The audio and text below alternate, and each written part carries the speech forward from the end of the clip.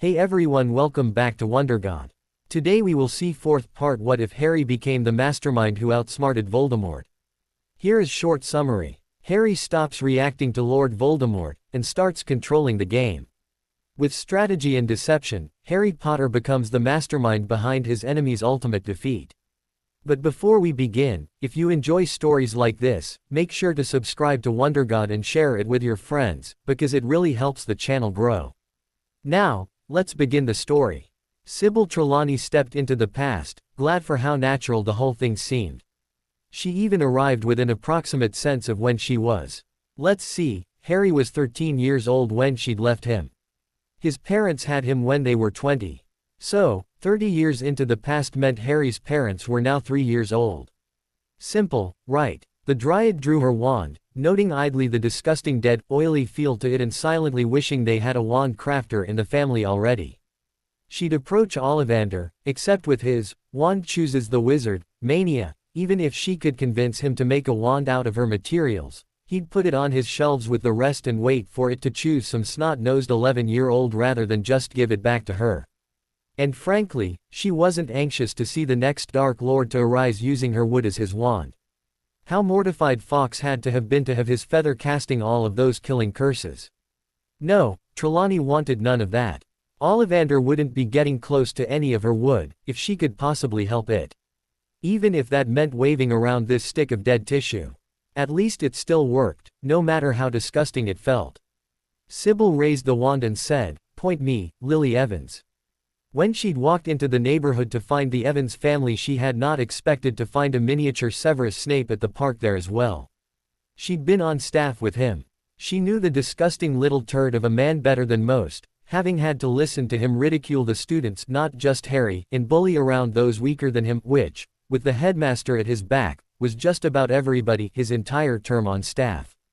Anytime he got called on any of his outrageous acts of cruelty, he'd cry, "Oh, poor me. I have been wronged," conveniently ignoring the fact that he was constantly doing worse to others than he'd ever claimed to have suffered, and he did it to those who'd never done him wrong as much as those who did. No, his whining and put upon air that others had wronged him was as pathetic as a man who'd embezzled millions crying that a vendor had short-changed him a dime. It was rather like Draco Malfoy insulting a hippogriff, getting a scratch, then carrying on as though he'd innocently suffered a near-mortal wound without any provocation, and insisting the beast get killed as a menace in retaliation. She didn't know why that example sprang to mind, since as far as she knew the little Malfoy cretin had never attended a care of magical creature class. But the comparison sprang strongly to mind anyway. Sybil almost raised her wand to kill the creepy little snot before he could grow up into the murdering terror he'd later become, when something inside warned her not to. Just like looking at a gulf you could tell it was too far to jump across. She was a fairy creature, and those had an odd relationship with time, and while changing her own past was not unreasonable, this would be too great a point of diversion for her powers to cover. Perhaps if she was more powerful, but right now that was not the case. So, disappointed, she lowered her wand, gazing at the Snape family as the tall, hook-nosed muggle bullied his witch of a wife. She knew the type. It was actually fairly common. A pureblood princess thinks to get out of the dark rut her family is in, and so marries a muggle. But she doesn't know his world and he doesn't know hers, and every so often it was the case that neither one takes the transition well. She'd heard stories about this type of relationship. In fact, she'd heard this story. Not long after the witch had divorced her abusive husband, changed her name and moved to France to start over, Snape had been raving about the castle for weeks, months even. Naturally, like any dangerous animal, there was something of a Snape alert going on among the faculty that he bullied, and any dangerous mood was a cause for concern, so the reasons for it had to be analyzed and talked about. So Trelawney was very well informed of the specifics of this situation. This was almost a worst-case scenario. Usually being magical was enough of an advantage for a witch to control the muggle in her relationship when necessary and keep things from getting too far out of hand. But this muggle was obviously clever enough to have figured out what the statute for secrecy meant for his marriage. So long as they were in public, or had uninformed muggles about, she couldn't do anything, and he was in charge. So he'd taken to carrying the family out of the house a disproportionate amount of time, always in Muggle neighborhoods, keeping them in public where she couldn't use magic to defend herself or improve his mood, or even just see that he obeyed basic rules of propriety. He also brought friends over, often inviting them to stay the night, so they had no privacy even in that cramped little house of theirs. Also that he could stay the one in charge, and he was mean-tempered and foul enough that when he was in charge those around him suffered. He didn't even have the excuse of being a drunk. No, he was just a petty, small-minded bully. Unfortunately, the Muggle friends he made were very much like him in that he chose the types to invite home who would not remark on him beating his wife for her imagined transgressions against him. Odd, how very like his own father Severus was. And then he'd gone and blamed his behavior on others, just like his father. If he could even imagine up the slightest excuse, you were to blame, not he. Still, the case of his mother was a sad one. Once a proud, accomplished student, captain of the Hogwarts Beauxbatons team, now reduced to this. It was just exactly this sort of treatment that added the most fuel to the fires of Muggle-hating purebloods, and it did not encourage more pureblood maids to attempt defecting from the dark ranks of their ancestors, either. Just then a thought crossed Sybil's mind, and she smiled. It was what the woman was going to do anyway. What was the harm in seeing it done a little early? Snape's mother had to be given some credit for not going dark like her family and becoming a Death Eater like her son, given how much reason she had to hate Muggles.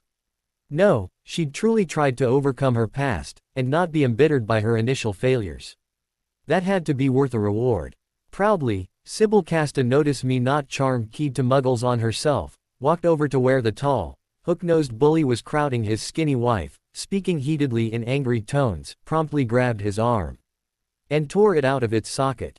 Okay, Trelawney admitted to herself she'd gotten a little angry herself there, and only recently had become roughly as strong as a troll. Something to watch out for in the future, she decided, right before backhanding the man across the face with his own arm, sending him skidding off through some bushes. She then dropped the appendage in a nearby waste receptacle. Turning back to his wife, Sybil told her, "Divorce that waste of flesh, go to France, and start your life over. He's not worth putting up with more of this. And his son will be his mirror image, they could shave by each other." Such was the awful treatment she'd received that the woman did not even argue, nor did Sybil have to use magic. The former Eileen Prince just put down her diaper bag and walked away, stopping by her house only briefly to magically pack her belongings and go, never once looking back. Sybil smirked. Now at least without his mother around he'd have no access to magic, which meant Severus would not start Hogwarts knowing more curses on his first day than half the 7th years did on graduation. 3-year-old Severus then kicked her in the shin. Looking down on the little weed, knowing the awful creature he'd turned into, and all the harm he'd caused not only to those around him but to their whole world, Sybil bravely resisted the temptation to put him under Imperio to go and roast his balls in his mother's waffle iron. At least that way there wouldn't be any more of him around. There is a reason why fairies have a reputation for cruelty when provoked. And frankly he'd done worse to Muggles during his days as a Death Eater. Heck, from what she'd recently learned, he'd done worse to Muggle-born witches and wizards while serving as a teacher at Hogwarts. No, he was lucky he got off with a eternally runny-nose curse. She was a dryad. She would be a dryad whether her tree was on an island, underground, or even up in space somewhere. Perhaps it was because they spent so much time transforming things, but Fi did not believe the essential nature of something could be easily changed. She had seen bad men born to good families, and good men born to bad ones, each one asserting their own character over and in spite of the influence of their environment. She had witnessed abused students bravely overcome their backgrounds to become good people. And she'd seen those like Severus who wallowed in it, holding up their abuse as an excuse, a license to get away with anything they wanted to, almost a badge of glory, taking a peculiar and revolting form of pleasure out of inflicting their own misery on everyone else around them. As opposed to Harry on the other end of the spectrum, a lad who took real abuse and was still as nice as anything. But Severus was still a kid, and though she felt certain that his course was set, that he would inevitably become the same horrid man she'd left behind in the future, as yet he was still innocent. And the fairy prized innocence. It was so fleeting. Having enough of this distraction, the Dryad started across the park to where the Evans family was at play, removing the notice me not charm as she went. Shortly afterward she was introducing herself to Joan and Edmund Evans, Lily's parents, who'd been watching their 5- and 3-year-old daughters play together in the park, screened by bushes from what had happened back on the other side, so totally ignorant of the man bleeding in the bushes. Sybil had never intended to kill the man, she'd meant to spin him around to face her but misjudged her new strength, but neither was she going to exert herself to save his life. If someone found him and he lived, fine. If not, well that was fine by her too. The man had, in his own way, been a substantial contributor to the death and misery in the wizarding world over the course of a nasty war. And she wasn't about to spare a Nazi who'd trained others to run the gas furnaces at prison camps just because he hadn't fired a shot on the front lines. No, because of him, or rather his behaviors and attitudes reflected through his son, people she'd known and loved had died. He could save his own life, if it was worth saving. No, right now she had some very important convincing to do with the parents of the future Lily Potter, and time waits for no one. Well, unless you are a fairy. Then time will not only wait, but do backflips and handstands to entertain you while you are busy. So, are you new to the area? Joan Evans asked the nice young woman they had met in the park. Yes, new to everything, actually, Sybil admitted, looking around herself. Oh. Joan stood straighter. Are you new to the country? But you speak English so well. Surely you're not American. I can't detect an accent.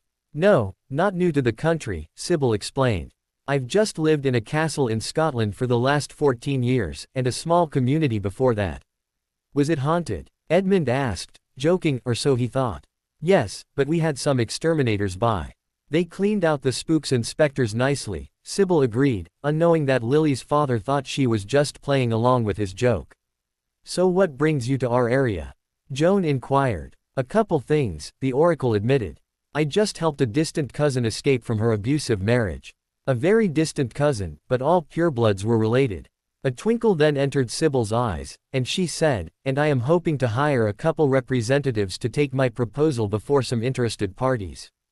Joan Evans smiled at the NASA representative as she was led into his office. She continued smiling as she was led into a plush seat. Hello. As I told your secretary, I represent an eccentric botanist. It is this person's desire to see each of these delivered to the surface of the appropriate planet. She opened a briefcase containing a rather large amount of foam cushioning 9 golden acorns, each about the size of a pint jar, each also marked with the Greek symbols for the planets, from Mercury to Pluto, with the spot for Earth instead filled by one marked with a symbol of the moon. Joan fought a smirk that she, ordinary everyday Joan Evans, mother of 2 and until a few days ago a common British housewife, should be working with people on this level. But money talks. And she is willing to pay $10 billion American for each one successfully delivered, half in advance. Twice that if they are in space and underway in the next 3 years. Of course, after Sybil had proven to them that magic was real and explained to them that their daughter was a witch, she had training for introducing a Muggleborn's family to their world, even though she'd never used it before. Everything had taken on interesting overtones. It explained why she'd needed people familiar with dealing with the mundane world for serving as her contact to these agencies, after all. Joan set forth a sheet detailing their characteristics, exact size, mass and weight of the acorns for the NASA representative. The most interesting details were not in there, however. Joan had had to have it explained to her that these acorns were gold leaf over wood, oak, to be precise, and would register on tests as lightweight and hollow, but were actually magical trunks. A demonstration of those to the Muggle family had been mind-boggling. However, not even Joan knew these were made of Trelawney's oak, and thus, like her, immune to heat and flame, and covered in enough charms to equal the protections of a horcrux. So they would likely survive such dangers as atmospheric entry. They were even unlikely to be harmed by such things as crash landings or catastrophic fuel failures leading to explosions of the launch vehicle. Each was also enchanted with most of the same spells as on a bludger, only instead of seeking out Quidditch players they would seek the planet whose rune was carved on them. In short, they would provide their own propulsion and guidance in cases where it became necessary. Along with the plotting calculations programmed in. Someone just had to get them up into space and they'd eventually reach their targets. Each was also filled with tiny viable cuttings from each of 100 dryad trees, currently held in suspended animation by the Queen's own casting of that anti-wilting charm Harry had discovered, and a small golem would pop out of the trunk and begin planting them on arrival. Someone had also thoughtfully provided the golden coating warded to contain most of the magic inside until it was opened. Between that and the passive, quiescent and slumbering nature of most of the magic, and it was hoped they wouldn't interfere with the Muggle delivery vehicles too badly. Not even the bludger enchantments would activate unless the vehicle went off course. So long as things went alright and the vehicle was on course, the magic should slumber peacefully inside and not bother anything, well, any more than background traces usually did. But a wand tucked in someone's back pocket did not stop traffic, nor fritz out electric watches. It was only if things went wrong that magic would step in and correct the problem. Her husband, Edmund Evans, was even now approaching the Japan Aerospace Exploration Agency. Whoever promised the earliest launch date would get the program. The Evans did not know this, but Alice of Wonderland had provided the acorns from a future even beyond that which Trelawney had come back from, and they were fully loaded not only with dryad shoots and hedge cuttings, but a small shrine to the Fairy Queen ready to be deployed on contact with their new planets. Between magically provided water and light, inherent bubble head charms of the house-sized variety to survive a lack of atmosphere, featherlight charms to survive too heavy gravity, and deep-sea exploration charms for surviving crushing pressure, they could survive anywhere in the solar system, or at the very least it was their intention to find out if they could or not. Also, this meant their dryads, who shared those charms, could survive hard vacuum. So not only was a fairy shrine nearly impregnable to start with, simply crossing the distance to assault one ought to be outside of Dumbledore's power forever. 10, 9, 8, 7, 6, 5, 4, 3, 2, 1, we have liftoff. Sybil watched from a safe distance as the massive Saturn V rocket roared, filling the world below it with a pillar of flames. It was really rather pretty. They'd come out with the design more than a year ahead of schedule and were beating her 3-year time limit by a matter of days, but they were coming in under that limit. Under the Sputnik crisis, they'd do anything to get into space, and didn't much care what she wanted sent, only where. Heck, for $20 billion they would have sent a pair of the US president's underpants to the moon. With the president still in them. Especially since the space race was going that way anyway. She had reached a compromise with NASA, and they would be launching her other missions within the next couple of months, as launch windows opened. The Venus probe had actually been sent last year. The mission to Mars the year before that. Other launch vehicles were already completed, along with a couple of spares. As far as they were concerned, her project was paying them to do the missions they'd wanted to do anyway, reaching for goals more ambitious than they otherwise would have dared reach for at this stage, landings instead of flybys. Further missions, carrying many times the instrumentation, were already planned, as these few had barely accomplished much beyond bragging rights of, "We got here." But they had gotten there. Muggles continually surprised her with their ingenuity, and if they wanted to follow up. With more cameras and measuring devices she could not even pronounce the names of, they were welcome to. They were certainly excited enough about it. The moon mission had actually been delayed, as while it was the closest and therefore the easiest to reach, they'd wanted to accomplish more than essentially hitting another planet with a bullet, one that soft landed and sent back pictures, but still a bullet. This time they'd hoped to be up there to place the acorn by hand. Sadly, it was not going to happen. They'd had to scrap those plans as too ambitious. A manned moon landing was still years away. Still, it was truly amazing what vast amounts of money could get people to do. They'd had resources none of them had ever dreamed of available for this, and the mission was taking place sooner than many had dared hope for. This probe was going to be its own radio-controlled vehicle, the first of its kind to land on any extraterrestrial body. It wasn't quite as good as a manned mission, but those were coming soon. Already various parties were bidding on the return of her acorns, as if that would be the next, best goal of the space race. It wasn't going to happen. Sybil had already transported herself to her cloned oak trees on Mars and Venus, and they stood within vast gardens of similar trees, representing the other dryads and cuttings taken by the small golem duplicating them all. The house-sized variants of the bubble head charms and other measures to protect against extreme environments, and it was clear to her, whatever point in the future Alice had brought those seedlings back from, they'd all been through the fire protection ritual by then, had so far proven sufficient on those comparatively gentle planets. Time and experimentation would only prove if that was so on harsher worlds. She didn't worry about Mercury. The only problem there was the heat which they were immune to, and the velocity of the impact vehicle which ought to be well within what the magically strengthened acorn could tolerate. Lack of pressure was not turning out to be a problem for their charms, so the moon was no concern either. It would succeed. However, Trelawney had to admit she had no comprehension of the pressures involved in those gas giants. The spells had shown no difficulty when she had explored the bottoms of the very deepest ocean trenches here on Earth, but time would tell. However, to date those acorns that had landed had served their function well, and seeing as how they now occupied places of honor in the center of new fairy shrines, no muggle was getting close to recover them, now or ever. The transplanted hedge alone was enough to see to that. They'd be lucky to even catch a glimpse of the greenhouses being constructed there. Didn't mean they probably wouldn't have fun trying, however. They were already 2/3 of the way done with a space station in orbit around the Earth they were going to occupy as a staging point in many future missions. It was 1966, 5 more years until Voldemort first began his rise to power, but Trelawney had to admit her work on this project was done. Hadn't even had to do all that much, honestly, just pay the muggles, give them a goal, and set them on their way.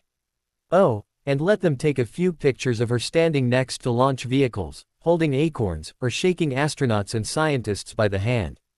Trivial really, but a welcome distraction all the same. Oh, and they'd wanted her to give some silly speeches when handing over the massive piles of gold they'd earned. Luckily, the Evans family had been wise enough to hire some speech writers for her, and together with a little bit of coaching, that had been enough to pull her through those occasions. Didn't excuse any of those dratted newspapers from calling her any of those dratted names like Mother of Space Exploration, or Star Queen, or any such nonsense, however. Okay, it had changed her perspective on astronomy a little, and she read the stars differently now, having been to 2 of them, and oddly enough, this had markedly increased the accuracy of some of her non-oracular readings. Being outside of the protected zones around the trees felt weird, but she could live through it.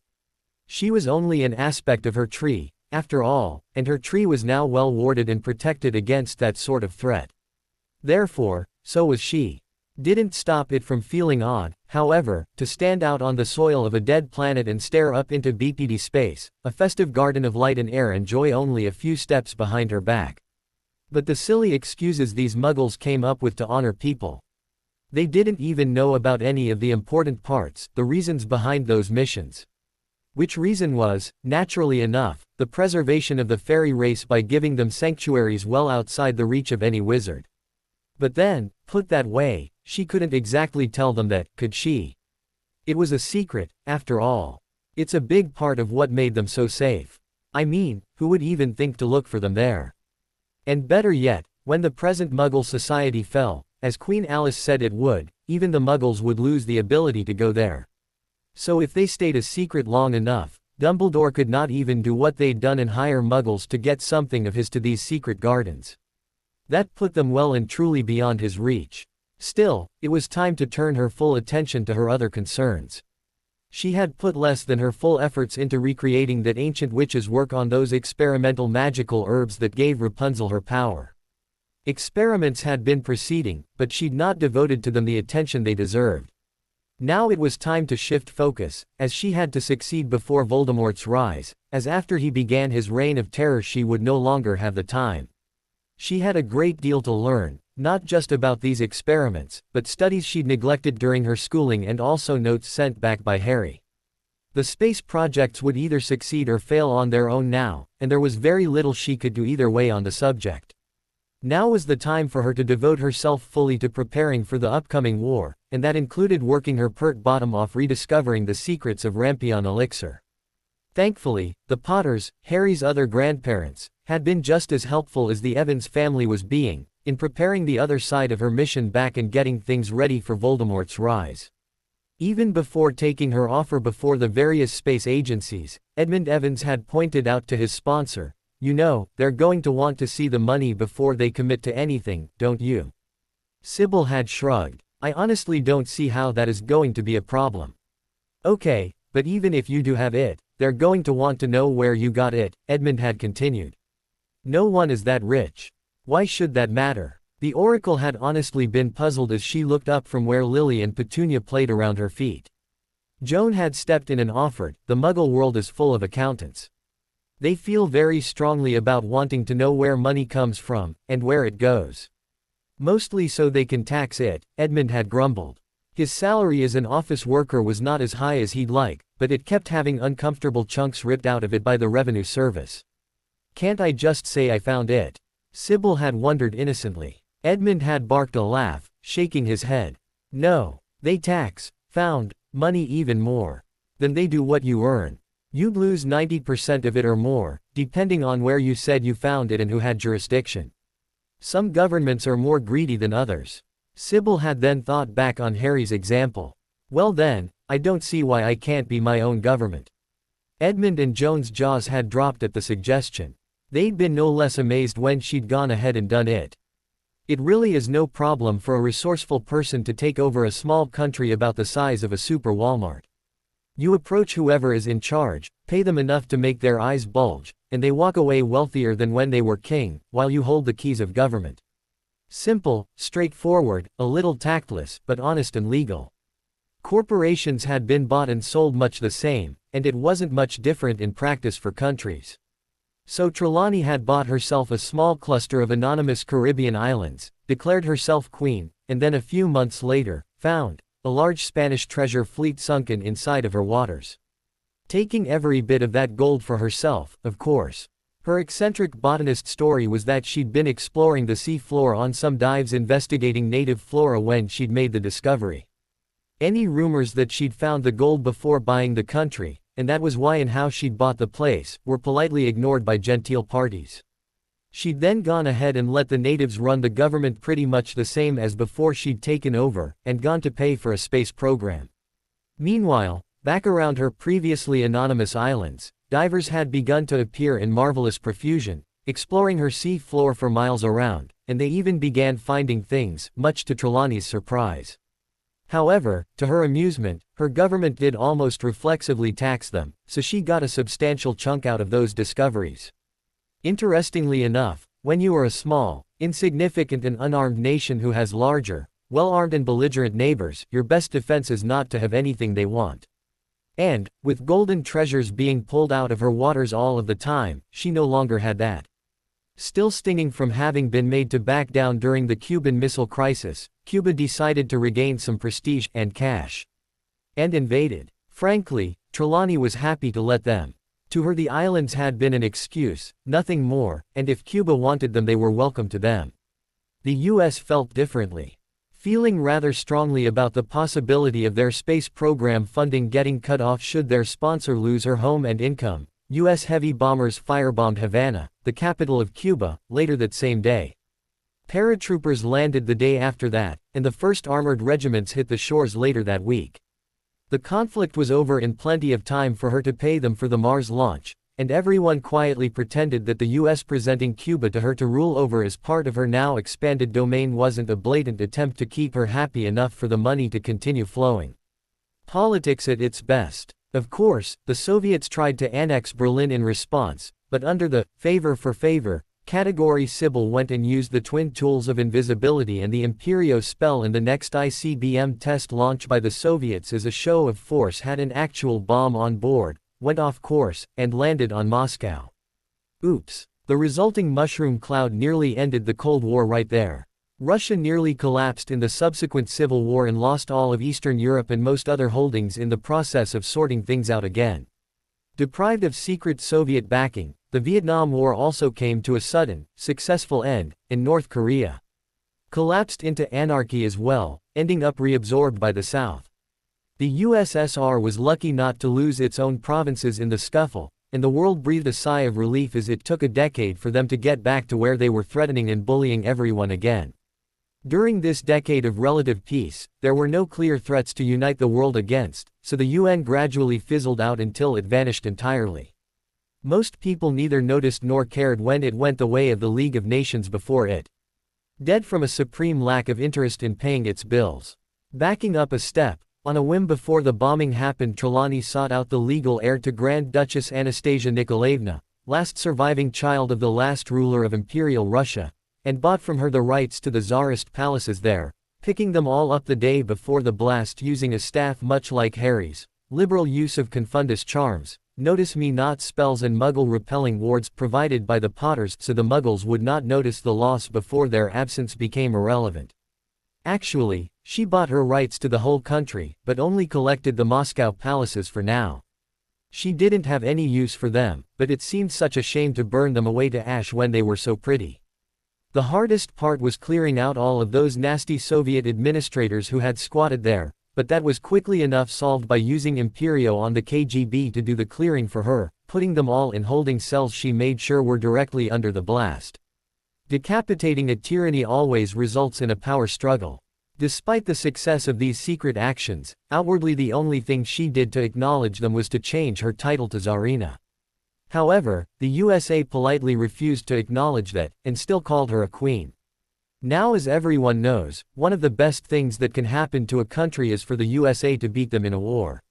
While the USSR floundered in its own troubles, the US moved into Cuba and built factories and roads, schools and bridges, throwing up more infrastructure than they'd ever had before and funneling enough money into the country to transform it overnight. Businesses invested there. Entrepreneurs built resorts and clubs and nice houses. Jobs materialized and manufactured goods became cheap and readily available. People who'd once considered themselves rich for owning 2 shirts discovered just how different the extravagant joys of capitalism were. And, of course, they had bases for the space launch and recovery program built there. It was actually a better spot than Florida, as it was closer to the equator, but building there was out of the question so long as that country was a hostile and belligerent neighbor. When that formerly hostile neighbor instead became the property of the same kind and generous person giving you so much cash to fund that very space program, it seems only neighborly to give a little back in return. And, frankly, Queen Sybil was happy to let them treat her little country as the 51st state. It saved her the trouble of running it herself, to be honest, and she had other concerns to be taking care of. Although, here it must be said she was not totally irresponsible regarding her responsibility to rule. She simply took the Fairy Queen's advice to heart and followed Harry's example once again, this time in creating fortified magical villages based on his design for Godric's Hollow and its sister cities. These were not independent of the local government, like his were, mostly because she was the local government. But other than that they were pretty similar, and she would eventually throw up a good 24 of them to house her magicals, governed by the cup and hat combination the Queen recommended. Of course, Sybil made all of her magicals speak English with the help of a few thousand language lozenges so they could work better with those nice Americans, chose from among their muggleborns the best, most honest and reliable according to her unicorn senses, put them under loyalty oath to her, and sent them off to receive training to help her run her muggle government, which those oaths expiring when they formally left her service. With the aid of copious amounts of Veritaserum, corruption vanished virtually overnight. Because of that, organized crime never did get much of a toehold there, and as a direct result of that it became a more and more attractive place to live and do business, and the standard of living kept rising. Cuba had never been what could be called one of the great magical nations, as their primary discipline was voodoo, and that was mostly self-taught. The practitioners did not show much of a tendency toward cooperation, either. Nobody magical with any education would even come near the place because of the naturally occurring Lethifold menace native there. Those creatures also seemed to prefer to prey on magical beings over any other kind of food. So nobody magical with the least clue would even approach the islands. For that reason her Cuban magical population was quite small, less than 1/10 the size it should be, as the natives knew of no defense and were frequently preyed upon by Lethifolds, or left the country altogether. Not even Sybil Trelawney would sleep there.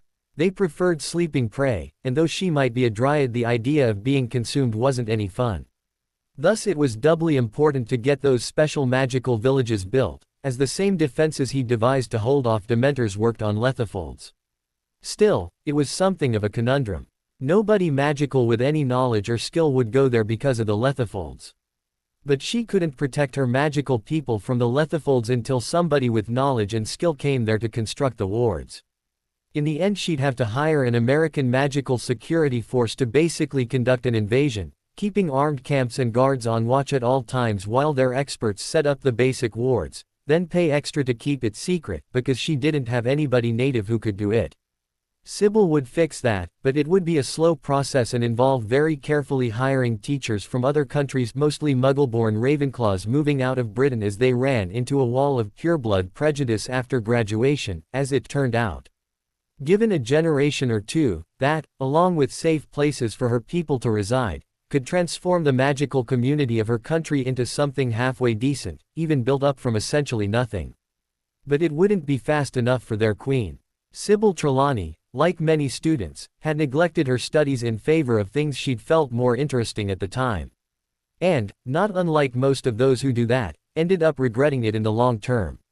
But it was one thing to not qualify for jobs you might like, and quite another to have your meager, underdeveloped skills being the primary thing holding off a grisly death in a war against evil. She didn't think her underdeveloped, undereducated magicals could hold off a single squad of British-hit wizards, should Dumbledore send them after her. Also, as the many multi-layered betrayals had proved, hired help could not be trusted. So it was up to her to defend herself, if she could, and simply put, Sybil was not competent to go off into battle like she was. She knew it. She'd arrived back into the past knowing it. So one of the first things she'd resolved on her arrival was one of the things she was going to fix. After setting the Evans family into motion, and recruiting the Potters the same way, there had been enough proof of Dumbledore's manipulations even now to fully back up her story if you knew where to look. And she did, so not only could she successfully point that out to the skeptical couple to get their support against him, but could also point out what the current rumblings of the pureblood class was going to lead to shortly. Sybil decided that the best way to learn potions was to get taught, and pay attention this time. So, even before getting a country, the Dryad simply shrank her apparent age to 11 and went and enrolled herself in the best potions program she knew of, Beauxbatons. She did this because, frankly, she knew she was weak on everything, not just potions, having been a giggling gossip during school instead of the serious student she now wished she'd been. So the logical step to take was to get her education all over again. Hiring magical tutors for all subjects would send rumors into the magical community she did not want Dumbledore alerted of, and going to Hogwarts was out of the question as it was his seat of power. A trickle of emigrating Muggleborns getting teaching jobs at a previously uninteresting country was one thing, and not even a terribly interesting one provided you did not know of the cities she planned to build there, or the fact that the Muggle queen of that island was, in fact, a witch. A sudden celebrity appearing to hire all the best magical educators as her own person tutors, however. He'd find out about that and investigate. So despite Beauxbatons being weaker on defense than she would like, it was the Murdurmstrang, and she didn't think her unicorn nature could tolerate being taught the dark arts. Besides, she'd been to Beauxbatons before. Growing up in Greece it had been a choice, the Murdurmstrang, and Beauxbatons had the better divination program. A class she had sadly slept through half of, having stayed up all too many late nights at parties. Starting out in 63, she could graduate once again by 70, a full year ahead of Voldemort's rise. Only this time she'd do it right. And, coincidentally, she'd be out of school a year before her younger self started to attend there. One more student going to a magical school did not set off the same kind of waves as a person with a mysterious background appearing with all the gold she needed to hire all the best tutors on every subject. And they had no reason to associate this humble student with the Tsarina of Cuba. So, taking advantage of the loan of Luna's time turner to double days as often as her duties required, switching between schooling and government duties, along with the occasional day out here or there to go give speeches, shake hands, and play prancing pony before the American Muggle space program, that was what she'd done. Sybil had gone back to school, studying hard enough this time to score top marks in most of her subjects, not even caring about her lack of social life this time around. Probably a good thing, as this time she could have had one if she'd wanted one, and that might have distracted her from what she was there for. Besides, she'd had a party life the last time around, and it had not prepared her for real life in the slightest. So, with that in mind, she tripled her days. One for governing her realm and making public appearances, one for full-time schooling, and the other for additional study, ladening herself with additional tutoring, side research and projects, and, increasingly as time went on, preparing for war. Things went on this way quite happily along this pattern until shortly after the Venus launch, when Sybil went to go ask something of the Potters, and found them conversing with Professor McGonagall, asking the woman who was probably Dumbledore's most devoted follower to confirm these charges against him. This would not send rumors through the magical community that he would overhear, this was sending him a telegram saying, "Hi. I am your enemy." The deputy headmistress was already enraged by the allegations, and Sybil could see in that heartbeat the destruction of all of her plans.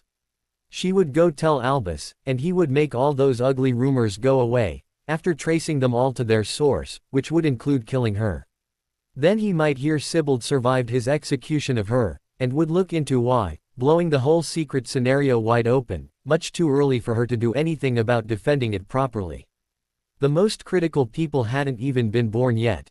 No. Sybil screamed in desperation as she lunged for the deputy headmistress, grabbing her in a hug, her primal fear not letting her think beyond holding the older woman back so she'd not destroy their secret. Contact between the desperate Dryad and the outraged Transfiguration Professor created a link between them as their magic struggled to subdue or resist the other, and as their magic mingled like that a link reformed between McGonagall and her tree. The confusion of accidental magic re-transformed McGonagall into a Dryad, re-establishing her link to her tree. This younger McGonagall had never had such a link, but the tree was there, and it was hers, and when touching the other Dryad both trees became aware of her, and so McGonagall reconnected with her stately birch, downloading all of her memories from it up until the moment of Trelawney's departure into the past. In that instant she turned from an enemy about to destroy them into Sybil's strongest ally, aware of all of the duplicitous and murderous behavior of the headmaster she had so vehemently defended the moment before.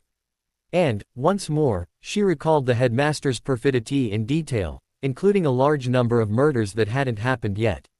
McGonagall did take a moment to stop and explain to the Potters about the loyalty oath she'd been asked to take to join the Order of the Phoenix, and how that had influenced her behavior. She also gave them a long and eye-opening lecture detailing all of the various ways that oath had been abused. That had been eye-opening in the extreme to the older couple, as they could independently verify that, as Dumbledore had once tried to get them to swear to the same thing and follow him against Grindelwald. Hearing exactly what abuses he'd put that to had been chilling, and made them glad of their refusal back then. They'd not seen a loyalty oath as needed, but could see how the old bastard could use a crisis closer to home as greater motivation.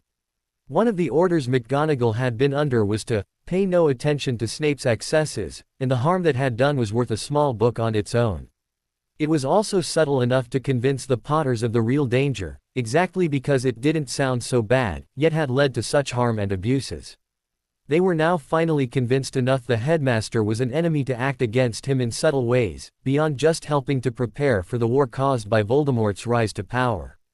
But while the war coming up was a very real danger, McGonagall had been the one telling families about the deaths of their children at school, and could verify more people had died in Dumbledore's Muggle-born testing than in all the fights and battles of Voldemort's reign of terror. For one thing, the Muggle-born testing had been going on over a much longer time. He'd been actively killing Muggle-borns for over 150 years.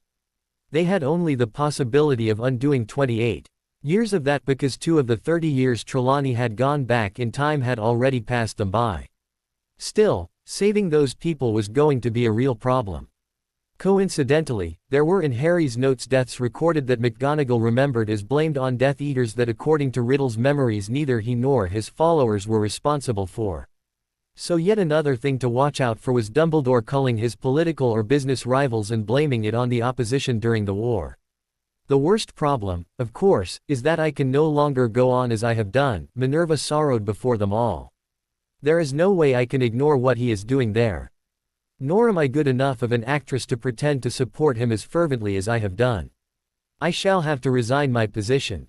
Harry's grandparents began to soothe the woman, offering her comfort and a place to stay, while Sybil was thinking furiously.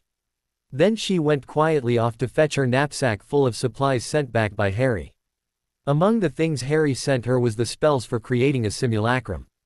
There were very few wizards who knew all of the magic involved, but Riddle was one of them, and so Harry was also because of the stolen memories. It was considered a dark art, so Riddle had determined to learn it. Voldemort had never made much use of them, but Sybil had just had a flash of insight as to what Harry would have done in this circumstance. She went to Mars to take a few cuttings off of McGonagall's lovely birch there, then came back to Earth to plant those around a few places. She did this because for her idea to work McGonagall would need to access her tree, and right then her only current one was on Mars. So if she went there she would have a difficult time coming back until she had a tree planted on Earth again. But Sybil went to all of this effort because she just had insight as to how Harry would have solved their little problem. The reason more people did not use simulacrums was because they were at best limited copies of a person. Thanks to the polyjuice-like ointments they were treated with that had to be charged with a person's blood to give it that person's shape and form, their appearance was identical to the original. However, they were still just rough snow statues with hearts of stone that were animated with advanced magics. Even with the original on hand helping, a simulacrum had only a fraction of the original's knowledge, possessed minor personality flaws, and in those cases where they had magical power, it was half of the original's at best, but had no capacity to recharge itself. They would wind down like a Muggle toy whose batteries had expired. And while it was possible to use a ritual to recharge a simulacrum's simulated magical core, that required time and was not at all subtle, and so required complete privacy. Pulling out your dolls to recharge them periodically was one of the many flaws of using simulacrums as spies. Also, Imperio and other forms of mind control magics were easier, and gave you a better servant. In that flash of insight, Trelawney had understood that Harry would have seen those very weaknesses as a strength in this circumstance. McGonagall could not go on with what she'd been doing knowing what the headmaster was up to. So, since the simulacrum had only a limited portion of the original's knowledge, eliminate those portions of her knowledge that was causing her trouble. The simulacrum could forget the abuses and believe in Dumbledore just like McGonagall had once done.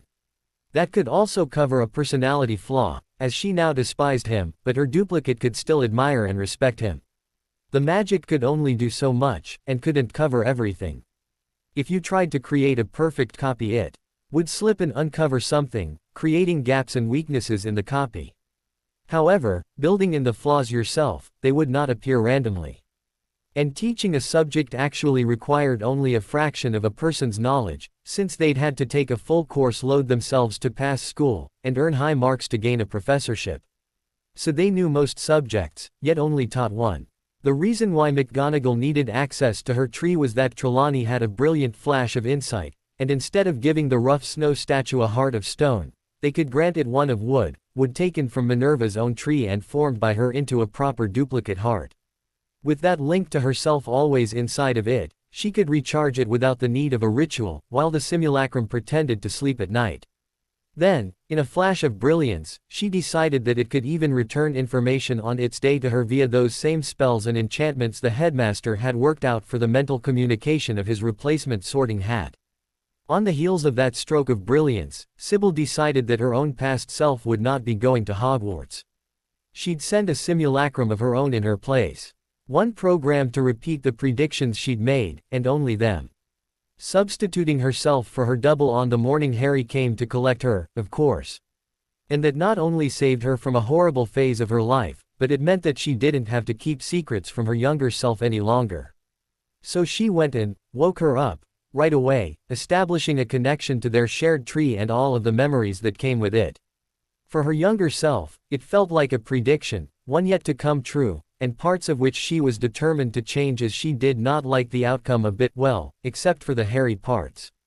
Suddenly her younger self was determined to be a brilliant student, and would not waste her time in classes at all, outshining even her always successful older sister Cassandra, who'd always left Sybil in her dust before, much to the shock of said older sister, and their mother Pythia, both of whom could hardly believe the change in young Sybil, the scatterbrained underachiever who'd always been such a disappointment to the family before. Of course they had to do readings to investigate why. But when those came back as the white oak, symbol of the oracle at Delphi, it calmed them greatly as they concluded that she had grown into her gift at last. On the part of the older Sybil, she shuddered as her personal history rewrote itself on the fly, as it were. Her previous past grew a little dim and dreamlike where it contradicted the new. But, now able to recall a past where she had not misspent her youthful opportunities or education, but was an exemplary student, she was able to expand upon that foundation and build up her skills yet further, taking electives and courses she had neglected her previous time around, while going yet further in depth on subjects she had covered. With all of these beautiful plans running around her head, the older Sybil went off to collect the rest of the original 20 dryads she was aware of. They could all be replaced by these special simulacrums, except the ghosts, who could be taught to use astral projection to appear in spirit form periodically. And when she was done with that, they may as well help her on her tasks. If the decision hadn't already been taken out of her hands, Trelawney would never have dared to awaken McGonagall. She simply don't dare do much in the magical world for fear of being noticed by Dumbledore back when he was at the height of his power. Before the champions got in a lucky surprise blow that knocked him down, and then commenced kicking him in the crotch, he was unbeatable, and that time was now. So she had to walk very softly in the magical realms. Dumbledore could ignore a few people not being as smart, because he liked them as dupes anyway. That played into a blind spot. But he was very, very formidable right then, and she don't want to tip him off. Fortunately, he would not notice much that occurred in the Muggle world, even major events. Having been born in 1800, Dumbledore was closer to 200 years old than one, and he'd felt he'd learned all there was to know about Muggles in his teens. In truth, at the time he had studied them until he knew them better than just about any pureblood magical. But his feelings of magical superiority over the mundane had led him to stop feeling they had anything worthwhile to teach. Then intellectual superiority set in, and he'd refused to learn any more on the subject from those less educated than himself, which was everyone.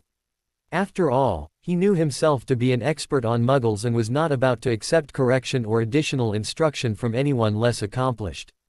And who could equal the great Albus Dumbledore? It never even occurred to him that after nearing 200 years of rapid change his knowledge of Muggles was getting a little out of date.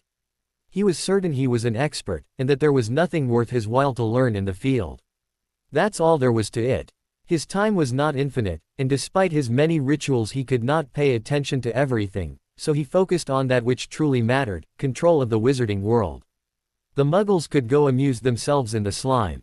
The average Muggle was not aware of the world of magic by design, but the typical wizard ignored their Muggle brethren by choice, and the families of Muggleborns were often amazed by how major events in the Muggle world, would pass by without changing the magical one in the slightest.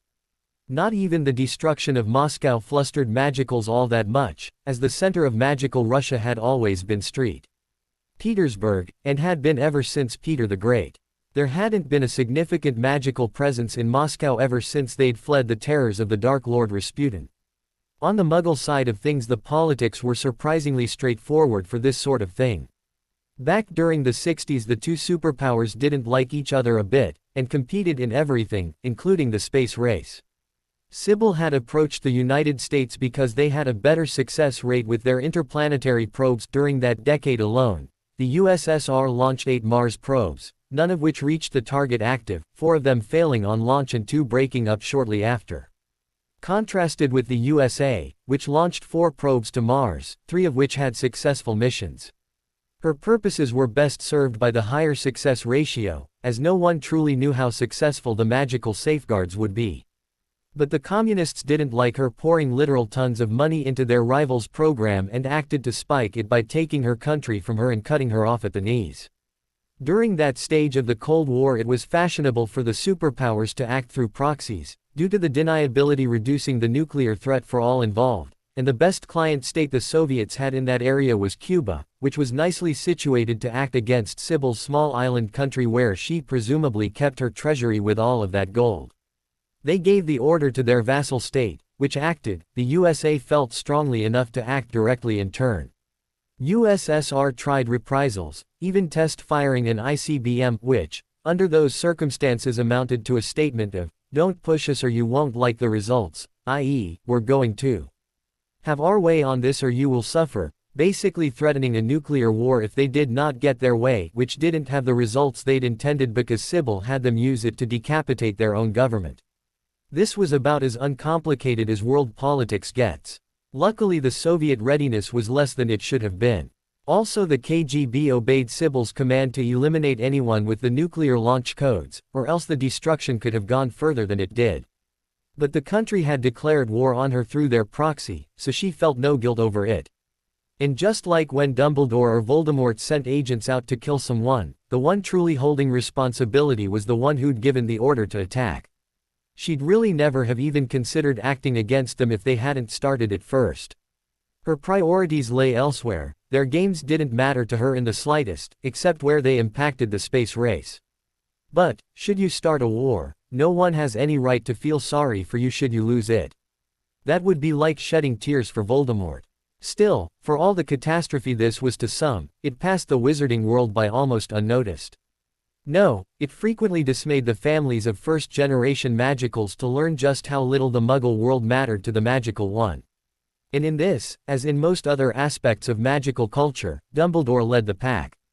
The man was not perfect. He did have blind spots, and his arrogance was one of them. While he'd kept his attention focused on other things, seeing only the basic overview of the Muggles, their underpinnings, culture and major events had become all but incomprehensible to him. Sybil had every intention of using that to her advantage, and had only ever intended to go to magical Britain on rescue trips or necessary setup, for the very reason that she did not feel safe tiptoeing around in his backyard. Then the event with McGonagall had happened. Of interest to note, Minerva's body was still her human one, and likely would remain so until she died or was remade by the cordial in the future. And they did not think death was a good option, because when they got around to awakening those dryads who had been ghosts they remained ghosts and did not gain the human magical cores that would have come from living bodies. So even though the software was connected to their trees, so to speak, the hardware was going to have to wait for the cordial upgrades before the links were complete in all of their functions. And under those circumstances nobody wanted to risk dying. It could be awkward not to have a body when you needed one. However, having awakened McGonagall to her future memories, it was the only thing Sybil could stand to do to go off awakening the other dryads. Because she couldn't do this alone.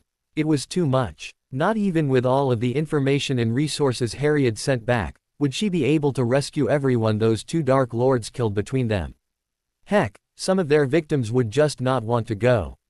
Others would insist on taking oaths that meant their destruction. And those reasons were entirely separate from the difficulty of saving them in the first place. No, she had to have help, and as the Potters going to Dumbledore's most devoted follower to answer allegations about him proved, the only people she could truly trust in this war were her sister Dryads. Others would just take too long waking up from the illusions Dumbledore's reputation cast across their world. And, what was worse, if even one of those that they rescued went back to tell Dumbledore, or resumed their former life, it was all over. If nobody learned about the secret rescue efforts, and the Dryads all worked together and did what they could to make best use of their information, they could save thousands of people who would otherwise have died, or worse. However, all it took was one person thinking they could let the leader of the light know about this great work, or not taking their warnings seriously about not going back to their former lives, and it would all be over. And everybody has compelling things they'd want to go back for. So it was back to the fairy way, kidnap them and leave enchanted pieces of wood in their places. Steal them right before their deaths and leave animated dummies behind. And, if they proved unable to keep the secret on their own, then either she could construct villages they would be unable to leave, or perhaps they would just prefer to take draft of the living death until the timeline had caught up to Harry's present. It would be a sad waste of potential, but some people could only handle it that way. But while it would be a sacrifice, she could ultimately leave the choice up to them of which they preferred, house arrest or sleeping through the gap. Because if they were left to do whatever they wanted someone would tell, and because of that thousands would die who might otherwise have lived if only they'd kept the secret. That was worth a little discomfort, don't you think? In this particular case, she'd count oaths to one side or the other as death. Because their life as a free individual was over. Although in the case of oaths sworn, she might do well to steal the person, leave the double in their place, then confound the original to make them think they'd sworn the oath, and switch them back for the copy. Less disruption to the timeline that way, and the only simulacrums they could recharge were the ones of a dryad that had a wooden heart from her tree. She couldn't do that for anyone else, as the magic was incompatible. So best only to steal people for good when it was right before their demise, and the lack of power of the duplicate would not be noticed. Either way it was going to be massively tricky and there was no way that she was going to be able to deal with everything alone. For things to work, she had to have helpers that she could trust carrying a part of the load. It was just too big a job to do by herself. At least she now had a place to move such a large magical population to. It might not be much now, but between all of the deaths she was going to be faking in Britain, there was going to be quite a large population of expatriate British magicals in Cuba soon. Meanwhile, they could be addressing one other concern. The magical world had a bare handful of heavy hitters, people so powerful they basically eclipsed everyone else around them. Dumbledore was one, Tom Riddle another, Moody probably, though not quite on the same level, and for Britain that was mostly it. If there were any others, they were secretive about their powers. Bellatrix had been reaching for that status, but there were scores of people in her category, the almost their types. Most never made it, very possibly because Dumbledore culled any that came close enough to reaching that level before they became potential threats. You don't become king of the hill without shoving others down off of it. However, now they had a unique opportunity to get their handful of dryads a little closer to the top. All of them had had magical educations at some point in their lives before, virtually all of them at Hogwarts. But different magical schools each had a different emphasis, and one could learn things at one that were not taught at another, and vice versa. Also, the strengths of one school were often enough the weaknesses of another. It was Sybil's idea to get the rest of the original 20 dryads awakened, then have them all shrink their apparent ages. And attend Beauxbatons with her. It being 65 when they started, they could graduate again by 72, and that dual school approach held one more advantage. Dumbledore was a genius, and tied into every source of information he could, but not even he knew everything. So rather than knowing the specifics of every single case, he had to go with some generalities. Hogwarts students typically knew a certain set of skills. They might know them well or poorly, but they'd all been taught in the same general manner, and so could be expected to react to some situations out of a limited set of tools. The same with other students. Those of Beauxbatons generally knew their own set, which was different from any other, but if you knew generally what they were taught, you had a general idea about how they'd react to all sorts of situations. The same held true of Durmstrang or any other school.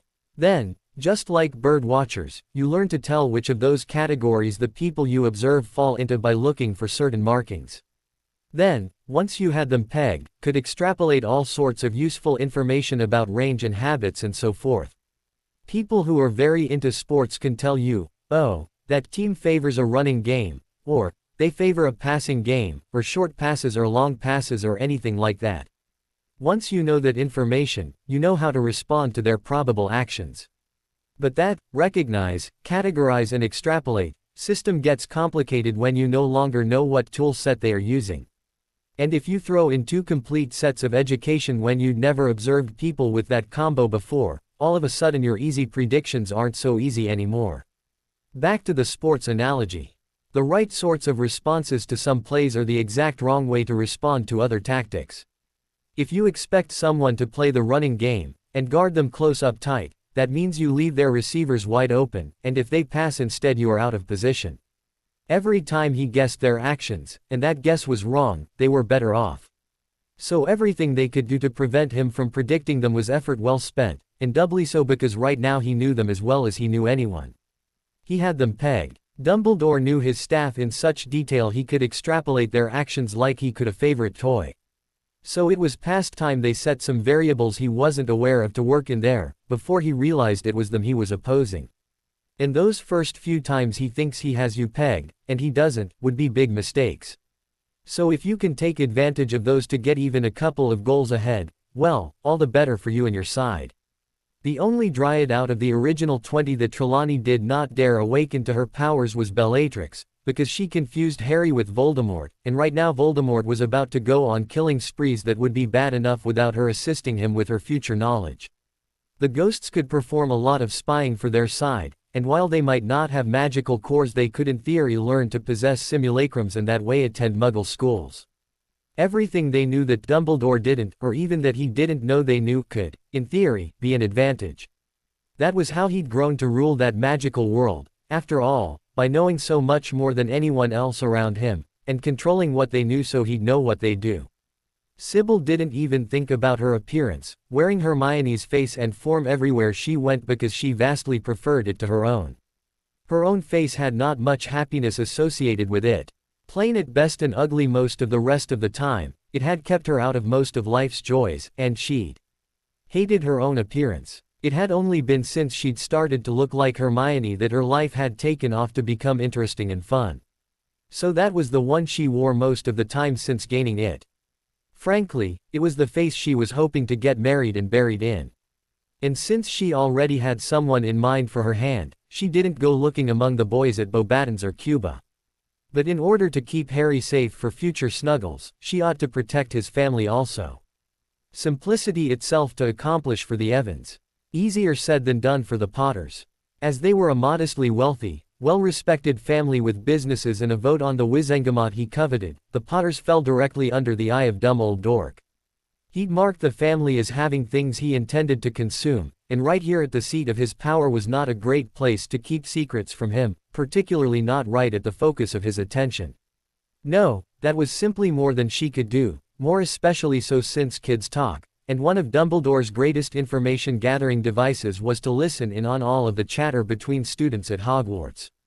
Kids talk. They tell their friends things, and at that school Albus had near infinite capacity for eavesdropping on those conversations. This, more than anything, was the source of his all-knowing, almost prescient persona. What he did not overhear, he could mostly extrapolate from what he did. And Trelawney was already feeling at or near her limits for changing her own past. Getting James Potter to not go to Hogwarts was one of those things that felt like it would have been too great a jump by itself. But her powers for that were already stretched near their limits, just by getting her past self to study hard. So, to protect the Potters would require a very delicate touch. One of the Muggle movie picture stories that Professor Myrtle had shown to the school before Sybil traveled back had an archaeologist trying to bypass a trap on a gold idol by switching it out for a bag of sand weighing almost the same. Only he'd misjudged the weight and set off the defense measures. Still, it was a very nifty idea, the Muggles had plenty of those, she'd learned over her short period of association and could apply to her situation. For example, she was already using it to alter her own past. Simply not going to Hogwarts lay outside of her power. That was too big a jump. But sending a simulacrum of herself in her place made it all right. The way it felt was that it bridged a part of the gap so she didn't have to jump as far, and what gap remained lay inside of her abilities. Similarly, she didn't think stepping into publicly stop raids would work. Even if she had the combat power to overcome the Death Eaters making the raids, her fairy nature couldn't handle the load of so much changing the past that would result. But by stealing the victims, it felt as though the timeline had been fooled into going on much the same. She accomplished her change, but the effect on the timestream was not so bad that she couldn't cover it. Just exactly like how they intended to save the victims of Dumbledore's loyalty oaths. Minimum disruption, simply switch them out for a fake just long enough for it to take the oath instead of them. And McGonagall and the other dryads that were staff members of Hogwarts were ideally positioned to rescue those victims of Muggleborn testing just exactly the same way, give them a detention out of the castle where they could be safely replaced without Dumbledore's awareness, then switch them for a double. That way events could proceed with minimal disruption. It was the strategy for her whole little jaunt into the past, or most of it. So, applying that to this situation, she ought to get the Potters to leave their business and political affairs in the hands of some simulacrums of themselves, which could be programmed to handle them as well as they could, then relocate the family itself to safer pastures. She just viewed it as an early rescue. Since Europe lay too close to Dumbledore's seat of power, and was his area of secondary interest directly after control of Great Britain, and Australia lay too far out of the way to coordinate with her, the USA it was. James and Lily would still be going to Hogwarts, along with the rest of their friends, but armed with a couple of secrecy oaths, things ought to be alright. Actually, while some disruptions were planned, many were not. Sybil was taking in the sights and smells of Scotland on her way back to safety from a trip where she'd awakened the ghosts of Myrtle and the Grey Lady, passing through a mixed magic Muggle community on her way to a public float much less closely monitored than apparating in Britain when she saw a large grey wolf about to attack a group of small children. You'd have to be a monster to see that sort of thing and not intervene. A simple levicorpus applied on the animal had it floating helpless in the air and the children, most of whom would have died, all ran away to safety. That was when the strain hit. Trelawney buckled, feeling like she'd made a jump and not been able to hit the other side, but was falling endlessly into blackness. Though she did not know the story, she could already tell she had altered history in a fundamental way, and one that affected her own past too greatly for her powers to absorb. And it felt like that was killing her, like she was bleeding out. Her powers were trying to fix this, but it lay beyond their capacity. Luckily she was not alone. McGonagall had made the trip with her, and knew what must have happened, and what had to be done to fix this. Most of those children would have died in this attack. That was actually not so much the issue as they could be kidnapped along with their families and transplanted elsewhere, then confounded to make them think that was their own idea. No, the true difficulty lay in the fact that she'd just inadvertently stopped Remus Lupin from becoming a werewolf. And that was too big a change to their own histories for Sybil to handle. The special circumstances created by that child's affliction gave him the friends that would later become so central to his life, and he would in turn affect them in their lives. His being a werewolf was central to their having become animagi, which bit of rule-breaking had been a key to their being so very successful pranksters that they didn't mind going against the flow, and joining up on what appeared to be the losing side of a war. Change Harry's parents too much and they didn't get their Harry, which undid all of their own changes into dryads and this little trip into the past. It was too big a leap to take, and trying to compensate was killing Sybil. The tax on her fairy powers was so great it threatened to dissolve her essence in a way that would take her and her trees with her. McGonagall spent a whole moment agonizing over this. Fenrir Greyback liked killing children. But, having glutted himself on so many, he'd have neglected to kill Remus, leaving him only injured and infected. Simply undoing Sybil's act of stopping the attack was unpalatable in the extreme. Resolving upon a course of action, Minerva transfigured a muzzle and leash for the feral werewolf, hooking him up to a convenient lamppost so as not to endanger anyone, where he would be found by animal control not much later, and wake up in a cage, out of which he could unfortunately escape with ease, having had to apparate out of those before.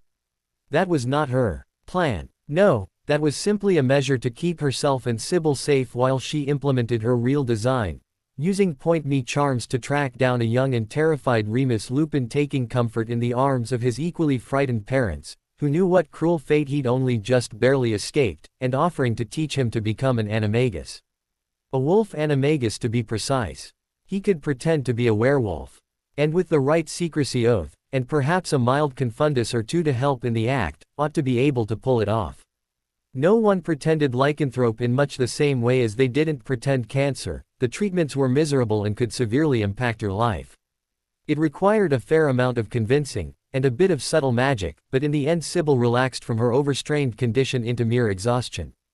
The cost was still great, but it was no longer killing her colleague and friend.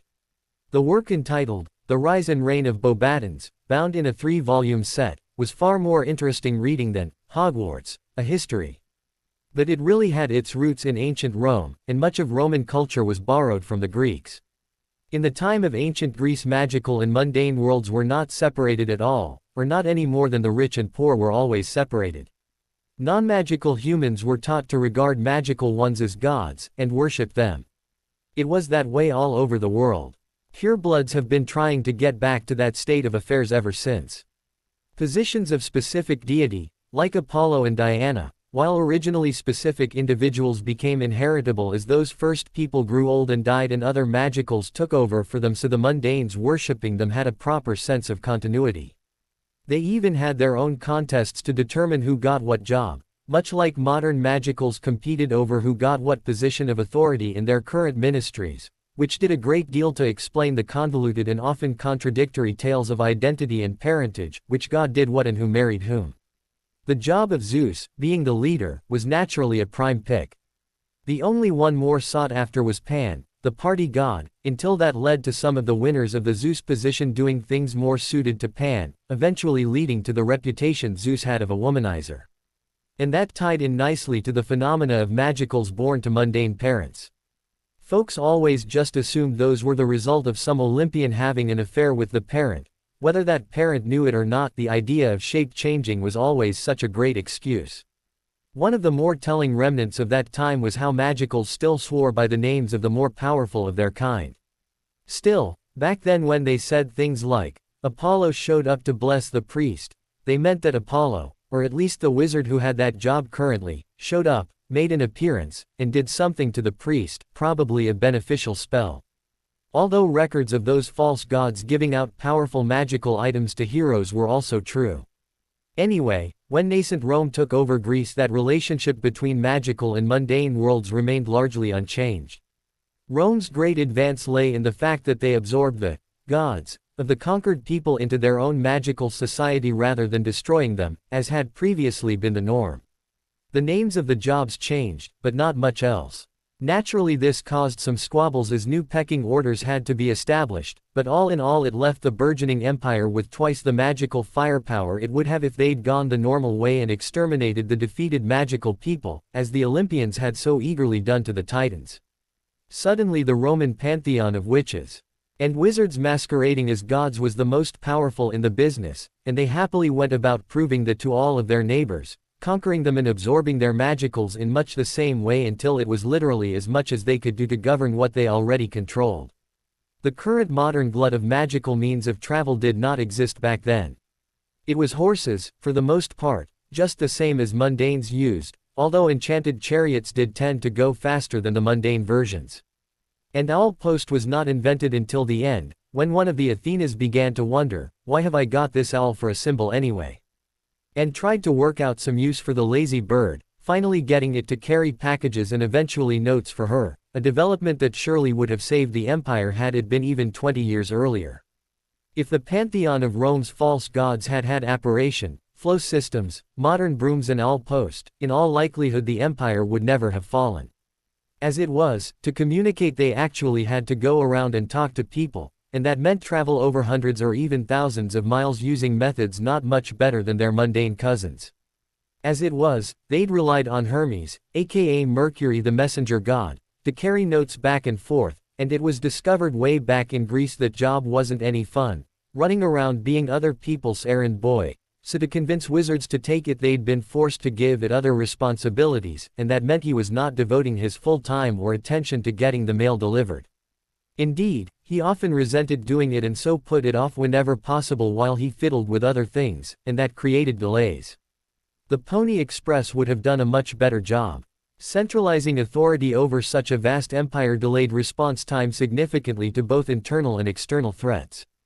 After all, mundanes only paid homage to magicals because they provided valuable services in the form of false miracles, using magic to help out on critical mundane problems from time to time. And the mundanes don't go on doing that if none of their requests for assistance get answered. So the central communities of magical beings in Rome and on Olympus decided early on to seed colonies of subservient magical clans in order to keep up services around the vast Roman holdings. It was the only way to hold up the status quo. But it was still all one empire and, one empire, one pantheon, was the rule. That meant, of course, that they still had to hold up the image and myth of their false gods being able to answer prayers anywhere in their territory, which need translated into several groups all masquerading as the same gods, so there were several wizards serving as Jupiter, several more serving as Mars, etc., all of them with their own territories to cover. And all of that leads us to the founding of Paris as a Roman settlement. Having conquered it from the Celts at or around 52 BC, they needed proper Roman gods installed just as they established the mundane side of government.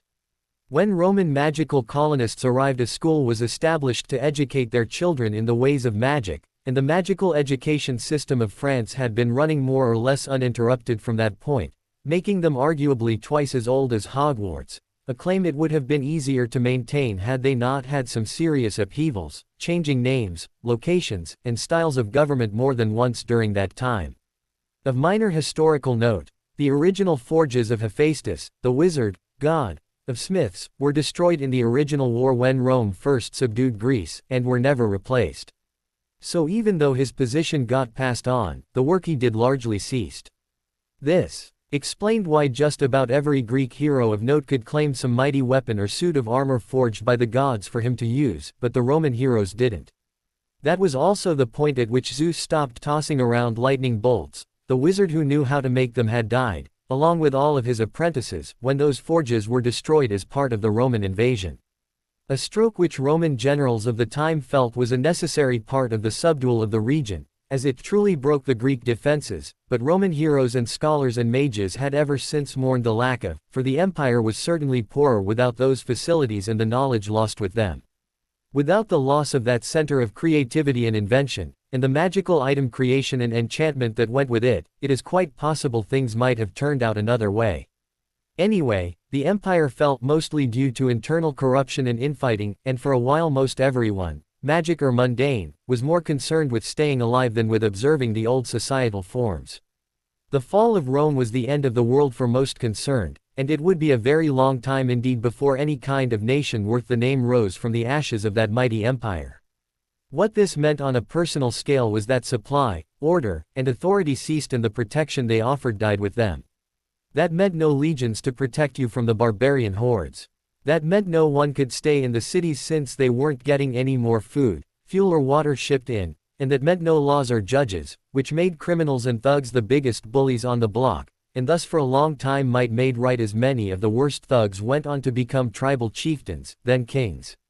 It was a very unsettling period to live through as basically all the rules of society you take for granted just stopped working one day. People went to sleep all fat and happy with their bread and circuses and suddenly woke up to find themselves cast as extras in Conan the Barbarian. But other sources had more eloquently and penetratingly portrayed the terrible magnitude of the empire's descent into anarchy. This descent was true of the magicals as well. People fled the cities for the same reasons as the mundanes did, and that took virtually all of the established societal rules and threw them out the window. Then each of the Malfoys and Dumbledores and Riddles of the period went nuts contesting for control of what was left. Everyone who wanted power suddenly saw it undefended and within his grasp, all he had to do was take it. The results of that were nearly genocidal. The flower of Roman wizardry perished in blood. All this left were the dregs, the misfits and the outcasts, who quietly went on living through the dark ages of wizardry until finally they pulled themselves back into some sort of order a few hundred years after the worst of it was over. Of course all of that was plenty of time for magical and mundane neighbors to get used to each other, and the whole mystique of holding the one as gods went away when they saw the low-power magicals up close and personal over a few generations, and learned they had to eat and sleep, got cold, dirty and miserable, fell sick and died just like anybody. Close connection with barely trained magicals had taken away their aura of mystery from the mundanes they'd once ruled over, perhaps forever. And certain segments of magical society had ever since mourned its loss. During this period not a few of the more competent magicals tried to recreate the status quo they'd once had, making appearances imitating Catholic saints and trying to restart the whole, I do tricks, you worship me, arrangement they'd once enjoyed. But those efforts more or less fell flat, until by and large they'd stopped attempting them. It wasn't that they couldn't convince gullible mundanes of their powers, that was easy. No, it was something deeper. Traditional wizards had never felt comfortable with Christianity at all, and the root of that was that Jesus Christ was not a wizard nor a magical creature, nothing that they could identify really, and that made them nervous when he and his followers went around doing wonders, because a teeny, tiny corner of their minds wondered if he wasn't exactly what he said he was, the son of a living God. But they largely rejected that idea out of hand, and did their best to avoid thinking about it. They themselves had been playing frauds for so long it was just simpler to assume, in spite of the evidence, that he was just a better faker than they were, and put aside all of the questions about why was it mundanes who followed him could gain miraculous power.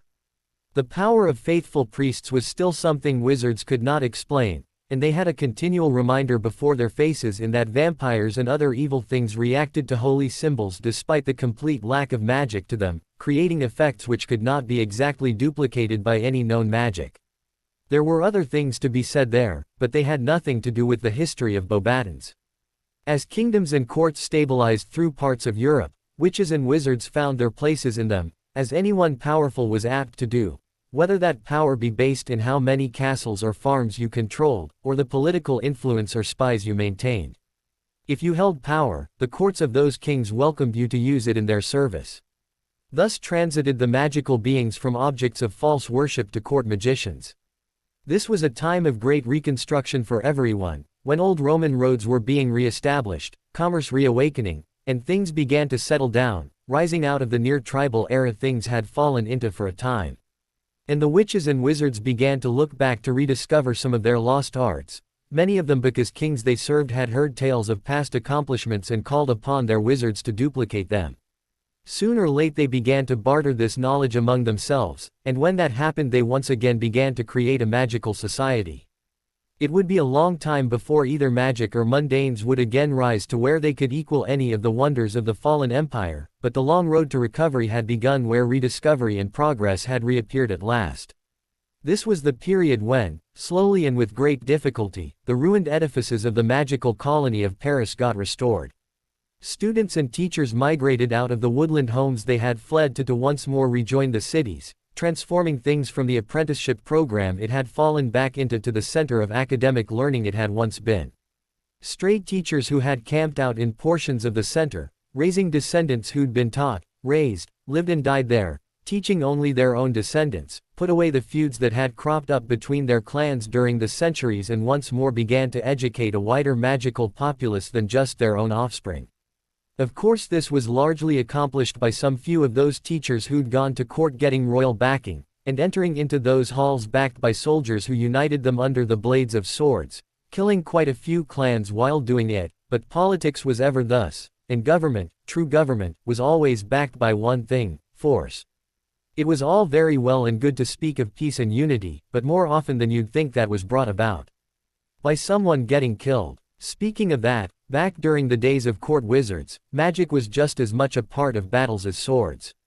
Every kingdom used their magicals as just another weapon in their wars. The trouble with that was anybody could draft a few hundred peasants and arm them, then see them all slaughtered and do it all over again. But you couldn't do that with wizards. Well, those who did swiftly had no wizards. It takes years of training for them to be any good, and kings are rarely patient fellows. A few days' training was good enough for mundane soldiers, so they allocated no more to their magicals. These kings were almost universally uneducated men, and couldn't imagine the difference it made, nor could they be convinced of the need for it. Attempts to explain were seen as excuses to disguise laziness. After all, what other reason could there be to demand years off when other men their age were giving valuable service? Wizards must be cowards and slackers, that's all. And the answer to that was to shove them to the front lines and let the feel of real battle make honest men out of them. I've never done that before, or, I don't know how, were not acceptable excuses, apt only to enrage muscle-headed men who've never had to master a skill more cerebral than picking up a sword or getting on top of a horse, and whose only knowledge of books is that they burn well in a campfire. What are you standing there thinking about? Just get out there and do it, was the cry. It was a barbaric world with barbaric ways of thinking. And back then they drafted soldiers young. 14 was a fairly typical starting age for the front-line cannon fodder to be eaten up by more experienced men. Wizards with that little training and experience, and they'd only just begun to pluck themselves back up after centuries of being next to nothing at all, were easily overcome by Muggle soldiers, especially attacking en masse. Luckily drafting witches was not done, because back then it was unthinkable to send women off to war. But if they had, the magical race of man would unquestionably have died out. As it was, magical society went through another huge dark age. While not quite as bad as the fall of Rome, it was perfectly awful enough. Anybody with training got drafted, and most wizards barely knew how to use a wand before they saw battle, ending up with a sword through their gullet before they'd figured out what was going on. Naturally, fewer and fewer magical mothers wanted their children getting drafted and sent off to die in some pointless exchange. So they stopped reporting their children to court. They also started to warn their boys away from royal service as sternly as they could, and those that did not succeed in convincing them saw their sons die, so witches shared what worked among themselves so their sisters and friends, cousins and aunts would not lose their little boys. A bare handful of copper coins was cold comfort to a mother weeping by her boy's tombstone. Thus, gradually wizards stopped appearing to volunteer their service at courts. But while they saw wizards as cowards, and easily broken, magicals did have their uses, and an unwilling conscript could still be turned into an adequate soldier. So when wizards stopped showing up and volunteering, the kings went out actively looking to draft them into service whether they wanted to go or not. So the magicals turned from merely not volunteering into actively hiding as kings began to feel the lack of the magical skills they'd begun to rely on and went searching to drag them off to war by their ears. Since every wizard to report for duty got used up to the point of failure, like any other weapon, soon the only ones left were the ones who didn't care to be found. And then, the ones easily found got found and used up, so soon magicals became very adept at disappearing whenever the king's press gangs showed up. Wizards still appeared and wandered around town when they wanted to. After all, there was no anonymity in a medieval world. There were few enough people around, and since nobody did any amount of travel to speak of, everybody knew everyone they were liable to meet. Strangers stood out, but they had goods to sell and things to buy, so the magicals often went out to market, or to a pub, just like anybody. But a strategy of, gone when you were looking, there when you are not, is inherently unsound. Tempers last, especially among defied monarchs. Going out among the peasants when the king was angry with you was liable to end up in attacks by bounty hunters who would be paid in gold for delivering you. So, since they got tired of being fined, jailed, or tortured for draft avoidance, magicals just started doing business with each other more and more so they didn't have to go out among their mundane neighbors as often. And resentment began to build between the mundane peasants, who had no choice but to send their sons off to die in their lord's feudal little border wars, and the magicals who began, by and large, to avoid them. So the Muggle bounty hunters tried harder, getting angrier, so in return the wizards took better care to avoid being seen around their mundane kin.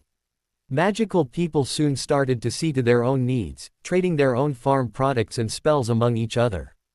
And, like any isolated community, specialists began to appear so you could go to someone to buy new shoes, or whatever. For the first time in history, magical and mundane worlds started to truly pull apart.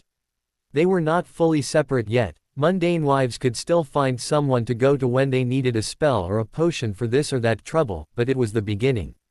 Magical villages began to form, completely separate from their mundane kin, and yet very oddly like them. Magical culture, art and styles of dress hadn't changed much since, which, oddly enough, eventually became one of the greatest differences between the magical and mundane worlds. Because the mundanes changed, they changed a lot, and at least at the start that was all driven by their ruling court fashions. Ostentatious displays of wealth were a big part of how the nobility showed they were separate and different from the lower classes. Fashion was a big part of that, and the single biggest aspect of fashion lies in one thing: change. Clothes changed, colors changed, food changed, hairstyles came and went in every step of the way the serfs followed as best they could in the steps of the nobles. It was not long before there became real differences in the styles of the mundane world, which followed after the courts seeking for their favor, and the magical worlds that didn't. Of course this separation was not as clean or as easy as it sounds. Wizards are not, and never have been, a homogeneous bunch who shared the same universal opinions. There were many who felt differently than the rest, or disagreed with the way things were heading, or just plain felt the others were being disloyal to their crowned heads of state. Naturally, most of these dissenters went out to go tell the king about it, and armies followed them back, leading to surprise conscriptions and imprisoned dissenters. Most often, this led to the misguided, patriots, family, friends, and neighbors either dead or in chains. And, of course, not even the most authority-loving, brown-nosing toady in the universe is happy when he feels he has been betrayed like that. He only went to the king in the first place because he trusted him to make things right, not eliminate his entire village. And, needless to say, it is hard to get a girlfriend when you've been the one responsible for seeing all of her male relatives dragged off and either slaughtered in war or imprisoned. It makes the witches downright frigid, it does. Still, enough young idealists tried foolish actions along those lines that the magical presence soon faded from the regions closest to their local monarchs. If it took the king a day or two to ride at the head of his knights to slay or conscript you, and your crystal ball could get warning of this, that was a day or two you had to get your people out before disaster struck. Pretty soon they had an acceptable balance, where the social stigma of those who tried to sell their communities out to their kings was bad enough that few were fools enough to try, and they had a sufficient distance and warnings set up to cancel the efforts of those that did. Magical communities existing, while not exactly in secret, at least in seclusion, not getting along with their mundane neighbors and essentially turning inward to ignore the outside world's concerns was the start of what would become the modern magical world. The elements were all there. They just hadn't developed fully yet. Describing things up until that point was, with some school-specific references, the bulk of what got covered in the first volume of The Rise and Reign of Beauxbatons. The school itself was the subject of the second volume of the set. The building was an old one, actually predating the fall of the Roman Empire by quite a few hundred years. It had been established in the first place as a small temple servicing several nearby country villas for wealthy Roman senators, a comfortable distance from Bordeaux and the Aquitaine region. With the fall of the Roman Empire, this became a small, self-serving community and one of the most stable islands of sanity and order around.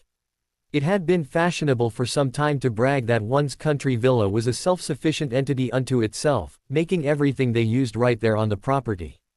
No quality could have been more perfect to survive the otherwise all-encompassing collapse of empire, and a neighborhood of these made things downright cozy for a while.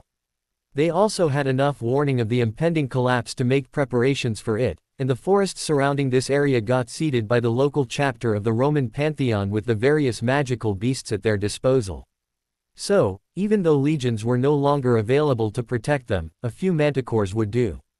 Thus sheltered, they never fell as far as the rest of the formerly Roman communities. Very few of the senatorial families who owned these villas managed to reach the estates in the final days of chaos and invasion of the empire, so the mundane servants who ran them came after a few generations to regard them as their own. This could have been the start of greater things than it was, save for the fact that their control over the magical beasts released as guardians was not as great as they had hoped, and a couple of manticores eventually hunted them all to extinction. But the buildings remained, and as the centuries passed, the high concentration of magical beasts in that forest dispersed, until finally in the 10th century those well-preserved ruins got discovered by wandering magicals in search of places to hide from the press gangs of their king. It took very little effort at all for their spells to clean up living spaces, repair neglect and prepare the buildings for habitation. Thus a whole new community was formed, and the first time a king tried to send soldiers to recruit from their ranks, his troops got eaten by a dragon on their way through the surrounding woods. Thus began a long tradition of cultivating the natural and magical hazards in a buffer zone around the settlement, eventually leading to legends of an enchanted forest where no knight could go without encountering adventure, often fatal. This privacy and lack of interruption by outside parties finally restarted magical society in earnest. Though the scrolls they discovered there were decayed and old, and the Roman scholars were not nearly so obsessive about recording every detail as the following cultures would have liked, they preferred a people-teaching-people approach rather than a books-teaching-people one. Still, from the records discovered there began the first big resurgence of Roman magical knowledge.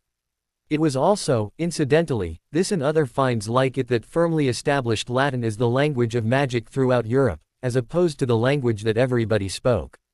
Which is ironic, in a way, because those Roman magicals used Latin because it was the language everybody spoke.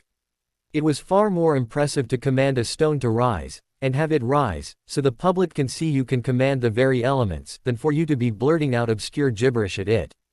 Besides, back in Rome the language of education and sophistry was Greek.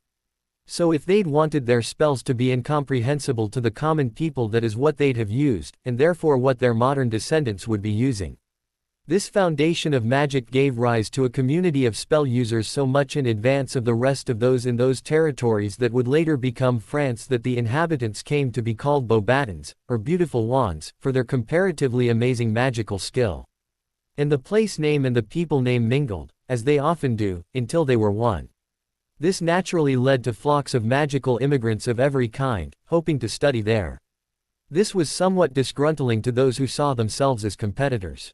For the longest time the Aquitaine region was its own separate political entity from the rest of France, so there was something of a competition between the Paris magical facilities for training young witches and wizards, and those at Beauxbatons.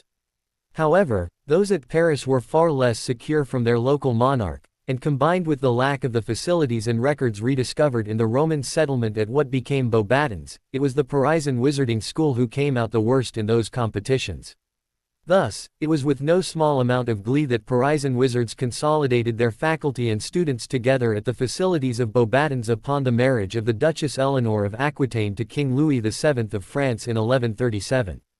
They felt they had a certain amount of egg on their faces when her marriage was annulled in 1152, and when she married King Henry II of England in 1154 they felt downright abashed. Still, the schools had been combined and there was little that could be done without severe damage to both institutions. Although the Paris facilities had been retained and used as an annex, they were no longer sufficient to run a school from, so education continued on at Beauxbatons. Luckily for the French, the colossal mismanagement of Prince John when he ascended to the throne of England lost the English all of their French holdings, and the embarrassment of French magicals being educated at English-owned establishment came to an end. Things continued on pretty smoothly until 1560, when a witch who had married into Spanish nobility, and whose family had become fantastically wealthy from all the gold and treasures being brought back by the conquistadors, bequeathed a vast fortune on Beauxbatons for the express purpose of modernizing the somewhat decayed campus and expanding their facilities. In response, many buildings were named after Adelaide de Basque in her honor. In truth, the fortune she'd bequeathed them was so vast at first there was a great confusion over how to use it. That was settled by the headmaster of the time, a Ferdinand Delacroix, who decreed that Beauxbatons must have only the best.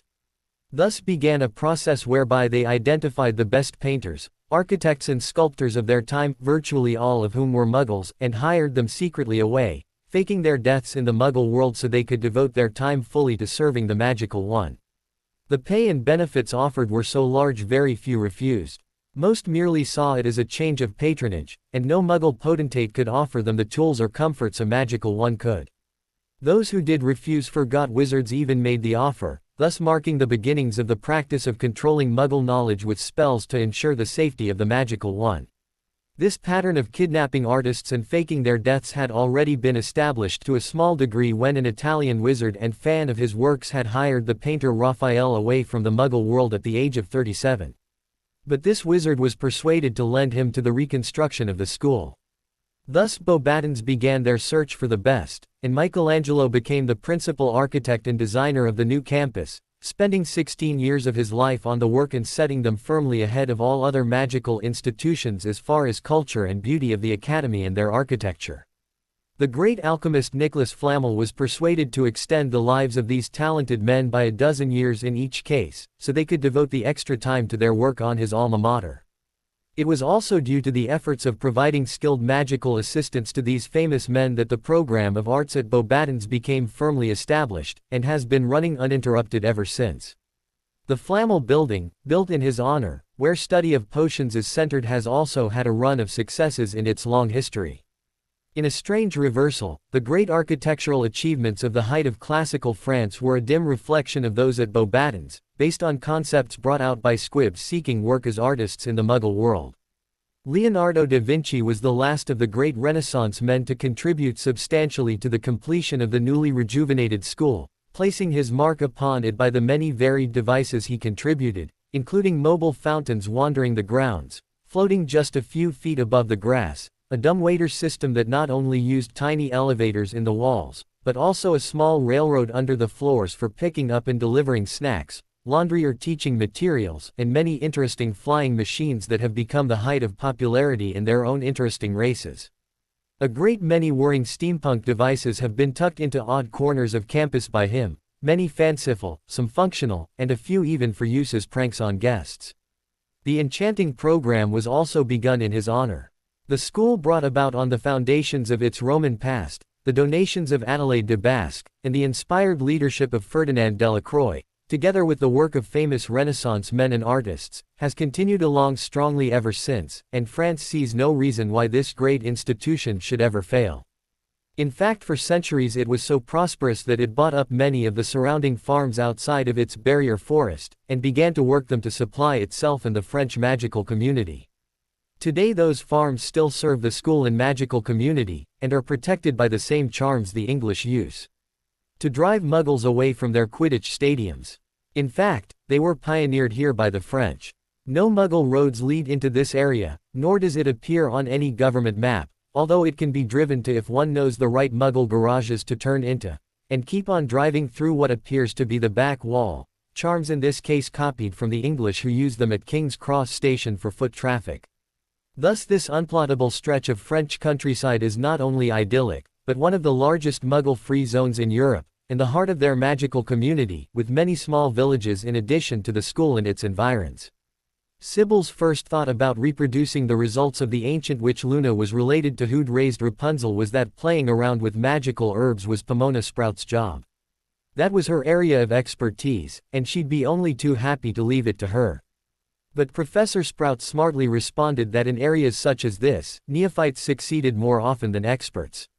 So by the herbology teacher's orders, all the dryads began to grow patches of experimental rampion and other herbs, hoping among them to duplicate the ancient witch's results.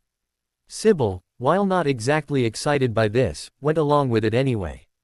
After all, the knowledge of how to properly care for highly magical plants was hardly useless, seeing as how she was one herself now. Their training and advancement was also continuing on in other ways. It had been fairly easy to get centaurs around Beauxbatons to teach them archery. All they'd had to do was repeat the original offer Firenze proposed, a bow of dryad wood in return for lessons for herself and her friends. The French centaurs had leapt on her offer, and their training continued. Sybil's government duties continued, although she had little enough idea just exactly what she was doing some of the time. Oh, she was fine on her duties, those were going just fine. It's just odd things happened now and again that she could not explain. Just one example, she'd been riding in a motorcade with the American President John F. Kennedy shortly after having made her offer to fund the space program, having displaced the governor of Texas, a Mr. John Connally, in the president's car, who would have been her replacement if she couldn't make it when some shots rang out. Nothing had happened. They'd all been stopped quite effectively by her anti-bullet shield. Only the crowd and the Secret Service and all sorts of people went nuts about it. That seemed fairly normal. Actually, it was the twinge as her fairy powers exerted themselves covering a minor, for her timeline switch that confused the witch. She never learned that she'd accidentally foiled the Kennedy assassination by her presence in his vehicle at the time. The American Secret Service had fun arresting people and running investigations, though. This luck of hers would later reverse itself in 1981. When Trelawney was fretting on the 29th of July in St. Paul's Cathedral in London, having been trapped by a wedding invitation she'd not been able to get out of when she'd much rather have been helping the other dryads set up arrangements around Harry, whose family was due to be assassinated in 2 days. For Sybil this was something of a crisis. Harry was about to be put in the worst danger of his young life, and she was shanghaied by politics. Outrageous. But she was a worldwide political figure, and a celebrity because of the space race and other things, so she'd been asked, and in such a way that she couldn't get out of, to see Prince Charles marry some Diana Spencer lady. So she managed to slip it in, rearranging her other plans to make room, so that on the day of she cut off her shopping trip in Diagon Alley. In time to come see the royal wedding. Still, the wedding was nice enough, as far as such things go. She was just starting to get into it, no longer plotting to slip out a side door and return to her shopping for needed articles at Diagon Alley, when shortly after the exchange of vows a Death Eater who'd followed her from the alley, and who had no comprehension of what was going on, but, as the presence of Crabbe and Goyle, both junior and senior, showed, Death Eaters were not always rigorously screened for their mental abilities, decided that he didn't like the look of a witch attending such an obviously muggle party and started throwing curses about, dropping Prince Charles with an Avada Kedavra before switching over to multiple reductos tossed about for flavor. He was taken down in less than 10 seconds by muggle security. It would have been a tenth of a second, but the security cordon was toughest outside of the building, aimed at preventing such characters from even getting inside in the first place, and their bullets wouldn't stop him. Exactly why they wouldn't, and where the bullets fired went, would remain a mystery for years, as would how the man even got inside at all. They couldn't know he'd used spells to do it, so all sorts of conspiracy theories abounded. But it didn't stop the Death Eater from going down to countless angry fists. However, the fact that he had a thick Russian accent, having been a native, recruited after having gone to Durmstrang, didn't help the political situation a bit, made even worse by the fact that he escaped mere hours after capture, and before a full and proper interrogation could be carried out. But they had a name, and a town of origin, both Russian, and a date at which he'd been spirited off to a secret training facility at age 11. A native Russian speaker killing the Prince of Wales at his wedding, and so many clues about his having a spy ring to get him there, then out again, did nothing good for Anglo-Soviet relations. Not even when the Dark Lord fell a few days later and Death Eaters began to be rounded up, and Sybil was able to both collect and produce the body of Prince Charles's murderer, having explained she was the original target of the assassination, and the agent had made a second attempt, getting killed by her security in the process. Did it get any better? The two nations actually went to war over the subject, all because of some careless Death Eater thinking Muggles were beneath him. Luckily the war was brief and didn't destroy much on either side. Princess Diana, the widow of Wales, also went on to become a popular royal figure. Sybil's luck, past and future, with royal assassinations aside, a lot was going on during those years. "So I can be as pretty as you," Lily blurted, excited at the dream come true. Sybil laughed at the child's question as she ruffled the girl's hair, her three younger brothers dashing about with the excess energy of the tremendously young. The 11-year-old girl had for nearly 5 years been the oldest child of Joan and Edmund Evans, as ever since the boys started to be born and showed signs of accidental magic, Petunia's jealousy had grown so strong she'd been sent off to live with her grandparents, before getting shipped off to a cousin she'd never heard of, but Petunia liked the normal life so much she'd never come back. So, for years now the Evans family had been Joan and Edmund, their oldest girl Lily, 3 rambunctious little boys after that, and finally now one final baby girl they all doted on. Each and every last one of the kids displayed signs of accidental magic. On the eve of Lily getting sent off to Hogwarts despite the family living in one of her own little magical villages in Cuba, Sybil had arrived too. See the girl's secrecy oath sworn to so she didn't reveal anything by mistake. And, to make it seem more of a celebration, had been sharing stories and secrets so the girl understood more of what she was protecting. Sybil had just explained about them all becoming dryads when the green-eyed girl repeated her oft-delivered question about wanting to be as pretty as her parents' best friend. Although this time she did it in a different form. "So, you're going to give us a dose of this dryad cordial?" "The girls, I mean." Lily bounced up and asked excitedly, eyes all aglow as she saw her hope reel. No," Sybil considered. "I don't think that would be a good idea." "Why not?" The red-haired witch was now confused. Being as pretty as Sybil was everything she'd ever hoped for. She'd memorized all of her course books by heart to know as much magic as she could, hoping to be like her role model, and now she couldn't be refused now. It wasn't fair. Lily's lip began to quiver as she threatened to cry out her disappointment. The oracle blushed red. "Well, I sort of slipped into the mixture a dose of bride's delight, charged for Harry." Lily's face turned red, a mixture of shock and embarrassment.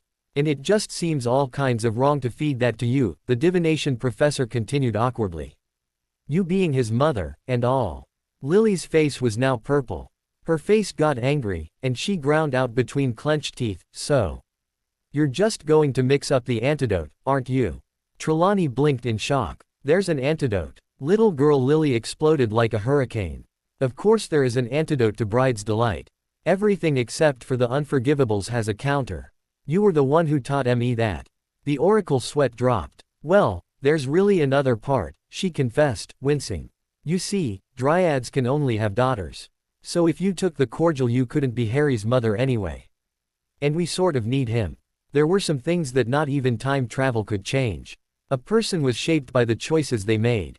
Other people could exert influence over what choices were available to them in any number of ways, but the choices were always still up to them to decide.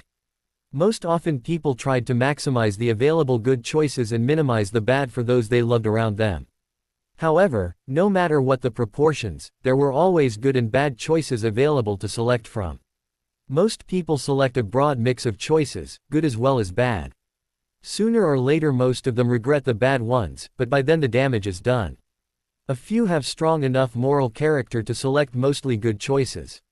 We ought to celebrate those people and call them heroes. A few prefer to take bad choices. Those people, whether they believe it or not, are life's villains, as these are the ones primarily causing hurt, pain and suffering to others. One thing not even magic could do was to take away someone's ability to choose. You could prevent them from acting on those choices. You could cloud their mind and inhibit their reasoning, or even cause them to forget the reasons why they might want to choose a certain way, even cause them to mistakenly believe they'd already chosen another way. But while those limited a person's ability to make choices, it could not, eliminate it entirely. And a person is defined by the choices they made. You couldn't do anything to help a person who always made bad choices. You couldn't make them into a good guy if they were unwilling. Even with time travel, the best you could do was to change the selection of choices before them and hope they chose differently this time. The case of Severus Snape both changed and it didn't. His father did die and he did get sent to an orphanage, where the bullying he received from his attitude and his eternally runny nose approximately equaled the abuse he would have gotten from his father. A bit less, actually. But the fact of the matter was, he would have turned out much the same whether he was treated well or poorly. He was one of those people whose personality dominates despite their environment, and he loved bullying. So he would have sought an excuse to do it regardless. Even had he been obliviated of every memory of his father and lived a pristine life in a perfect home with saints for parents, he would still have chosen some awful figure as a role model to emulate and pattern his life after, and the worse they were the better he would have liked following their example. I have seen those people, near-perfect backgrounds they utterly disregard in their search to be evil morons. You can't make someone be a good guy. It doesn't work like that. They have to choose it. And Severus, in his previous life, had had plenty of chances to choose the light and didn't take advantage of any of them. He never chose to do the right thing. At best all he ever did was to do the selfish thing. Even in the main line, his last sacrifice could be seen as simply striking back for revenge at the enemy who killed him. And no, if I dated someone then broke up, I wouldn't want them killing the person I eventually married, and my child by them. So his love for Lily makes him more creepy, not less. So giving such a person more or better chances wouldn't mean anything, since they wouldn't take any of the good ones they already had. So losing his father actually changed Snape very little. Losing his mom, on the other hand, cut him off at the knees and made him far less powerful than he was before the Dryad's little jaunt through time, as his anger at his father did not have the convenient outlet of studying books on curses until he was one of the most dangerous little sociopaths ever to enter Slytherin. No, this runny-nosed little hard-eyed boy did not know about magic until he got his Hogwarts letter. Nor did he have extra money to buy more books than were on the curriculum, which limited his study of the dark arts. He was still the same person inside, having consistently made bad choices out of the different selection he'd been offered. He was just less powerful than before. Asking a mother to stay around and shelter him, when he'd become an exact carbon copy of the person she was sheltering him from, would be an insult to the sacrifice she'd made for him, and a waste of both her tears and effort. It would be asking her to sacrifice and suffer for nothing. She stuck with him in the main line, and he turned out awful in the main line. Having her around had not helped, it just gave him extra fuel on his course to be bad. Trelawney did end up visiting the moody brute one more time, having set tracer spells to alert her to when he stopped qualifying as innocent, not able to help herself after recalling more of his outrages. So she swooped in on him as he joined a bunch of older kids at the orphanage smoking cigarettes and passing around when he was 8 years old. When she left, he was not just a runny-nosed boy. She'd gotten him to use that waffle iron like she'd originally intended. Unable to bear the thought of future mini Snapes, she'd even saved the waffle iron his mother left behind so he could use it for this purpose, and given him curses both to stutter and be palsied in his right hand so it was eternally shaking. Once more this failed to change him. It only reduced his power. Really, all this did was delay him. Once he got to Hogwarts, Madame Pomfrey was able to cure his stutter, to her eternal shame, considering what he'd become after his teachers brought it to her attention a short way into his first year, and Minerva McGonagall, who'd brought it to the nurse's attention, would never quite be able to forgive herself for that. But by then he'd taken to using his left hand for everything, and for potions work or flying or other tasks requiring two hands, was simply taken as clumsy, so it was well into his 4th year before his palsy was noticed and taken care of. The only result of this was that he was left-handed, and he'd never mixed a potion successfully in his life. 4 years of utterly failed attempts had so discouraged him they'd ruined his natural talent on the subject. And the only effect that had on the timeline was that he carved up fewer Muggleborns for potion ingredients, and without him teaching the subject, Hogwarts graduated over 100 times the students with a potion newt. The change to Snape's life, however, was minimal. It simply cost him a little prestige and kept him out of the Slug Club. Death Eaters relied upon others of their number to mix their potions for them, instead of him. Snape was still the same bitter, angry man he'd always been, just his reasons had changed. And he would have found a new set of reasons to be bitter and angry had he not had these ones. That was just his preferred way. For all the talk of destiny out there, most overlook that fact that certain people are just destined to be creeps. Change his circumstances however you liked, and Snape would still turn out largely the same as before. The essential nature of a thing does not change easily. A diamond dropped in a hog trough was still a diamond, while a turd set in silver was still a turd. Some are born to be heroes, he was born to be a creepy stalker and a bully. He'd had countless opportunities to change that, and never did, and when it came right down to it, only his choices could really change him. But while his essential nature remained unaltered, one could affect his toys and abilities rather easily. The delay imposed both by the lack of home study and the slow start at school due to his stutter rendering him unable to cast spells for the first few months also took him from dominating his school fellows to the bottom of the pack. Snape was no less evil, angry or bitter, he was simply a follower and toady-like Pettigrew instead of an authority figure in his house. He'd beep up to those above him as eagerly as he'd browbeat and bully those unfortunate few who slipped below him. Being a eunuch also meant he had no hormones to speak of, so he did not develop like the other boys. His voice stayed high, and he got overweight, ensuring that even after he no longer stuttered he was never liked. This further developed his bitterness, but only to approximately the level it would have been in the first place. It failed to change his personality. Coincidentally, he never ran into the Marauders, who felt he was below their level, so they never teased him. That group was out to hamstring the leaders of the Junior Death Eater pack. They had no time to waste on side targets. Snape still became a Death Eater, even a powerful one and a member of the Inner Circle. For all of his initial delays on studying the dark arts, he'd caught up fast, and soon equaled the terror he would have been in the previous timeline.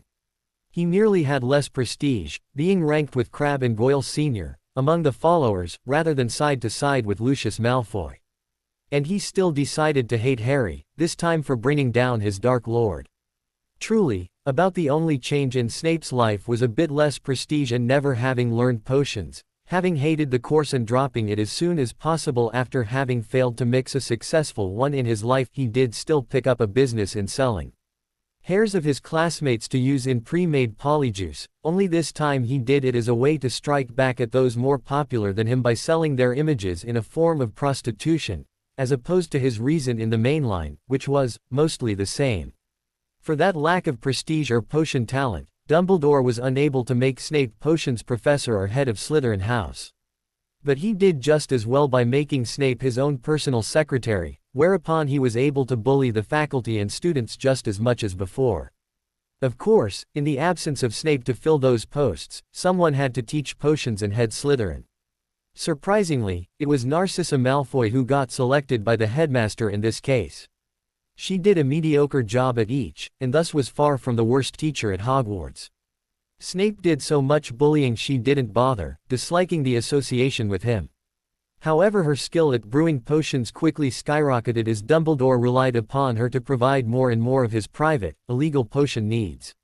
He also quietly pressured her to start sales on the side, until Narcissa was providing half of the illegal potions in Britain, with a tunnel through the wards so that customers could reach her.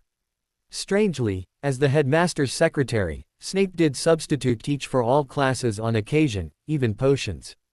The strange thing was, never having mixed a successful potion in his life didn't change how he taught that class even one bit. He'd still copy out the instructions from a textbook onto the blackboard, take points from anyone who dared to ask questions, and raved over the stupidity and worthlessness of anyone who did anything wrong. That was his teaching style, and it didn't require him to know his subject. All this meant, however, that the rest of the staff were unusually careful about not taking sick days whenever they could avoid them, or circumspectly arranging their own substitutes when they did, because none of them wanted Snape teaching their classes and setting them back for months. Students who love their subjects learn them. Those that do not will not, and Snape never taught a class that didn't get some residual hate and anger against him, and by association the subject. He was almost guaranteed to drop a class a grade on their OWL or NEWT tests on any subject he taught because of their destroyed enthusiasm. And Dumbledore not just ignored the complaints, but actively defended his man. So history, as is often the case, just took a different road to what was mostly the same place. The young Narcissa Black had a series of difficult choices before her.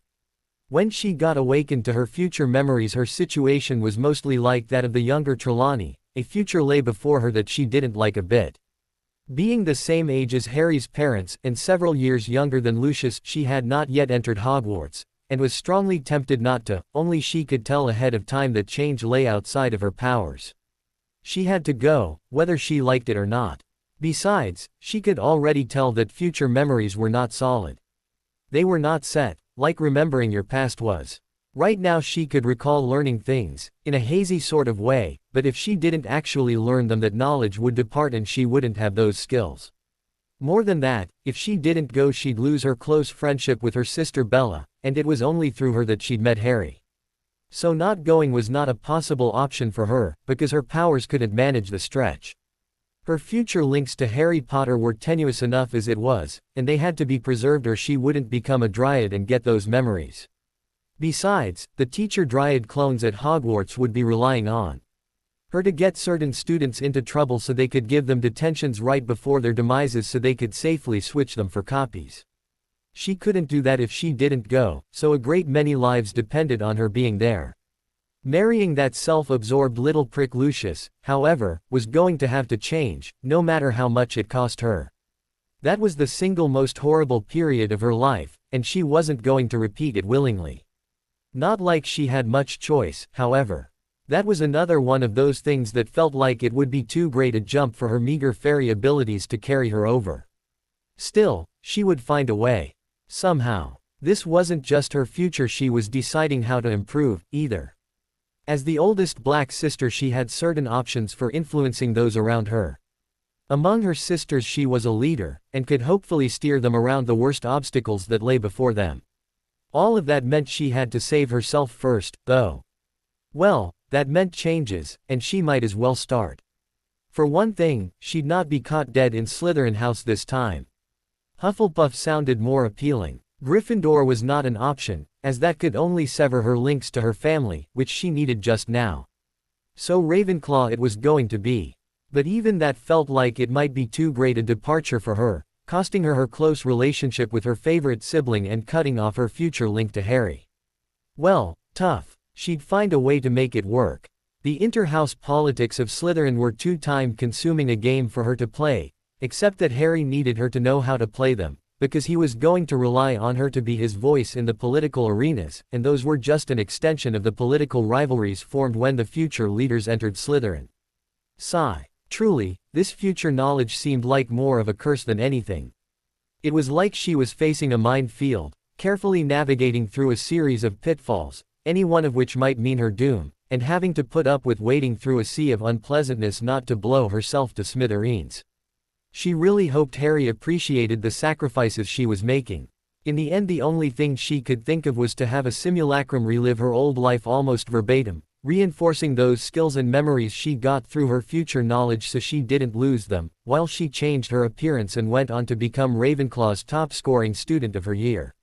One of the great flaws of a simulacrum was they could not learn skills on their own, so she had to be present, absorbing the Hogwarts material so she didn't lose them, something that if it happened would render her double unable to continue its act.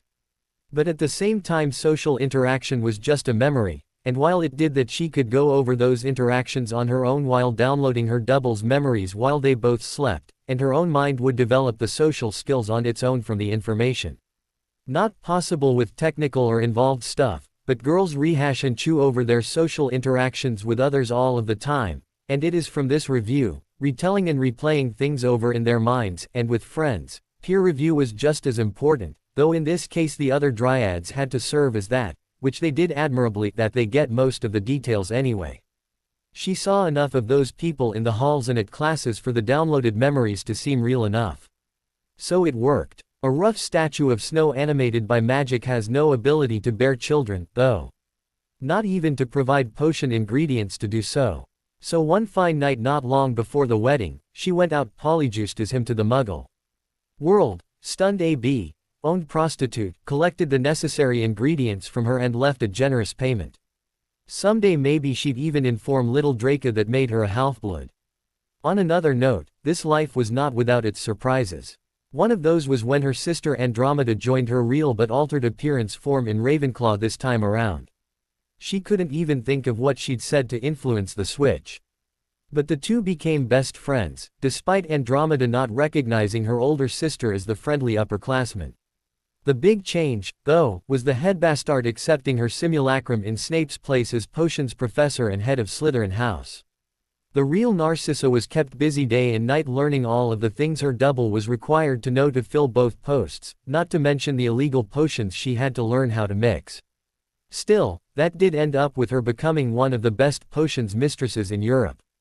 Although even that had something odd to it, as she'd been expecting her real self to simply disappear after Hogwarts graduation, going off to pursue other opportunities. Only her friends in Ravenclaw all expected to keep in touch. Most even wanted to work alongside her at the ministry, and a few even had parents who owned businesses and offered her jobs. It was oddly unsettling, yet strangely wonderful, to a girl who'd lived her life always following her parents' directives to suddenly be so valued by her peers. But when Dumbledore became interested in following the career of this brilliant young Ravenclaw, she knew it was time to bail, leaving behind a second simulacrum to do her job as clerk at the ministry. Ravenclaws almost always had jobs below the Slytherins who worked there, so she could go off and do as the other Dryads had done, picking up an education at Beauxbatons to confound what Dumbledore knew of her abilities. Her Ravenclaw double had an unfortunate accident, shortly after failing to respond properly to Dumbledore's invitations to become his puppet. Truly, she didn't think she could keep up the act without him becoming aware that the personalities and abilities of his new female potions professor and head of Slytherin House were awfully similar to his new recruit inside the ministry. And she just couldn't chance that discovery. So she let her Ravenclaw double die, killed by an accident arranged by him after she refused his service.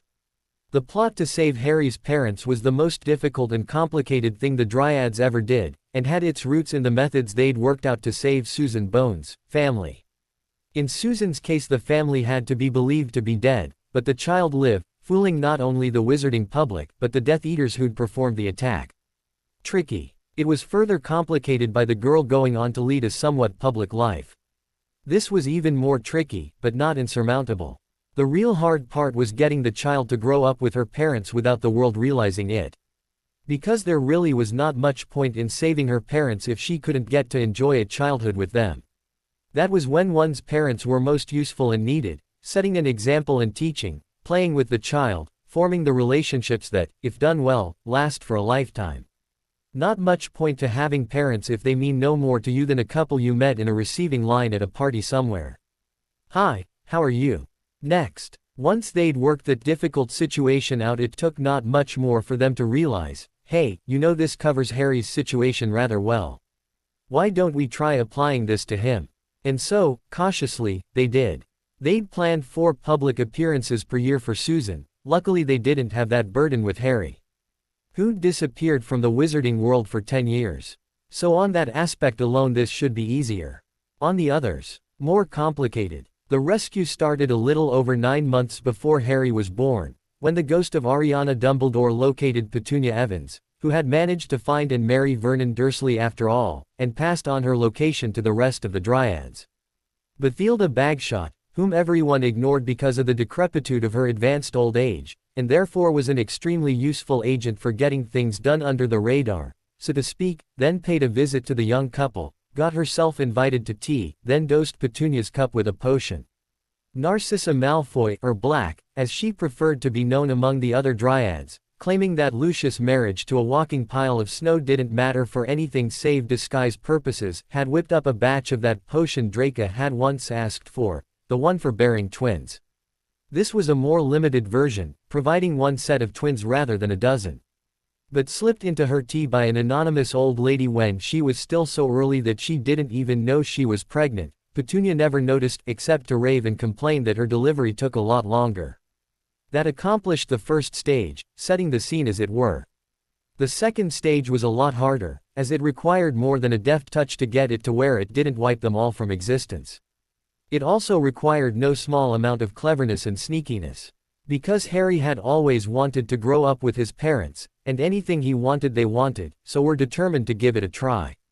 However, this, unlike the fates of Muggle political figures, impacted their own backgrounds in the most severe and complicated way, so it had to be done with precision.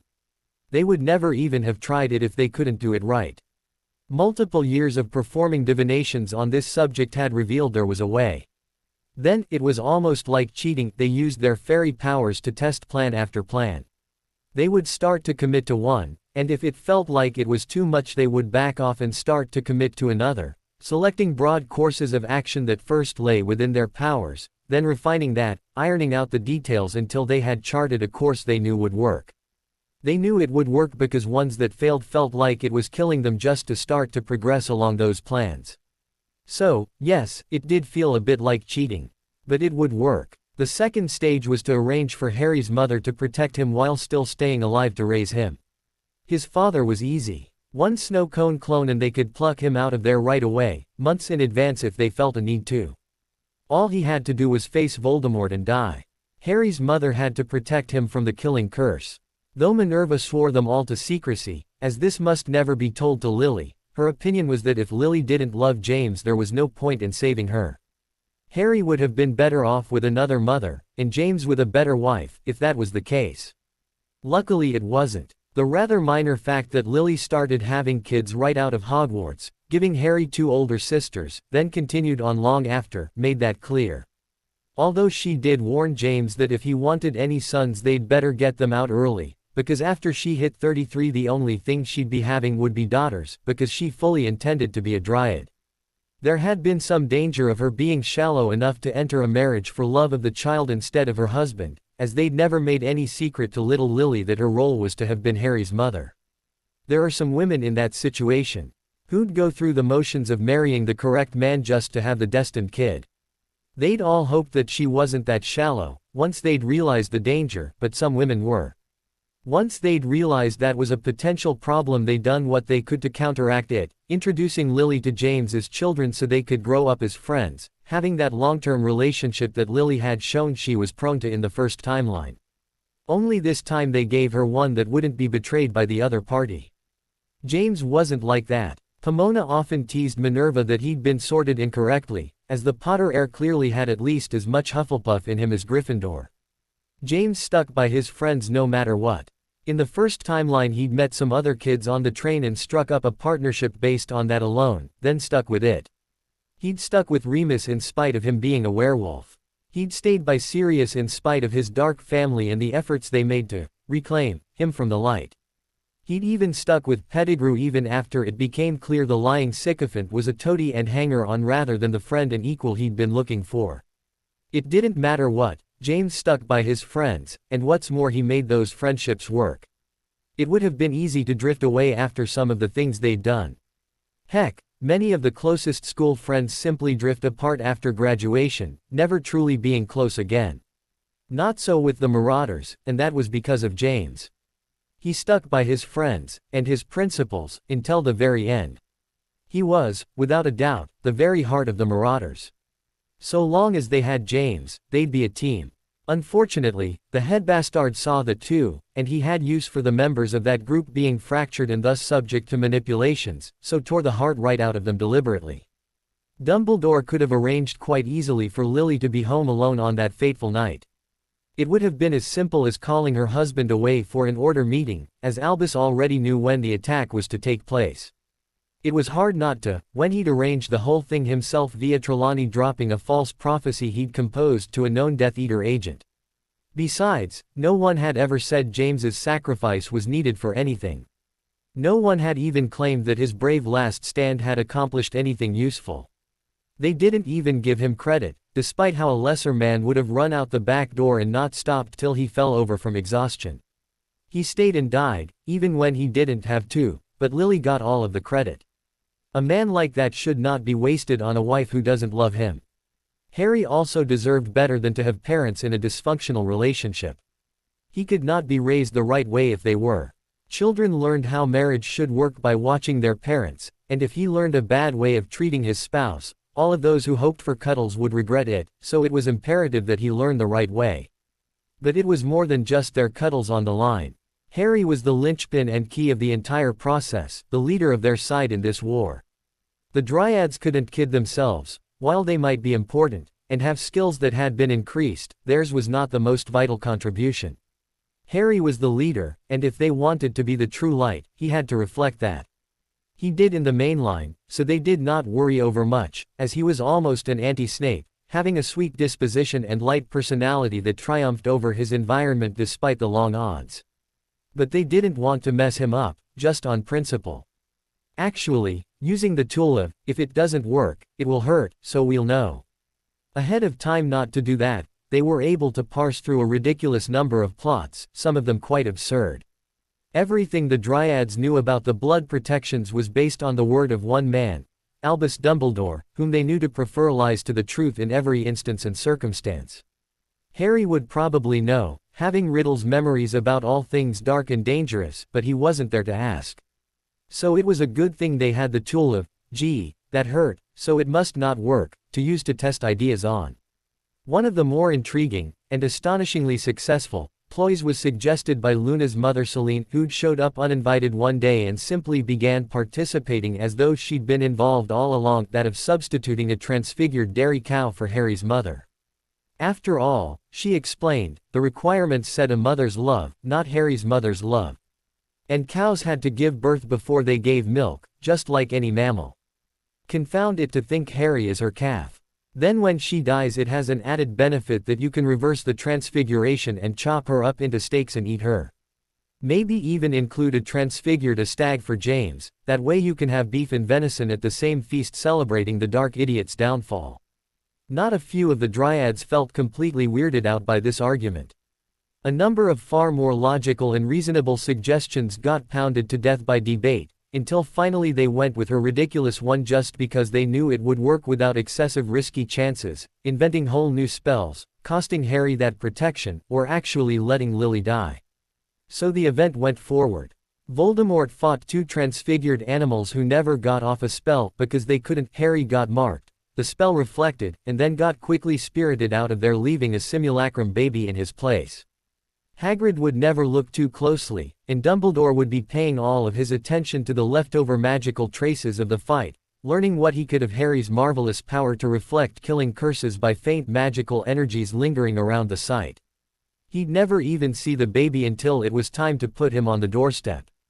Then, once Fumblemore arranged with Hagrid to drop off little baby Harry at the Dursleys' doorstep, and once the old coot was gone, McGonagall, who had excused herself to the powder room, simply released the spells, causing the rough statue of snow to simulate a child, melted the resulting snow and dried the basket, slipped into the Dursleys' house and fetched Dudley's twin, gave him a disfiguring potion to look like Harry, and put him in the basket outside.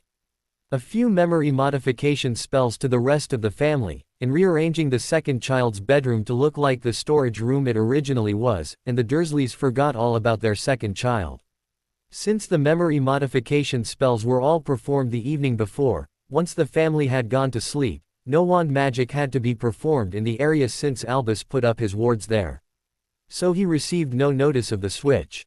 His spells were not put in place to watch Minerva, the only thing they would check her for was arrivals and departures from the general area, and then only because she was a witch. So, on being out of there within a reasonable period of time for a bathroom break, not carry a child out with her, or any of the usual telltale signs he would think to check for, his wards provided him no alerts at all as to her activity. So the Dursleys would get to raise their own child as they would have treated Harry, quite the poetic irony. Of course, it wasn't as simple as all that. They had to do one little thing more, and that was Bathsheba babbling. Their ancient runes professor had to visit the family in the preceding weeks along with Poppy, to open up the skin around the head of Dudley's twin and scribe some runes lightly on his skull. Nothing harmful, merely a variation on the runes used to create a pensieve, storing all of the child's memories magically for later retrieval. Dudley's twin wouldn't be changed by this, but it would be necessary for later. Because right now Harry was going to be raised in a loving environment by his parents, and have plenty of siblings, and that wasn't the history that led to them all being Dryads. So just before his 11th birthday, most likely on the Dursleys' trip to the zoo, which was out from under Dumbledore's wards, so they couldn't report anything, they would switch Harry back in for Dudley's twin, his own memories sealed away and given a fresh upload of what had been recorded by Dudley's twin. They really should have bothered to learn the child's name, who could be relocated to an orphanage in the meantime until they needed him to sub for Harry again the next summer.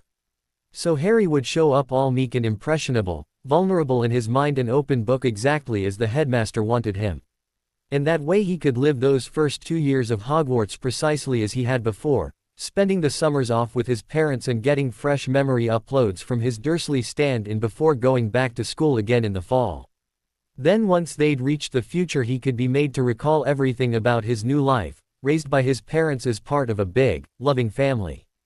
It was all a bit complicated, but this was a rather tricky operation in a critical field of vast importance to them.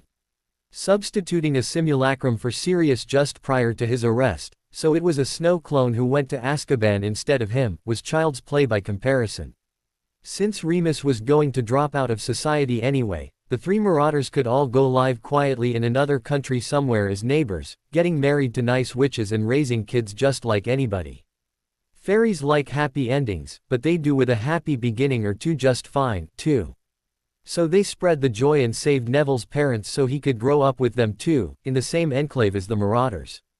Neville's incapacity during his first 2 years of Hogwarts could be explained by just sending a simulacrum in his place, as half the knowledge and power of a strong and wise child resulted in a rather weak and incompetent one. McGonagall, his head of house, could cover for recharging the clone. But when Harry rebuilt the minds of the 2 simulacrums of Neville's parents lying in St. Mungo's, he didn't quite get the servants he was looking for, the people he'd thought he was rescuing actually having happy lives elsewhere. And thus time passed. Looking back on her experience, Sybil had to admit she'd had fun over much of her, 30 years into the past, experience. She'd gotten educated, she'd saved tens of thousands of British magicals who otherwise would have died, in doing so she'd pretty much accomplished her designs. Then, on rescuing them, she'd put her teacher dryads to work and trained up her kidnapped magicals to new standards with an eye toward being prepared in case of potential future conflicts with Dumbledore's Britain. It kept people from being bored as they waited for the time to pass, and one could never have too many healers and aurors on hand just in case. Oh, there had been odd bits. That scheme they'd eventually worked out with Harry's parents, and little Harry, far exceeded anything she might have dared going into this. But it all worked out in the end. Of course, there were also the many off bits no one had planned on, like one of the side effects of training so many magicals to be healers and aurors on her little tropical island had produced an unforeseen wrinkle, in that in order to learn, healers had to practice, and at some point practice required sick or injured people to practice on, and magicals had only so many of those, so the program had been authorized to sneak into Muggle hospitals to get some extra work done. After all, Muggle got many injuries that wizards shared, cuts and broken bones and things. They'd thought they'd been able to hide it just as they effortlessly hid so much else. Not so. Or rather, not entirely. They'd never learned that some things are considered incurable in Muggle medicine, so when Cuban hospitals started turning out cancer patients who didn't have a shred of cancer anymore, all sorts of people got interested. Sybil was able to step in and claim, state secret, as to the exact particulars, but soon everyone wanted to go to Cuba to get their cancer cured. Mindful of how much goodwill Dumbledore had earned passing out Phoenix tears to get people feeling kindly toward him, she'd adopted much the same strategy and said her clinics would cure any cancer patient who could get to their island. They wouldn't even charge for the service. Soon the afflicted were coming in from worldwide, everyone who could afford travel fare, and services began to be offered specifically to transport them back and forth. Even cancer tours, by travel agencies. All they had to do was get there to be cured. No one was turned away. No matter how malignant, no matter how advanced, or invasive, or inoperable it was, if you had cancer they'd cure you in an hour or less, and do it for free.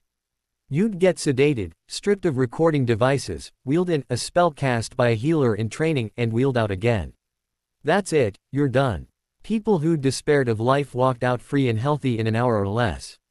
This was naturally worth no small amount of global goodwill, although certain sectors of the medical industry had to change focus, as no one else had any market for cancer treatments anymore.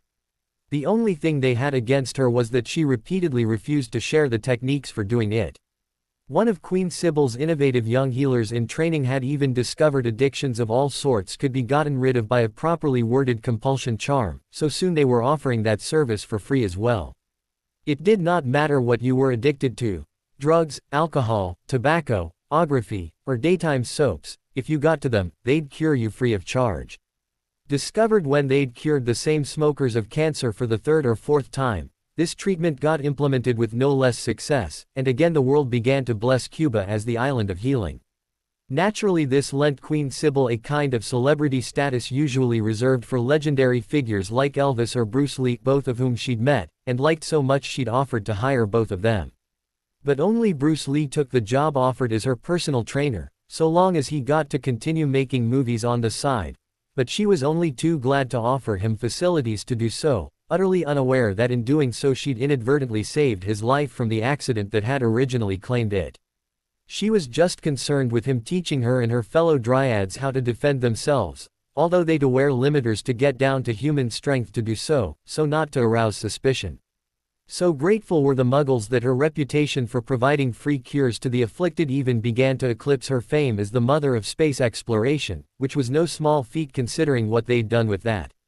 Using Sybil's donations and the fact that the Soviet Union had been in such a state of turmoil it could not propose the treaty that would have banned the drive, the Muggles had given the go-ahead to their nuclear pulse propulsion system, starting and receiving Orion nuclear pulse rocket missions out of a new base on a coral atoll in the Pacific Ocean, far enough away from anything in particular, and with prevailing winds such that radiation was not a problem.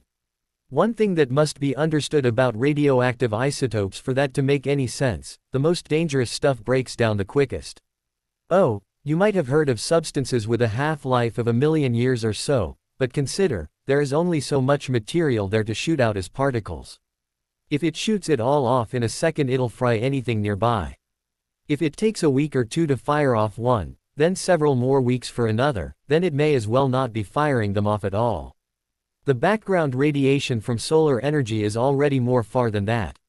Your microwave oven is a greater threat to world peace. These particles were like a tiny gun with limited ammunition. Each bullet was too small to matter individually, it was only when taken together were they any problem. So if it shoots off millions of those in a second, you're toast, but it runs out so fast that a couple of seconds later it is no danger. And if it shoots off a particle every couple of years, it does so little damage as to be ignored. Your body repairs worse than that all of the time. Your television does more harm to you. So anything with a half-life of 1,000,000 years could as well be a chair. It's the stuff that burns out quickest that is deadliest. And, with a few days to waft before it got any place populated, the worst had already abated. So it was no more dangerous than firing off a solid fuel rocket that might go off course during launch and smash into a populated city. China has done this. This remained the favored launch site up until they'd devised bombs without any of the dangerous radioactive fallout, consuming almost all of them within the explosion to make it bigger, rather the opposite of a neutron bomb. But by then they were already lifting up space stations whole, and proximity to the manufacturers was important.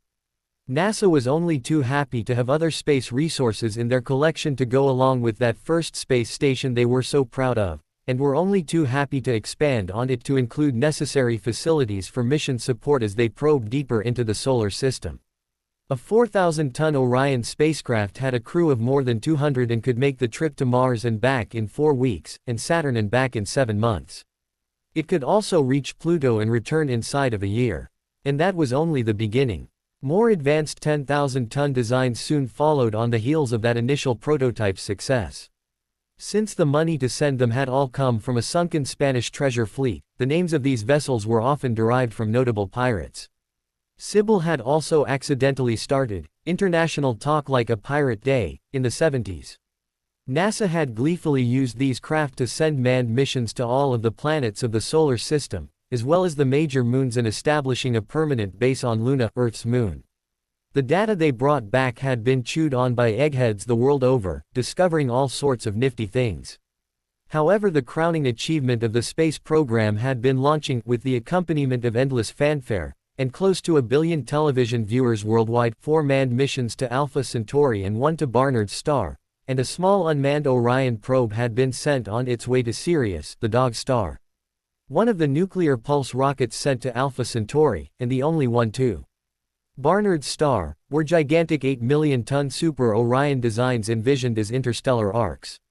Almost half of the 44-year expected travel time for the first mission to reach our closest stellar neighbor had elapsed, and the data sent back on approach was already the talk of the scientific community, overturning many long-cherished opinions even as it offered exciting new possibilities.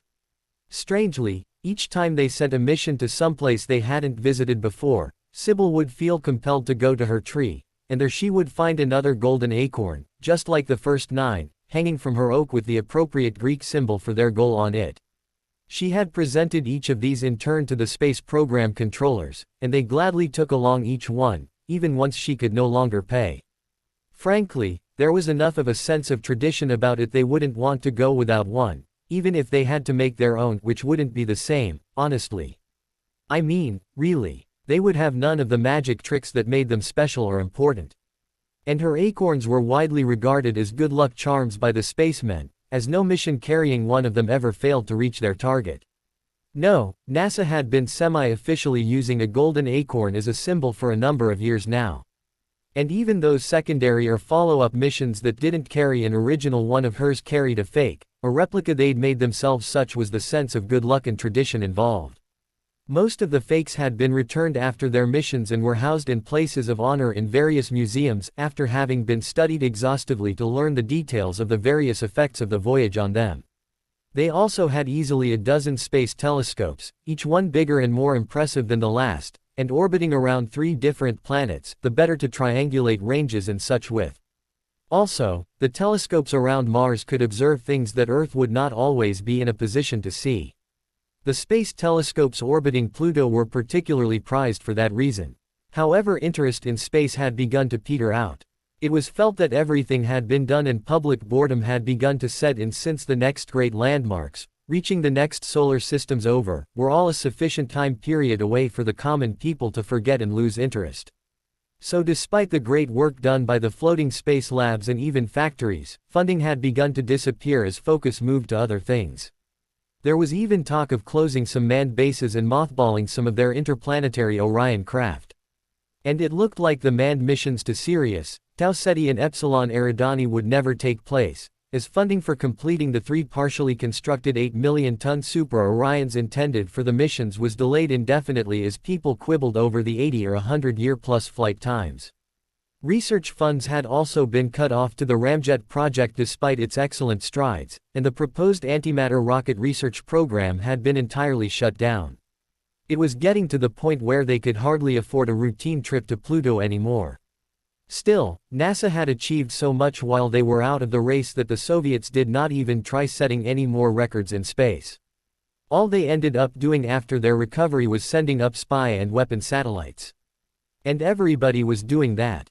Sybil Trelawney, professor of divination at Hogwarts and newly minted and somewhat girlish dryad, had no sooner disappeared in a cloud of sparkles than Queen Sybil walked into the clearing.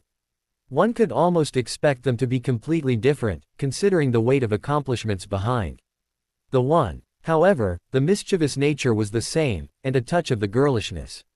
She was just more adept at concealing her true nature, so did not immediately swarm all over Harry, in spite of 30 years or so of longing to see him. So instead she merely walked up to him and took his arm, calmly smiling. "What happened?" Harry demanded urgently, seeing the change. "It worked," she replied with a casual shrug. Seeing his confusion, she raised her wand to remove the memory blocks on him. It all came back in a rush. Everything. Suddenly he could simply recall a whole new life where he lived with his parents and many siblings.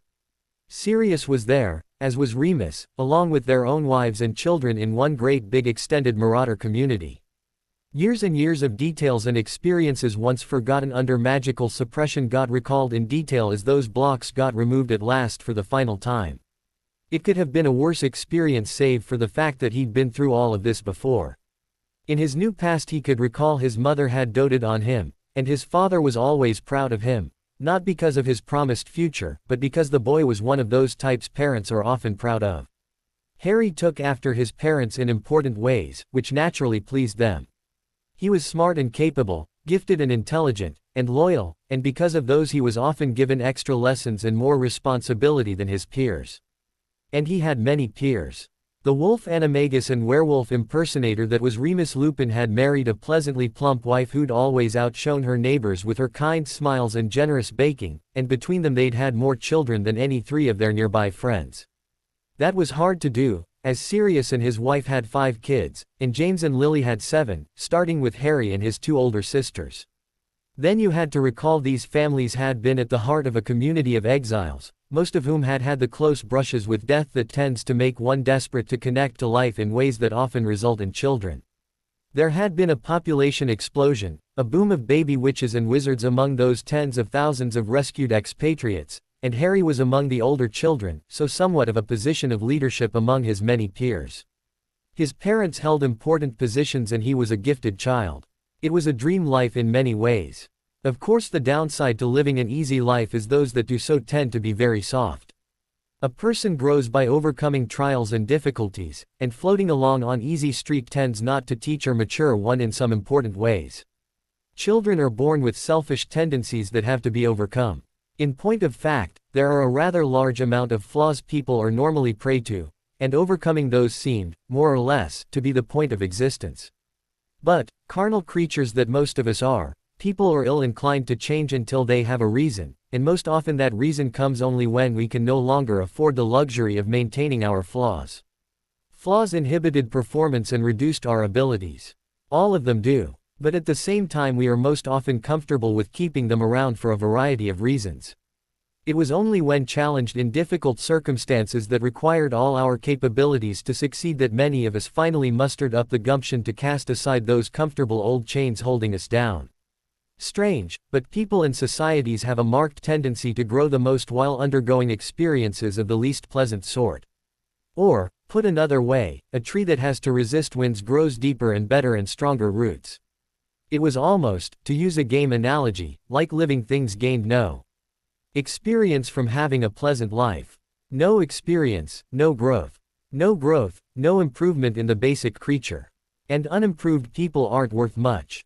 Harry, far from being a bad lad, was also not as good as he might have been, either. Given time he could have gone on to become a decent adult, overcome hardships during later years to become a decent, well-adjusted person in time for having his own kids. But it wasn't like they had a heck of a lot of time to spare. The sad reality was that he'd have to be meeting not one but 2 Dark Lords on more or less equal terms during the first year he could realistically be called a teen. That called for rapid advancement, far too rapid to be normal. The regular sort of fine, upstanding member of society was insufficient for dealing with the difficulties that might well claim them all. That sort of person made for a great starting point, a foundation on which greater things might be built, but by itself it was not sufficient to meet the tasks they had before them. So, shortly before the boy's 6th birthday the Dryads, who visited regularly, decided that it was time that Harry get the then current set of memories of his Dursley counterpart. That had been the shock of his life to the young lad. The young Harry had never been pampered, thankfully. Being pampered was poison, and fortunately for everyone his parents knew how to tell him, no. But there had been nothing in the young Harry's life to prepare him for the experience of reliving the memories of the boy being raised by the Dursleys. Harry had been turning out depressingly average before the raised by the Dursley experiences had been downloaded to him and gave him the shock of his life. Before that he'd not properly appreciated his family or his many brothers and sisters. They'd fought in the manner children often do, and he'd been proud of himself for his small victories in putting down the competition until suddenly he could recall the life of loneliness that was the Dursleys and done a complete turnaround. Once more it was strange, but a complete life of hardship and suffering was no better for a child's development than too much ease. One might well say that too much rest without any work didn't accomplish anything, but likewise going the opposite route of all work yet no rest was no better, destroying the one doing the labor as they had no chance to recuperate. It was in the blend of the two that the real development lay. There was a reason why those who have adventure crave stability, and those who have stability crave adventure and excitement. Those who lead peaceful lives often read horror, while those who lead horrible ones read fluff pieces. Just like all soil and no water was as bad for plants as the reverse is, people had to have a blend of experiences in order to turn out properly, and having that life of suffering and hardship downloaded into the mind of the Harry who'd been living the pleasant life was enough to mature him rapidly. Most people don't do things, especially difficult and uncomfortable things like growing up and developing self-discipline, until they have to. Sadly, just about every form of self-improvement was uncomfortable. A life of ease gives no reason to change, while a life of nothing but hardship gives no reserves of strength to do so. People juggling disasters had no time, either. Harry was a strange boy in that he had an amazing capacity for overcoming adversity. But to grow from it he still needed nurture and support, both of which the Dursley experience was entirely lacking in, a lack that Dumbledore had been counting on. But having seen horror firsthand was a great incentive to learn how to face it, so that when next you meet you won't be so helpless against it. The life at the Dursleys was effectively identical to the mainline. Dudley's twin had been put under compulsions to act as though Harry would have in his place, and because of the potion they'd look the same, so the life among that family had been identical for Harry's stand-in, and thus for Harry himself on receiving those recorded memories. Once more the boy shuddered under the poignancy of the experiences. The contrast between the two childhoods could not have been more extreme. The Harry raised among his family had everything he could desire, and not in a Dudley-type way, either. His parents were great people who'd tried their hardest, however it was colored by the fact that everyone among their small community had known Harry was destined for great things, and that had colored their treatment of him, allowing him to get away with more things than a child ought to have. It was strange how the most effective lies always had a nugget of truth to build themselves around. Dumbledore had always held out in public that being raised among those who knew of his destiny would give Harry a big head, and Snape had propounded at length that Harry was a spoiled little prince. Neither had truly meant them, merely holding those out as excuses for their own black-hearted behavior. However, they would not have made effective excuses had the reality of that danger not been there. It had not been extreme. His parents were better than that, and knew that spoiling Harry would be counterproductive. James had known enough spoiled purebloods to be horrified at the thought of that happening to any of his own children. Still, looking back on himself from the perspective of the poor little orphan boy raised by Dursleys, Harry had been shocked over how much he'd managed to take for granted. The Harry raised by his parents had toys and free time and private lessons, friends and siblings, and had no particular appreciation for any of it. Then the boy who would have done anything simply to know who his parents were got dropped into his head, and that gave him a decidedly different outlook. The Harry from that time forth was kind and understanding, tolerant of the faults of his family and friends. He helped his mother in the kitchen, and with the experiences of the Dudleys' live-in housekeeper and cook in his head, he was a marvel around the house. His room was always spotless and his sisters begged his mother to let him take over as family cook. But Lily wisely just smiled and added him to the rotation, insisting that his siblings still learn as they would all eventually have homes of their own someday. Far from struggling against his siblings, as is far too often the case, this Harry also devoted himself to their service, helping them out where he could and playing with them, reveling in the sensation of having them rather than viewing them as rivals for his parents' affection. Harry had as much of his parents' affection as he could possibly need, just doing those things that pleased them, supporting his mother and helping out his dad. Far from being a mama's boy, he was equally interested in doing anything that pleased his father, not only practicing sports and games to spend time with him, but also reading and studying those things that were of interest to him, following along in his father's footsteps to become more like him. And with each of these successes, he also brought his siblings along, as much as they would allow anyway, forging family unity unheard of by most people. That new Harry also plunged into his private lessons with an enthusiasm that shocked those who'd known the laid-back kid from before. It was the custom of magicals to tutor their own children in all of the basics before they got sent off to school to finish the rest, and there existed more than enough resources for this to make that easy, trivial really. As with most things in the magical world, their tools for something practically did the job themselves, needing only minor direction. And for those who failed anyway, there were discreet remedies that could be applied to correct the situation.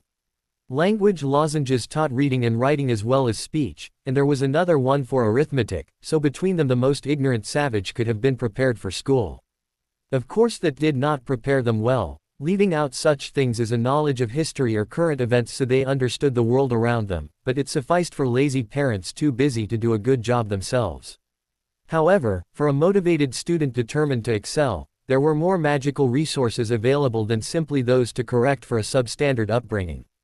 And the things that could be done with them were astonishing. Magical portraits existed for more reasons in the magical world than simply as decorations or door guards, although they had slid into enough ignorance that was most of what they got used for.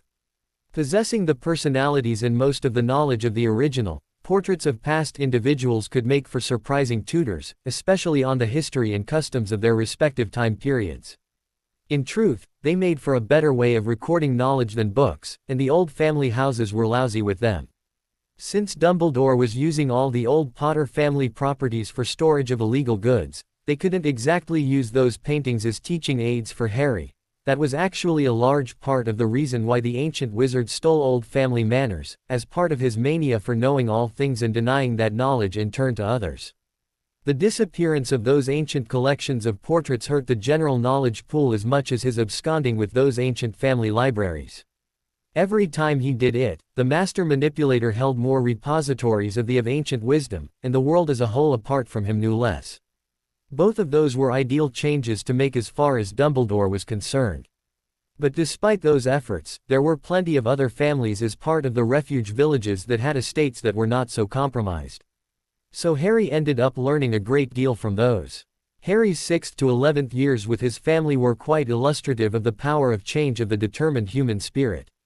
And, not accidentally, any hole in the knowledge base of what he learned at the Dursleys got paid special attention to. Harry was the only kid he knew who, at 7 years of age, passed cooking school. He likewise received tuition on the finer points of home care, mending and tailoring. Receiving yearly updates on the experiences of his Dursley counterpart kept the boy motivated to excel and appreciate all he had around him.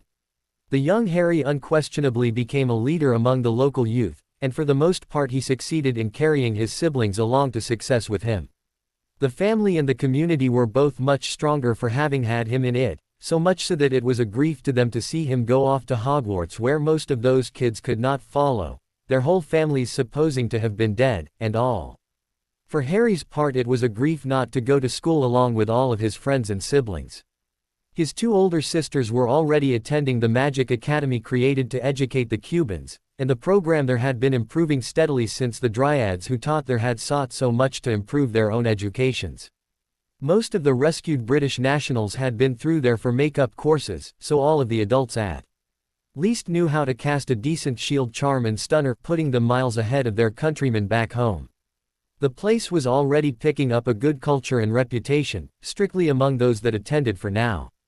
Albus kept his eye on the field of education, and it wouldn't do to let him know this place existed, as then he might start investigating where it came from and who attended, leading to the exposure of all sorts of secrets. Still, for Harry this was a whole lot to recall all at once.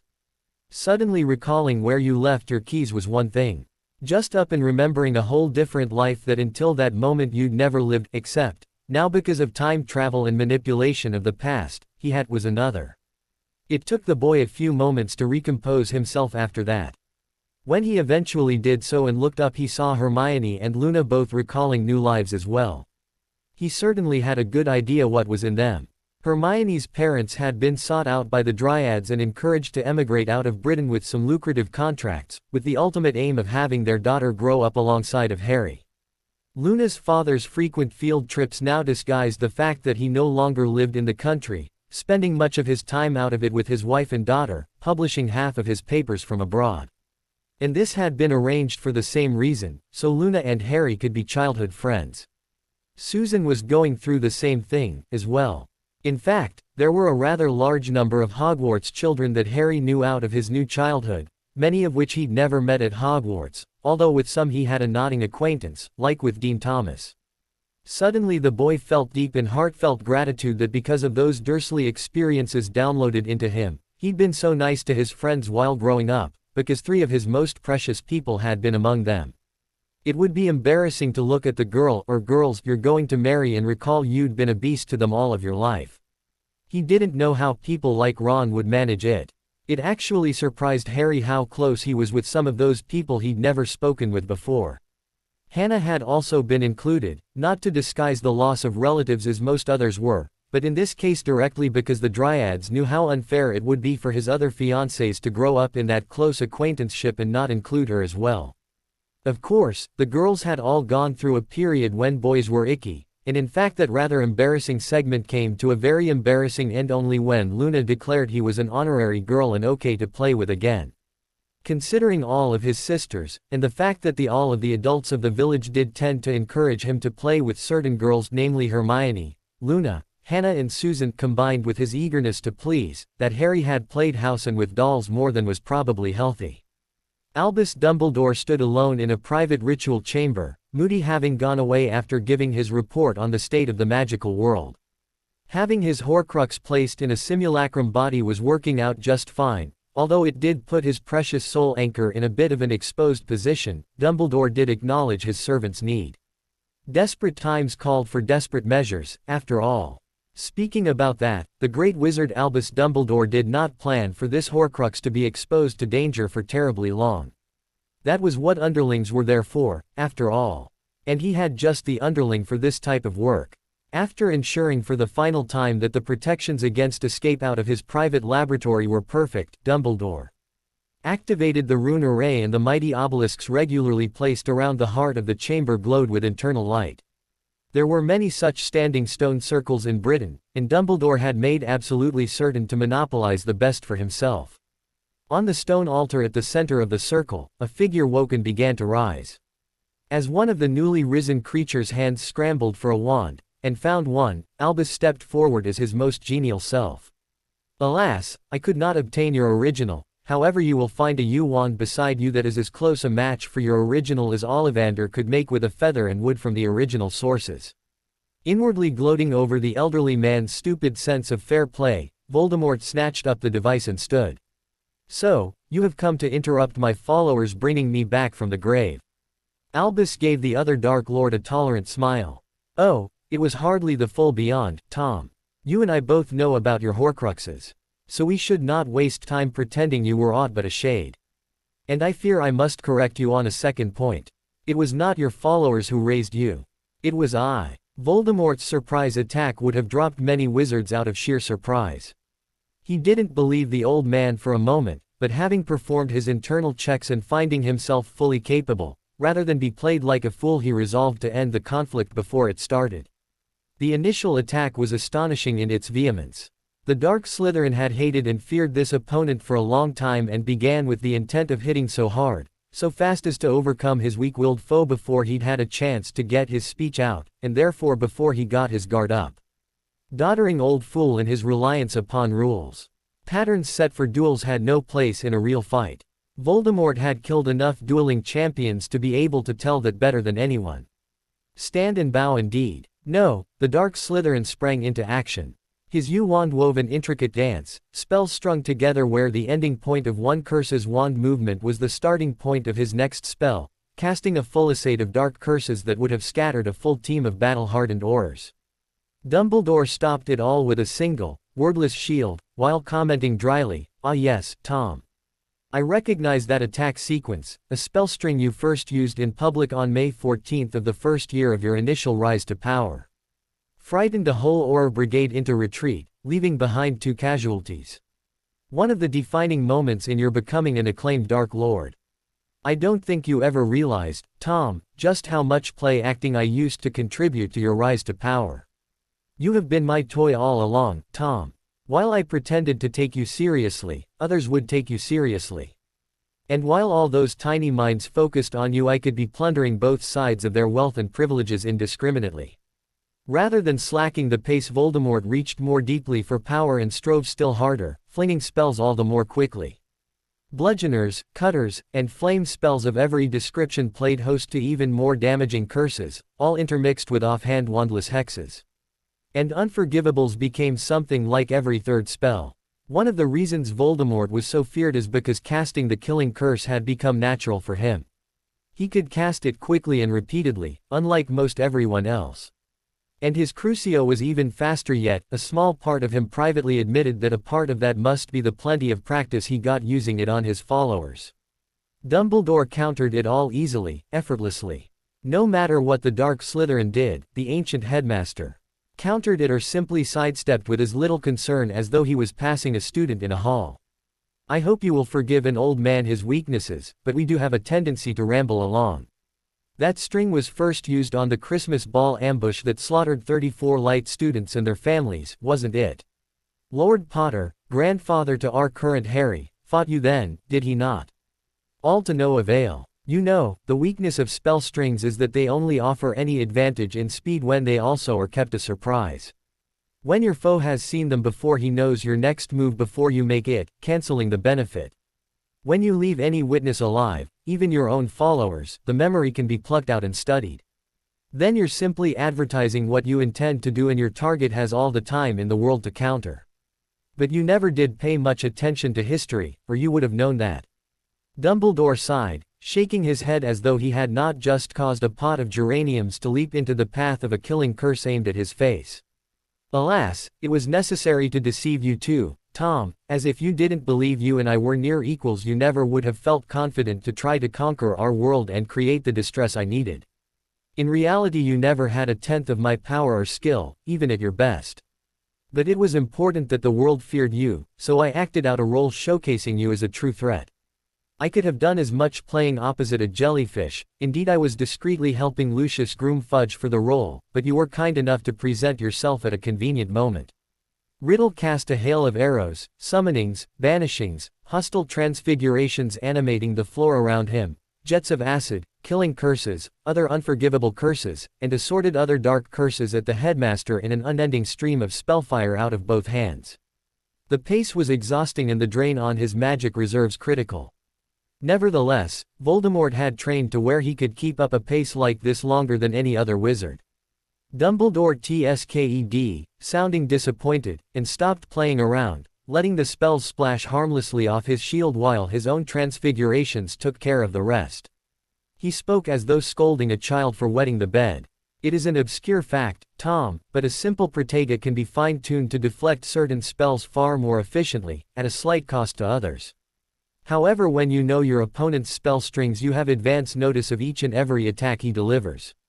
Why then it is as simple as humming a tune to get the counters specialized and his attack costs you virtually nothing to defend against. I've seen memories of your strings played out enough times that I know what spells you will deliver, and how long it takes you to cast each one. You have no secrets from me, Tom. Having seen too many of his unforgivables blocked by animated monkeys throwing stones to intercept them, monkeys that the headmaster had cast long ago and that hadn't destroyed themselves blocking, so didn't need replacing, Lord Voldemort paused only briefly before resuming in a completely wild and random attack. Dumbledore allowed himself to smile as once more he countered it all with the barest traces of effort. Ah, and now we get to the final weakness of spell strings, in that deeply ingraining reflexes to get the necessary speed that is the whole perceived benefit inevitably teaches you to react in patterns, and overcoming those patterns once they are in place leaves you slower and, yes, more predictable than if you had never learned to chain your spells together into the set forms of attack sequences. Combo attacks 14 moves long are not an advantage, Tom. They are dull and predictable. Yet learning to do them robs you of creativity and innovation that even novice spellcasters have. Many an accomplished duelist will spend his entire career hoping to avoid giving any clue at all, yet by your second spell I often know what your next 20 will be. As you frequently have favorites even among strings and all unknowing follow one string with the same one you chased it with before often enough they practically become part of the same sequence. Here you are trying to break up and diversify your assault on me, yet I see that was part 4 through 6 of a combo you were rather fond of, and that was the shortest of the broken chains you were trying to throw at me. The one before that was almost 8 moves long. I can bet on each spell to be followed by the ones you normally would and be right more often than not, Tom. Now forced to rest a bit longer than he would have normally allowed, the Dark Lord Voldemort decided he'd had enough of letting this pompous windbag get all the good insults in. If the old fool wanted to banter he could make use of that opportunity to conceal a bit of momentary recovery. You go on about the perfection of duelists, yet how many have I killed? 60. There went on that grandfatherly smile. Ah, Tom. Once upon a time that would have been worth 20 points to Slytherin. Sad how those times have changed. No, I made no claim dueling experts are perfect. They merely have one tool, practicing a completely unpredictable fighting style. However, their weakness is rather large in its own way, in that they are totally unprepared to meet several skilled opponents at once, an environment your attacks all too often fostered. Even if you did not mean to, the distraction of combat going on all around them often unnerved those used to fighting alone. Then, without any indication he was going to cast, the old man sent a silent spell that came completely without any warning telltales and smashed Tom Riddle's body up against the far wall with the force of a wrecking ball. Half the bones in his body were broken and he'd never seen it coming. No chance to block, counter or dodge, it was just there. Voldemort's first idea something was wrong, it had already hit him. And it was agony. Of course, the headmaster said smugly, walking forward calmly as though he was teaching a class instead of in a life or death struggle. It is possible to train for both advantages without the associated weaknesses. He gazed down fondly on his downed enemy while Voldemort struggled simply to lift his wand and point it towards his genial foe as Dumbledore came to loom over him. You see, Tom, ultimately the reason you are here is that it was important for my schemes that there be a crisis, an emergency to use as an excuse to gather wealth and power. Contented, happy people have no reasons to enter into bad deals. But scared, frightened people in need of protection. Oh, they will give up anything in return for a little, temporary safety. So I merely fought you to draws instead of beating you like an unwanted stepchild, as I could have. Instead I went on pretending that you were a much greater threat than you ever were. Now, however, it is important that you understand your place, which is below me. You are less than the worms under my feet, Tom. I could destroy you at my pleasure. Currently, it pleases me to leave you alive to serve me. What do you say? Panting, the Dark Lord Voldemort opened his hand, dropping his wand. Then, as he saw the old fool beam him a smile, he shot off from his other hand, still poised, a quick unforgivable killing curse at point-blank range. This time Dumbledore made no pretense of defense. He didn't even try to dodge, taking it full on, and it did nothing to him, not even shut him up. Ah, yes, the much-vaunted killing curse. Since you stopped training them, your followers would have been nothing without it. Unblockable and instant death. They needed no other spell to duel with. However, a protection against it was discovered, a boy who not only survived the curse, he reflected it back on you. Dumbledore laughed, pulling out of his robes a necklace, revealing a silver amulet marked with a lightning bolt rune glowing from within with an emerald light, which he dangled teasingly before his victim. I have been draining magic out of Harry Potter for more than a decade, Tom, using it, as you might surmise, to create amulets like this one, perfect protection against the killing curse. You may as well scream insults. They are more likely to hurt me. Sadly, I have not yet developed one that can reflect that curse instead of merely block it. However, blocking it is perfectly useful. Perhaps, if you serve me well, you might be gifted with one of these yourself, eventually. He was hit by an Imperio before he could even finish speaking. Dumbledore tsked again, body flinching at contact with a Crucio before he teased the Dark Slytherin about them in order. Oh, Tom, the Emperor's curse is only of use on the weak-minded, which sadly includes most wizards, but not myself. You should have known better than to try it. Also, the Crucio has its own weaknesses, and there are defenses against it. Perhaps, if you serve me well enough, I may even describe them to you. Lord Voldemort lay panting on the ground, body broken, staring in horrified disbelief at the man who'd taken all three of his unforgivables, only to prove they were all perfectly useless on him. He'd taken them all, smiling. It was at that point Tom realized he was beaten, just as the old man said. While the young teens were going through recall shock, Trelawney acted to remove the disfiguring potion on Harry. It was the mirror image of the one they'd used on Dudley's twin. Just like they'd caused that boy to look like Harry, they'd given Harry a potion to look like his poor abused cousin looking like him so he would not draw attention of the headmaster by coming to Hogwarts not looking sufficiently abused. Harry's trip to St. Mungo's at the start of this year to get diagnosed for his maltreatment had been a complicated bit of tomfoolery, taking his cousin their sans potion and switching their results, along with a minor confundus charm or two on certain healers, but it had worked out fine. The real Harry was anything but the poor abused orphan boy Dumbledore had planned on. Those in the know about the Dryads' plans had been using that sleepwalking spell to get workouts for years, and since he was a child Harry had been trained in martial arts by Sybil's personal trainer, Bruce Lee, who was the only muggle she'd put money on in a bare-knuckle fight against a troll, along with all of his girls, of course. They could hardly get more fit.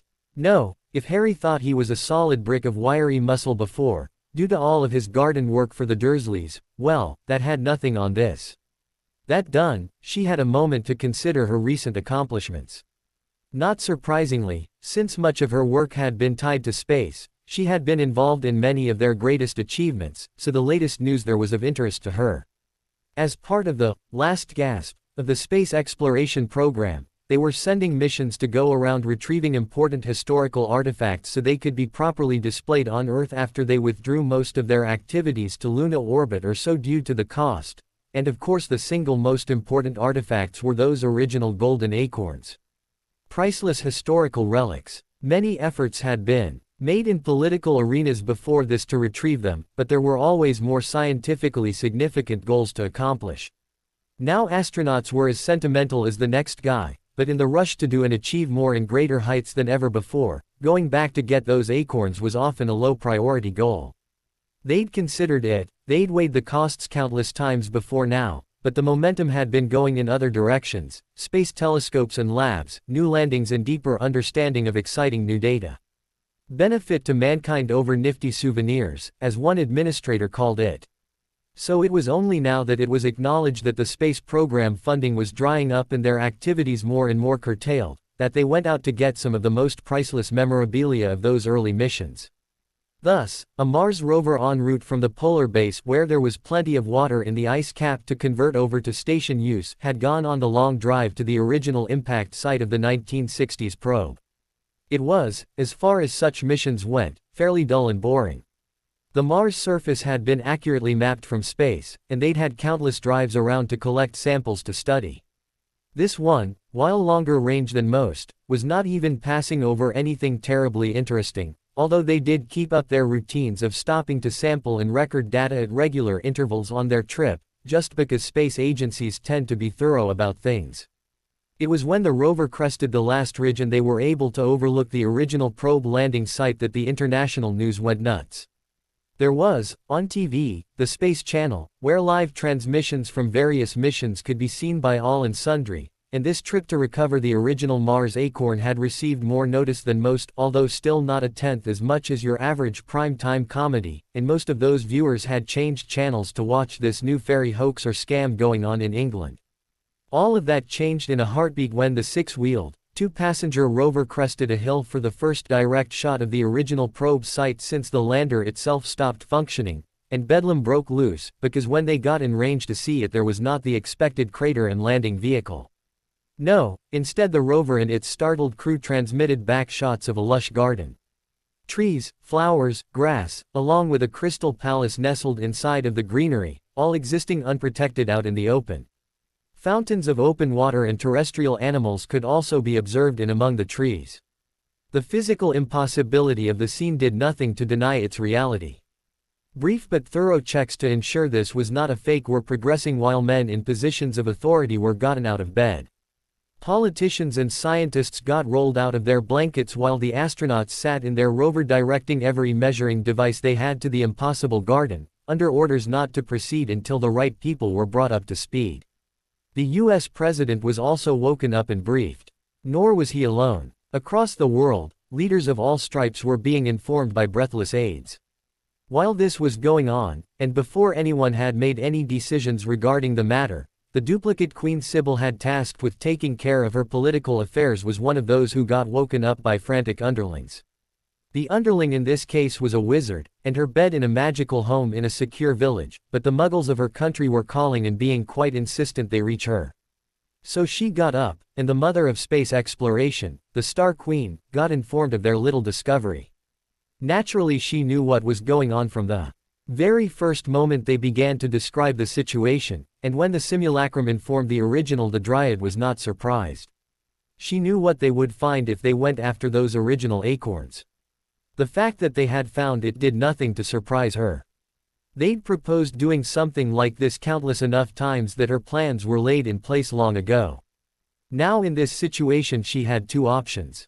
One, she could be honest, explain to the muggles the situation about the fairy being nearly extinct on Earth, be helpful, friendly, and open. Or she could be a fairy about it, and fairy are tricksters. Oh, the plan was still to tell them, be honest and helpful and friendly and all of that, but only after pulling a monumental joke on all of them, and this was truly a priceless opportunity. After all, the great strides made in space and the initial excitement about the exploration of planets had influenced their television shows and art as much as the scientific community's knowledge base. Seeing Harry and his friends would still be dealing with the shock of their new memories over the next few minutes, she saw that she had time, so she got dressed in her costume, calling most of her Dryad friends to go with her, all in their natural, super attractive Dryad forms. So, dressed in their very best dresses with magical embroidery that moved on its own, they zapped off to their trees on Mars and went to meet some astronauts. The brass of the space program were still getting their act together, dusting off old first contact plans or alternatively preparing for war, when the sight of all of this excitement got even more exciting, and the astronauts in the rover called home with great urgency, repeating their pleas for instructions. One of Sybil's favorite TV programs had lasted longer than MASH had in the original timeline, and was of course about space. So it was with a great deal of amusement that she and her fellows among the original Dryads went walking forth on the barren surface of the Red Planet, unprotected by mortal means from thin atmosphere, magical slippers not even getting dust on their feet as their magical gowns twinkled in the low light, forming a procession with her at the head as they walked forth out of the garden and approached the Mars rover with its stunned crew. Stopping a safe distance away before anybody freaked, Trelawney raised her hand in a very familiar gesture and spoke the first words ever heard by Earthman from an alien, or so they supposed. "Live long, and prosper," Queen Sybil said, raising the Vulcan hand symbol.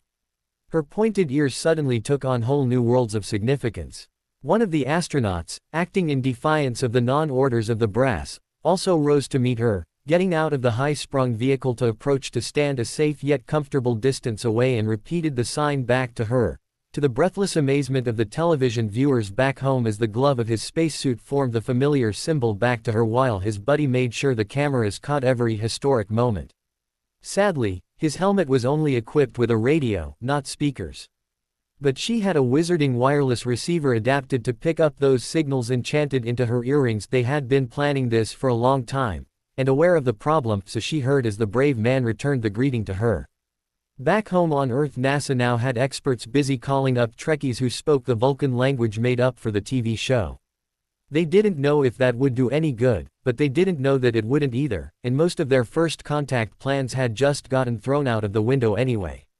Amusement twinkled out of every aspect of Sybil's face and mannerisms as she told the astronauts, "We'd invite you inside, but our fields that maintain normal atmosphere and gravity are deadly to your electronics. So if you were to approach much closer, it would destroy your equipment and you'd be unable to leave or to transmit data home, save perhaps by postcard.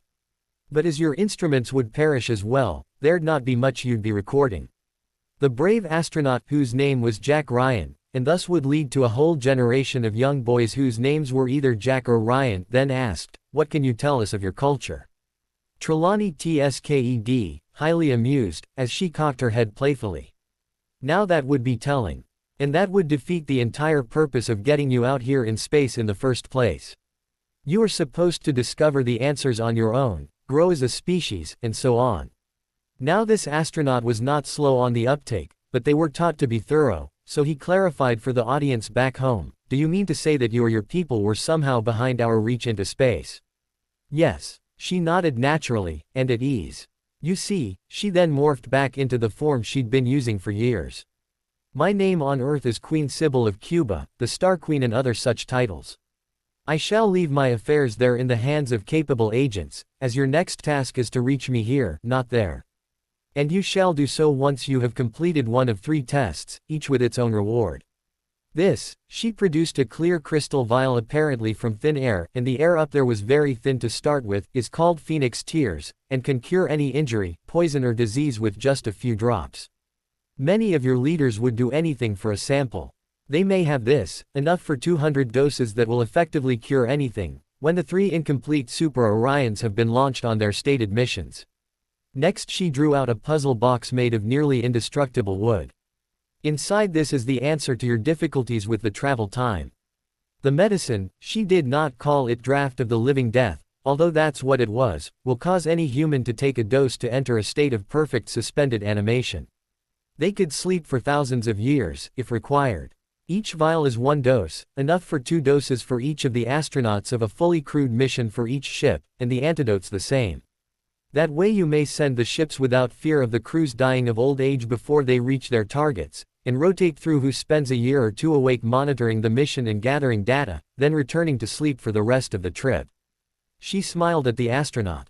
The test here is twofold. First, the puzzle box, which shall not be easy. The second is one of honesty.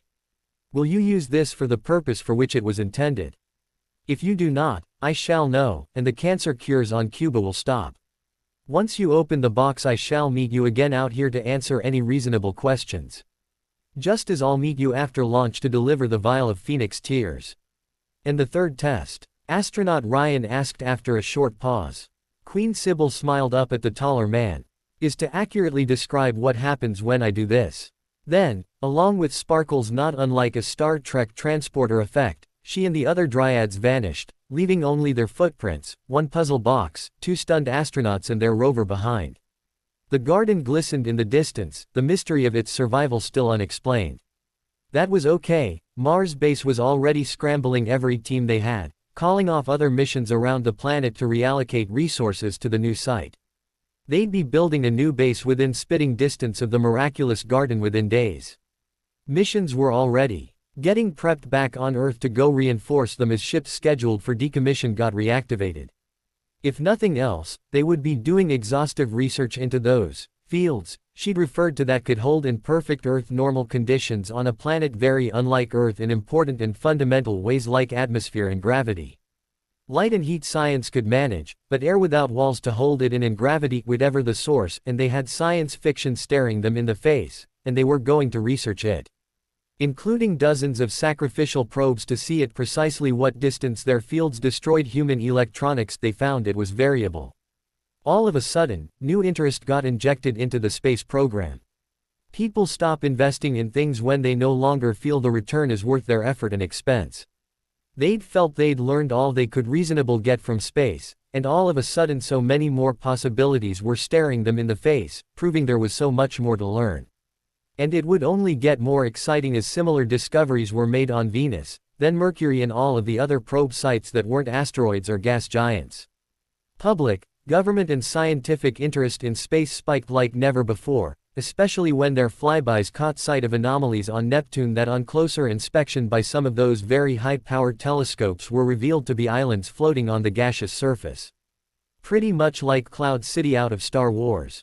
Gas giants were a little unsettling to live on, as Sybil knew from experience.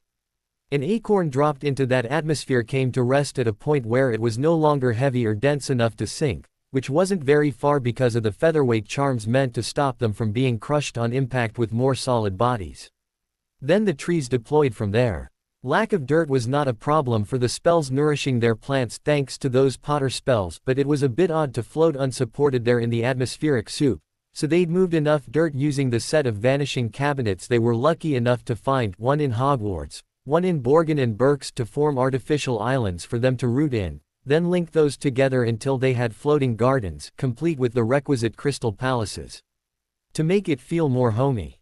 The 60-acre giant fiber mats enchanted as flying carpets they'd added to help support all of that weight had cost a pretty penny.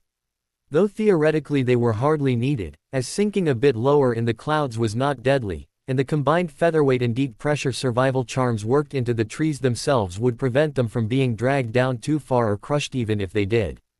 Thanks to the spells of Harry's family they were immune to the weather, and a bubblehead charm was able to form and keep a bubble of air despite the pressure of being underwater, so it was easy enough to keep out other gases at any pressure to which the trees were able to sink. So, while a little weird, it was perfectly livable. That house-sized bubblehead charm was actually priceless on Venus, as it didn't matter if it rained acid, they had their own little bubbles of Earth normal conditions to dwell inside. Asteroids were almost the reverse problem to the gas giants, no gravity or pressure instead of too much, but they'd already begun working on linking them together to create a sane and respectable planet to live on.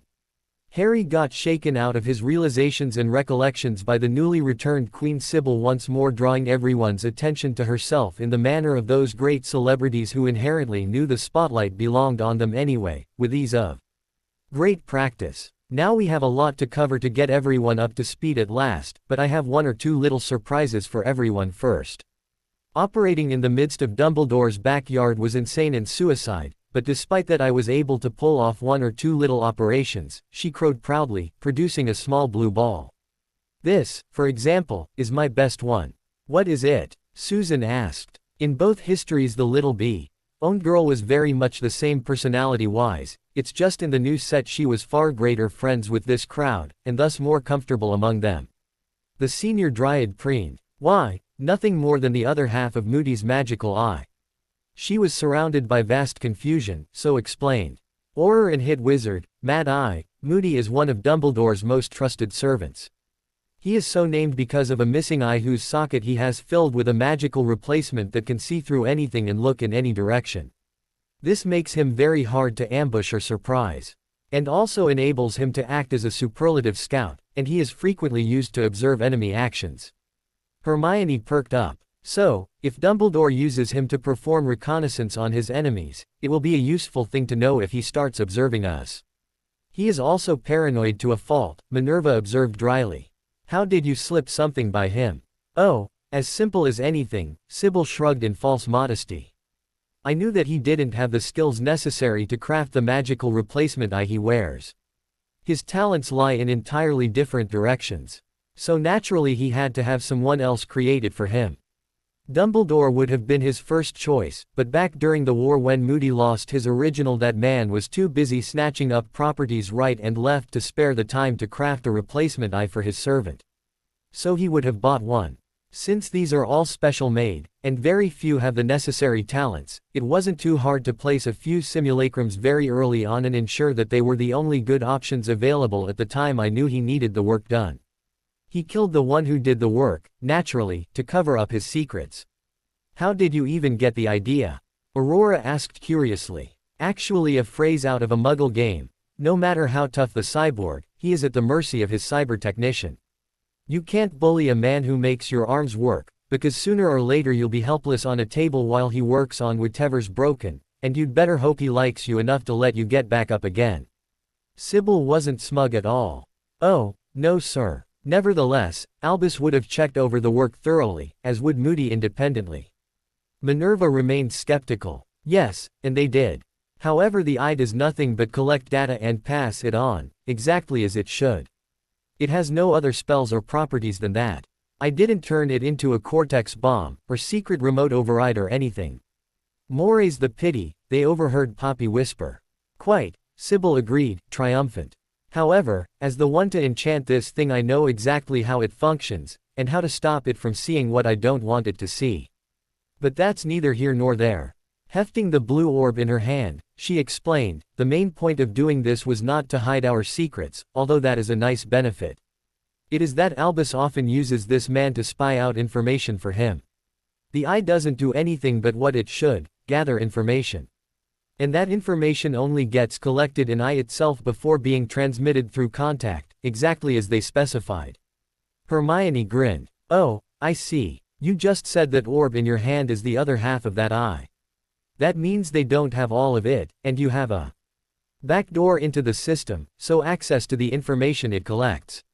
Exactly. Queen Sybil crowed. Magically this small piece of enchanted rock is still a part of the eye Moody has been wearing for years now.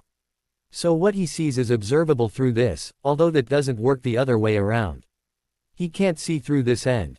I got the idea from a Muggle wiretap. Phones on both ends still work properly, but the conversation is overheard by a third party. That's essentially all this does. But, as one of Dumbledore's most trusted agents, Moody would often be in a position to see sensitive things. Minerva couldn't resist a smirk. Exactly. Queen Sybil crowed. I've got it hooked up to a recording pensieve, one able to play it back at high speed, so can review it at my leisure and save out what's important. That's ingenious. Hermione exclaimed, clapping her hands excitedly. The divination professor accepted the praise with a shrug. Well, it simply struck me that Albus is an information junkie for a reason. Knowledge is power. And with a little insight into what one of his most trusted agents was doing, we'd have a little access to what the man himself knows. Nothing perfect, I know, but a taste of what to look into in more detail. So what is he doing now? Can we see? Nodding to Hermione's request, seeing the others were still a bit dazed by their recovered memories. Although that girl's past was far from unchanged, she'd always dealt with the memory assimilation better than the others. Sybil activated the projection feature of the orb's holder.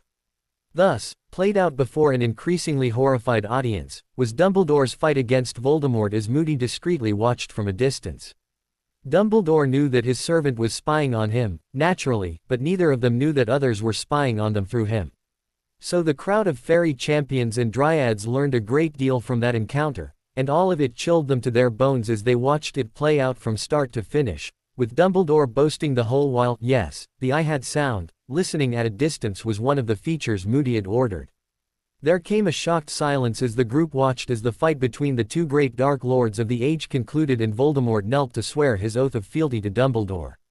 Harry swallowed around a heavy lump in his throat, knowing that he had not practiced most of his inherited abilities. Voldemort had been fighting at a level that was far beyond what Harry could currently do, and he'd lost.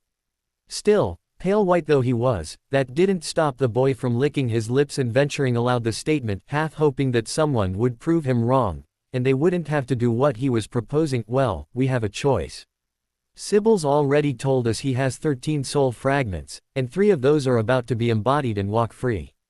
We can let this scare us, and fall back, in which case we have to deal with all 3 at once. Or we can muster every resource we can and hit this guy by ambush. Luna raised her eyes resolutely. He's got to die. That is a needful thing. Hermione's stomach was full of butterflies. Feeling like she was forming a brigade of mice to go attack a cat, she added her own observations. While he was dueling, he said that he was tuning his shields. He even admitted that preparing to stop one spell makes it weaker against others. So if we had a large number of wands firing many different spells, he couldn't tune to best advantage against all of them. It ought to exhaust his energy. She tried to venture forth a brave smile. Harry himself kept trying to work his courage up to this. Well, one thing we know for certain is that he loves his precious reputation. So he won't go everywhere with Voldemort hanging off his elbow. He won't be seen that way anywhere if he can avoid it. So once he sends his newest servant on his way and heads back to Hogwarts, we ought to be able to catch him just outside of the ward line, all alone where he doesn't have allies or the defenses of the castle itself to protect him. That would give us our best chance, Hermione agreed, feeling sickly. Nobody else was any more eager to go into this situation, but they could all see that waiting around to face 3 of him would be worse. Minerva leaned over the pool to observe. I know Albus. He'll spend a good 2 hours gloating before giving any instruction to his, new hire, and those will take another 3, at least. Given that, he'll probably seek to arrive at Hogwarts right before the evening meal. For what it's worth, I know the spot he arrives at. He is actually very habitual about some things. Harry sighed, stating, it's worth a great deal, as that give us an opportunity to go round up some Death Eaters. I can summon them myself, and this is a case of, if I don't, our enemy will. So if I go get those guys on our side, then we at least deny them to our enemy, and can probably use them to help us in this attack. A few hundred more wands ought to really improve our ambush. Susan ventured a small and frightened smile at that news. At those odds I almost start to feel good about this fight. Hannah nodded, feeling much better about her friends now that they'd been close to each other their whole lives. Continuing on with this relationship didn't seem bad at all now, so she joined them in pretending more bravery than she felt. Not to mention we don't feel bad about losing some of those murderers. All that means would be that our enemies wouldn't be able to get his followers back somehow. Cannon fodder, Harry nodded. Napoleon, who was short, put all of his tallest men at the front ranks of his armies to feed the enemy cannons. He knew the artillery was going to kill somebody, and the front ranks would be it, and he didn't like tall men. To this day the French are shorter than world average because of it. But it was those acts that coined the term, cannon fodder, i.e., food for cannons. Susan twinkled. Well, I have nothing against tall men, but Hannah is right. If we are to lose anyone in this fight, I'd rather it be Death Eaters. Agreed, came all of the available voices. Harry sagged in relief. Anyone who'd seen that fight knew going up against the headmaster would involve casualties.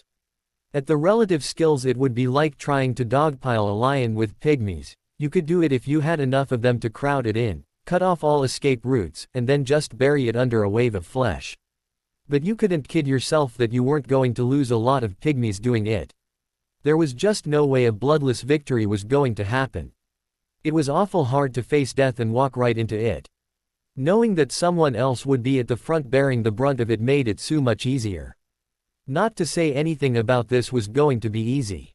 Fighting a wild dog who was chewing on your leg required a degree of mental fortitude that was plainly and simply beyond most people. Better to give it a steak to chew on, or, worst case scenario, somebody else's leg. Then you could focus your mind on killing the beast before it did any more damage. Marching towards slaughter when it was your own side that was about to get slaughtered was enough to defeat fighting spirit all on its own, and without the will to fight, no victory could happen. Dryads he could lose and at the same time not lose, that was the beauty of it. Death Eaters he could afford to lose and not care about. Hermione, Luna, Hannah, Susan or himself were all different matters entirely. All of those core people were irreplaceable. Yet they had to be risked anyway. Still, this boy had been raised by Lily and James Potter, along with the rest of the true Marauders as uncles. And, as Snape could personally attest, there was very little difference between their abilities staging a successful prank on an enemy and blasting him to bits, except for intent. The guards at Azkaban prison were a joke. They depended too much on the Dementors to do everything, and while Tom Riddle had dark rituals to allow him to command those creatures, Harry had something better. His unicorn nature repelled them just as effectively as a fully corporeal Patronus. They could not bear his presence. Well, that was refreshing. He felt like a lantern chasing shadows as he'd entered the prison, darkness fleeing into the farthest corners to escape his approach. In all, it was a very effective way to overcome the real guards. The Aurors and Warden, all barricaded up behind wards where the Dementors couldn't reach them, were no better. He'd never even had to face them. They'd relied on a combination of alarm spells and the Dementors to alert them to anything. The Dementors were too busy fleeing out of his presence to alert anyone to anything, and the spells were childishly simple to bypass. Harry did so for 3 very good reasons. One was he needed the Force to use against Dumbledore, and while these weren't in good shape, the Death Eater locked up in here had once been crack troops.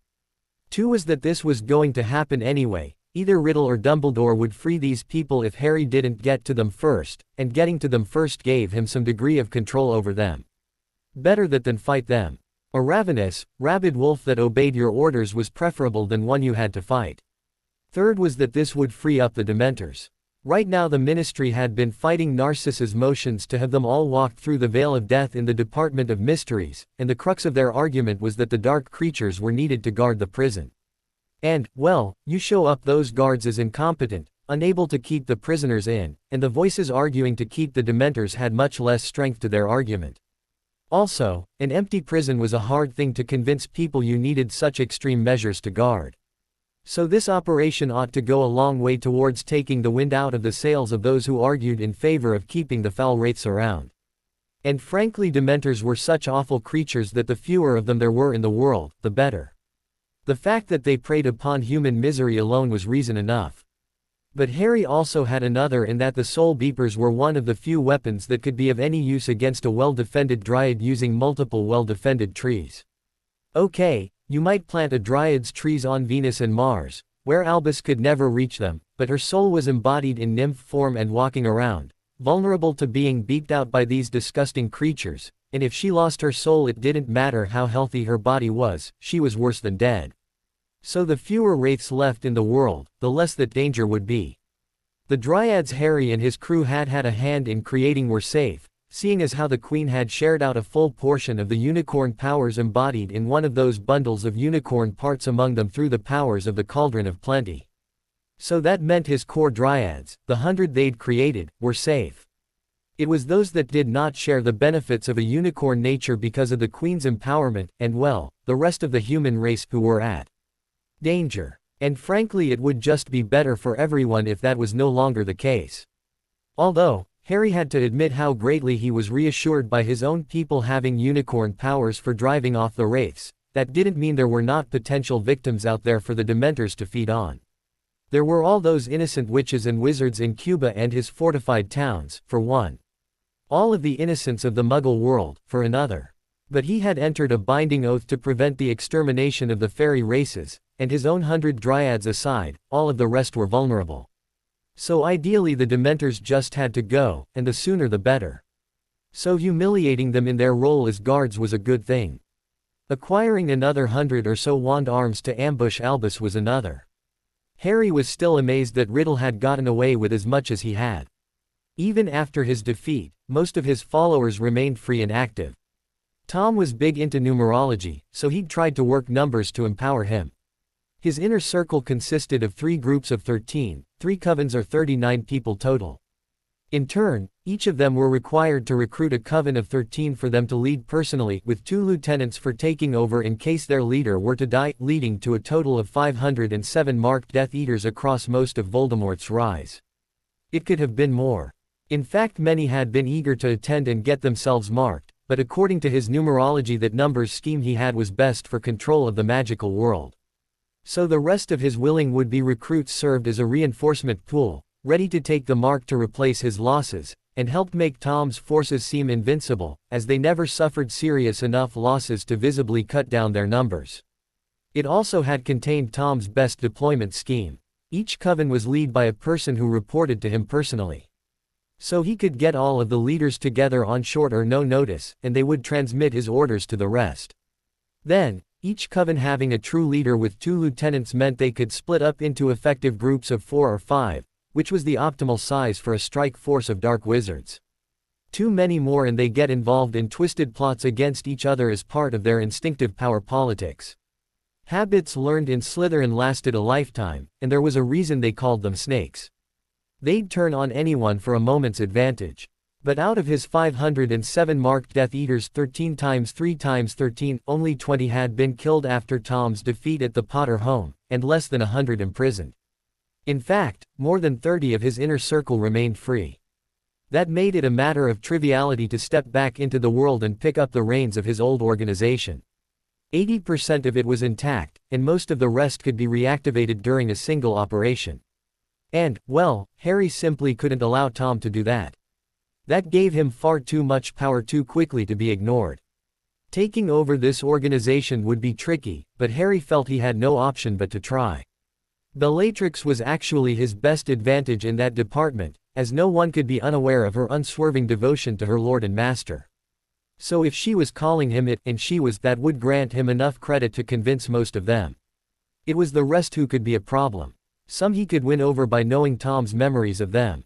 Some few could be convinced by him wearing the proper face. But there were a few who would be clever enough to require some special methods of handling. However, most would be gotten on his side by the combination of the right face, having Bella on his arm, and knowing the secrets of their dark marks enough to summon them. And most of the rest could be borne along with the tide if he had a substantial group already convinced. Since being broken out of this prison would win the loyalty of just about anyone who didn't fall into one of the previous groups, and they could then stand in turn to declare him their lord and master, that would convince all but a handful of the rest. And that handful would not declare their suspicions out loud or immediately, so he could deal with them later. Right now he had some Death Eaters to free and take ownership of. Evil was such a tortured mockery of good. Here these people submitted to Tom out of a combination of greed and arrogance, but once they took his mark they became his avs. He'd lured them in with promises of wealth and power, then robbed them of both. Once marked, their fortunes were his to do with as he pleased, and they lost the most basic freedoms any common fool had. They would obey his commands or die. Because of their pride and what they'd thought was their nobility, they had submitted themselves to his utter domination. On the other hand, what compliance good required was given voluntarily, with a full knowledge of what that entailed and the ability to back out if that changed. So the same principle, obedience, done the evil way was Avery and bondage. Done the good way it was freedom and cooperation and mutual benefit. The difference was the principle of force. Evil took what it wanted and toughly punished disobedience. Good made requests, rewarding obedience to its principles, and the only punishment for non-compliance was a lack of those same rewards. Of course, one of the biggest of all of the rewards of good was ultimate freedom from evil. Not necessarily in this life, but eventually. And lack of that was probably the most dreadful punishment of all, because evil caused misery, so to be stuck with it for eternity was the worst sort of hell. Avery clutched his arm as the familiar painful signal of a summoning burned. It was most unexpected, as just yesterday the mark had been more faded than ever, following a recent trend started just last month where the last vestiges had begun to disappear until it had become effectively invisible. Now, however, the mark was back in full force. His master had returned, and Avery didn't know to be elated or filled with dread. Quietly excusing himself from the budget meeting on some pretext, he left the ministry building and apparated away to his house, where he put on the robes of black dragonhide and specially enchanted mask, before going to meet his risen lord. It was to the Malfoy home to which he was summoned this time. Hardly surprising, as the Malfoys had often arranged to be in special favor with their lord. Avery met the Carrows outside of the gates, and they all held up their dark marks, acting as keys to the wards on the gates, which parted to let them in down the long drive. But instead of to the main house they felt drawn aside to the large outbuilding made to house the family's collection of carriages. Avery noted several things at once. First, that the ground floor had been cleared of the antique vehicles and more than 100 of his fellow Death Eaters already stood in rows. It was to be a full meeting, then, not just the inner circle. A fitting setting for the Dark Lord to announce his return.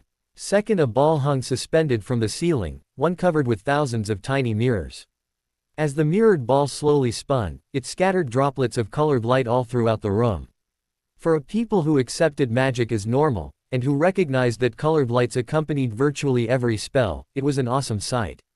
Avery took his place at the head of his coven and stood patiently, waiting in silence for the others to arrive. It did not take long. Before them, lounging on Dumbledore's golden throne, obviously pinched from Hogwarts, a mighty feat, that, one well worthy of impressing on them the power of their lord, with Bellatrix Lestrange curled up on one side and Narcissa Malfoy on the other, lay their recumbent lord, his robe sewn with tiny jewels. At last, minutes later, the last had arrived and Voldemort drew himself to his full and impressive height, first calling them out one by one to reaffirm their oaths, then announcing, "They like to think we are bogeymen.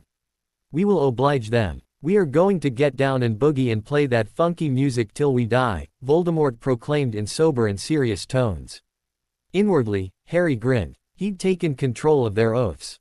And for a man with the skills and experiences of the one who was able to get a proud culture of ultra-conservatives to accept tattoos of a snake violating a skull, it was no problem at all to get those same marked followers wearing rhinestone-studded costumes. Thus became the creation of the Disco Eaters. Dumbledore never stood a chance. Minerva had pinpointed the spot he used to apparate in, just outside of the castle wards, on a quiet side near the forest or where the Forbidden Forest used to be. The new growth there put in to replace it was just sprouts, and working together they had raised the surrounding land into a cupping shape, like a natural amphitheater. This served two important purposes. One is there are only so many people who can even see a target person when they were all standing on level ground together, so in order to crowd all of their combatants in to have clear sight to the target they needed to slope the ground. The second was their fields of fire. There is a reason why a firing squad is a single line of troops, standing on one side of the target. If you all crowd around in a circle, every shot that misses the real target was going to hit a friendly soldier on the other side of the ring.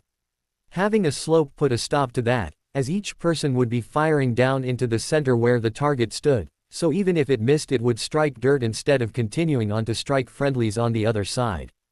That meant they could mass the firepower of an incredible number of people onto a single point. And, as Harry had told his friends in the past, 50 people all firing together could blow through the best shield he had, even if all they threw was a tickling charm. Between nearly 500 Death Eaters, 100 Dryads, and the fairy champions themselves they had substantially more than 50, and would not be throwing tickling charms. They wouldn't be throwing unforgivable curses, either, because they had forewarning that he was immune to those. But the collection of curses and injuring hexes would have dropped a herd of dragons.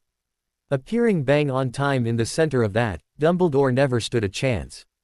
Unfortunately for our heroes, they'd ambushed the wrong simulacrum. Warned by Moody, who'd fallen prey to what he'd felt were their traps before this, and paid particular attention to detailing to Dumbledore his many deaths at these unseen assailants' hands already, the headmaster had elected to follow caution, scrying ahead, then sending a perfectly ordinary simulacrum in his place when he'd discovered their preparations. Flush with victory from having trapped Dumbledore, Catching and destroying him, the allies were shocked only to be ambushed in turn by an army of werewolves led by the actual Dumbledore who'd been observing this remotely. Behind him, Tom activated the Dark Marks, taking his stolen followers out of the fight in agony. The Dryads flashed away to safety, but nobody else was able to get clear. The werewolves outnumbered the wizards 5-1, and had appeared right in the midst of them. Werewolves were dangerous for several reasons, among them their ferocity and resistance to most spells. However, it was their speed to which lay credit for most of their danger to wizards, as by the time they are within range to cast spells at, they are only a single bound away from your throat, and they could cross that distance in the space of a heartbeat. No, for most wizards, once the were was within range to cast a spell at, the wolf had already won. Behind this came a second wave consisting of giant acromantulas, expertly bundling up the downed wizards in cocoons of silk.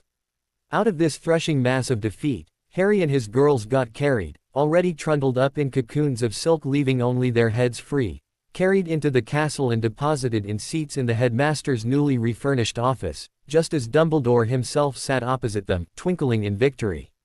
"Ah, Harry," the headmaster beamed. "It seems that you have chosen to join us in the game as a player, instead of just the pawn. A pity. You would have lived so much longer and enjoyable a life as my servant. Perhaps you would care to join Tom as my lieutenant." The unicorn parts of Harry were screaming that not only was this man evil, but his words had nothing trustworthy in them. Whatever he was saying, it was a trap, not that he'd have been inclined to believe him anyway. "What? Nothing to say?" The headmaster twinkled, grinning triumphantly. "Alas, I fear your resolve will do you little good, for I have already called for my good friend Severus to bring us a vial of Veritaserum." Harry tried his best to hide his reaction, eyes already scanning the renewed office, but that statement told him several things. For one, this copy of the headmaster was not fully caught up on recent events, if he expected Snape to answer his summons promptly. That meant there were gaps in this simulacrum's knowledge, and that could be used to benefit them. "Harry," Susan asked from her own cocoon, obviously not having reached the same conclusions yet he had. Harry gave the old man a direct stare. "The wicked flee when no man pursue. The righteous need have no fear of death, for they know their reward is glorious. I'm not afraid to die, old man." Turning to his girls, he said, "It's when things look blackest that you mustn't quit." He winked, and his girls' eyes widened in O's of hopeful surprise. Dumbledore chuckled openly. "Ah, I never cease to find amusement in the humble lies light supporters tell each other. You have already lost, my boy. But I shall be glad to enjoy your despair as you find that out for yourself. But in cases where my prisoners verbally reinforce each other, I always find it speeds interrogations along if I separate them. Your friends can wait on their own until Filch arrives. His enthusiasm for pain has its own kind of magic to it. There is a reason why I maintain him, allowing him to keep and polish those torture devices he adores so, as he is quite adept in their use. Yet more evidence he's not current if he doesn't know Filch has been sacked, and is no longer in the castle," Harry thought. Dumbledore raised a wand. Doors opened, and the four girls and their chairs all flew backwards into separate holding cells before being sealed off. The headmaster then noticed the boy's eyes had latched onto his ebony stick. "Ah, I see you have learned more than I ever anticipated you should. Yes, this is the fabled Elder Wand, although it may surprise you to know it is not the original." "No, the original was broken when Gellert and myself struggled over it, snapped between us as we each held part, trying to pull it away from the other. A tragic loss, but one not incapable of being fixed by magic, as I used very rare and wonderful magic to bring out of the dead cells of the original a living elder bush, and a live thestral. It was, in fact, sire to the herd Hagrid keeps upon the grounds. Ollivander now keeps me supplied with duplicates crafted according to the original specifications, made from these sources." Harry correctly assumed this banter would be obliviated post-interrogation, while the headmaster took his seat. It had been a fair while since this old man had taken residence in the headmaster's tower. The wards had been screwed with to not retain any information, so the old man probably assumed they had no recent messages waiting for him. A far cry from the swamped and overworked condition he'd left it in. Harry, of course, did not correct his assumption. But seeing as how the wards had no new information waiting for him, the headmaster began to pry into other sources of secrets, and triggered the delivery of a backlog of mail. It had been building up there for weeks, the original too busy to process it. Ah, Dumbledore sighed into his seat, feeling happy and friendly as he picked up a number of packages addressed to Harry out of the stack. You don't mind if I read you mail while we wait for Severus, do you? He chuckled darkly, staring at the boy over the tops of his glasses. Yes, my boy. You see, you have no secrets from me. Not even your all post is unknown to me. The man ripped open the package containing a shipment from a furniture factory. A bomb fell out and the office exploded. What happened? Hermione yelled as Harry opened the door to the inferno that had consumed the main office. The incoming flames consumed the ropes that held her bound, as well as the seat she'd been sitting on. Napalm bomb I mailed to myself before I learned he'd done the ritual to be immune to fire. Harry yelled back to be heard over the roar of flames. I always knew he was intercepting my packages. Hermione accepted his help to rise, and brushed the ash of her ropes off her. How did it kill him if he's immune to flames? He is. His simulacrum wasn't. Harry yelled back in answer, leading her on to the second door. Before opening it, he hefted an old-style signaling horn. He had a horcrux in the center of the pile of snow, animating it. But while it was protected, the pile of snow wasn't. He's intelligent, but not infallible. And it's when he tries new stuff like this that he hasn't tested and perfected over centuries that he makes the most mistakes. After he'd rescued the other girls and carried them out of the inferno, Susan and Hannah had been kidnapped and put through the fire protection ritual in their sleep by the Dryads during their little time twisting. They all sought an explanation, which he repeated for their sakes. What are you going to do with that now? Hannah pointed to the horn still held in the boy's hand. Destroy it. Destroy the horn of Roland. Never. The boy shot back with a grin. But it is a horcrux. Dementor time. Hermione mused. Oh no. Luna shook her head. First create a new body for the headmaster, then separate out the soul fragment within that horn to animate it. All eyes turned to her.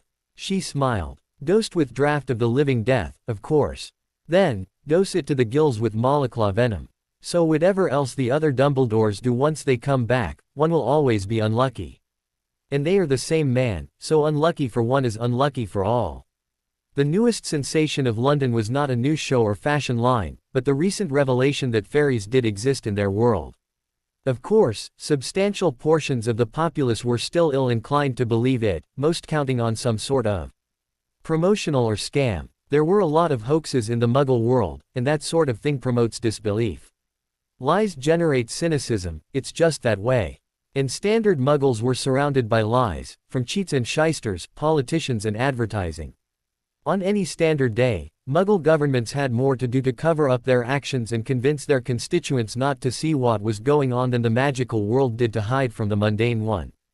It was the Muggle William S. Burroughs who said, "A paranoid is someone who knows a little of what's going on."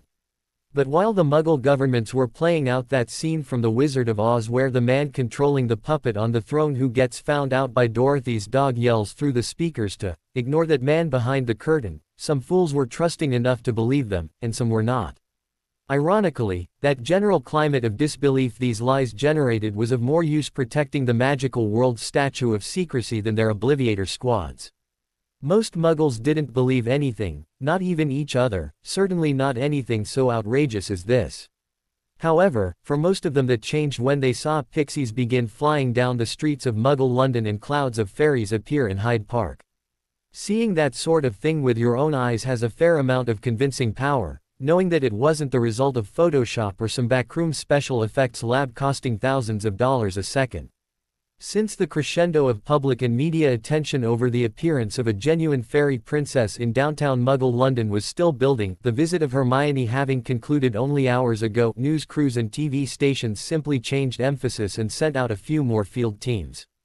Doctors and scientists would be crawling all over the original contact site for ages, much like archaeologists over a tremendous new find, but the crowds and news crews got out of there as soon as a new source of excitement got mentioned. And what an event this turned out to be. This time there were cameras trained all over before the first hint beyond the appearance of large flights of pixies and fairies, which was quite a hint in itself, come to think of it, of anything out of the ordinary happening. A hole opening up in the ground would normally have drawn no more attention than a call to the groundskeepers to bring a few shovels and some dirt to fill it back in again. This time, however, it became the focus of some intense and furious scrutiny. Those news anchors and camera crews who remained focused on other things quickly repented of those actions and changed their minds about what was important when a white rabbit came out of that hole.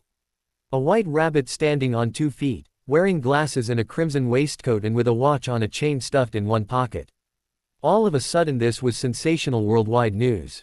All of the networks suddenly patched in the feed so they could broadcast it.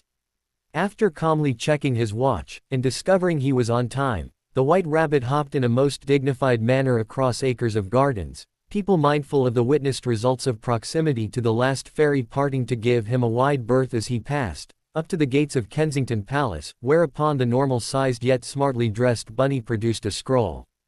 Drawing himself up to his full 20 inches in height, not including 4 more from his ears, the white rabbit delivered the ribbon-wrapped scroll sealed with a wax stamp into the hands of a nervous guard, who had to nearly kneel to receive it, and proclaimed in a loud voice, "You will inform Her Majesty, Queen Elizabeth II of England, that Her Majesty Queen Alice of Wonderland will be visiting tomorrow for breakfast, and to see to all necessary preparations.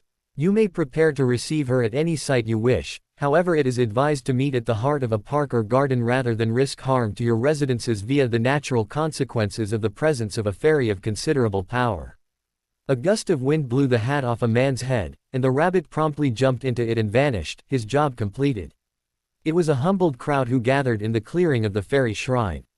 But despite that, Harry set aside his own feelings to go about quickly preparing a recently created body of Dumbledore to receive the fraction of his spirit captured in that horcrux, preparations such as dosing it with draught of the living death, paralyzing it from the neck down by cutting the spinal cord in just the right place. You got some pretty gruesome skills from inheriting the memories of someone who'd closely studied zombie creation, blinding and deafening it, then wiring the jaw shut and encasing the limbs in lead just in case Dumbles could overcome those first 2 impediments. However, the girls felt a need to talk. If nothing else, it served as a welcome and needed distraction from the gruesome things Harry was doing, yet that all agreed were needful. Harry, didn't Snape not learn potions this time around? If so, why would the headmaster send him for Veritaserum? Hannah inquired. It had been bugging her. On the one hand, she had the memories of him being the most rotten potions teacher ever, and on the other the most rotten substitute for all of their classes. Frankly, his teaching skills stunk in either lifetime, but in one she could distinctly recall his brewing skills being praised, and this lifetime wasn't it. Hermione answered for him. In either timeline he's still Dumble's pet dark wizard and purveyor of illegal wares. In this one the headmaster might have Narcissa to brew stuff, but she's not ever been as trusted as Snape. Susan sighed tiredly. Veritaserum is illegal to use in just about any capacity. Too many years of dark wizards who didn't want to get caught by it getting jobs in the government, then making laws against this or that application of it to protect themselves so they didn't have to give up their secrets. It's also mildly illegal to brew or to own, but the fines are not nearly as bad as for using it. It goes back to information control. Minerva approached to add, pulling off her mask. Narcissa, like most of the staff of Hogwarts, has never been among those rarefied heights of Dumbledore's servants trusted enough to be allowed to know what the headmaster actually uses her services for, and in fact is encouraged to think the illegal potions she brews go to the ministry. Snape has been the middleman, acting as go-between to handle the illegal wares on their way to use in illegal crimes. Oh, they all sighed, even Minerva. Completing his task, Harry looked up and saw the defeat in everyone's eyes. In truth, he'd almost forgotten that they'd only just lost a battle.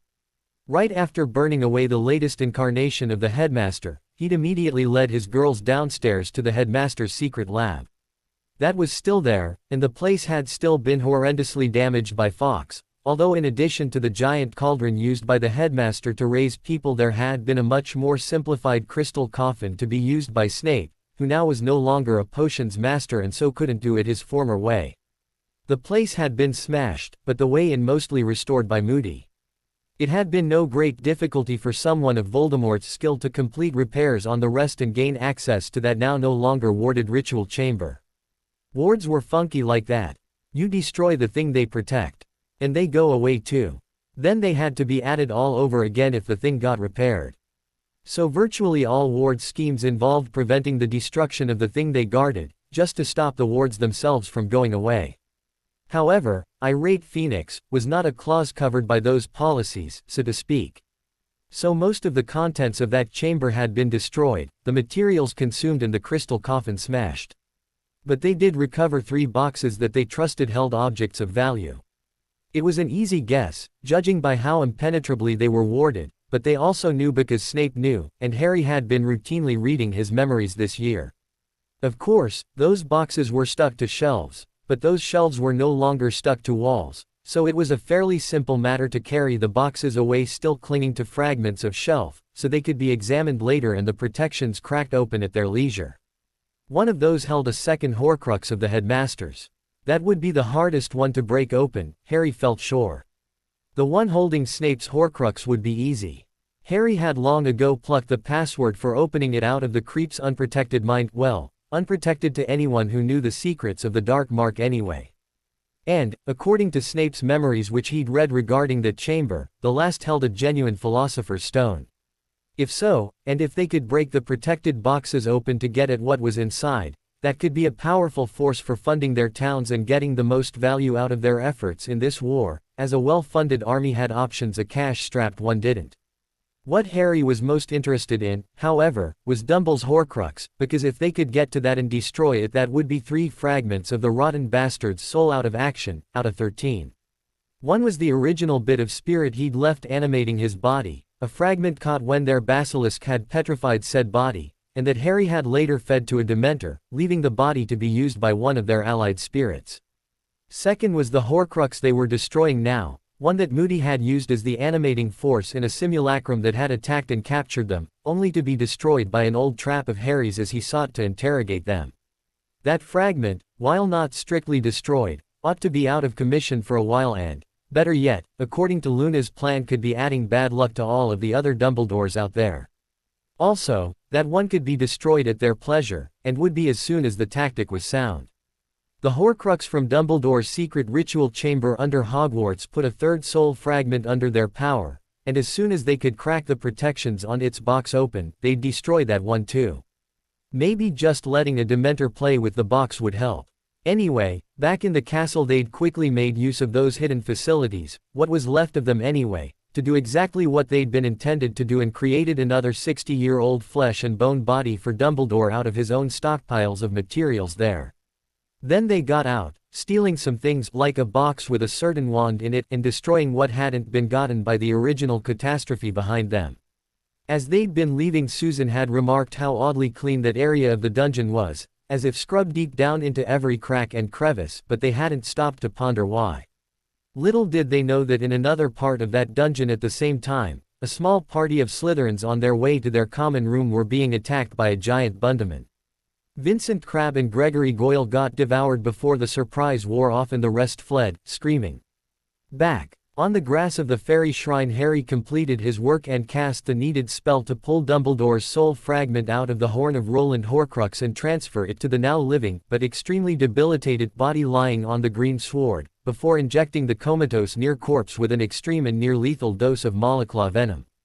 That dealt with, he sensed it was now time for him to handle the other emergencies, like the crushed morale of his troops. They had every reason to feel defeated. They'd been outthought, outflanked and outfought in that battle.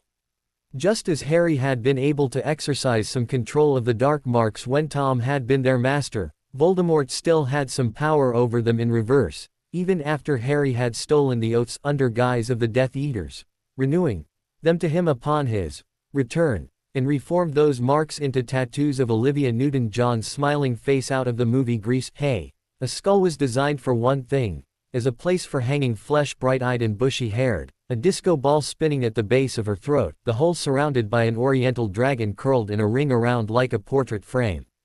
Tom no longer owned the house, so to speak, but he still had keys to the door.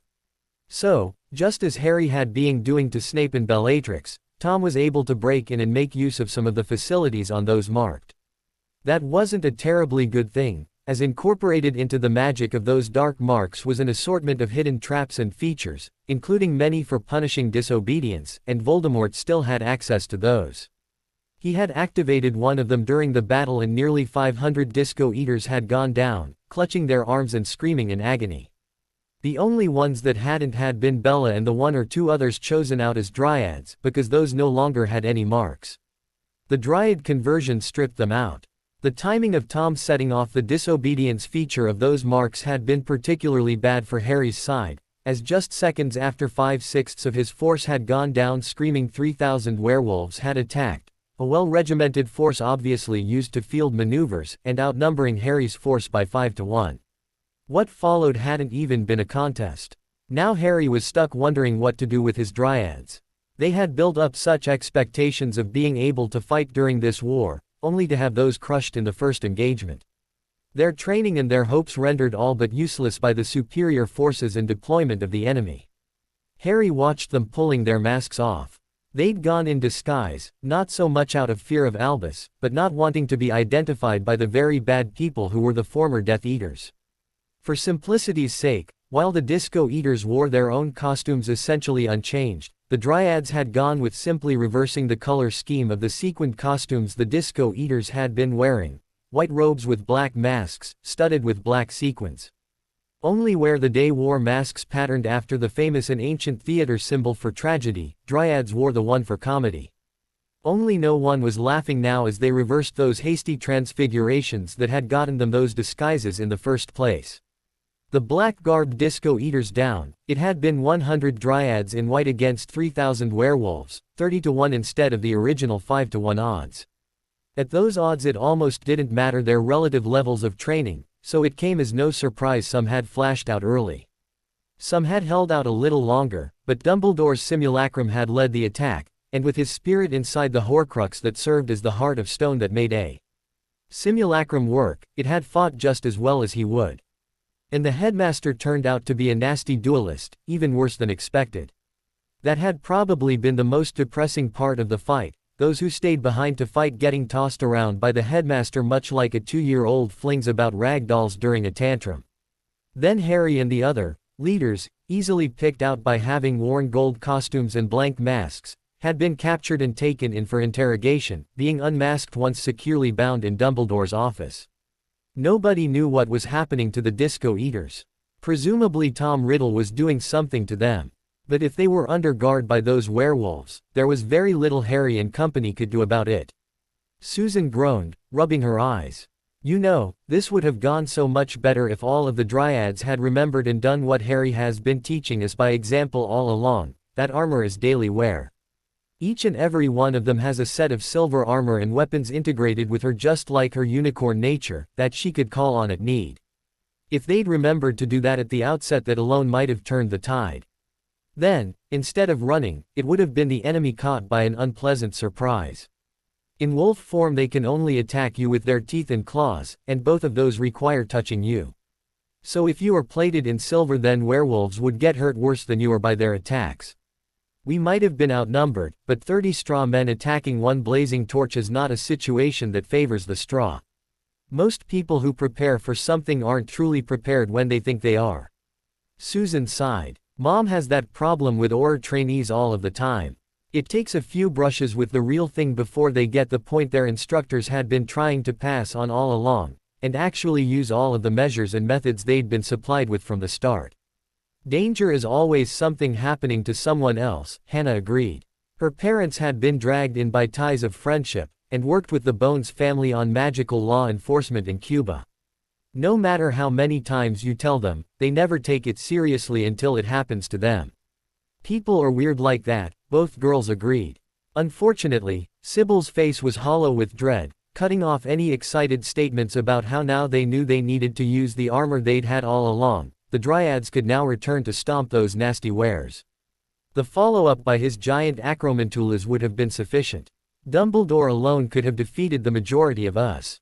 The Star Queen had fallen in battle against the old wizard, killed by a spell he got another 30 people with, not even presenting a real challenge to him. After so many years of preparing to fight him, it had been a most unwelcome experience, not to mention an unpleasant one, to come face to face with the headbastard's astonishing amount of sheer power and ruthlessness. Oddly, it made her think rather strongly of comparisons to the intro fight scenes to the Lord of the Rings trilogy, where Sauron cast about human soldiers a dozen to a swing. Dumbledore had been flinging dozens of people hundreds of yards with each stroke of his wand, curses smashing apart lines with ease. A completely unstoppable engine of destruction, only this one came without any convenient weak points like a "remove to destroy me" ring.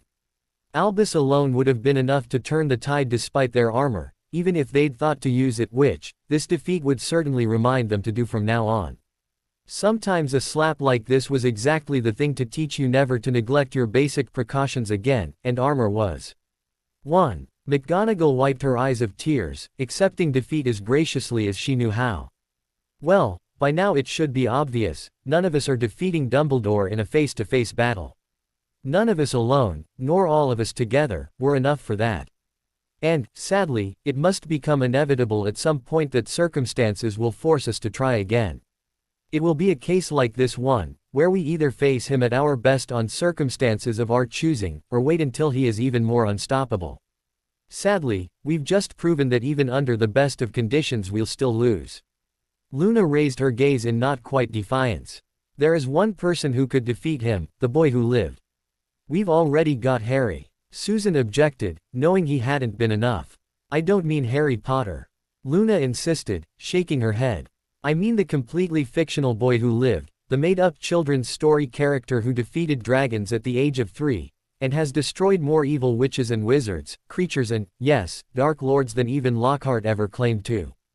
But, Hermione sputtered, that person doesn't exist. Too bad, Hannah muttered. True, she wouldn't trade Harry for anything, but the character out of those books would be awfully useful just now. By way of agreeing with her friend, Susan voiced her thoughts explaining why. More than a dozen Boy Who Lived books got published each year from the time he vanquished used goat poo, the way baby Harry always referred to you-know-who in those tales, until the time the real Harry came to Hogwarts, and the disappointment on seeing the real boy was incredible for those of us who'd grown up on those tales. The reason why is that the boy who lived from those books had a phenomenal ability to get along with people and pick up anything he got taught. He'd survived more dire circumstances than any dozen Muggle action movies, a quiet source for material for some of the children's book authors, some of whom knew Muggleborns, and was the idealized prince of everything the magical world values.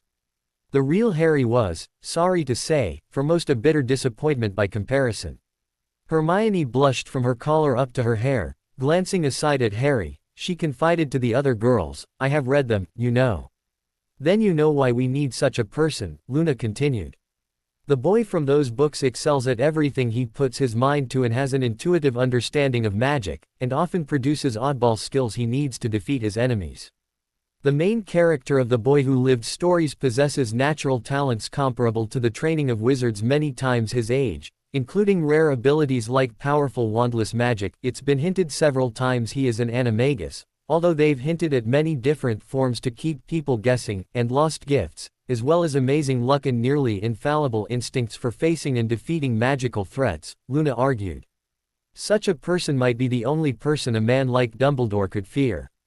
But he doesn't exist, Hermione repeated. Ah, that could be fixed. Queen Alice appeared behind her granddaughter, appearing delighted as she laid her hands comfortingly on her descendant's shoulders. Don't you forget, we are fairy.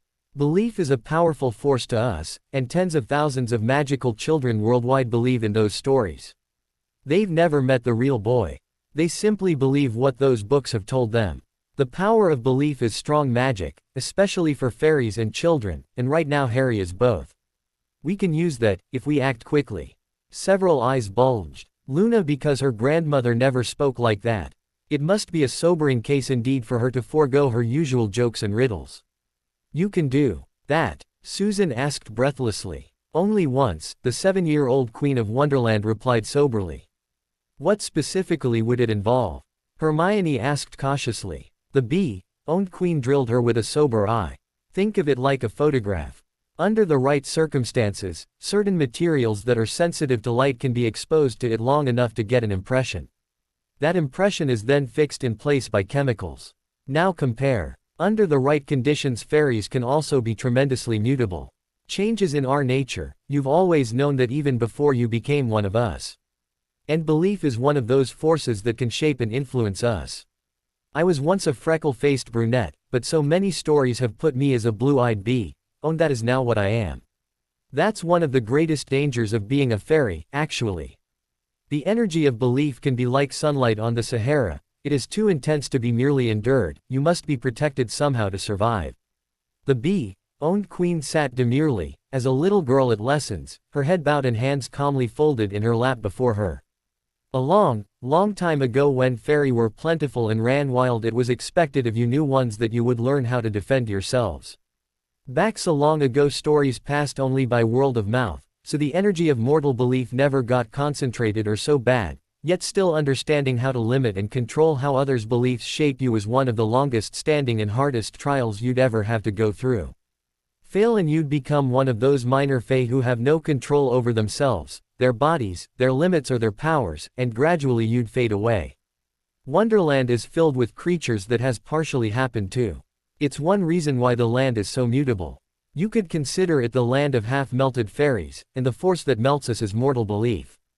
Should you somehow succeed perfectly in overcoming the influence of belief upon you, you would become one of those rare pillars of strength that can shape entire kingdoms, instead of being shaped by them. The queen closed her eyes and sighed. The Greeks understood this weakness, and it was what enabled them to virtually destroy us. But the modern glut of printing presses and telecommunications has highly focused mortal belief. They all get told the same stories, more or less, and 100,000 people can be hearing the same tale at the same time. The energy of that is enormous, and only the fairy queen can handle it without some sort of assistance. She, in turn, shelters the rest of us, and we also provide ourselves little places away from the brunt of it where we can hide. Those of us who have been mortal have a strong advantage, but we still have to hide. She raised her eyes to look at the rest of them. Most relationships in nature are reciprocal. What affects one affects another. Fortunes of the herds of prey affects their predators, and the fortunes of the predator affect their prey, and so on. Fairy are, in most ways, personifications of nature. Nymphs are an ideal of female beauty given form, and unchanging in ways that the original they are based on is not. Most minor fae are an ideal of a certain personality, mischief or vanity, and so on. You have seen how powerfully one of us can change the world around her. But that goes both ways, lacking certain protections that are now innate, and without which we could not survive, the outside world affects us just as strongly.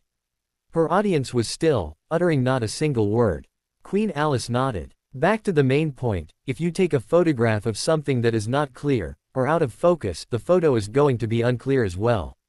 One of the reasons for the Lovegoods publishing so many of our tales is that they set standards, clarifying what people believe is to be and making it easier to stay that way, using the energy of belief to keep us the way we are instead of change us, a case of go with the flow, being easier and more acceptable than fighting the current.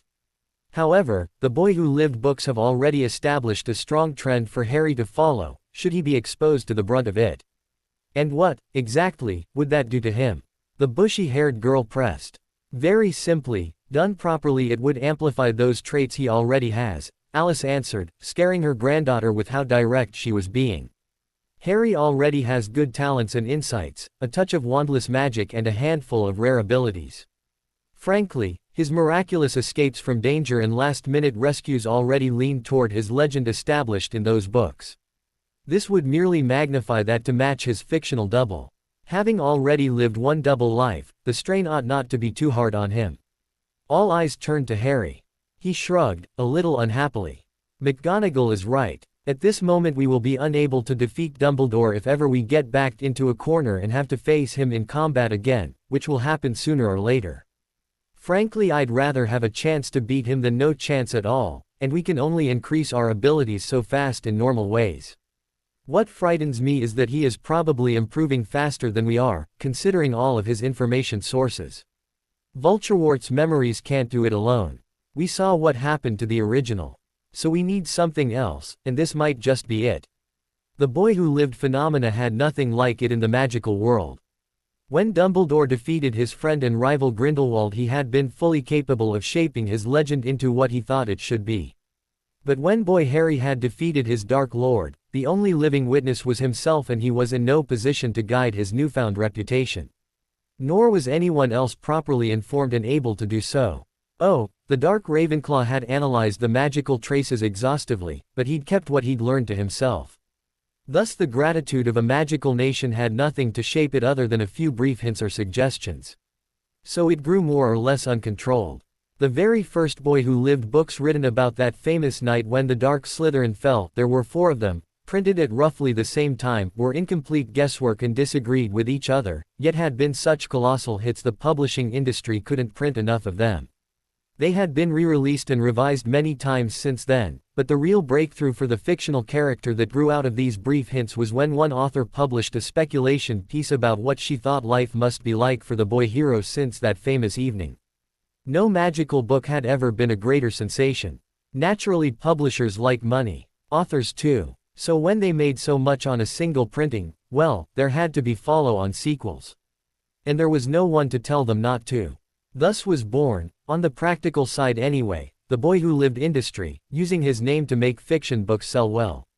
The weird thing was, those magical authors were actually trying to get it right. They couldn't imagine anyone mistreating their boy savior, so they put nothing like that in their books. No, they loved him and were trying to do right by him, picturing to the best of their ability what they felt ought to happen.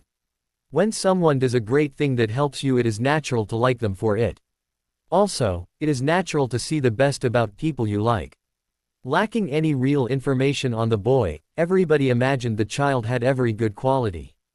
But, of course, this was Britain, largely educated at Hogwarts, so they had some very distinct ideas about what good qualities meant, divided up along house lines.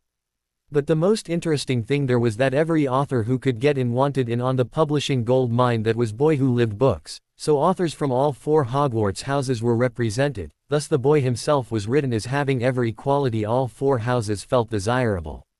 But that is getting ahead of ourselves. Things started out simply enough. A boy that age had to have a home and guardians, and you couldn't write a story about a child without including them. Not having any actual information on his circumstances, other than Dumbledore's word that he was safe and happy, a loving couple was created out of whole cloth to serve him. This made-up family were given every reason to love and cherish the boy who lived. The author, to set the scene, decided to make them school chums to his parents, and perfectly loyal, unlike that despicable traitor Black, having lost their own families in the war, and unlike certain other parties, completely devoted to his well-being and care. Without even thinking about it, Harry was pictured as having every virtue, so there was no need for those guardians to discipline him. And it was little flaws like that that steadily started to build up a distorted picture. The author of that first book of speculation on the boy who lived's life painted a pleasant enough domestic picture, and it could have been left there without being too terribly wrong. However, the follow-on authors never knew when to quit. The public was anxious to hear more news about Harry, and publishers wanted to make money catering to that non-stop demand. The real kicker, however, came from the fact that nobody had any news of the reality of his situation, so no mechanism for pulling things back when they got too far out of line. Lack of cooperation was another factor.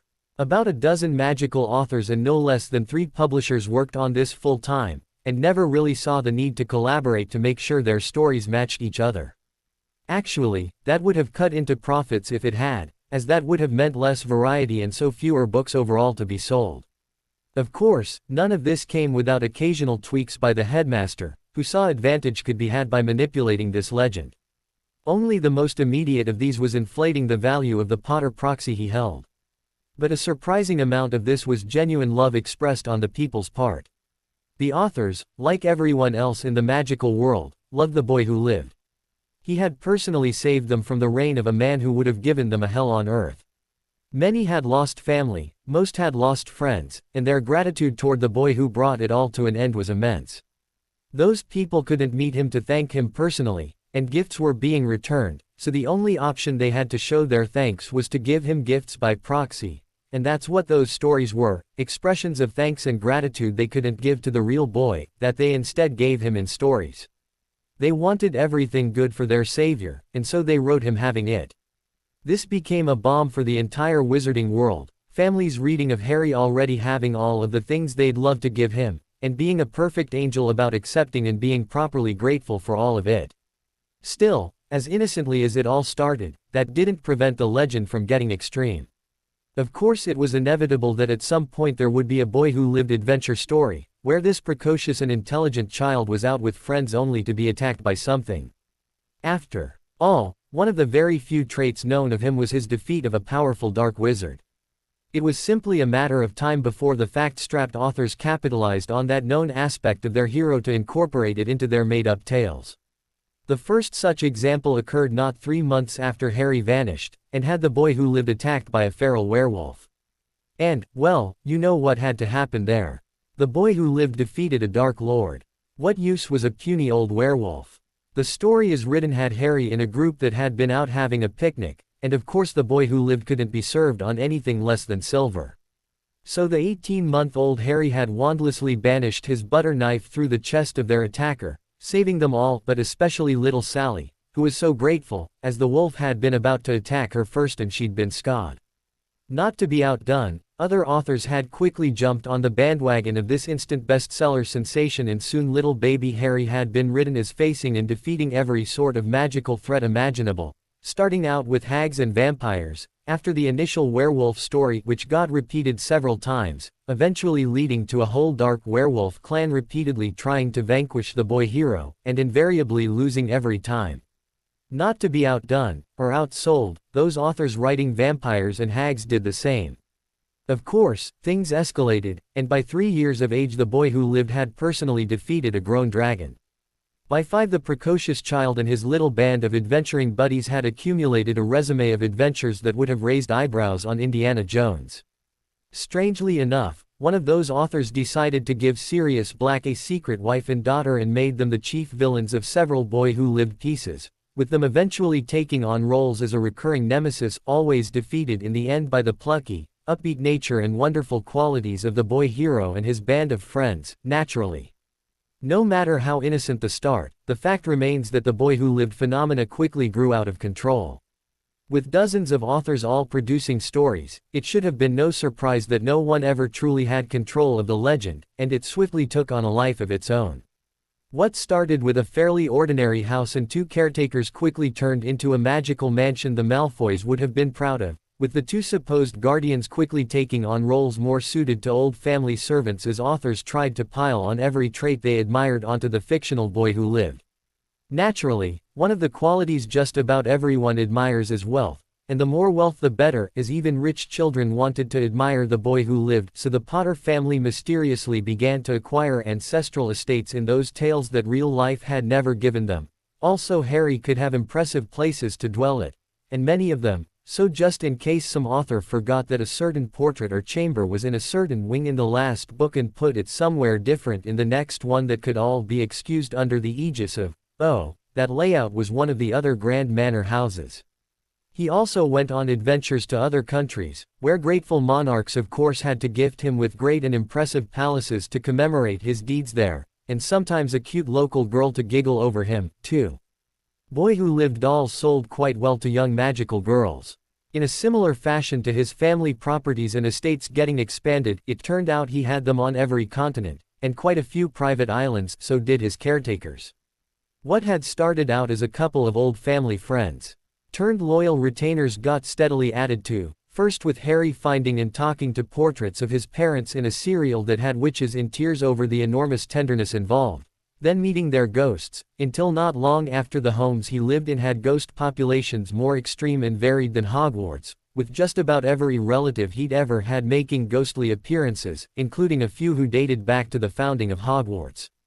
The fact that Lily was born of long lines of squibs got discovered, no less than 13 different times, twice by one author, using different methods each time, and it wasn't long until she had living magical relatives popping up all over the place, and their ghosts, until it seemed like she didn't have a squib anywhere in her entire family tree, they were all magical. And wouldn't you happen to know, she had some of the most pure-blooded ancestry in the entire magical world, including some apparently lost bloodlines and direct ties to every witch or wizard who was worth anything in history, and didn't have a modern clan of descendants, including all 4 founders, Morgana and Merlin. It didn't start out that way, but the stories reached it over time.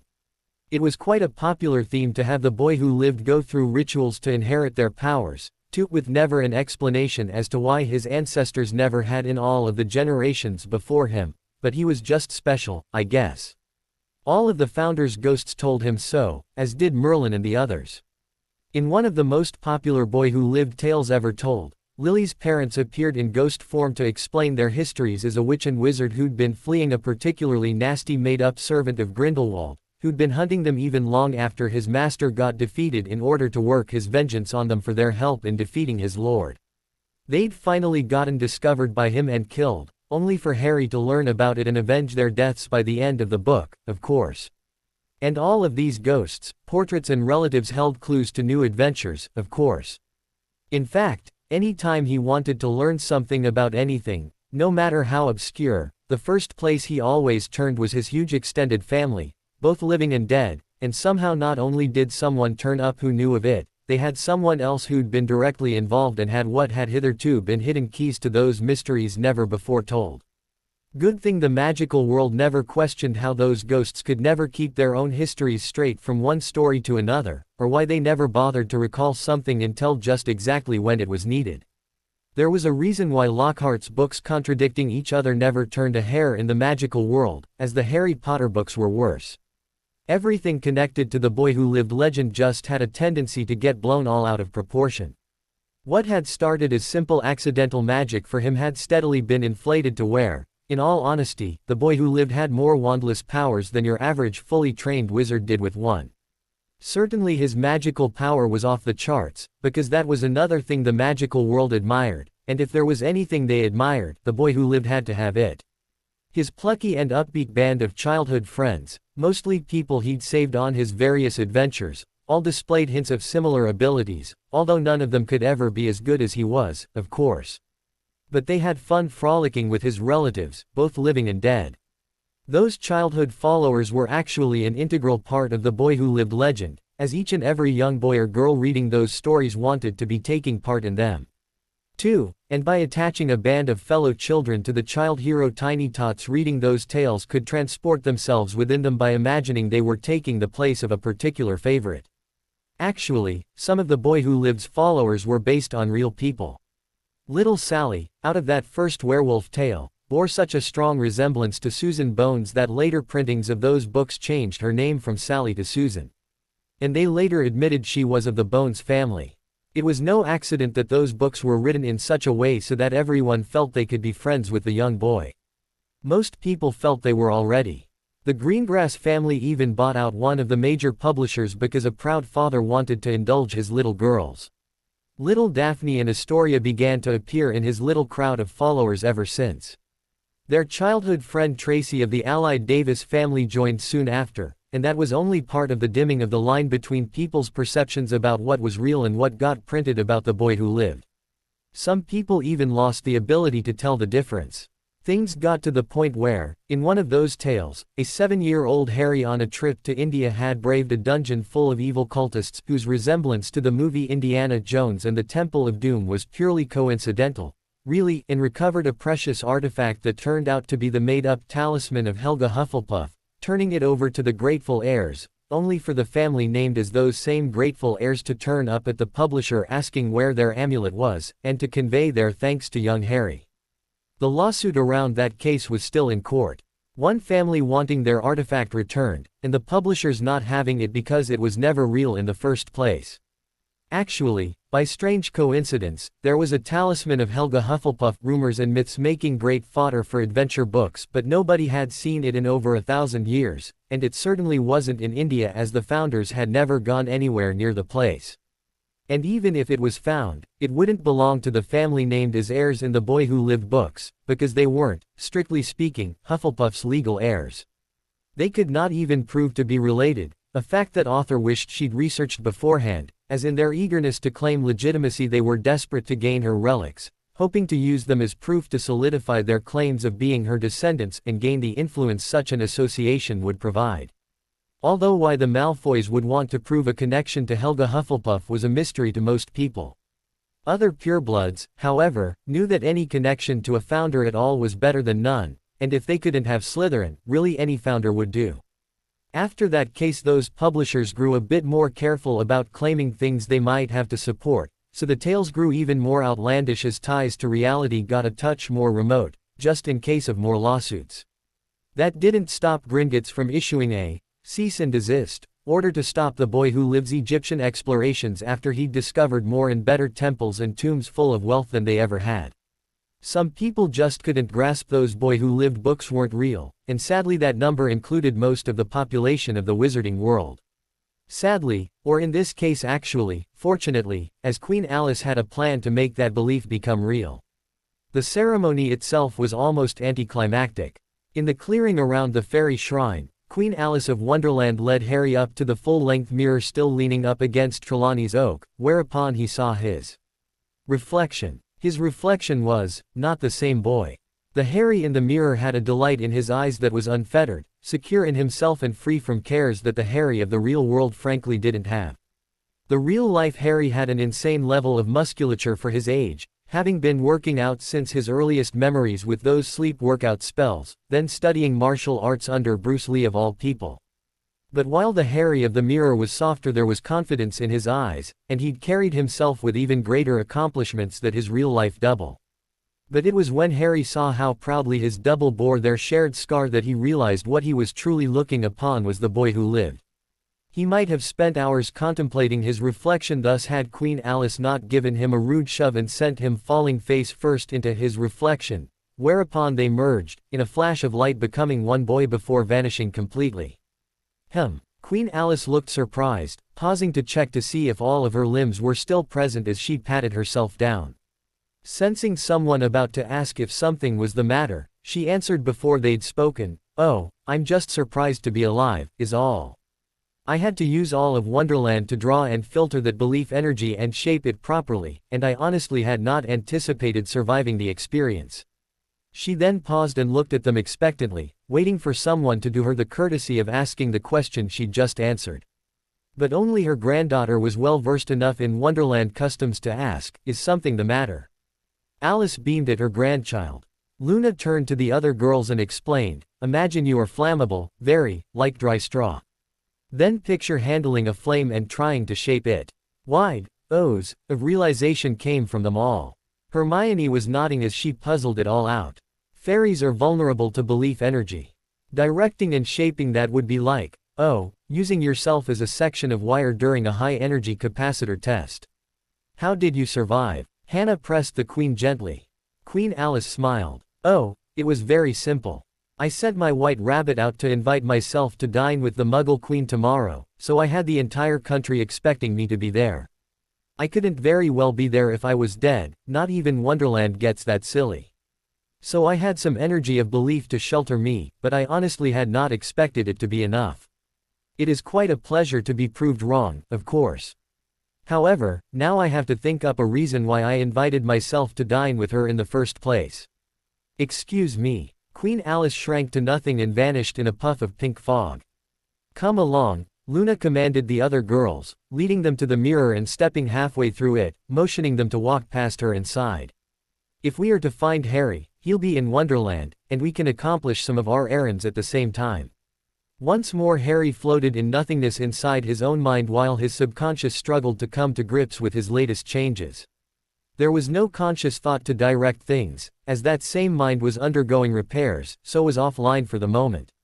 The only thing active was a somewhat bestial sense of self, and even that was suffering internal struggles. The first time something like this had happened was in that struggle against the fragment of Tom Riddle's soul that had been shaken loose by a close shave with a Dementor. But even that had been a very different experience. In that case there had been a hostile force directed towards his destruction, and all of Harry's resources had not been enough to best it alone. It took the intervention of both a phoenix and a unicorn to save him. During that first experience Harry had filled in weaknesses in his own mind and soul by copying traits and abilities from his enemy, suitably purged of evil by the dual influences for good that a phoenix and unicorn provided. He had learned how to combat his foe and eventually emerged victorious, even gaining Voldemort's memories and skills in the bargain. From that had emerged a very different Harry, but he was still Harry Potter. The second such time he had been, though this was not much different from what was going on now, the merging of his Dursley lifetime memories and experiences, as acted out by Dudley's twins serving as a double to the happy and innocent little boy Harry being raised by his true parents. But then the acclimation had been gradual, no more than a year at a time after the first such experience where there had been far less data. The Harry raised by the Dursleys was a very different boy than the one being raised by his own parents, and the combination of them different still. But he had not only survived, he had thrived through the experience, emerging from it a very much changed Harry Potter, but still Harry Potter. But all forms of Harry Potter so far were very different creatures from the legendary, larger-than-life boy who lived. Frankly, it was as much as he could know not to simply be destroyed and overwritten, which would have been a bad thing, because the authors of those Boy Who Lived books were like all the rest of the magical world in that they loved, respected and trusted Albus Dumbledore, and so naturally the boy whose image they'd created did too. Hermione stared around at her surrounding in somewhat apprehension. They seemed so deceptively normal. When Luna had led the rest of the fairy champions and their entourage into the giant mirror leaning up against Trelawney's tree, the last thing she could have expected was finding this comparatively normal glade on the other side. She knew the books started out that way, deceptively normal for a little while with only the infrequent odd occurrence that grew more and more as time went on and you went further from the entrance, resulting in cheerful nonsense at the end, but still she had to ask, is it always like this? Luna answered her unconcerned. Oh, not at all. When you are here you tend to get so much into the way of expecting nothing but out of the way things to happen, that it seems quite dull for life to go on in the common way. Susan was reassured, but not altogether comforted. I hope we can find Harry soon, she sighed. Hannah, also, was looking around. She'd only just begun to get the hang on the extra senses that came with their newly acquired unicorn nature, and this place was sending off signals she couldn't interpret that were driving them haywire. She shook her head and declared, yeah, I'll be relieved when we can find him and plant the cuttings from Trelawney's oak so we can go. Luna drilled the girl with a glance she found difficult to interpret. This is Wonderland. About Harry I do not know, the shockwaves surrounding him are extreme, but for Trelawney's oak we could very well turn around to find it already tiptoeing along behind us. Hearing a rustle, they did and it was there, doing just as she'd said.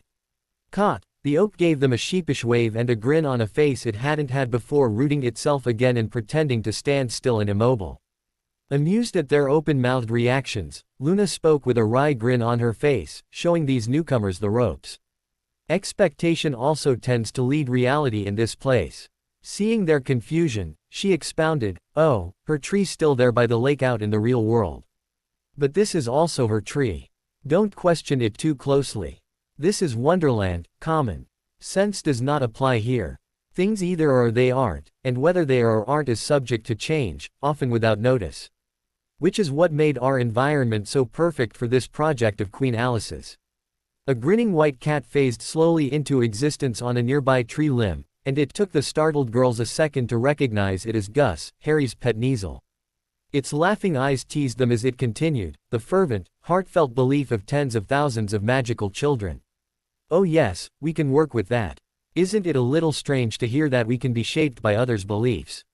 Hannah asked her friends, frowning, before seeing the grinning cat and having her jaw drop open. Hermione snorted. Around Luna Cheshire cats were tame. You got used to things of that nature. The only odd thing was that cat was Harry's and didn't used to be white. Frankly, fairies aren't the only ones who can be shaped by the beliefs of those around them. Humans call it peer pressure. We Fae just have fewer limits about conforming to it, that's all. She paused a moment, touching her chin in thought before admitting, actually, that gets a little scary when you think about accidental magic. Magical children have a habit of causing the world to transform according to their wishes, anyway, moving things about or changing their shapes, or breaking the odd laws of physics by bouncing when their Uncle Algie drops them from a third-story window. Most often it's purely random, but all directed and focused into a single desire. She trailed off, her eyes grown wide in horror, not at the concept she was discussing, but at the creature too big to be real that had just stepped over their heads as though they were grass in a field. Not quite an elephant, too many tusks for one, it was easily as big as a hill. The thing had to be 80 feet tall. A man on horseback could ride under it and not scrape its belly with the tip of an upright lance. A normal elephant would come up to its ankle. It was simply too big to be allowed. An oliphant? Susan asked, only slightly puzzled by the bigger-than-dragon-sized creature stepping over their glade as though the lake was a puddle. I never thought I'd get to see one for real. Hannah nodded along, taking this in stride quite easily, in contrast to how she'd gotten shaken by the talking cat. Not outside that magical history picture anyway. A large number of magical schoolchildren watched that Lord of the Rings history recently. Luna waved it off as inconsequential. Of course it would be on their minds, somewhat, and you could expect spillover to appear here just after their beliefs were focused through this place. But, Hermione sputtered, that film wasn't real. Luna rolled her eyes, folding her arms. Really, Hermione? Next you are going to go on about blibbering humdingers or crumple-horned snurcacks not existing again. Or are you going to disbelieve the existence of socks now? No, the bushy-haired girl admitted meekly, having seen them herself since becoming a fairy and feeling a touch ashamed about the whole deal. Magic had all sorts of creatures muggles couldn't see, like fairies or dementors. Well, they could only see fairies under special circumstances, at any rate.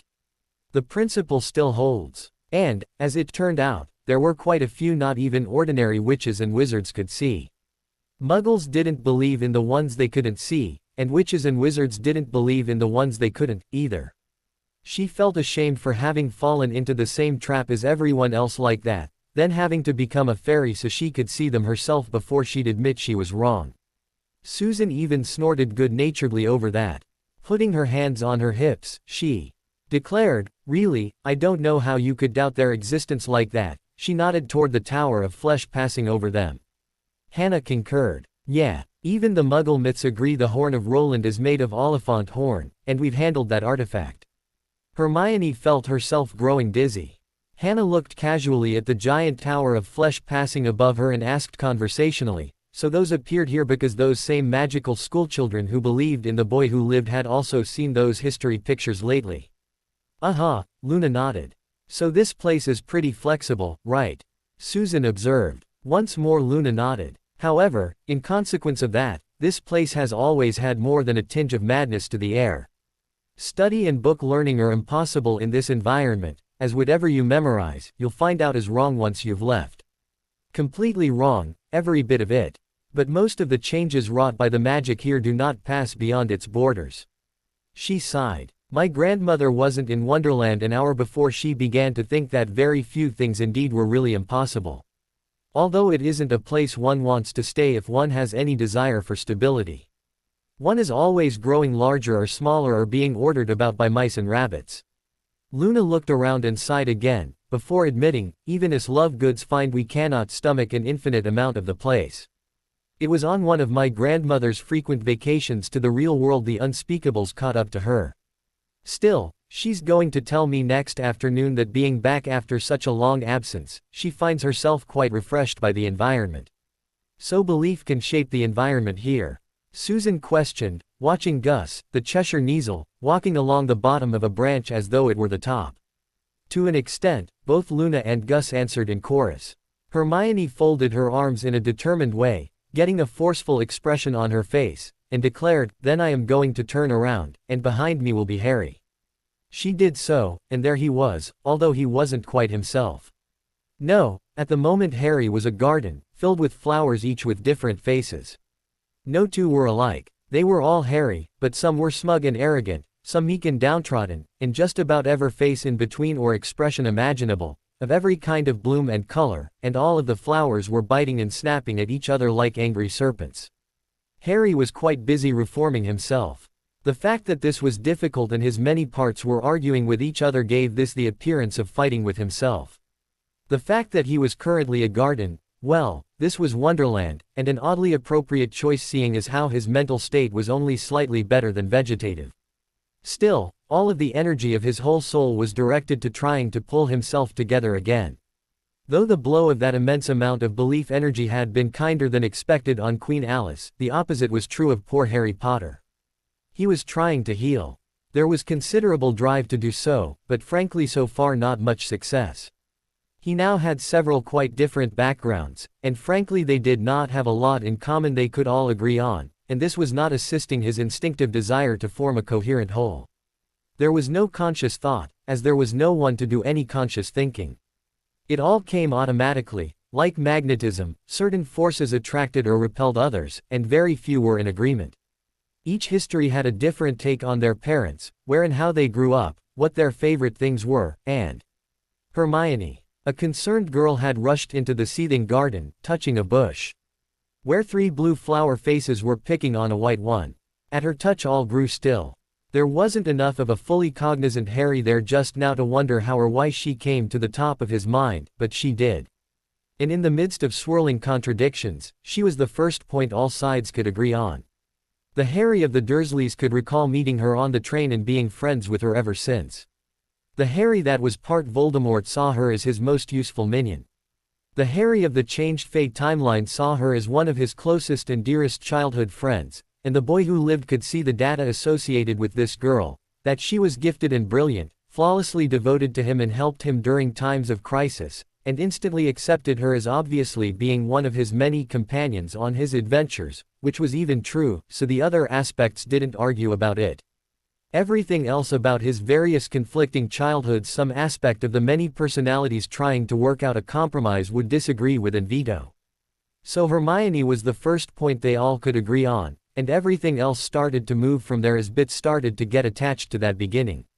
Tiny bits of schoolwork they did together attached themselves to her memory like iron filings collecting on a magnet. Naturally she couldn't see this, only her concern shone through as she lightly stroked the leaves of the bush that had until moments before been fighting with itself. Hermione may have been the first, but she was far from the last as her other female friends quickly came following after.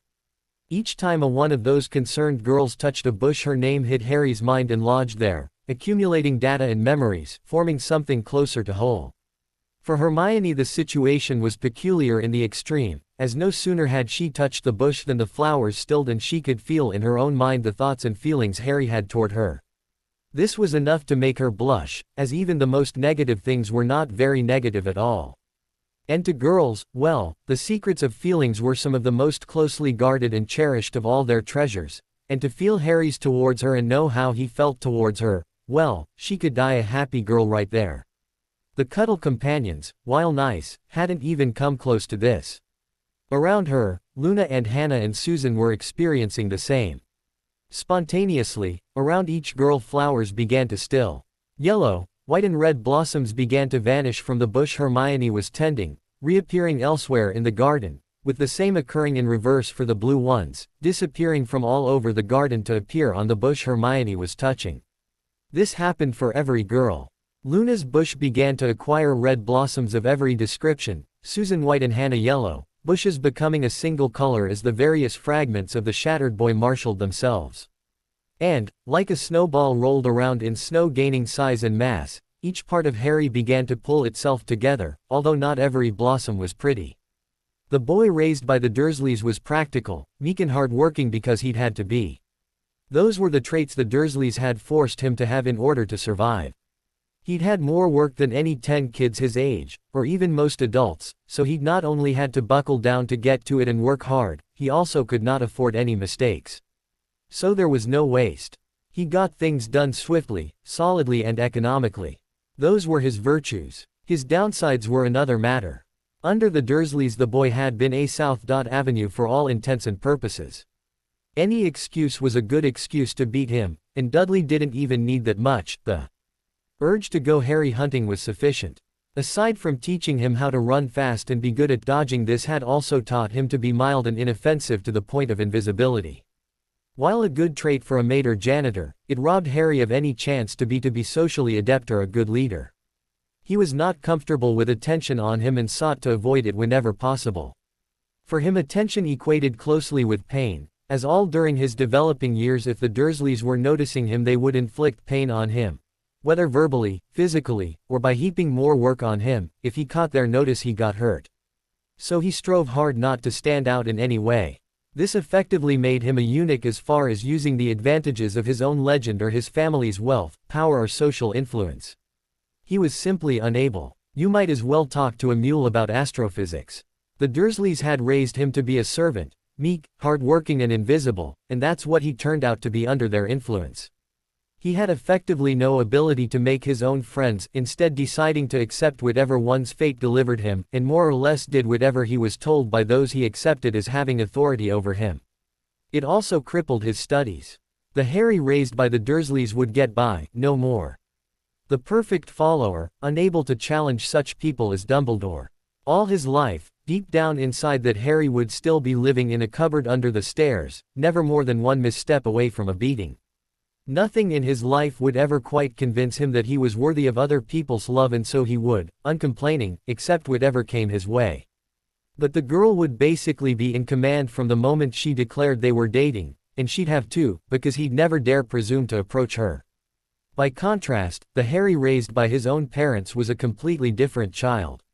The Potters brought him up as a healthy, normal boy, one who could afford to be loud at times and have a messy enough room.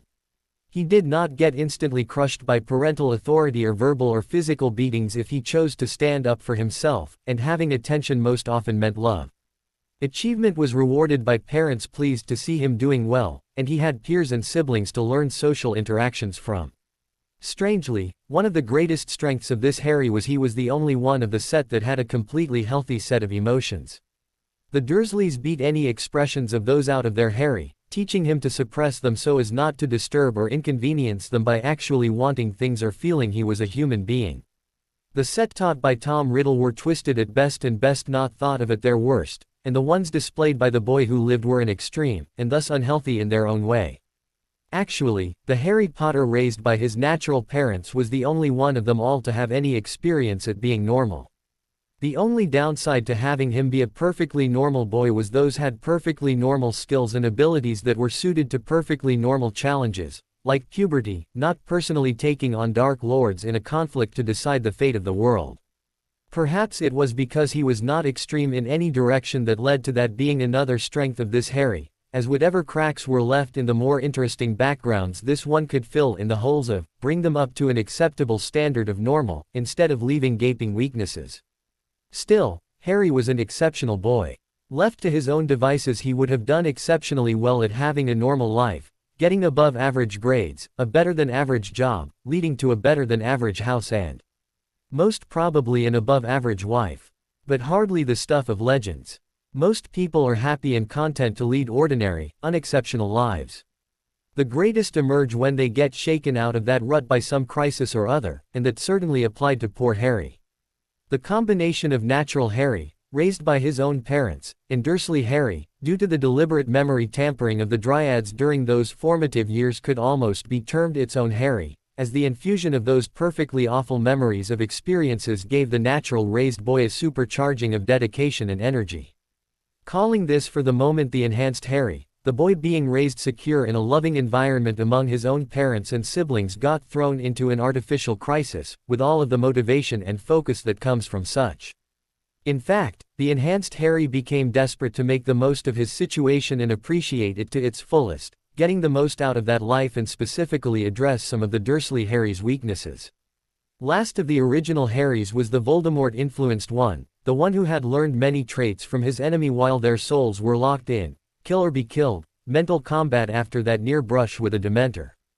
This was the confident and aggressive Harry, the one determined to succeed or willing to die trying. The purifying influences of the unicorn and phoenix that had saved him prevented these from being dark traits, as he would only pursue worthy goals, intending maximum benefit for the most people rather than destruction for the sake of destruction in his own glory. There were substantial drawbacks to that persona. While he was more confident, he was guarded, suspicious, and arguably harder to get close to than the Harry raised by the Dursleys. Luna had succeeded by engaging him in a shared scheme for wealth and power. Susan had been all but sold to him and brought Hannah along with her, so he'd adjusted. It was hard under normal circumstances to call it a strength, but it often was one in times of war. Traits of the Voldemort influence was that the original was always on the lookout for opportunities to harm others, and that ability had not entirely departed from Harry. This was not exactly a trait that endeared one to others, but under proper control it became an advantage, just like an advanced martial artist notes holes in a sparring partner's style. It could be useful to know when someone was vulnerable to being hit. Being in a war made that ability priceless. Striking through holes in your enemy's defense was sometimes the only way you got to strike. The only alternative was powering through, and you don't often have that ability. They certainly didn't against Dumbledore. Finally, they had the boy who lived, who was supposed to be picture perfect, only his image had been painted by a very imperfect people who idealized some very twisted things. It could not be argued that The Boy Who Lived had load of advantages. He did, every one those authors or publishers could think of. They gave the boy hero an instinctive grasp of magic, powerful wandless abilities, a keen mind that took well to whatever he studied, and loyal followers out of all four houses. The boy very nearly had power dribbling out his ears and was handsome, too, always well-groomed with perfect knowledge of just how to present himself at his best. He was armed with everything the heart could desire, and the authors were careful to mention without being spoiled. One of the more interesting side effects from all of the press surrounding The Boy Who Lived was how it affected his standing among the purebloods. Status among those rarefied circles was based on a combination of money and how far you could trace your magical line. Truly, the Potters had only been about the middle of the road in each. However, the way the books about Harry painted his circumstances, it was impossible to get better than The Boy Who Lived on either of those critical points. Since perception was 9/10 of reality in those cases, and most of the magical population were sheep who believed anything they read, the perceived facts were that you simply didn't get any more pure-blooded than the Potter or Evans lines. One of the most outstanding qualities of the mythical Boy Who Lived was his vast, verging on incalculable, wealth. Some stories placed his as the richest magical being in Britain, some others the world. Which, when you consider that either Nicholas Flamel or whoever inherited his estate was out there, and the man could make gold at a whim, the amount of wealth and properties the alchemist could have accumulated over those more than 600 years would be enormous. So the sums necessary for the boy who lived to be more wealthy than him simply boggled the mind. Of course, one of the traits most admired in the wealthy by the non-wealthy was generosity. So at the end of each book the boy who lived tended to give away vast sums of money found on his adventures to people he'd met in that story. Even the most tenuous connection was apt to get one rewarded with a fortune dropped on one's lap, in some cases even applying to a waitress met once in the early part of the story who'd had no connection whatsoever to the adventure or its successful conclusion. Dropping 10,000 galleons on someone for having a happy smile was more than a bit ridiculous, but happened fairly regularly in those books. After all, generosity was a virtue, and so many times those tales had the boy who had captured the magical world's heart being stupidly generous, sometimes giving gold even to his defeated enemies. And, a time or two, even to his not-so-defeated ones, who then used it against him, of course. Generosity was one thing, but villains were villains. Giving gold to them was stupid. Money was power, and you do not give power to those who've proven they'll misuse it. But common sense never was much part of magical society. They just wanted to paint Harry Potter as so virtuous that not even his enemies were safe from his gifts or largesse.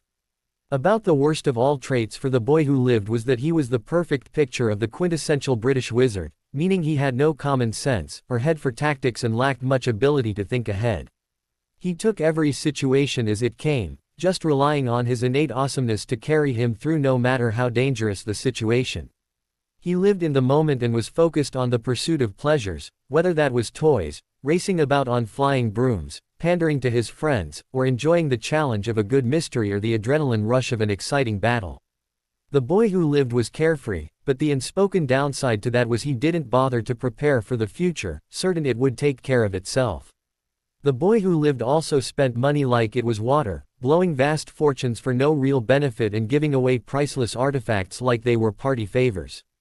He didn't just believe in tipping, but in over-tipping, and he'd drop a pile of galleons on someone for a candy bar.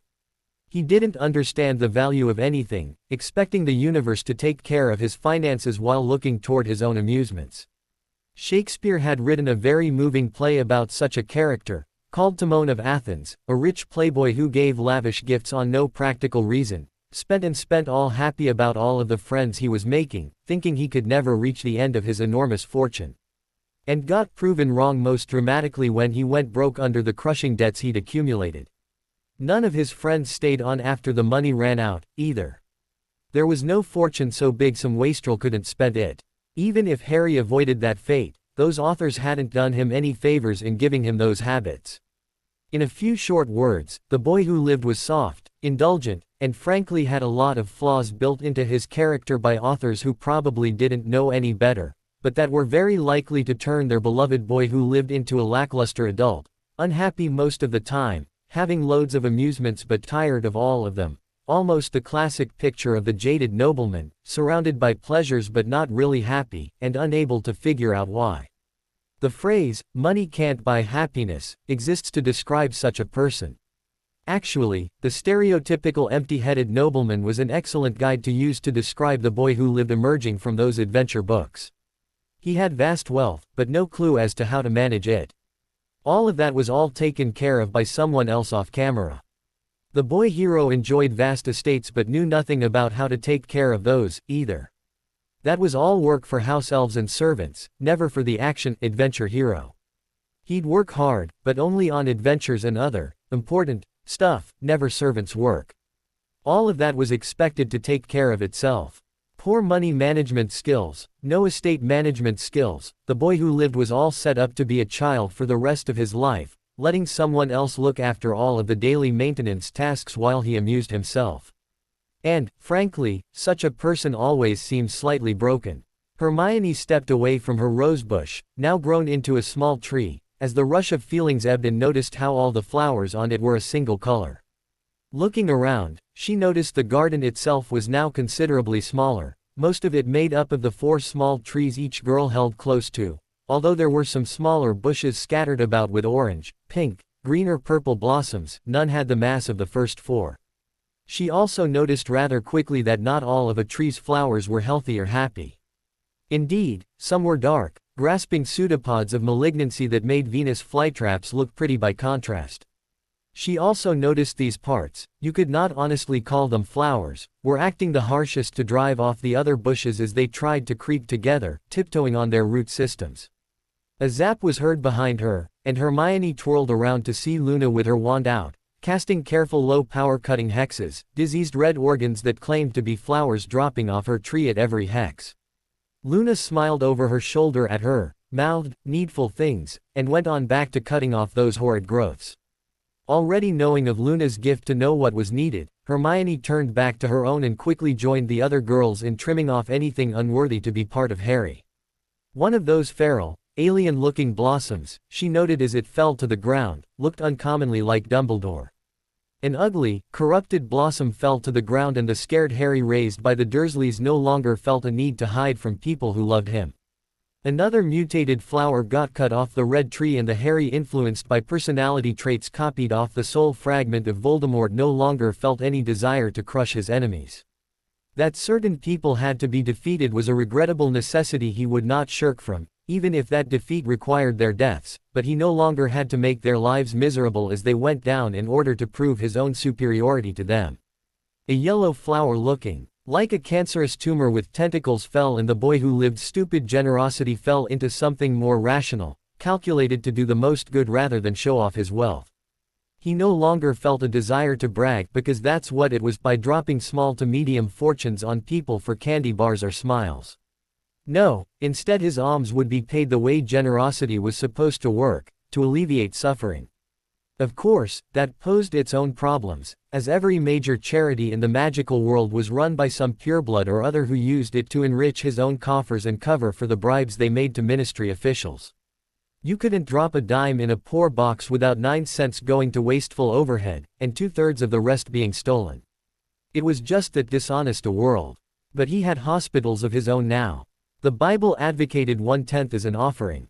He could pay that without bankrupting himself or ruining his family fortunes to where his own descendants would be the ones in need of charity in order to live. Another, and that Harry no longer felt so much of a need to pattern his life after that most respected figure, Albus Dumbledore. One ugly blossom after that and he recoiled in horror over the thought of emulating the man, and a few more left him firmly opposed to the twinkling tyrant of Hogwarts. Another corrupted flower fell and a different part of Harry no longer felt like it had to hoard every coin it came across with a desperate fervor. As a diseased flower fell from the yellow-flowered boy who lived tree that left him no longer despising servants' work, the white-blooming Dursley Harry tree inched a few steps closer to it. Since that one no longer fled in fear or terror from social situations, the very social boy who lived tree allowed it closer without snapping so much at it. As the red tree of aggression, influence and power stopped despising others, the blue tree inched closer, and the girls continued their work, flawed blooms falling like fall leaves to the grass below their feet. Her Royal Majesty's security forces were not happy. More than one of them had noted that Rabbit's proclamation had come by way of announcement, not by request. Under normal circumstances the Queen would be advised to snub such an invitation, just to show she could. However, the greatest headache to the British Muggle government about that ploy was that, "prepare at any site you wish" statement, as it gave the clear indication that there was no clean way of getting out of this, as wherever their head of state happened to be when the appointment rolled around would be presumed to be the location of the meeting, and thus where their guests would appear. So there didn't appear to be any way of avoiding it. This was enough to drive the security types nuts. Loss of control was always something they found difficult to bear. And, sadly, dealing with magic they were about to see a lot of that.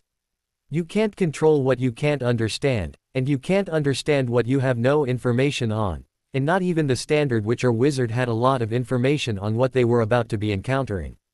They were being plunged into a whole new world, and didn't like that a bit. And unfortunately, government goons were the worst examples ever created of fearing what you don't understand. Queen Elizabeth was perfectly capable of handling the situation, however, and decreed since there was no way of avoiding it, they would meet this head-on, holding the event in the gardens just outside Buckingham Palace, right at the heart of downtown London, figuring if she didn't have a home turf advantage there, she never would. The household cavalry was out in force, mostly on horse as the appearance of the previous fairy princess and the results of her presence caused the reliability of vehicles to be cast in doubt.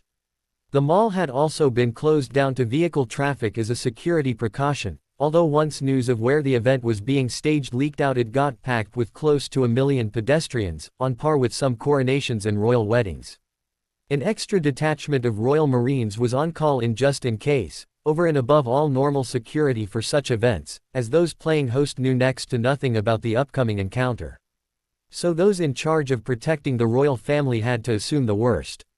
Part of this meant the rest of the Queen's family would be scattered to the four winds, kept separate from her and under enormously heavy guard in palaces around the country. The only exception to this would be Princess Diana, the widow of Wales, who while never directly in line for the throne was still the royal family's most popular member, and if anything was to be hoped for out of this encounter, it would be that the visiting dignitary would simply choose not to cause trouble. So Princess Diana was kept around as a safeguard, since anyone who had the audacity to murder or otherwise beat her would earn for themselves the undying enmity of the entire country, and a substantial chunk of the world as well, which ought to serve as a disincentive to do so, or so they hoped. The security types really were going nuts over this. But a very small corner of Queen Elizabeth's mind left over from her girlhood was curious and absolutely enthralled at meeting the actual Queen of Wonderland, if that turned out to be the case, that is.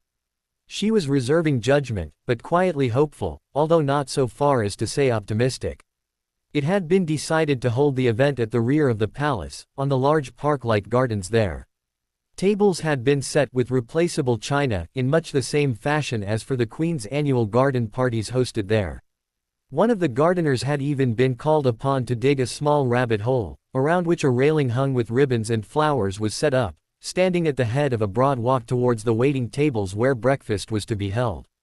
It was one thing to hear of strange or wonderful events happening on the TV, to be watched from the safety of one's home, but when it happens direct to one's sovereign, her guards had to take the event seriously, and, strange and wonderful, meant, dangerously unpredictable, to security types, and nothing was more likely to cause them fits about doing their jobs properly. Security types liked to control variables, and knowing where someone was to be at all times was high on their priority list, so they'd provided a place for this Queen Alice to appear in hopes that she'd use it, allowing them to have far more control over the situation. In this thing they could not have been more disappointed. In the hedged clearing of the fairy shrine Queen Alice appeared, picked up little Spaz, and began talking to him as though he were a person. You know, as I was talking to myself I was telling me there was no way that I was living through what I did to poor Harry. Even that breakfast I invited myself to was nothing more than a final salute. So I asked myself, how did I live? And, well, of course, I had no answer until I reminded me to look more closely at the mirror my granddaughter had set up for me to use. Reaching up, the bee, owned an apparently 7-year-old monarch of Wonderland, ran her fingers over the lettering carved in the mirror's frame, reading backwards, so of course she read it forwards, I show not your face but your heart's desire. lifting the dog to her face so she could speak to it nose to impress upon it the seriousness of this moment, while Spaz took the opportunity to wiggle a lot and lick her nose. Now if you were using a wand to cast spells and you suddenly switched to a new wand and cast 100 times better, you wouldn't think it was the wand either. Neither would I. But in this case I told myself, against my strongest objections, that using a mirror whose magic is focused on desires to access Wonderland, a land of desires, had to accomplish something. I told myself right back it had to be a coincidence, and this of course convinced me that it was nothing of the sort. So I immediately launched into an argument with myself over it, and after pulling my hair and making me cry I convinced me to give it a try. So here I am. Putting down Spaz, who pranced about her in doggy adoration, Queen Alice then reached forward into Trelawney's oak and pulled her out of her tree, much to the Dryad's shocked surprise. The little girl pinched the divination professor's nostrils shut, forcing her to open her mouth to breathe, when the little queen then immediately pulled all of the magic of the mirror into the glass, which she turned into liquid and poured down Sybil's mouth, forcing her to drink all of it. The little queen then released her and asked sweetly, hands folded delicately in the picture of maidenly innocence, "Pardon me, but do you mind if I add to you the magic of an artifact I find terribly important, so it not be lost?" Sybil Trelawney made the strangest expression, feeling that still liquid mirror settle in her stomach and knowing that magic had already been added. "Woof!" Spaz barked, excitedly waving his tail. "Thank you very much," Alice curtsied to Trelawney. "And, might I add, it was very careful to have your lawyer answer for you, as I can attest these agreements can be fraught with loopholes and danger. So you are very wise to have an expert answer on your behalf." Alice then turned to address herself and ask, "Isn't that right?" "Oh yes," Alice then turned back around to reply, nodding brightly. Trelawney's numb gaze switched back and forth between the two Alices now standing before her, and noted the one had a split lip and swollen eye, along with tousled hair that had the appearance of having recently been pulled. Luna had said her grandmother was fond of pretending to be two people. But if this was pretending, Alice had clearly improved her game over the years, because the Dryad couldn't tell which was the double and which was real. While she was so confused, the little girl cut a carrot under the Dryad's nose, and while possibly the furthest thing from an onion, it caused the stunned oracle to weep as though her family had just died. The little bee-owned queens each collected a tear, then disappeared again. The road known as the Mall in downtown London was built for the express purpose of hosting grand processions of every kind, from the household cavalry showing their colors, to royal processions and the cavalcades and motorcades of visiting dignitaries. It was meant for the sheer purpose of providing a place for the grand parades of guilt and grandeur that are so dear to the pomp and ceremony that are the very spirit of royalty. On one end this Broadway was anchored by Buckingham Palace, and on the other by Trafalgar Square. It was a ceremonial route, studded with flags and such monuments as the Admiralty Arch and the Victoria Memorial along its length. The message of the entire thing was meant to be shouted aloud: "We are beautiful. We are powerful. We are Great Britain." It was also, unsurprisingly, a popular place for tourists. Anything beautiful and unique tends to draw them. However, as an invisible fairy flying into Trafalgar Square, circling around until it came to Nelson's column commemorating the death of Admiral Nelson who fell at the Battle of Trafalgar for which the square was named, could suggest things were going to take a different turn today. Perching upon the tip of the tricorn hat of the figure atop the massive pillar, the fairy sometimes known as Tinkerbell rested, looking around a bit. Then, when she had picked one of large open fountains suitable to her needs, flew above it and released a single tear. The tear as it dropped into the waters went unnoticed by all, however its effects were extraordinary. The surface of the pool flashed for an instant into a perfect mirror, and the entire body of water joined the spray tossed by the fountain in suddenly surging upwards into a towering column of water over 100 feet high that froze into a perfect giant rectangular mirror at 9 o'clock precisely. The first newscopters to transmit this naturally made a fortune as station after station paid to be tied into their feed. That mirror then flexed, transforming into an equally giant, still mirrored, face that then looked around the square, drawing no little attention itself doing so. That mirrored face then opened its mouth wider than should be anatomically possible, and inhaled deeply, causing leaf detritus and garbage to fly into its mouth, people to grab onto things, skirts and hats to go flying, and more importantly for all of the pigeons around the square to be beeped into its gaping maw. As later laws banning the feeding of the feral pigeons were not yet enacted, nor were such measures as using specially trained falcons to control the pests. Pigeons were often described as winged rats by maintenance personnel the world over. The pigeon flock of Trafalgar Square was close to its estimated height of 35,000 birds, all of which got beaked in by the giant face in one giant windstorm. It then chewed momentarily, then once again opened its mouth, its tongue lolling out and forming a giant ramp down which a procession flowed out to the shock and startlement of all those wind-blown witnesses standing by. First down the ramp were tens of thousands of kenku, Japanese bird-man hybrids who are often described in myth as the originators of martial arts. They were every last one of them wearing livery in the colors of a deck of cards, hearts and clubs quartered with spades and diamonds on a blank white background. And although the kenku themselves were feathered pink and purple, their markings made them look remarkably like pigeons. Roughly 35,000 kenku pigeons, to be exact, standing in martial array.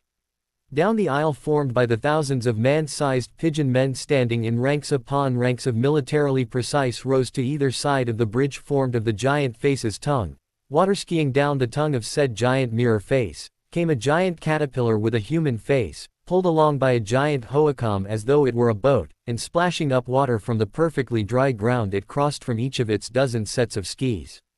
After this, there was very little doubt in the informed viewers' minds they were seeing the entrance of Wonderland's diplomatic party. Although for most the parades of centaurs in medieval battle array following after the skiing worm came as a welcome spot of normalcy in the proceedings. The hoacum-toed caterpillar skier circled Trafalgar Square twice as the centaur contingent exited the mirror, forming up hundreds strong with their pennants flying bravely in the previously non-existent breeze. But those who'd hoped for this spot of relative normalcy to continue got disappointed when the next thing through the mirror was a giant gray leg, followed by the rest of a creature so huge as to beggar belief. Vaguely elephant-shaped, it was soon followed by another, then another of the same. All with massive flower pavilions in place of the usual howdahs on their backs. Those pavilions were populated by playing cards, chess pieces and flowers the size and shapes of men and women, all playing about and having a grand old-time partying at the tea parties set at those pavilions. It was clear now the cavalcade had begun, because the kenku and centaurs moved out in processions of both order and chaos, the one because of the fine military drill in which they moved, the other because of the odd things that occurred in their wakes, led in the front by statues joining the parade, mermen and of course Admiral Horatio Nelson, who blew his horn as things started to move out, joining in the parade accompanied with his 4 lions from the base of his statue, a water-skiing caterpillar crisscrossing the parade route back and forth ahead of them. The air was now thick with news copters covering this. The fairy princess of a day ago couldn't even compare to this spectacle, and they knew it. Traffic cops on the street were going nuts, but that was their problem. The news crews gave them no consideration as they jockeyed for position for the best shots for what had to be the most valuable footage of the decade, at least. While reporters were prancing about with visions of awards dancing in their heads, there was actually no need for the traffic cops to worry, in the immediate sense, because the Wonderland parade left them with no need to close the roads, as those same roads took on wonderful rubbery qualities as the parade passed by, stretching to accommodate the Wonderland parade, so there was plenty of room both for them and the already present vehicles, whose antics about trying to evade the colossal mountains of flesh, feathers and hooves somehow became a happy part of one big insane mess that, for all its chaos, may as well have been choreographed for beauty, although no gymnasts or stunt drivers would ever have dared to attempt it, as things tumbled all over themselves in a cheerful yet harmless chaos that turned out a continual kaleidoscope of delightful amusements one after another. Hollywood execs would later weep as they had no way of topping this. The dichotomy of the stern and serious kenku and centaurs marching in perfect military precision through, around, over and under the cheerful mass of chaos going on around them was something they'd never match. Cars would plow through this miraculously without hitting everything. Sword dancers and jugglers made their appearances just mixed in with the mob, with the star of the juggling show being a giant squid with 100-foot tentacles perched on the back of Oliphant number 4 and tossing about large, hard-to-identify devices that turned out, on examination, to be tactical nuclear warheads that really ought to have been securely locked away in Britain's inventory. Intermixed in this juggling were the odd passers-by, set down a little dizzy yet unharmed after a few death-defying twirls and stunts through the air, passing in between fully armed and capable nuclear devices. And that was just the vanguard. By the time the fifth Oliphant had emerged from the mirror, the pattern set by the frontrunners was already well established. But at that point the tone of the occasion changed, as trumpet fanfares and drum rolls signified the main event had at last arrived. Swarms of uniformed playing card men issued forth ringing bells as they marched. Blobs of anthropomorphic fire danced with lightning, danced with water, danced with tiny whirlwinds, dancing with top hats and canes, and spoons and teapots, of course. Turtles as big as cars marched forth, tiny tea parties being held on their backs. Cows wearing turtle shells, mounting bells, playing host to birds, singing songs, all flowed out like the tides coming in on sanity to wash it under like Atlantis. And all of that was just a sideshow to the main event. Now, in a Muggle parade, the person it is about takes a potion of honor, then sits there while people with the actual talent, ability and skill perform around them. That was anything but the case with Queen Alice, when she made her appearance in the center of this parade. In fact, if anything, she performed with more energy than any other person there. She exited the mirror wearing a simple blue dress with a white apron, as she had often been depicted. There was no great Oliphant for her to ride, no throne for her to sit on, or royal garments.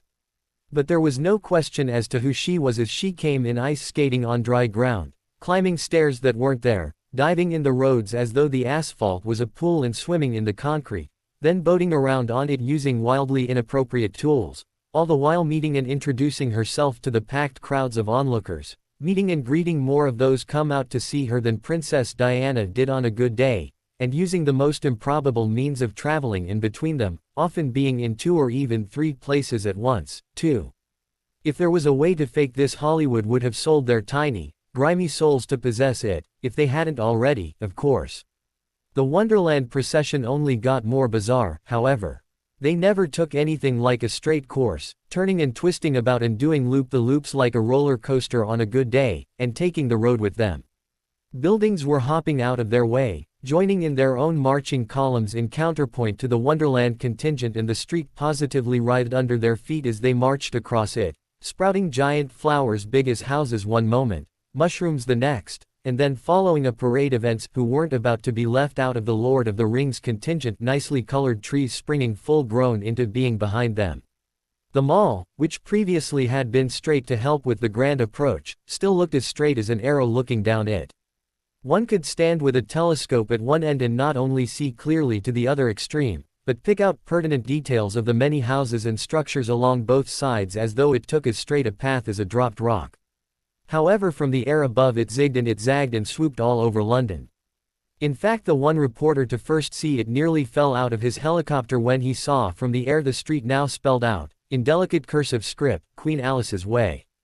The thing that would throw later scientists into fits was that while on the ground the road was one intact and unbroken strip, from the air it had the dot of the I, and the apostrophe at the end of her name properly separated. And, oddly enough, they would later discover one road twisting all over the heart of London, reaching practically everywhere yet remaining straight as a plumb line even as it crossed over and under itself, strangely enough made it so convenient to get places that it did more to reduce the traffic congestion of the downtown areas than later tolls would have. On later being asked, Alice would respond in unusual clarity, despite the common misconception, charity is not giving coins to organizations who then claim to do good on your behalf. It is doing good to others yourself, and only rarely involves any money. True charity is the kind word to a stranger, the encouraging of a friend, improving the world around you by doing good deeds. They ought to be as common as air, for they are just as needed. It is these small and simple acts done all the time that make the world nicer for everyone. For myself, traffic in London was tied in an ugly knot, so I tied it instead into a pretty one. You may see this as my gift to the people of this city for receiving me. Either that or the Nargles made me do it, she said with a disarmingly innocent smile. This would also explain why her procession would somehow leave a functional trolley system behind, all Victorian and lovely, that would later be one of the better sources of public transportation and among the most scenic ways to visit the city, so of course always packed with tourists. Of course, right now those tourists were more interested in staring at the giant, flying puddings associated with the parade like party balloons. It was enough to break a rational man's mind. And they had not a few of those join the parade after they went bananas.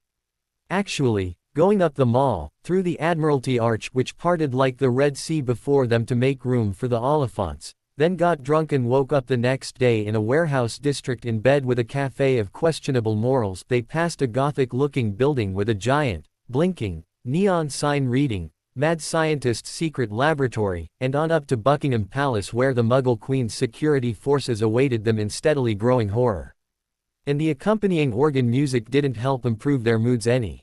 Just minutes before the household cavalry had been drawn up in one of those, "We are so awesome that not only can we conquer the world, but we look good doing it" formations that really only comes out of decades of practice being an elite fighting force. Now they were quivering in their saddles, trying hard not to panic while desperately trying to keep their horses from bolting. One didn't get into the household cavalry without some pretty impressive qualifications. However, the thoughts of one of those young officers looking over the Wonderland parade were pretty much echoed by the others who weren't in too much awe to think.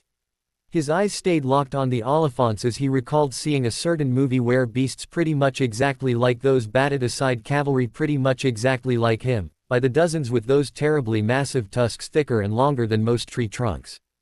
Others had their attention focused equally on looking at the Ents, comparing their cavalry sabers with those multi-ton blocks of self-mobile, sentient wood, not liking the odds whatsoever, resolving in future to invest in some axes, cigarette lighters, bottles of whiskey, and rags.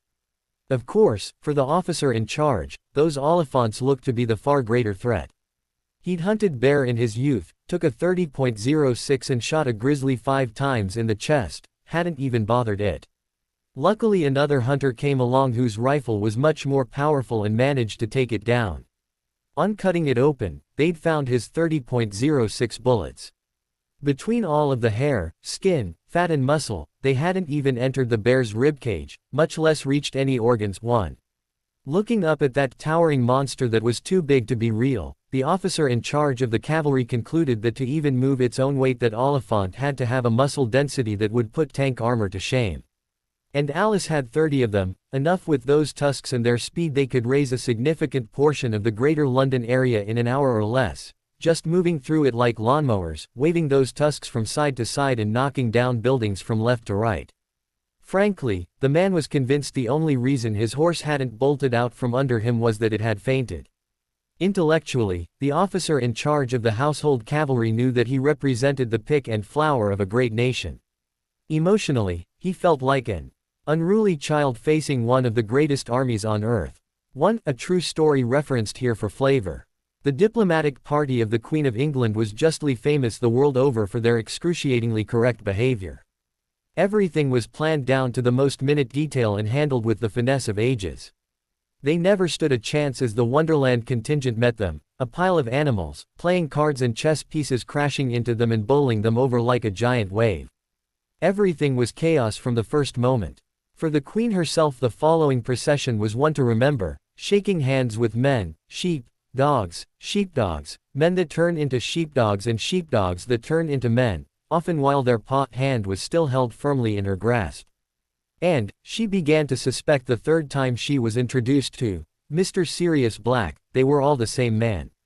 Seriously. A stag with a very impressive set of antlers came up to her, transformed into a man, and while sweeping her into a sudden tango commented casually that, yes, it's a very nice rack, only to be dragged off by his ear by what was either a lady in a lily costume or a lily that looked like a lady.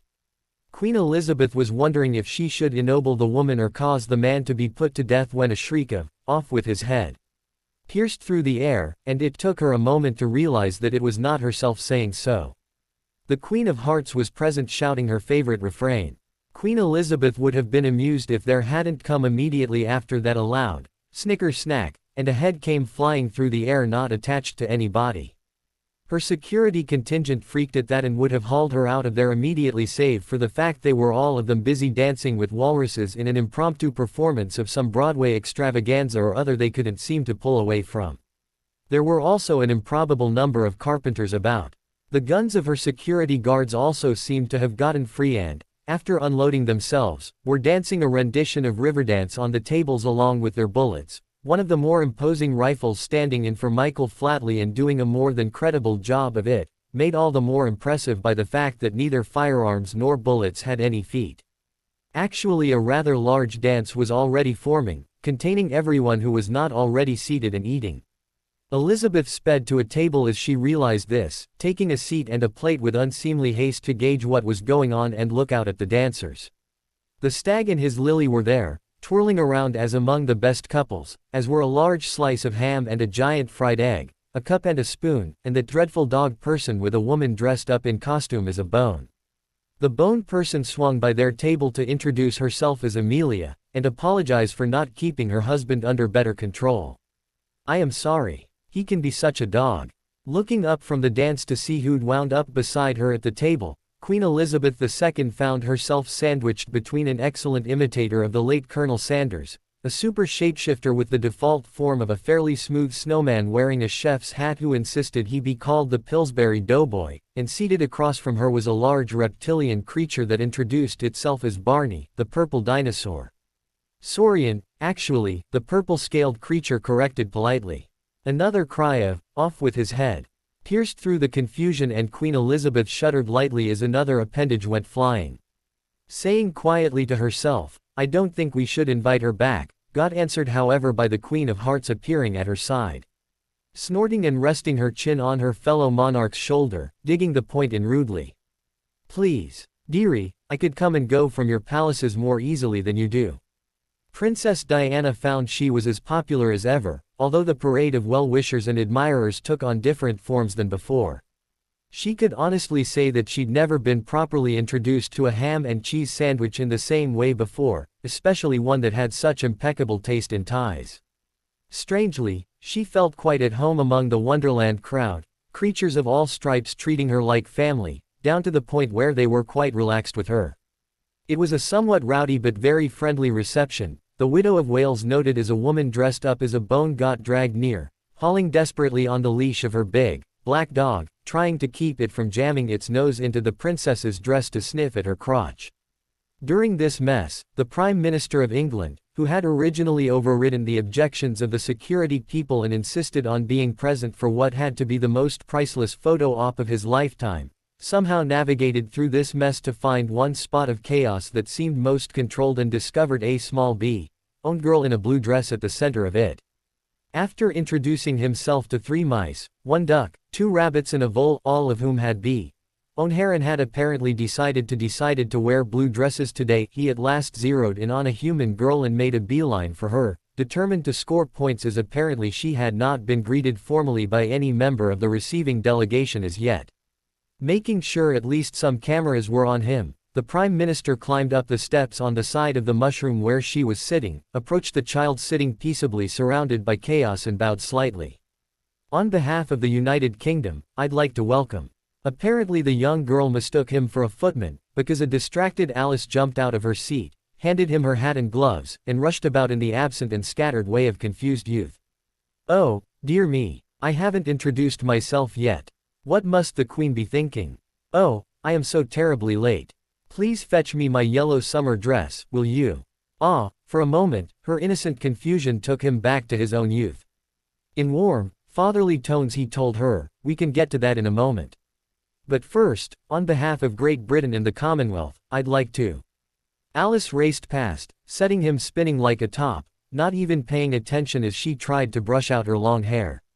"Oh, and I must have my green ribbon. I couldn't possibly be seen greeting a queen without it. I am trying to greet you on behalf of the crown." The PM scolded mildly. The child stopped her mad dashing about to regard him with concern, as if he had declared that he was about to shoot himself. "Oh, but I couldn't possibly give her greeting to another. For one thing it wouldn't fit properly, and then we'd have to send you off to the tailor to see if he couldn't let you out in the right places and cut you to match, and it would be ever so messy. And then what would we do with her? It wouldn't do at all to have 2 of her running about. She wouldn't know a thing about how to handle it, poor dear." The man found himself catapulted aside by a nasty shove by the Black Queen out of a chess set. "Out of our way, peasant. We are here to treat with royalty, or not at all. Servants should mind their place." The politician stood up and brushed himself off lightly in that way that only high-ranking Brits seemed to be able to pull off.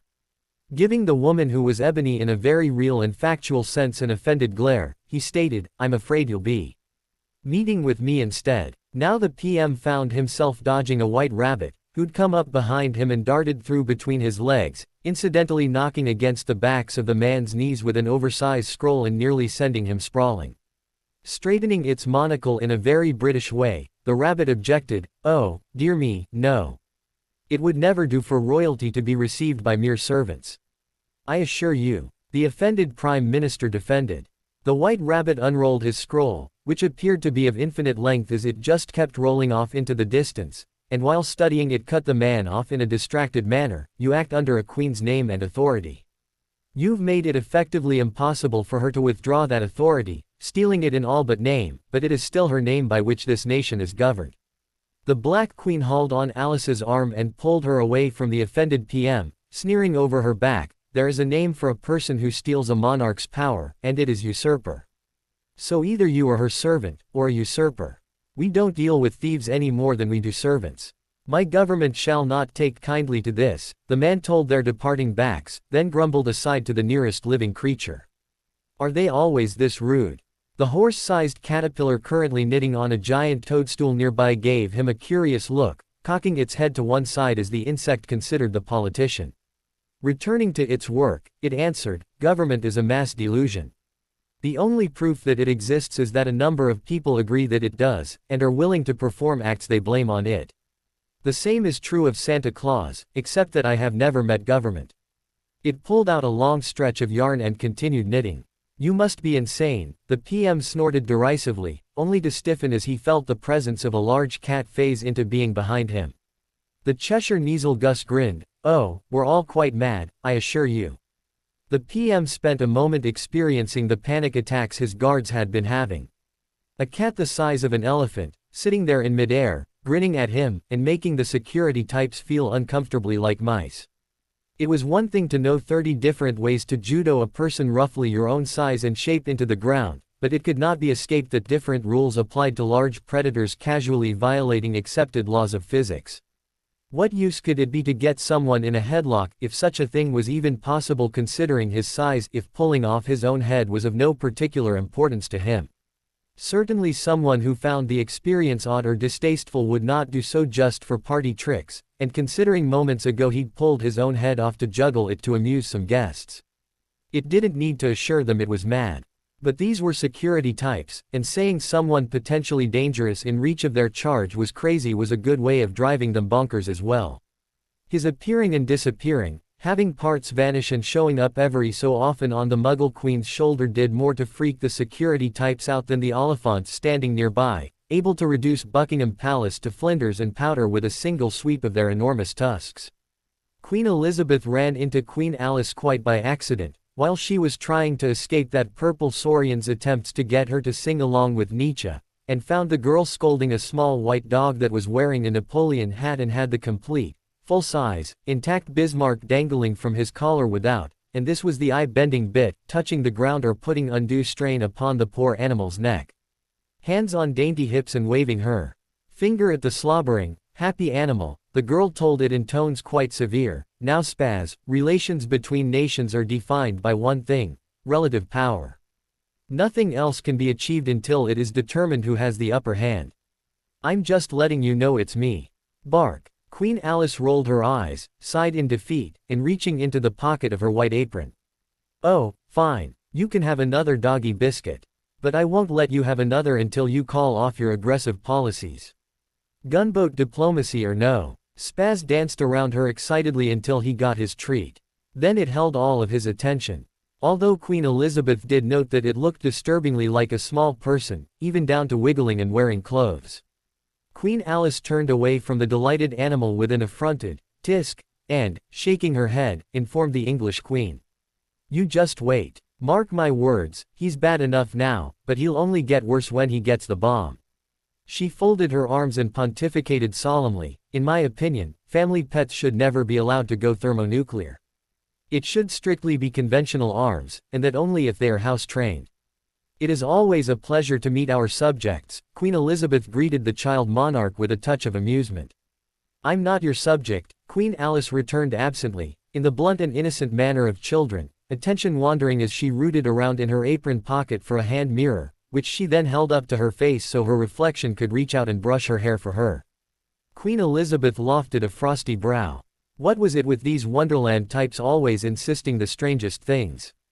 The Colonel Sanders imitator and his two friends had been insisting the whole magical world believed them to be terrible villains. It was our understanding that Lewis Carroll, your creator, was born a subject of our realm. And that the heroine of those tales was also a native to our lands. Queen Alice began to play jump the rope, although Queen Elizabeth couldn't help but notice that no one was holding either end, and the rope itself was one of the British Prime Minister's closest friends, who had somehow over the course of this extremely odd morning grown over 7 feet tall and only an inch wide. Chronicler, not creator, the young queen replied, hardly paying attention, and the land of my birth became irrelevant when I got my own realm to rule over. Besides, at the moment I outrank you. You have been reduced to a mere figurehead. All of my power is real. The Queen of England frowned. Aren't you even going to pay attention to me? Oh, but I am. The child insisted, looking desperately earnest. Oh, but you mean in the mortal way, not in Wonderland fashion. Queen Elizabeth suddenly recalled characters eating dry cakes to quench thirst in Wonderland. I'm sorry, Alice apologized, sitting back on a toadstool that grew under her and kicking her legs playfully as it raised her a couple of feet into the air. I don't mean to be rude. My parents did raise me better than that. But both you and your Prime Minister approached me with the attitude of, you are mine to command, and I am not. I know the polite thing to do would be to have let it slide, but that would have led to ever so much trouble later on, and it's just better we understand each other right from the start. I am not here putting myself at your disposal. The only power I answer to is the Fairy Queen and her appointed champions. It would be wrong to let you understand you could command me when you can't. It's not proper to let you think so. Queen Elizabeth felt somewhat whiplashed by the sudden topic change, but decided to be forgiving. Actually, both she and her government had been approaching this situation with an accepting the gift of new resources attitude, and as the diminutive monarch pointed out, that was hardly proper. Catching sight of a number of playing cards holding what she supposed was a chess knight upside down in a punch bowl as though trying to drown him, she thought to ask, do you mind me asking, where is your security contingent? Nobody behaving that irresponsibly could be counted, of course. Queen Alice gave the Muggle Queen a curious stare. Not all of your men together could harm me. I am in no danger. Our worlds are different. Take, for example, your crown jewels. All they are is rocks and metal. The only thing different about them from junk jewelry cluttering pawn shops is scale. You don't wear them except in the rarest circumstances, and when it comes right down to it, when you add up all of the salaries of all of the guards over time, as well as all of the other security measures, you've almost certainly spent more protecting them than they are worth. Our jewels, however, are power. They do not merely represent it. My granddaughter has a crown that makes her more intelligent, a ring that allows her to summon and speak with the spirits of the dead. Can you even imagine that? Say an investigation of murder comes up, she can question the victim, who'll be forced by the magic of the ring to tell her the truth. Yes, that's the man who killed me. Weeks of trial and investigation solved in moments with perfect accuracy. So that fairy princess to appear the other day was one of yours. This seemed to be a neutral enough question to ask. No. Behaving with the forthright honesty of youth which appears blunt at times, Queen Alice snorted. She is princess to all fairy. I am queen only of Wonderland. If she gave orders, I would obey. Thankfully, she's rather nice about not doing that. I expect she's waiting until she understands the situation better, and until then taking suggestions while letting us act independently. But her authority exists for a reason, and as we are at war, eventually I'm sure she'll use it. Alice then absently took the larger queen's hand in one of her own and began walking past the spectacle of the many events and freak shows going on at the garden party breakfast, none of which Queen Elizabeth would be able to remember in the morning. It was all so confusing. Although her dreams would be of field mice, fruit punch and volleyball for days. Very shortly she found herself following the young queen up a set of steps to a cozy little table. She nearly fell off in surprise when she realized those steps had been the ridge of spines along the back of a sleeping dragon, and the two queens were now having a very relaxed breakfast for two in its hat. Feeling she had to make sure, Queen Elizabeth delicately asked, "Is this a dragon?" Alice looked up, distracted from where she had been trying to catch the wayward menu scampering about. "Oh no, Strictly speaking it is not, although it appears quite similar in shape to dragons. What is it, then? The Muggle Queen was still getting used to the fact that her table was rising and falling with every breath of the mighty, moss-scaled behemoth beneath her, curled up across itself like a cat. This. Alice caught a mouse and shook it out, turning it into a delicate lace napkin she then lay across her lap. The monster below us is a Jabberwock, currently the only one in the British Isles. It is the magical equivalent of a nuclear weapon, perfectly capable quite without meaning to of wiping out all life in London, more or less by accident. It is invulnerable to everything save vorpal weapons, and none currently exist. For that reason we currently hold this one in an enchanted sleep, from which it will awaken only if I or any of my party are harmed. Ah, Queen Elizabeth held off a cold sweat by sheer force of will. Diplomatic functions usually did not involve meeting someone's suitcase nuke, along with a threat of a dead man switch setting it off should your visitors be harmed. Determined not to show it, she plowed ahead. How did you capture this one? The query drew Queen Alice's attention back from where it had wandered. Oh, a Jabberwock appears only in dense, ancient magical forests. It is created by the forest itself as a sort of antibody to repel or destroy invaders, and it fulfills that function primarily by its sheer efficiency as a predator. A Jabberwock is a solitary creature that treats all other beings it meets as prey. The only exceptions are fairy creatures, which it ignores, and natives to its forest, who are enabled to sense its approach and discreetly withdraw to avoid a confrontation. All others will be hunted relentlessly and unerringly. It can feel intruders on its territory much like you could feel hot needles laid on your skin. A time or two great heroes have gotten together and defeated one, but there is absolutely no point in doing so, as even should a Jabberwock be destroyed it will reappear in a year or two. Still, mortals are infinitely clever, and a generation or so ago this one was trapped, confined in a glass tower so that the forbidden forest it protected could be harvested for the immense wealth of magical ingredients it contained. We simply put it to sleep before destroying that tower. Should it wake, it will go straight back to its forest, after killing everyone it could see on its way, of course. Of course, Queen Elizabeth commented neutrally. Then she asked because she was sure her security forces would want to know. Have they any weaknesses? Not as many as you'd think, Alice mentioned absently. About the worst as modern methods of transportation make it seem surprisingly slow. It could keep up a 4-minute mile pace for days, easily, so not many people could outrun it. But there are quite a large assortment of vehicles that could. The troubles with that are twofold. You've heard the poem, including the part, the Jabberwock, with eyes of flame, came whiffling through the tulgey wood, and burbled as it came. A living Jabberwock constantly mutters or burbles to itself, a low rumbling sound that carries surprisingly well, and penetrates earplugs and the like. We've put a silencing charm on this one that affects it while it sleeps, but they are very good about throwing off spells while awake. Anyone who hears the sound becomes confused to an amazing degree, attacking friends, wandering aimlessly, and so on. It distorts perceptions, causing hallucinations and strangely skewed judgment of distance. A curious side effect of this burble is that a victim's words slide, shift and bend, producing odd hybrids that make communication very difficult. Do you care to enlighten me? What does whiffling mean? A form of motion slightly out of phase with the rest of reality. It's harder to track than mere invisibility, seeing as it stirs no leaves. It also gets terribly excited about leaping out on its prey, having been previously unseen. I think it enjoys the looks of surprise on their faces. And the eyes of flame. Anyone the Jabberwock looks at bursts into flames. It's a bit like a basilisk except you don't have to meet its gaze or look at it in any way, it only has to see you. Most people perish instantly under that kind of attack. We can wake it up to show you, if you like. As fairy we are immune, though you won't be. That won't be necessary. One queen appraised another in a calculating way, before adding, you know, I have superweapons of my own. Yes, Alice agreed disarmingly, seeming scatterbrained, and their presence and general capabilities are generally known. So you don't have to wave them about in order to say, if I got serious, I could hurt you. But on the other hand, you never knew I had anything more than a pack of cards. And playing card men with spears don't threaten major powers. So rather than have you underestimate me, I give you the courtesy of knowing that it might not be the wisest thing to treat me like an inferior, because I'd much rather not use them, especially not just to make a point.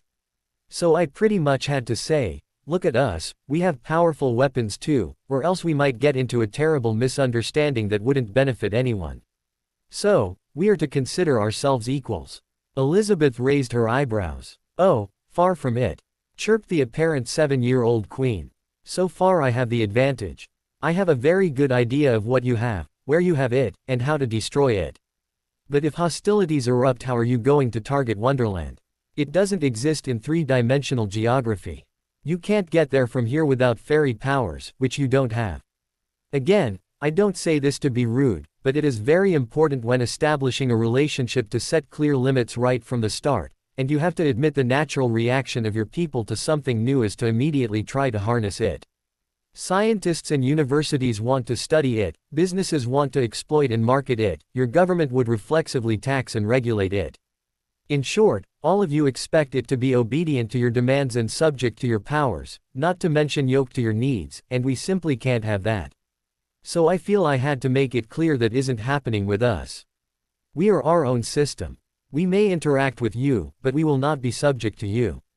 No matter how much you may want our resources, you will ask nicely and we will negotiate whether you can offer enough to entice us to share, just like any other major powers. You will not simply take them. Queen Alice paused thoughtfully, a cute expression on her face. A good example of our need to express this clearly can be shown by my arrival, when both you and your Prime Minister used language carefully chosen to establish dominance over me. It can be difficult for adults to take children seriously, Elizabeth said with a nice smile over layers of hidden meanings. Alice's eyes narrowed over the brightly colored pink ball she had picked up, and when she did her eyes were old. Down, dear. I'm almost 100 years older than you. I was an adult when your grandmothers were in diapers. I look 7 because that is the age I wish to be, nothing more. And I don't doubt, if you had the power, you wouldn't appear as old as you are either. Then a butterfly fluttered by and she was all sweetness and innocence again. After spinning around in circles chasing butterflies, Queen Alice turned a liquid gaze on the Muggle Queen that would have melted the heart of a demon. But really, I am not here today to talk of myself. I am here mostly to warn you there are other magic users around whose intentions are decidedly unfriendly, and who won't hesitate to use mind control and all of the other nasty powers you may have heard rumors about. Hordes of zombies, vampires, ghosts and other undead, werewolves and giants, these things are real, and there are people who stoop to use them. And sadly among their favorite victims are your people. Queen Elizabeth thought she recognized a bargaining tactic. After all, if such threats did exist, something had to have been holding them in check until now. Why could that something just continue to do so? Forgive me, but even in light of present circumstances, I find it a little hard to credit. I find your lack of faith disturbing. Queen Elizabeth felt chilled. That voice that came from behind her was so perfect an imitation, oozing menace just like the figure it represented. One could almost feel the mood set by the background music. She turned around and, yes, the familiar black armored menace was there, an imposing 7 or so feet of him in caped magnificence, shiny lights on his breastplate and all. And her first thought on seeing this person was that the films hadn't done him justice. Darth Vader was easily 3 times as imposing in real life as anyone else she'd ever met, and she'd met quite a few people who'd made it their life's work to be as imposing as possible. Any doubts this was the real Vader standing there simply couldn't survive his presence. The cloak around his shoulders was as nothing compared to the aura he exuded. The fact he held a towel over one arm like a butler completely escaped her. Queen Elizabeth never even realized she'd dropped the drink she'd been holding. Nor would she ever be privileged to hear that the Muggle Studies class at Hogwarts had shown the original Star Wars trilogy last month. It was all she could do to meet in surprise and not faint. Alice continued conversationally while she was playing with a kitten. Frankly, if I were in your place, I'd begin mass production of silver bullets, and outfit every Bobby with a cross and wooden stake as part of their standard gear. There is an old adage about a straw that broke the camel's back. Now, in a little more detail, the weight of a straw is insignificant, and a camel fairly strong, but that metaphorical beast of burden had already been loaded down with so many things that it was already at or beyond the uttermost limits of its capacity, such that the tiny weight of a straw could push it over the edge of its ability to cope and do it lethal damage. Another story, a true story that does not appear at first blush to be related, is one of a deer that was discovered in the wilderness of Canada, a deer that had no injuries or diseases, nothing wrong with its health in any way, save for the fact that it was covered in a mass of ticks such that the authorities had never seen. Each of these tiny bloodbeepers was individually insignificant, but together they killed the deer. The world was already heavily burdened. Political and economic turmoil were epidemic across the globe, so-called minor wars had embroiled troops of every nation, and by some calculations the tax burden on the ordinary citizen was the highest ever recorded, to say nothing of the plethora of crimes being unveiled on every level of society, from the lowest to the highest. The Muggle world was at that point, both of the overburdened camel and the poor deer. Between the crime and corruption, strife and turmoil, the stresses of society were at maximum. It could not bear any more. Citizens had already retreated into drug and alcohol abuse in record numbers, a sure sign of the distress they were feeling in their lives. Signs of stability, such as healthy, undivorced nuclear families, long-term employment and well-knit communities of neighbors who hang out with and speak to each other regularly, were also suffering record lows. The warning signs were there to anyone who cared to see them. All that the crisis to be needed was a tiny nudge to push it over the edge into cascading failures that could consume the whole. The discovery of magic was that thing. It could have been anything. If not this, it would have been something else. Corruption in government was like malaria. The disease won't kill the victim directly, but it will make him weak enough that practically anything else could finish him off. Really, corruption of any sort was a potentially deadly disease. Moral decay was as bad for cultures as rust was to metal ships. Either one left unchecked would destroy the target of its attentions. Break that down a little further and see. What are the most basic morals? Don't kill, don't steal, don't lie, and respect other people and their property. That is the moral stance and represents the basic building blocks of civilization. Take away morals and you get a creature that respects only itself. It falls back on a more feral, animalistic approach that is out for number one and isn't going to let anything get in its way. That stance is of course going to kill, lie and steal and do anything else to gain advantage. And if you respect other people, then how are you going to take their stuff? You can't build a society out of feral creatures. You can't do it. No kind of institution could be created or maintained by anyone so selfish they respect no kind of rules. Institutions are composed of rules. That's all they're about. You can't have any if you don't build up and follow them, and a man without morals is all about tearing rules down for his own temporary advantage. And, no, people like that just really can't seem to see the big picture. If they acknowledge the necessity of rules and institutions at all, it is always the job of someone else to maintain and repair them. The feral man admits to no responsibility for them, nor will he acknowledge any. He is too busy getting ahead to worry about anything like that. At best, a man without morals is going to form a gang, and time has proven the only rules those are able to agree on are to look out for the gang as the criminal would ordinarily look out for himself, and even that if imperfect. But the only kind of society you could form out of that limited rule set is a tribe. Tribes may squat in the ruins of more advanced cultures, but generally speaking they are not known for their comforts, accomplishments and infrastructure. It was not a spear-wielding native who first reached the moon.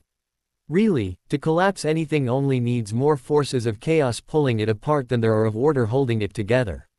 All societies have both elements present within themselves. Numbers make a difference, but there are also force multipliers, such as riot police wearing gas masks and wielding both specialty vehicles and weapons to beat down rioting crowds. They are able to account for far more than mere numbers would suggest. However, once past a certain point it is not always the case that government represents a force holding society together. Corrupt cops on the take or committing crimes themselves are sadly common, as are morally bankrupt officials using what would have been the forces of law in ways that actually tear down society. People generally don't start out with the intention of, hey, let's all go bring down our government. More often it starts out like a bunch of 3-year-olds fighting over the remote control. They don't intend to destroy anything, they just want this or that aspect set to their advantage, and the level of force involved quickly grows all out of proportion as each involved focuses on getting their way, rather than fixing any of the core problems. And it has also been observed that on occasion bullies and thugs in police and government go too far in stopping a demonstration and only add fuel to the blaze. Now, as with an avalanche, the first stirrings were small relative to their later cumulative effect. Most of these elements had been in place for a generation or more. One of the key factors was that people had become divided. There was no end to all of the issues that people had to take sides on, to the point where it was a truly remarkable thing if you could find someone with whom you could agree on all major points of contention. There were so many issues no one could account for them all. There was sayism and racism and every brand of politics, both for and against every issue imaginable. The key thing was these groups all had grudges, goals and declared enemies, so that when things started to fall apart, the members of these groups had forgotten how to hold it together with anyone but those in their own, widely scattered, cliques. Rather than face it together, they took potshots at their rivals under cover of the confusion. And really, that's all it took. Events that consumed nations rarely came in forms those nations were expecting. In this case there was no bullet to dodge. The societies had simply grown so bloated and corrupt they would sooner or later have died on their own. But, when something was in ill health like that, it's easy for a mischance to finish it off. The spark that lit the blaze was a small and familiar one, and not considered unusual or all that threatening. Riots had become commonplace, and could be triggered by something as simple as a sporting event. Sports fans didn't even have to lose to riot. But society seemed to have forgotten that simple sport riots had brought down Constantinople, a city as great as ever boasted by Rome and the capital of their Eastern Empire. But there was a lot more going on here than sports fanatics. Most everyone had an opinion, good or bad, about the revelation of magic, and those who were inclined to riot anyway used this as a grand excuse.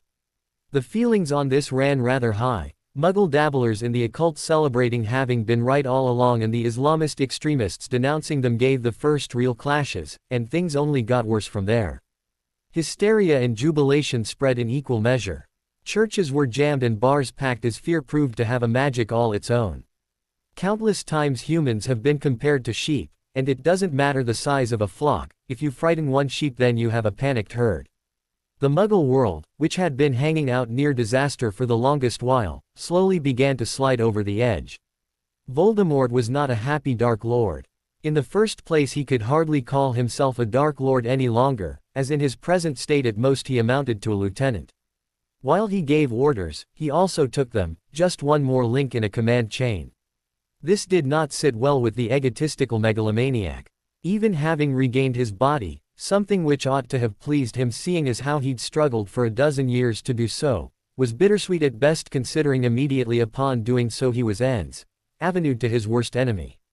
That was enough to sour anybody's disposition, and it hadn't hit him any better. But that was only the first step. Second, he'd discovered that his loyal Death Eaters had sworn over to a new Lord Voldemort. He'd never anticipated that, but having created a title it functioned as those do and titles are always capable of being passed on by heredity or conquest. So now Tom Riddle was more appropriately called a former Lord Voldemort. A new person held that title and position, and had received the loyalty oaths of the followers that made up his fiefdom. All of his life's work had been to accumulate power, and that had just been dashed to pieces before his very eyes. Even his wealth had gone missing, and he'd thought no one knew the secrets of where to find it or how to pry it out of his protections. Those caches were his very best work, yet judging by leftover traces they'd been popped open as easily as a can of soda. No, recent revelations had not been good for Riddle's ego. Of course, for a normal person this chagrin might lead to a little humility. For a Dark Lord who'd deliberately burned out any tender feelings long ago all it did was inspire new depths of hate and rage, and once more the world saw a hateful creature raging over how the world would pay for this defiance. It was more than a little pathetic how upset creatures who spend all of their time provoking fights and hurting others get when they are hurt in turn. However, at the present time all that did was make him more vindictive as he carried out his current instructions. Including making contact and using a set of command codes for a hidden army of vampires. A dozen clans of 50 active members each. 5 times that amount if all of the sleepers were awakened, something usually not done as even the Muggles would become suspicious of the drain on their population created by nearly 3,000 vampires feeding These weren't the only vampires in Britain, but they were unknown to anyone outside of Dumbledore himself until now. That was quite an accomplishment. Despite himself, Voldemort was impressed. He created an excellent setup of his own. 24 of his Death Eaters were Aurors, another 13 were Ministry officials, with triple that amount of each serving him unmarked, enough so that when things got lost there was no one person to blame, and patterns of escapes and so on could be obfuscated nicely. With that level of penetration, the Ministry had never bothered him.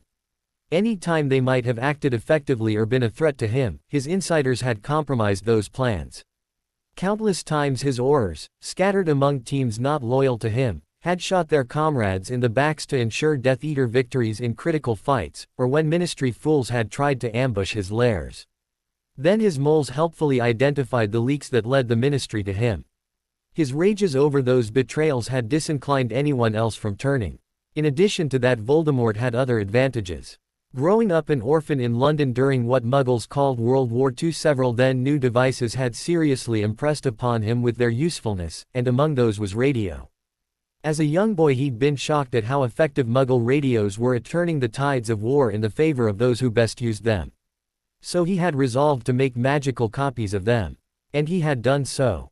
Eventually the final form of the dark marks he would issue to all of his most faithful followers would have several useful magics woven into them, serving not only as perfect communications devices but also reusable, programmable portkeys so they could never be denied a means of escape, provided they weren't imprisoned at some place warded against them, like Azkaban. Of course the pain controls were nice, too. It ensured obedience. No, Voldemort had been convinced that he was a true contestant for the slot of most powerful man in Britain. He'd had the personal power and skills and a support base to back him up matching any he knew of. But his error there lay in the fact that he had never considered large forces he knew nothing of. It made no sense to him that someone could have power and not use it. Well, the answer to that was simple. Dumbledore didn't use his hidden army because he'd never needed it. He already owned all the power most could dream of in politics and finances, so had never had cause to call upon his hidden resources, which he built up more as a hobby than anything else. It kept his vast mind and resources busy doing something they enjoyed. No, what Voldemort saw as he viewed the information Dumbledore had given him was awe-inspiring. Frightening, even. He'd never even dreamt of building up a hidden vampire army no one else even knew about. So, of course, once he got his freedom back he would immediately steal it. This was far from an impossible desire. From his earliest childhood Tom Riddle had been beeping the desires of those in authority over him and wresting control from them for his own purposes. He was not a meek nor a mild follower. No, he was a snake of the worst sort. Treachery and betrayal were his native tongue. It was all he spoke with any degree of fluency. In the first place, Riddle needed his own followers back, as none of them had sworn to the old man, so could be used in actions to pry their true master away from the headbastard's clutches. And for that there was a fairly simple remedy. Tom Riddle simply declared this new Lord Voldemort to be a usurper and reclaimed his title. There was plenty of provisions to do so, as titles had been fought over since their invention. This was simply one more. Of course, declaring this to be so did not make anyone win automatically. It merely put him and his would-be successor on an equal footing.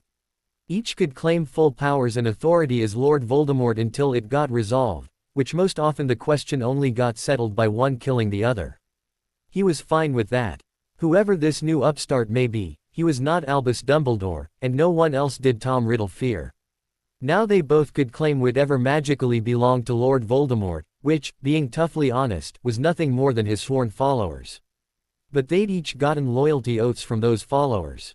So what it truly came down to at this point was the followers themselves.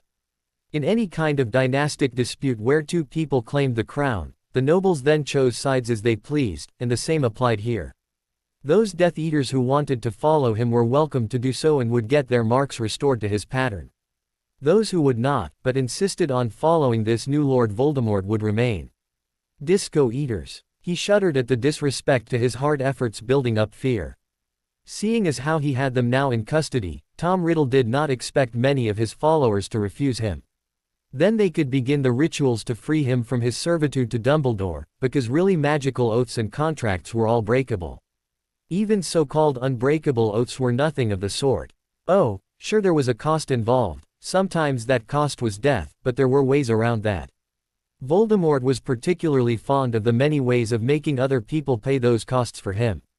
Some devoted but deluded follower could often be convinced of the necessity and die for him, for example. That was always fun, and a willing substitute to accept the penalty for him would satisfy most magic quite easily. Of course, once that pesky bit of nuisance was taken care of, it was time to party. And Albus Dumbledore had foolishly trusted his newest tool with a set of instructions for carrying out certain operations on his behalf. Conquest of magical Britain. Oh, yes. Voldemort would carry out that order. But it would be on his own behalf, not Dumbledore's. Speedy as dwarves were, construction on the town of Godric's Hollow could, by original estimates, at best be termed half completed. The other 5 trailed behind by a substantial margin, having begun construction much later. Still, those original estimates had been based off the work of dwarves alone. They had not anticipated wizards showing up from Cuba, sent by Queen Sybil to assist with getting these vital things done quickly. 500 wizards per new settlement working together with the dwarves meant those construction projects had been practically, and in some cases literally, flying together. One thing that often surprised many who'd seen how static and unchanging wizard society was how quickly they could accomplish something when they set their minds to it. Magic was just that powerful. By contract, and for quality, actual construction of anything there would be left to the dwarves. But it was amazing how much work could get done not building things, just taking care of all of the associated work like digging up holes to put foundations and basements in, levitating blocks so they could be positioned more easily, transporting building materials and other such things that, while leaving no enduring product, vastly sped up the efforts that did. 300-ton rabbits under controlled charms and used as earth-moving machinery could move a lot of dirt, but it was easier and more efficient to use 300 man-sized ones to do the same job, as more wizards could handle that level of spell. Conjured scaffolding didn't have to last forever, it only had to get workers into position to get their tasks done. It also meant the complex and often demanding warding work was being done often as quickly as the houses themselves were. Those, and tasks like them, and the fortified magical communities were coming together faster even than the original 2-month estimate, in spite of all of the additional work being added to the original project's design. This was good. Still, ahead of schedule, was a far cry from completed, and it was only a little over a month and a half since school had started, and not all of that time had been spent on construction. The great outer walls and defensive works lagged even further behind as those had only recently been authorized. Great trenches gaped open where those walls would eventually be seated on the underlying bedrock, and the stonework was being assembled at a colossal pace. However, despite all these fantastic strides, they just had not had time to get everything ready before the first assaults came testing those defenses. Godric's Hollow was not on anyone's list as a high-priority target. It had always been a sleepy little backwater community even among wizards, with not much of interest there. If not for a certain historical significance, the place would have been forgotten, even by those who lived there. That was part of what had made it a great spot for hiding when the Potters originally went to ground. No one outside of very few knew what was going on there now, and that small number did not include the recently raised and information-deprived Albus, nor the out-of-touch Riddle. Were it not for the orders to complete the conquest of all of magical Britain, the place would have been ignored again. Against such a tiny, insignificant spot of ground of few and mostly overaged and retired magicals, 3 vampires would have been sufficient. 6 would have been plenty, and 12 overkill. Voldemort sent 30. To him, this was an insignificant amount, 1/100th of his total command. He'd ordered the 12 night clans to awaken all of their sleeping members and frankly had more vampires at his disposal than he knew what to do with. One-on-one, vampires could easily defeat most wizards, provided that wizard did not have specific anti-vampire protections which few carried. This was because vampires were faster, tougher and stronger than ordinary men, and far more ruthless and prone to violence as well, a distinct contrast to the sleepy and placid, easily startled sheep of the magical world. Vampires also had powerful wandless magic abilities in their narrow and specialized field. The Night Clans were, after all, the originators of blood magic, and a few even had tricks in that branch that Voldemort had not learned yet. Shapeshifting by reducing themselves to liquid blood then reforming as bats or wolves was one of those highly coveted powers. A few living men before this had learned that skill, and Voldemort coveted it. 20 Death Eaters could send a group of thousands of adult wizards to rout like frightened sheep. Those same 20 at the head of hundreds of vampires. A slaughter. Under direction of his Death Eaters, whose magic was more wide-ranging and flexible, and were thus able to reduce or remove those specific anti-vampire protections, that force would be unstoppable. 600 had taken the ministry by force, another 600 Hogsmeade, and a further 300 Diagon and Nocturne alleys, and in each case it was a show of force more than anything else. A tenth the number would have been more than generous against any of those targets, and he still had half his numbers to play around with. So he was behaving like a kid given a stack of credit cards, pointed at them all and told not to worry about the bill. In a few hours' time, Tom Riddle would rule the magical world. The dwarven race was destitute. They'd have to be for proud and stubborn creatures to hire out to do a job as degrading as dressing up as cupids and delivering singing telegrams. Not the sort of thing you'd stoop to do if you've got any alternative. So they hadn't had any forges. The goblins had gotten the dwarves locked out of any smithing trades as part of the settlements after one of their countless rebellions, a fact that alone would have given the dwarves a deep-seated hatred of the goblin race, or tools or vast stores of weapons or armor. No, in fact the first several days working for Harry the dwarves had spent just fashioning the tools they needed to do the work he'd required. Being scrupulously honest, the forges they'd built to do that work were technically Harry's, and they'd been intending to leave all of those newly built tools and hammers and things behind. The appeal of having their own mountain halls again would be that dwarves would, at last, be governed by dwarven rule and laws instead of the various ministries of magic. Thus they could ignore the treaties made betwixt humans and goblins that locked dwarves out of all sorts of traditional trades and markets. That would set the race on their own 2 feet again. And for that, just about any sacrifice would be considered. But they still hadn't made any weapons or armor. It was dwarves with picks and chisels and hammers in their hands who first saw vampires approaching Godric's Hollow, not a battle-ready, fully equipped army. While wizards there to help construction gaped in shock at the attack, the howls of rage and fury as those dwarves swarmed off to meet those undead served to remind everyone within earshot that dwarves were warriors, whether in plate with battle axe, or their underwear with pointed sticks. In fact, quite a few of them smashed apart wooden support beams to get ready shards of pointed wood. These were vampires, after all, and dwarves had never entirely forgotten their military lore. So as a race they knew more ways to kill more things than many humans had even imagined. Had to talk about something around the campfires. Against a sleepy and mostly forgotten retirement community of placid and forgetful wizards, 30 vampires was a ridiculously overpowered force. Up against a tribe of dwarves who stood on the brink of being restored to their race's forgotten glories, and had begun to regain their lost self-respect once again working with tools of metal on defensive works of stone. It was a farce. The vampires at first merely gaped in shock at the counterattack. So used to being predators many could not even comprehend what the charging mass of short hairy things meant until the self-important undead monsters had already been killed, staked, beheaded, brain pans smashed in by rocks or hammers or legs taken off at the knees by picks and shovels, all before the strike force even entered the town proper. Then the invaders. Ashes got burned. The dwarves, without any need for comment, then left the tasks they had been doing, and as one began to work on fortifying the outer defensive walls.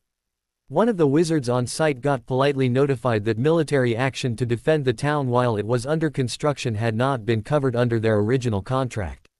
The dwarves would do it, and do it gladly, but they expected in return a little something for their efforts.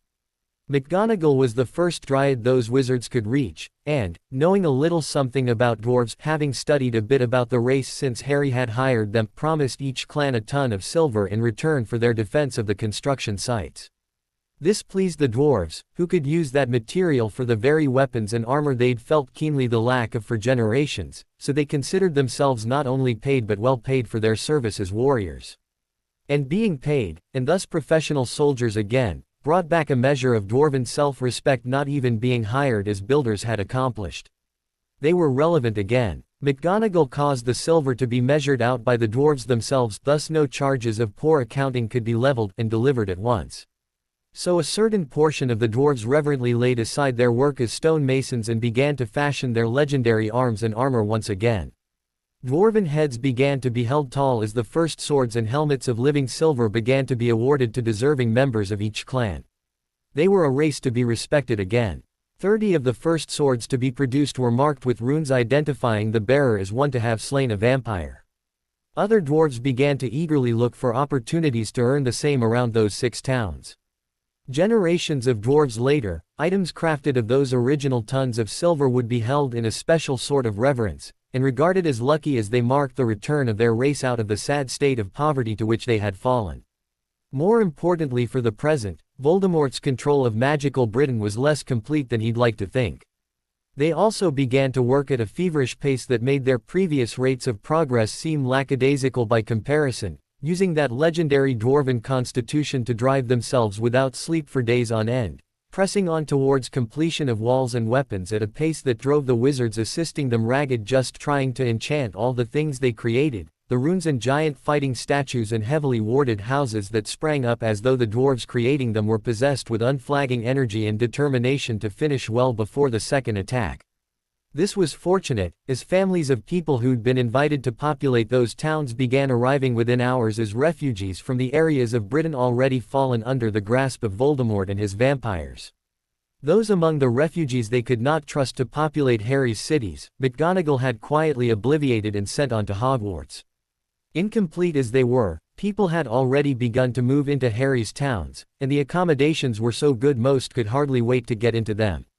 And, with the house elf force he'd liberated helping, it was so easy to make the switch houses were rarely empty a day or so after being finished. So Godric's Hollow, being half built, was already half occupied. The other 5 towns closed in on about a quarter complete and populated. It was fortunate it was so, as that gave them some basis to work off of as those cities began to be flooded by magical refugees. As the vampire armies under Death Eater control took over magical Britain, those scheduled to live in those communities got there as best they could, even though their houses and things were not yet built. Some got taken in as guests of friends already living there, others camped out in tents or got bunked on conjured beds in otherwise empty rooms of the incomplete central castle that was to serve as both town hall and school. Luckily, with the force of house elves on hand, it was easy for them to pop out and rescue family belongings, packing up and whisking away furniture, clothes, family heirlooms and in fact entire households that got left behind in the rush to escape before the conquering forces locked down on all travel. Families escaped by flow and apparition where possible, but soon Death Eater agents had locked out all flow traffic. And it was a rare family where every member could apparate. So while those that could side along their children, McGonagall organized rescue parties of wizards who would create portkeys and give those to elves to transport to the families who could not escape by other means. And often enough they got more than they'd intended, as neighbors and friends of those targeted families came along for the rescue, these operations often fetching back 3 times the number of people the portkey had been sent for. Nobody wanted to be left behind in the face of that evil. So even those who'd never had any intention before of moving to Harry's villages came along, as the alternative was too dangerous to imagine. Voldemort returned, his Death Eaters at full strength and at the head of an army of vampires. All of the horrors of the last war returned, redoubled with brand new terrors. Nightmares could not even begin to describe that. Still, one big disadvantage to using vampires as minions to control the world that became apparent that first week was they could only be active during the night. That left the day free for people to try and escape their control if they could. Half the shops on Diagon Alley were empty by the second night, their staff and stock gone to no one knows where.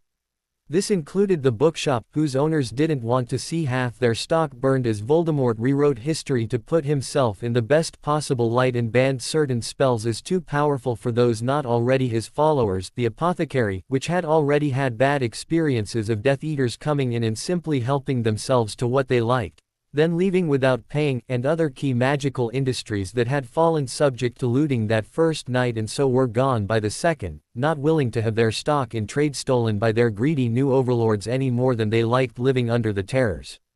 To the Death Eaters this was their day of triumph, their victory, and plunder and robbery were a necessary part of the celebrations. Taking what they wished from those less than they was what they'd been promised all along, and they weren't to be denied that pleasure. Of course, pleasures, especially dark ones, come with associated costs. Putting the alley's primary bookseller under crucio for having been too friendly to Harry only meant the Death Eaters lost a place to buy books. The same applied to furniture, the safari shop, and the ice cream parlor. Godric's Hollow and its sister cities had no wand crafter among them, but the rest of the magical crafts and industries were fairly well covered. They even had newspapers and book publishing emerging from the printing presses located there, supplied by a feverishly overworking Mr. Lovegood. Magical Britain, however, would come to realize they lacked several such key functions. Because frankly, Nocturne Alley didn't have a wide selection of services. If it wasn't dark, they didn't do it, and dark magic accomplished only a very narrow band of things. So they began hurting for lack of the rest. Like when an unlucky Death Eater got ordered to open up an apothecary, only to find he had no idea of how to connect to sources for certain supplies. Sometime during that first dreadful night Amelia Bones arrived at Sanctuary in Godric's Hollow with a beleaguered force of some 20 aurors. 60 or more had been freed of Dumbledore's compulsions by this point, but some had been lost during the attacks, and others had rushed off against orders to go do what they could to protect their families. Most of those latter had perished, when Amelia would gladly have sent off portkeys to rescue those families, if only they'd waited long enough to get to safety first. Didn't want to portkey families into a war zone, after all. Better for them to stay in their houses until that point. Strangely, although Voldemort had sent out enough vampires and terrorists to have killed the majority of magical people in Britain, very few deaths had taken place so far during this coup. Certain types of people were being rounded up, and the show of force dramatic enough to have thoroughly cowed the rest, but actual killings so far had been scarce. That was mostly because Voldemort didn't need deaths to inspire terror with the forces he now had under his command, and he wanted to savor those he did intend to cause, putting them through prolonged misery during extended public executions to further the terror he was held in. So much more effective at cowing obedience than random piles of bodies. What this meant for the common witch or wizard was they cowered where they stood waiting to either be told to go about their business under their new overlord or to be collected for later slaughter for their disobedience or impure blood. For those who had no place to go, the waiting only produced more terror.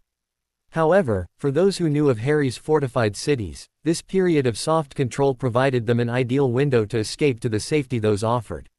While far from perfect, it was the only escape option most had, as Riddle's forces had very carefully taken control of ministry offices that managed the border spells kept around both for customs and to prevent invasion, erecting those at full strength to block any attempts to escape out of the country. Then, of course, it was time to move against the last known bastion of resistance to Voldemort's rule, Hogwarts. Assimilating control of the rest of the magical world had taken time, so the Hogwarts assault came after 2 days of asserting authority over the rest of the magical world. Reinforced by another 200 vampires, which they left behind to guard the village, the attack force on Hogsmeade marched forth to Hogwarts, Lord Voldemort at their head, along with another 200 Death Eaters. This first attack on Hogwarts even took on some of the feel of a parade. After all, what could hope to stop them? Nothing had succeeded so far. And they knew from insiders that the people at Hogwarts were freaking out, because Dumbledore, their great and powerful protector, was not present. Actually, Harry's napalm bomb had taken out the only one currently active. The other two were going through much slower activation sequences. Still, the innocents huddled there were not without protections. Alerted by the attack on Godric's Hollow, dryads stood ready for them in the silver armor and invisibility cloaks Harry and their fairy queen had provided, lining the walls, watching and waiting in silence for the signal to shoot. The wards around Hogwarts had once been considered an absolute defense. However, as the Dark Ravenclaw feared no crisis he did not control, those had largely been converted over from defensive functions to an information web. Still, there were defensive functions remaining there, and under normal operational parameters the deputy head ought to be able to invoke them, just in cases where the headmaster was either not present or incapacitated. But Dumbledore hated to be under any set of wards he did not have under absolute personal control. He'd left no provision for his deputy to control the wards under any circumstances whatsoever. Still, the fact that its walls were defended was enough to repulse the first attack. The sheet of disillusioned arrows sleeting down on the attacking ranks far before any of the approaching wizards felt they were in danger of any spell fire from the defenders claimed at first 100, then 200 lives as the second volley struck. The targets hadn't even thought to have scattered in between shots. Arrowheads of living silver launched by longbows punched effortlessly through even best dragonhide, when it was present, and being dipped in basilisk venom and set to burning via spells made the slightest injury instantly deadly to man or vampire. Creatures of the night burst into flame, then fell as ashes around men screaming in death throes. Death Eaters began wildly casting shielding charms, none of which availed against the enchanted arrows which pierced right through those protections. A third and then a fourth volley had struck, claiming just as many lives as the first two thanks in large part to centaur-trained archery, before the attacking force retreated in disorder and confusion, Death Eaters popping out by portkey or apparition, while vampires changed into bats or wolves. A force of more than 600 vampires and 250 Death Eaters escaped after suffering more than half that number in losses in less than a minute of confrontation, during which they'd launched not a single attack spell in return, nor even seen their ambushers. It was the most devastating stroke against Voldemort's forces in either war. The Dark Lord himself got abandoned on the field with the dead, lung pierced by an arrow. However, being the only attacker on that field having undergone the rituals to be immune to both fire and the potent basilisk venom, he was able to portkey away, where shame-faced and frequently crucioed followers who'd left him behind now set to work putting his injuries to rights. 2 days later Voldemort's forces had assembled for a second assault upon Hogwarts. This time it was a small number, only 60 vampires and 6 Death Eaters, perfectly sufficient to take the school should they get inside, but small enough to be expendable should they be lost to defensive fire. Examination of bodies summoned clear of the danger zone had confirmed the only wounds were arrow wounds, although no actual arrows remained. Ammo charmed to return to the quiver ensured that you never ran low on arrows, and could afford the really expensive options like specialty enchantments and arrowheads of living silver, and so the new assault force was split into 2 groups, disillusioned, layered under many anti-arrow shields, and would be attacking from 2 directions. They perished in a single agonizing volley, anti-arrow shields being nothing against arrows specially enchanted to penetrate them, and to a person able to see magic, as those blended with unicorns are, a disillusionment charm highlights the target rather than conceals it. By this time Voldy's minions had discovered they needed the greenhouses there for potion supplies. Other sources had dried up, refusing to deal with the disgraced and occupied Britain, and the Forbidden Forest was missing, as were many manor houses of those associated with the light, so it was the Hogwarts greenhouses or nothing for certain plants and potion ingredients. Including, to the day, embarrassment, most healing potions. One change Amelia had insisted on in McGonagall's evacuation scheme of the conquered people of magical Britain was to allow the staff of St. Mungo's to get out that first day, which the majority did, along with all non-dark patients and most of their equipment, leaving the Death Eaters in a lurch for healing as even those not rushing to Harry's cities ran to sanctuary elsewhere. So Voldy's forces needed those potion supplies. Dark wizards do not bear discomfort well, and combat involves injuries. The recruitment promise of, "Join me and you'll never want for riches again," rang a trifle hollow when the groans of the wounded were not addressed. The whole game just begins to feel less fun when it hurts for real. And every so often something as routine as raping a Muggle girl would end in injury, because it so often happened that one would conceal a knife that in the midst of a revel no one would think to check for, and when the Death Eater was in the throes of passion stab him where it hurts. And without blood replenishing potions those wounds were often fatal. Really takes the fun out of it. So the lack of medicine was making it harder to recruit replacements for those Death Eaters the Dark Lord lost. It didn't stop him, but it did dim their enthusiasm to have things go not entirely their way, especially in what was always supposed to have been their day of triumph. Voldemort's forces did have secure communications with each other through their dark marks, so it did not take terribly long for them to realize that a large number of people they were sent to drag out of their homes just were not there. Neither were their households, furniture, nor anything else, often enough including vanished neighbors as well. Something did not add up, but the initial assumption was just these people had run off into the wilderness somewhere. This was somewhat expected, although not in the numbers or to the extent they were seeing. The complete absence of even a tea service left behind implied something was wrong with that assumption, as people rushing out in panic are never that thorough. Still, people enslaving themselves to genocidal megalomaniacs are never the type gifted in critical thinking. The Death Eaters noticed the problem and were puzzled by it, but drew no conclusions other than it looked odd. Not even when sporadic communication check-ins eventually revealed that the assault groups sent out to Godric's Hollow, and 5 other similar blank holes in the countryside, had vanished. So 2 days later a second wave got sent, and those died even more quickly than the first. Going as they did by flow to those towns, the spells Harry had caused to be placed over those systems burned all of the new invaders to death. Seared bodies of Death Eaters tumbled out of the flames amid clouds of ash from the burned-up vampires. Then the debacle at Hogwarts happened and the occupying forces had enough to deal with in that aftermath that those few lost squads sent to dismal bits of an interesting countryside got forgotten for a few more days, during which Godric's Hollow and the other villages were being redone by new construction, every dwarf, witch and wizard pitching in to do what they could to prepare. It was 4 days after the humiliating initial defeat at Hogwarts that some Death Eaters noticed those squads sent out to those 6 minor villages had never reported in. By now, stung from the Hogwarts defeat, they showed a little caution, and stealthy probing forces got sent to investigate. The information they sent back could scarcely be believed. In the first place, marked Death Eaters could not even approach those towns, the wards specifically against them by now being fully charged. Nor were vampires, nor the newly recruited Dementors any good either.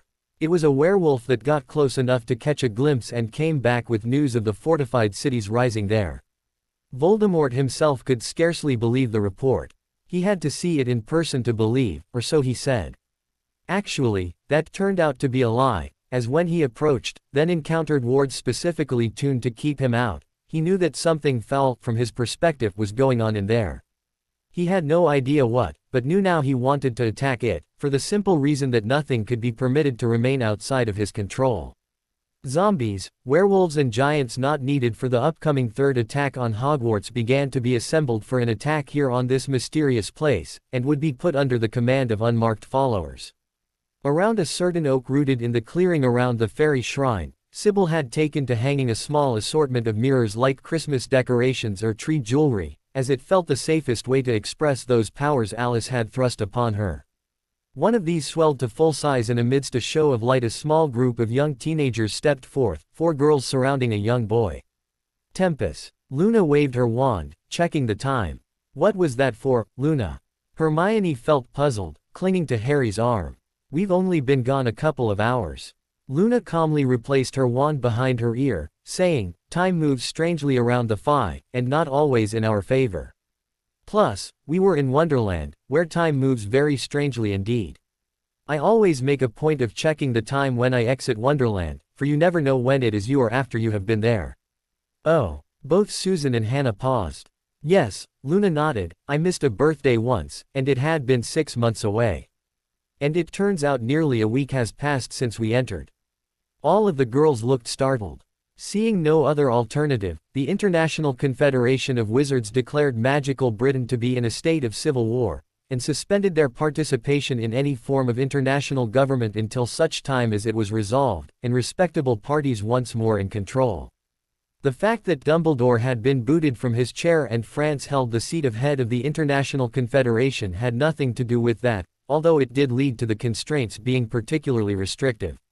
Since he was well known among certain circles for having almost all power in magical Britain, Dumbledore was also being held responsible for the massive rupture and ultimate end of the Statute of Secrecy, for British obliviators had still never made any appearance on either of those scenes.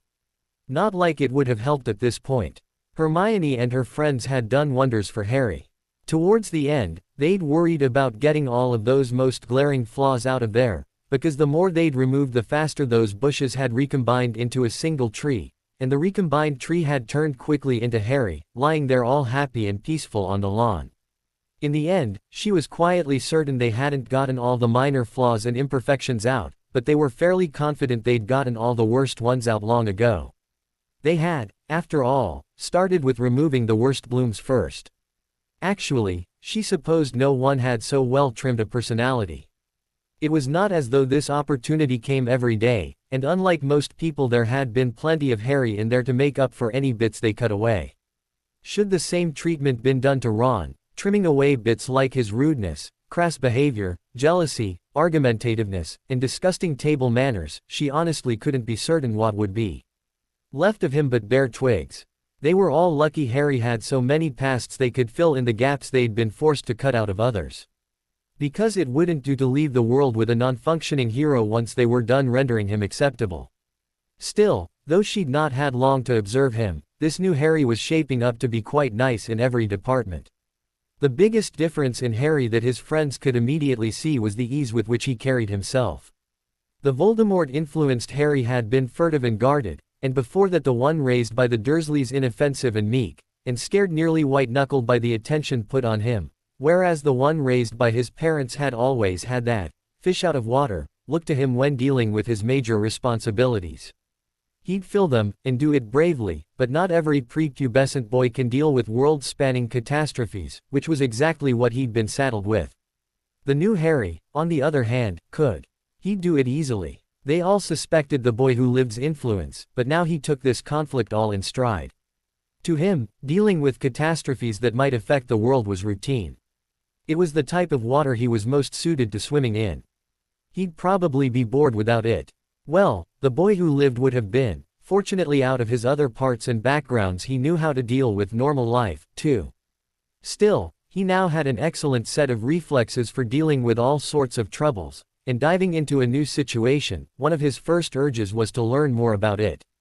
So he summoned a dryad. The boy who lived had always had an excellent support net surrounding him, and knew well how to take best advantage of that. And calling upon those who possessed more information than he about the current situation was standard, and a good way to start off books with a quick summary of the troubles and trials he would be triumphantly facing. All of the girls watched, impressed, as he cast a spell they didn't even know. One of the things that characterized the new Harry was his wand movements were exceedingly small and precise, you could barely see them when he used them at all. His vocalization of spells was the same way. He could whisper a spell more powerfully than most could shout it, and didn't have to say the words at all when he wasn't trying to coax more power out of it than usual. All of which said nothing about his wandless abilities. Even in the brief moment they'd known the new him they could tell he often looked like a Jedi, the way things would float to his hand automatically as he needed them, or just hover in the air about him waiting to be used. Susan and Hannah could recall from the books Harry could just lie back on a couch and let a scroll or whatever he was studying hold itself in the air above him. Nor was it just levitation. Surfaces would clean themselves just before he used them, his bed tidied itself just after he rolled out of it. His hair and clothes always looked immaculate, even seconds after getting dunked in mud. And during the 1 or 2 seconds he was dirty, it always looked adorable on him, like some artist's rendition of a messy child instead of an actual one. It wasn't just smeared on, it was artful, playful and roguish at the same time. Salons couldn't get someone that dirty to look that good. Perhaps the strangest thing was, as his companions they felt his expectation they learn how to do this almost as well as he could. And, strangely, he made that expectation possible in ways that had you expecting it of yourself. The little tips and tricks he shared whispered here or there like an adult helping a child through the bewildering formalities of a state dinner reduced what was incomprehensibly complex to a series of simple actions you could repeat as desired whenever the situation called for them. So they too had begun experiencing their first wandless spells. Many had reflected that the greatest thing about the boy who lived was his ability to inspire greatness in those around him, and to their somewhat delighted bewilderment those 4 girls were already feeling that. Meanwhile, Harry's summonings had taken hold and a few dryads stood out, exiting their trees. Valkyrie, was what his mind wanted to say upon sighting the buxom young women wearing form-fitting silver armor, longbows in hand and silver swords sheathed by their sides. Harry, one of the newly arrived nymphs shouted, and suddenly the boy found himself wearing a witch and air was a problem. This was not an unfamiliar sensation to the young lad. Lavender brown. The boy sputtered once he was free to come up for air and regard the kindly silver-garbed girl who held him tightly. With a name like that, how could Sybil not make me a dryad? The girl from Gryffindor teased, poking him in the cheek. Of the lavender bush, naturally. And it was true. Apparently the Fairy Queen did not feel constrained by Muggle taxonomy, as there were several dryads representing plants normally called bushes and vines. Immediately Lav started dragging him by the arm to meet her fellow dryads, or at least a few in particular. This is Holly Predmore, a year ahead of us in Gryffindor. She's a holly tree. How do you do? Harry asked, receiving her hand and bowing over it, dotting her hand between the first and second knuckles. The expected reply of, charmed, I'm sure, did not arrive as Holly was too busy plastering herself to him in delighted abandon, attempting to beep all of the air out of his lungs in a key. Only once she'd released him did she blush and conclude the introduction with any sort of propriety. Don't worry about Holly, she's always feeling festive, Lavender excused, continuing on. And you already know Myrtle. As Harry reacquainted himself with the former ghost, Hermione stared at her tree, whispering, I know I've seen those leaves before diving into her book bag to retrieve a tome, flipping pages furiously. When she arrived at the appropriate section, she studied it close, making the comparison before she ran up eagerly to Harry with the open book in her arms. I've found what tree Myrtle is. Oh, both boy and former ghost answered together. Truth be told, Myrtle had been quite curious what tree she was since becoming a dryad. Yes, Hermione nodded firmly, then showed them all the picture in her book. I knew I'd seen her leaves before. They're a common seasoning, especially in stews. She is a California bay laurel, also known as a myrtlewood. Myrtle giggled along with dozens of other girls while Harry quirked an eye up towards heaven. Someone up there has a sense of humor. Hermione was bouncing on her toes as she addressed the former ghost. You may also profit greatly from a study of medicine, as the bay leaf was used historically in a great number of herbal cures and remedies. So you might well have considerable innate talent, thanks to your change. Shocked, Myrtle blinked, considering it. Lavender was smiling as she took them to the next girl, twins actually, and Sybil was kind enough not to separate best friends, so naturally she took in Parvati Patil. She and her sister are nutmeg trees. Both of you, Susan broke in, confused. But I thought. Suddenly she stopped, unable to explain why she'd thought that all the dryads they'd received would have unique trees. Yes, both. Lavender gave her friends a mock glare before they could break out into twin speak. She tossed back her now purple, one might even say lavender-colored, long hair. Actually, that came as a bit of a surprise to us. Padma was actually on Aurora's planned list of students to turn into a dryad, only Sybil got to Parvati first, and they both went on the same dose. It was breathtaking, seeing two girls become dryads at once. Padma and Parvati gave her identical smiles. Twins really do. Parvati began. Share a special sort of magic. Padma concluded. So they both became dryads on the same use of cordial. 2 for 1. Hannah's eyebrows reached clear to her hairline. That's what I said, Lavender confirmed. So, of course, they had to try it out on the Montgomery sisters to see, who are the only other set of half-suitable twin girls now at Hogwarts, and it worked out for them too. 2 dryads for the price of 1. So out of 100 cordials we got 102 dryads. A lucky discovery, Minerva calls it. What tree did they become? Hermione leaned forward to question. Lavender blinked. You know. I don't know. Why do you ask? The bookworm settled herself. Because once again, the choice of tree for Padma and Parvati is oddly appropriate. Nutmeg is among the most famous spices of the East, highly prized in Europe and sold for exorbitant prices.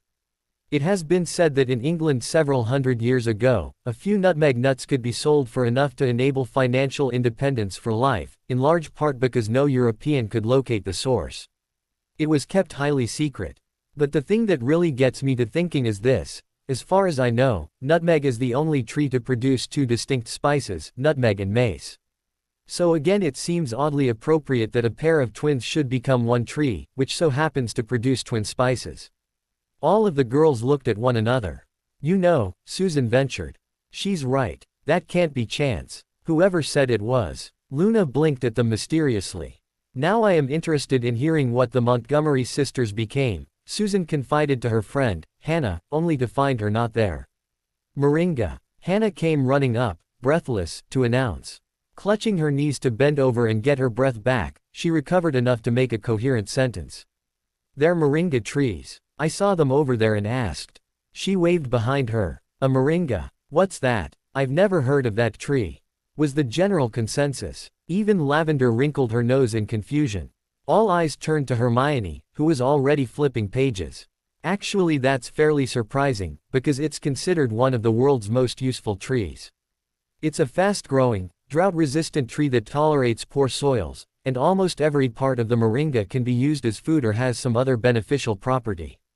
Moringa leaves contain more vitamin A than carrots, more calcium than milk, more iron than spinach, more vitamin C than oranges, and more potassium than bananas, and the protein quality of moringa leaves rivals that of milk and eggs.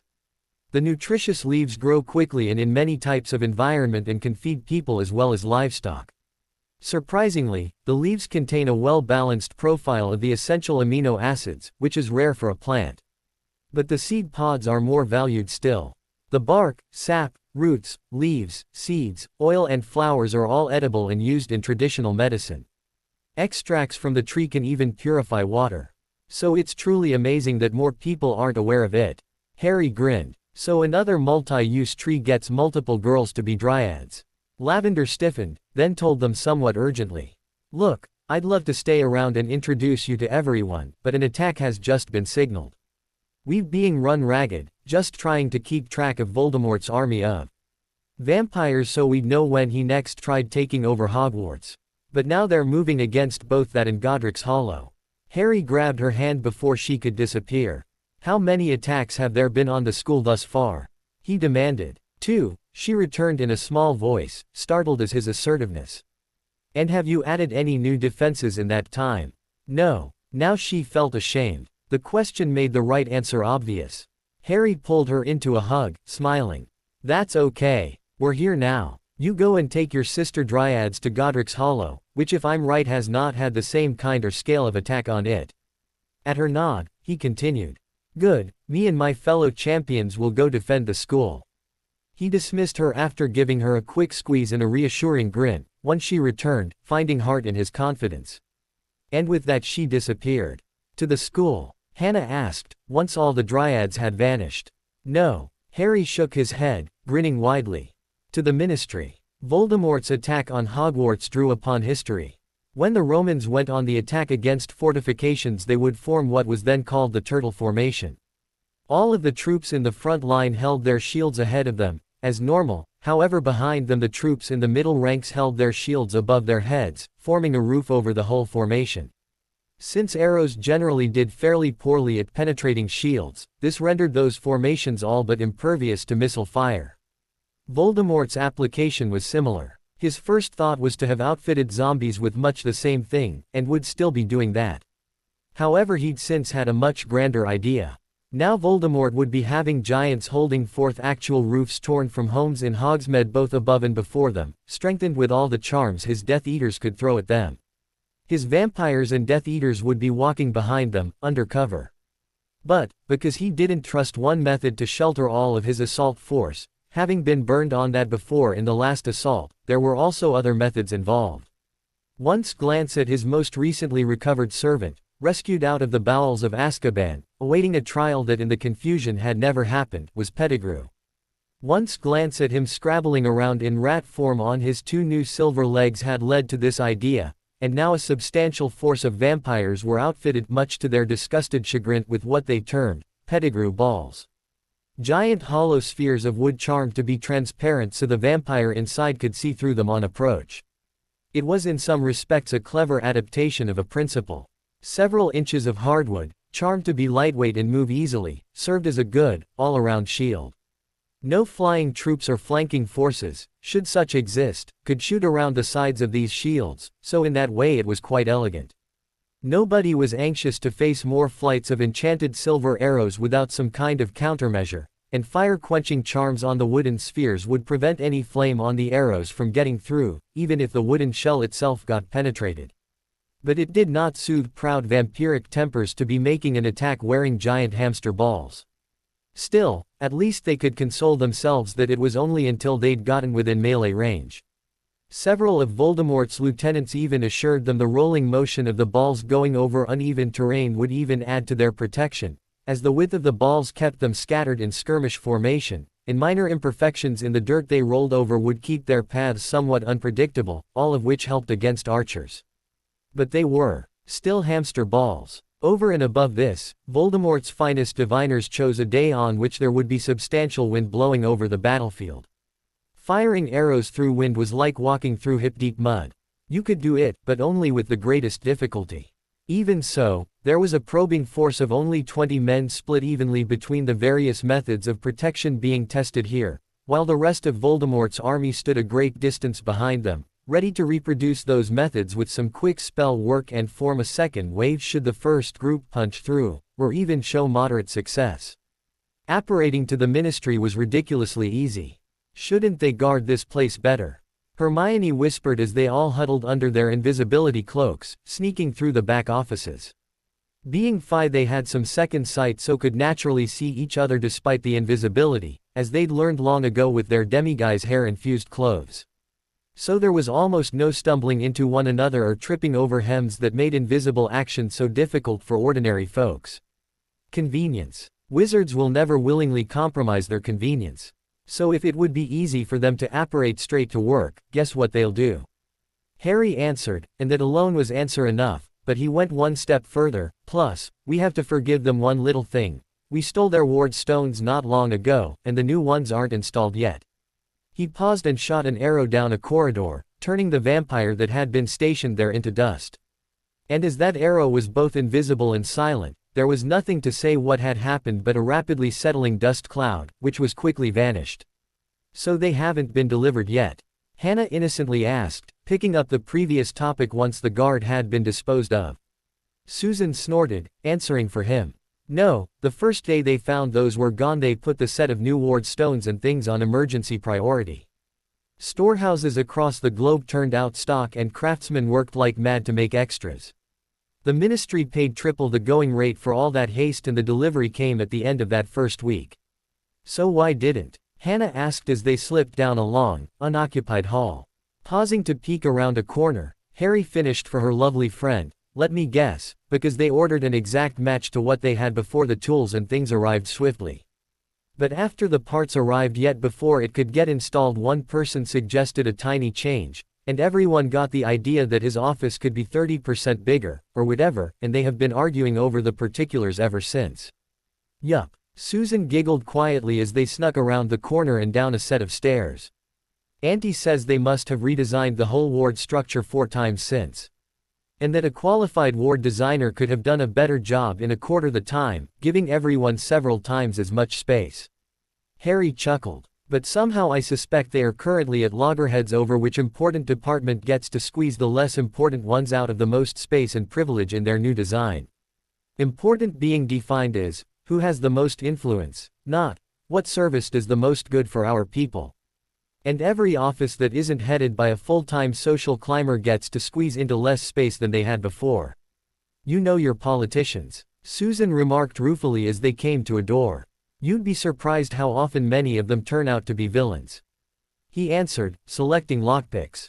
I won't say it's every government, but it sure seems close, sometimes.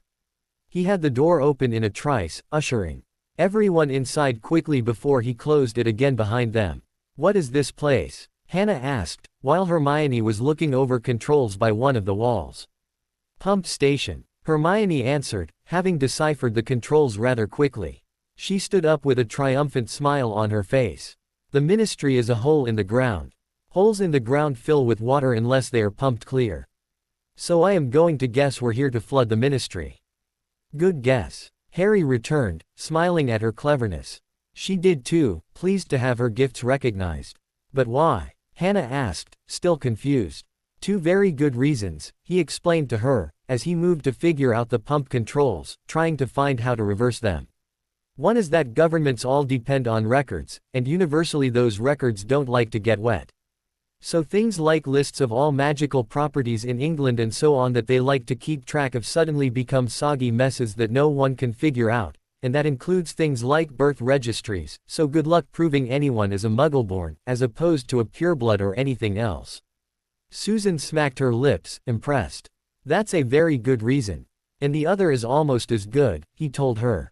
I've learned from experience that Dark Lords about to launch attacks on helpless settlements often call those off should they happen to hear their own strongholds have come under attack at the same time.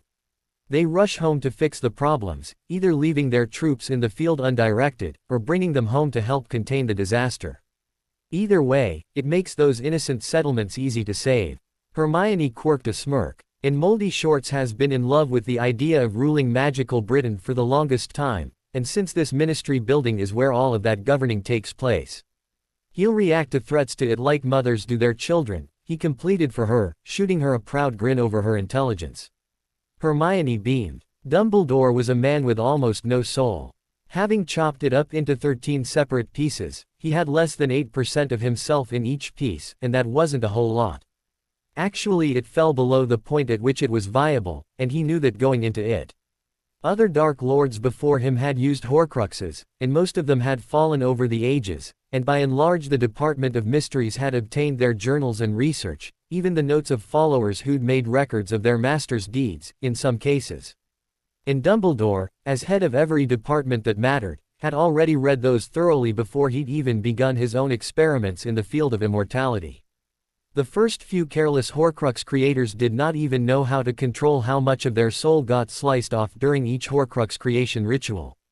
The records of those early Dark Lords would seem to indicate that some would slice their soul in half each time, creating first a half-soul Horcrux, then a quarter, then an eighth, after that becoming non-viable. As spells developed for determining how much got cut off each time, it became slightly random, until the modern day when it was possible to slice off precise amounts. Enough of this body of research existed so Dumbledore knew that a man who had less than 10% of his original soul in him was a drooling vegetable, incapable of action.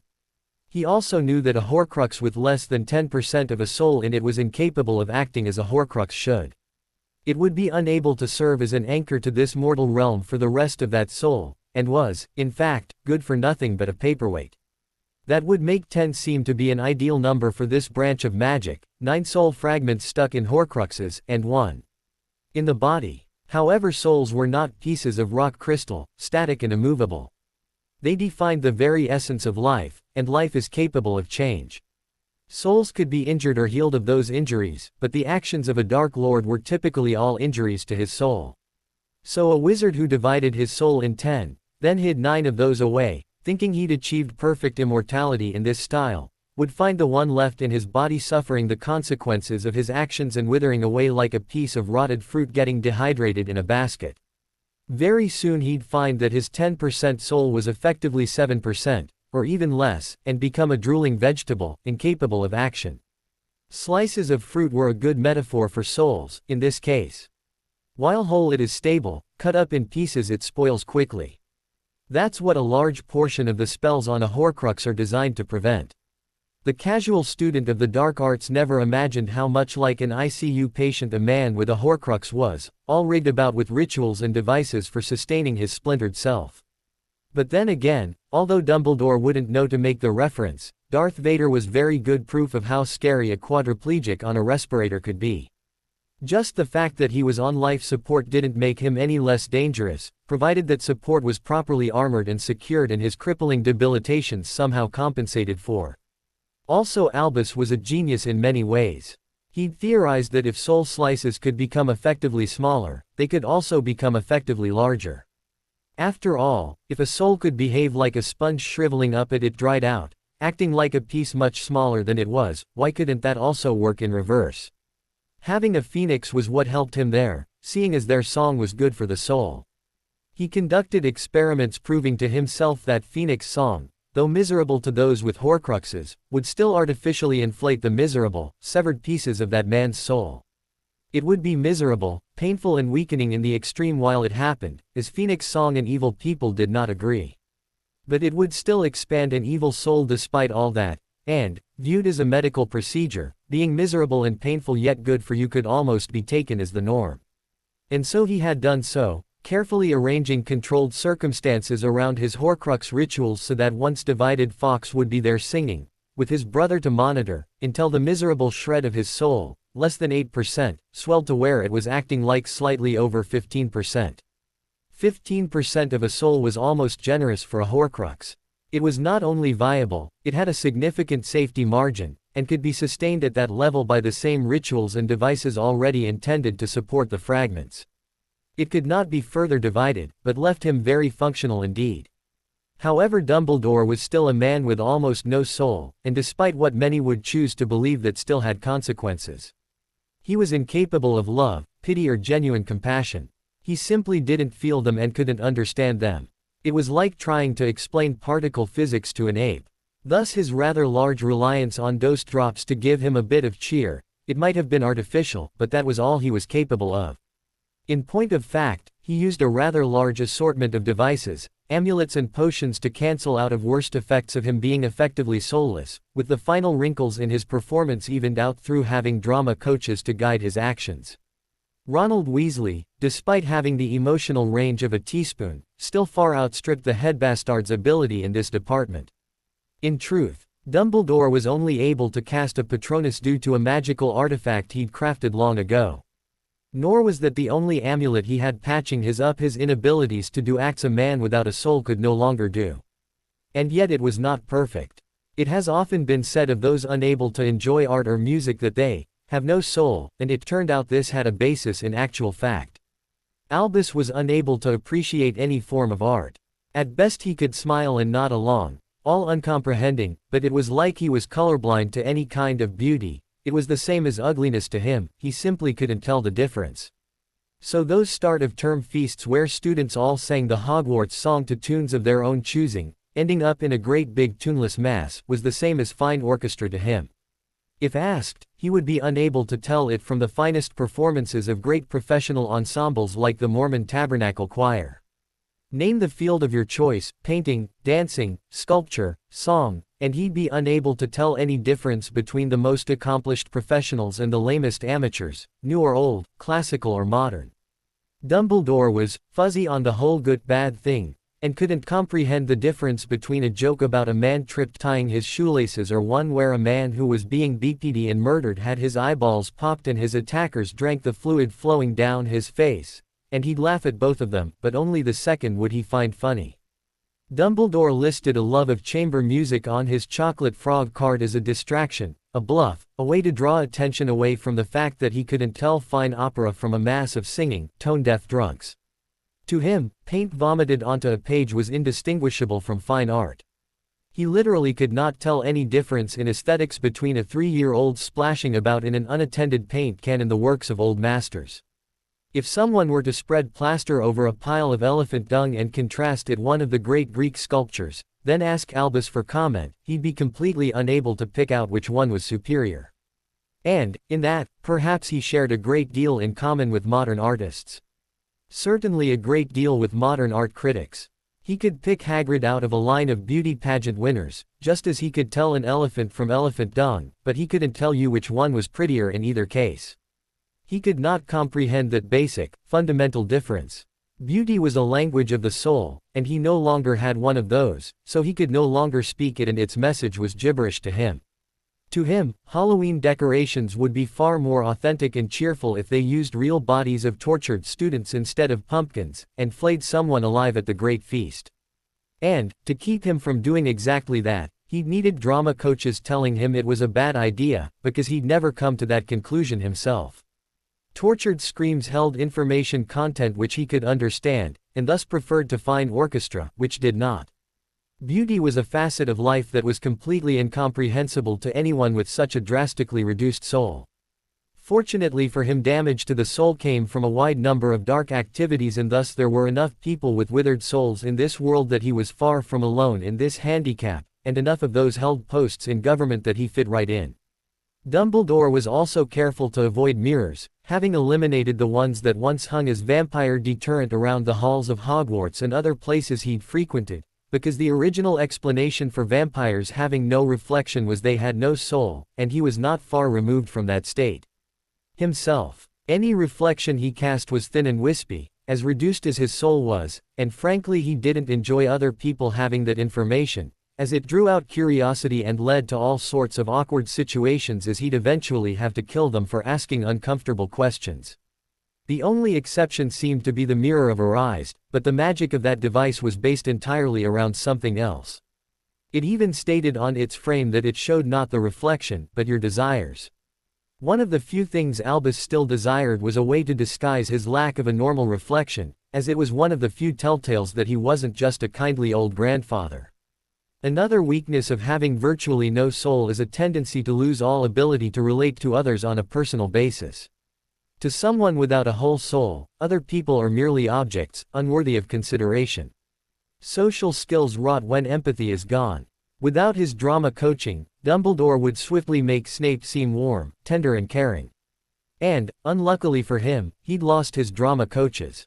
Incidentally, this lack of feeling would have rendered him completely incapable of casting a great many spells if it were not for the fact that he'd foreseen that very difficulty beforehand, having read of it in those notes of those who had performed horcrux rituals before him, and crafted amulets containing the necessary feelings for him to draw on, an amulet his good friend Severus had asked for a copy of so he could cast those spells too. A Patronus was, after all, quite necessary to cast from time to time. Nor was that the only example. But it had given him his start. It was truly quite simple to create. He'd just caught an example of someone else's Patronus in crystal, much like a fly caught in amber, and used that as his base to spark the spell off of instead of a happy memory of his own. The missing Patronus was never noticed as, being a spell, it could simply be cast over again. Severus had, of course, insisted that he get Lily's Patronus this way, and that had been easily arranged. However, what with how frequently they'd been robbed of late, it should not be surprising that both men lost those amulets, and their Patronus casting ability with them. But some truly odd things came from the fact that one of those amulets fell into the hands of the Weasley twins. Actually, rather a lot of Harry's spoils of war had been finding their way that direction, as Dumbledore had been busy accumulating power and obscure trinkets over most of his lifetime, and it was as much as the fairy champions could do to steal most of it. They'd had no time to identify all they'd taken, much less analyze and inspect it to learn what those various oddball tidbits did. So increasingly they'd been dumping all of that onto the Weasley twins. As much as they'd begun to rely on that duo for, it had also become inevitable that they needed to give the twins more time to do all the trio of champions were requiring of them, so the twins had also gotten their own time turner, after being brought up to speed on all of the headmaster's wickedness. The twins took that information with surprising aplomb. They did, however, get tremendously excited by the possibilities their new benefactors were presenting, along with boxes of the headbastard's stuff. Hermione had been intending to put Fred and George on the same 3-day program the fairy champions were pursuing, but that quickly expanded to a week for every day. It hadn't started that way, but it was just too beautiful an opportunity for those pranksters to resist. They needed the time. For one thing, that meant they always had a perfect alibi when performing pranks around the school, and so much better than just using Percy's badge and polyjuicing as him to perform their mischief. But that was far from their only responsibility. The twins were so busy their pranks at school had fallen off to practically nothing. And really, what good was it to prank the Hufflepuff table at breakfast when you could instead prank their parents at home and get paid 5 galleons a head to do it? The pattern Hermione had suggested for them to pursue was thus: one day for pure research, studying new and old things, designing new pranks as well as trying to understand all of what they'd pulled out of Dumbledore's vaults, one day for pranking the residents of their new towns so as to teach them to use their security features, and one day for normal schoolwork, leading the private student study club Harry had arranged and taking care of all of their classes and coursework, hopefully to a better standard than before. Well, that was all tremendously fun to do, so the twins wanted more of it. So now, in addition to a day for normal school, they had taken on additional days of study, pranking and researching, starting out with her 3-day schedule, then expanding on it. In fact, they doubled it, then replaced the extra school day with more study on new pranks and those nifty artifacts, then decided they needed 2 of those, so gave themselves 2 days of study for every day of pranking, and ran through that 3-day schedule twice before returning to a normal one at school. Although with all of the ingredients to be gathered, shopping to be done and pranks performed to keep up with that level of activity, one Muggle cart turned into a large, furry cat bus was getting to be hardly enough to cover all their needs for transportation. Although luckily they did have the newly returned Weasley Manor, orange as it was spacious to use for their workshops away from school.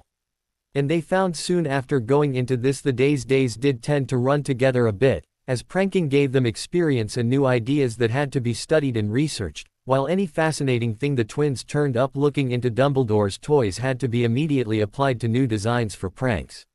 For example, that very stone amulet that allowed the soulless Dumbledore to cast a Patronus charm, in spite of having fewer light and happy feelings than your average bug did stock investments on Wall Street. Pulling that object out from the tumbled junk that was all prizes seized from Dumbledore, they did some tests and discovered what he'd done. Basically caught a Patronus charm in amber, freezing the protector spirit in place to use as a source of emotion so he could cast his own despite having virtually no soul. Well, wasn't a magic broom more or less a levitation charm caught in place? A Patronus frozen in crystal was an entirely new application of magic. Oh, the twins could do something with that. In fact, they did several things with that concept. The very first was design a lantern whose crystal faces for amplifying the light of the small fire inside were all Patronus stones, and they'd no sooner done so than they'd discovered the light it cast was such as to cause pain to ghosts, dementors, and other such things. Well, the headmaster used ghosts, dementors, and other such things. So, the idea was if every house in Godric's Hollow used these as porch lamps, you wouldn't have to worry about those coming to call. Take that a step further and use them as street lamps, and suddenly entire categories of magical pests would not be able to bear coming by your towns to visit. The twins were just testing out the first of these new street lamps when the initial assault on Godric's Hollow came. And, while the dwarves did not leave much, they did learn these lamps caused vampires to smoke real good too, which led to the second step of innovation. Those giant crosses being built into the houses and walls of the new cities could be modified so they were inset and faced with more clear Patronus stones, then backlit by fires within. The theory was these giant crosses would then cast out beams of light that would cause injury even to blind vampires unable to even see crosses. Of course, the people having these ideas were the Weasley twins, not able to be completely serious to save their lives. So this had to be tried out in prank items as well. One item, a Patronus candy made upon finding that a Patronus could be caught in all sorts of crystals, including sugar crystals, was simply one made into hard candies of various looks and flavors. It was an okay prank as the burst of positive emotions came on as quite surprising, so it had some shock value, but while surprising it wasn't particularly embarrassing or scary or anything. So its prank value was moderate at best. They also tried a variant of the popular Jack-in-the-Box concept, working crystals into boxes and other containers so that when opened they broke and released a fully corporeal Patronus to leap out and startle one. But again, the positive emotional effect ruined most of the joke, as the person being pranked felt too good about the experience for it to count. Still, they stocked both items on their shelves for the more mild audience. They also played around with incorporating Patronus crystals into their fake wands, and got one to cast Patronus charms. It only cast Patronus charms, and cast them no matter what spell the wizard was trying to use, even if he didn't know how to cast a Patronus, so the perplexity involved classified it as funny enough to stock on their shelves of their brand new shop as well. However, when Dropping by Sirius Black got a hold of some of these items and from this second, the Patronus in a box, he created a new personal defense item, Patronus cufflinks and collar buttons. Despite having a changed past wherein he'd never gone to Azkaban, he still knew what would have occurred to him, so he had reason to dislike Dementors and so made these as a sort of last-ditch defense. And he made them like a Muggle fire sprinkler system in that they could be activated on purpose, or they would go off automatically if things they'd work against got too near, so even if a wizard were out on holiday, uncovered by any other defenses, these would still activate to serve as a last-ditch effort to drive off certain types of attacking dark creatures. The invention went rather well with another of the twins' prank items, the shielding hat. At first the twins had created these as a joke item. Prank your friends by letting them cast jinxes at you that don't strike target, because you've got a shield up without even drawing your wand. But in a climate of war, and given the fact that very few witches or wizards were competent enough to cast their own shielding charm, these became a vital war material, as useful as body armor was to troops because, in a way, that's what it was. So research got curtailed as they found themselves producing this item for everyone in all of Harry's towns, some 15,000 people. Still, they weren't about to complain. Working on this made the twins a boatload of money, and everyone who got one felt much safer. Accumulate enough items like that, and suddenly your average witch or wizard could actually be worth something in a fight. More than a few of these magical refugees would also start to pack a Patronus wand as a backup, because they couldn't cast that vital defensive spell without one, and the dark side was known to use those beasts to devour their enemies. These people were also leaping into the newly established adult education programs, often overcoming years of neglect on disused skills, trying to hone them up to where they could defend themselves. Every witch or wizard had to take defense against the dark arts classes, only most had never thought of those subjects again once the tests had been taken. Now circumstances had forced them to rediscover those lost skills, as all of a sudden knowing curses and hexes, shields and the specific habits of dark creatures could literally save their lives. This was how you truly help people, help them to help themselves. So even working like avs to produce these items, of which it would be ages before they had anywhere close to enough, and which were being treated as vital war materials, the twins felt better and more useful than ever. That's because they were. Actually, for all of his well-intended generosity in those boy-who-lived books, the real Harry had come much closer to the true meaning of charity with these towns he was building. Rather than pouring coins on a person who then promises to do good with them, after deducting what it takes to pay for his organization's expenses, Harry had applied his wealth toward fixing problems and bettering people's lives. Legally, to qualify as a charitable organization only required that 5% of its income be spent on helping the needy. And very few spent more than required.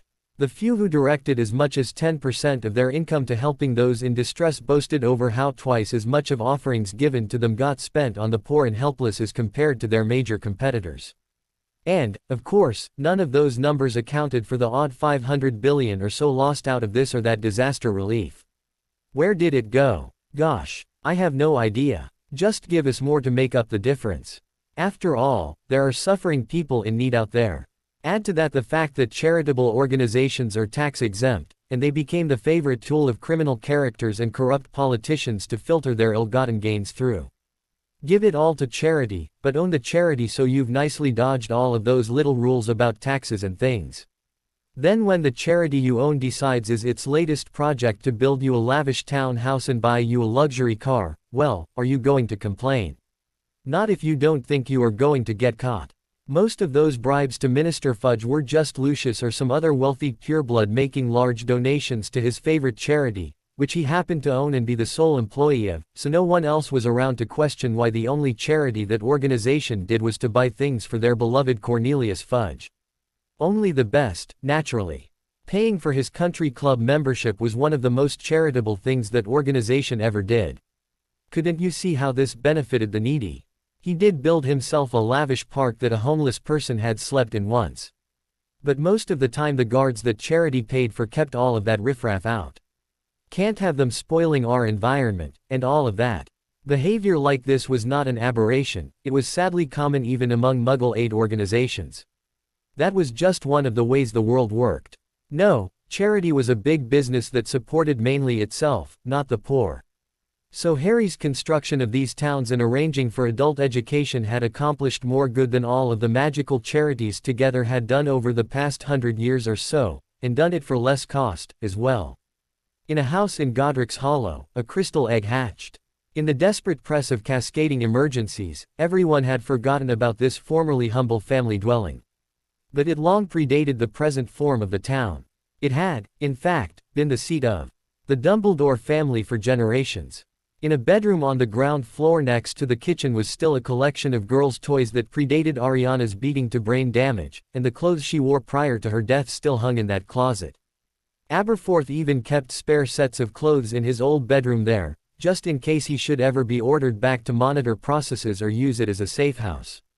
Alba's old room was also unchanged, kept as a memorial to his happy, heady days with Grindelwald the last time he'd stayed there.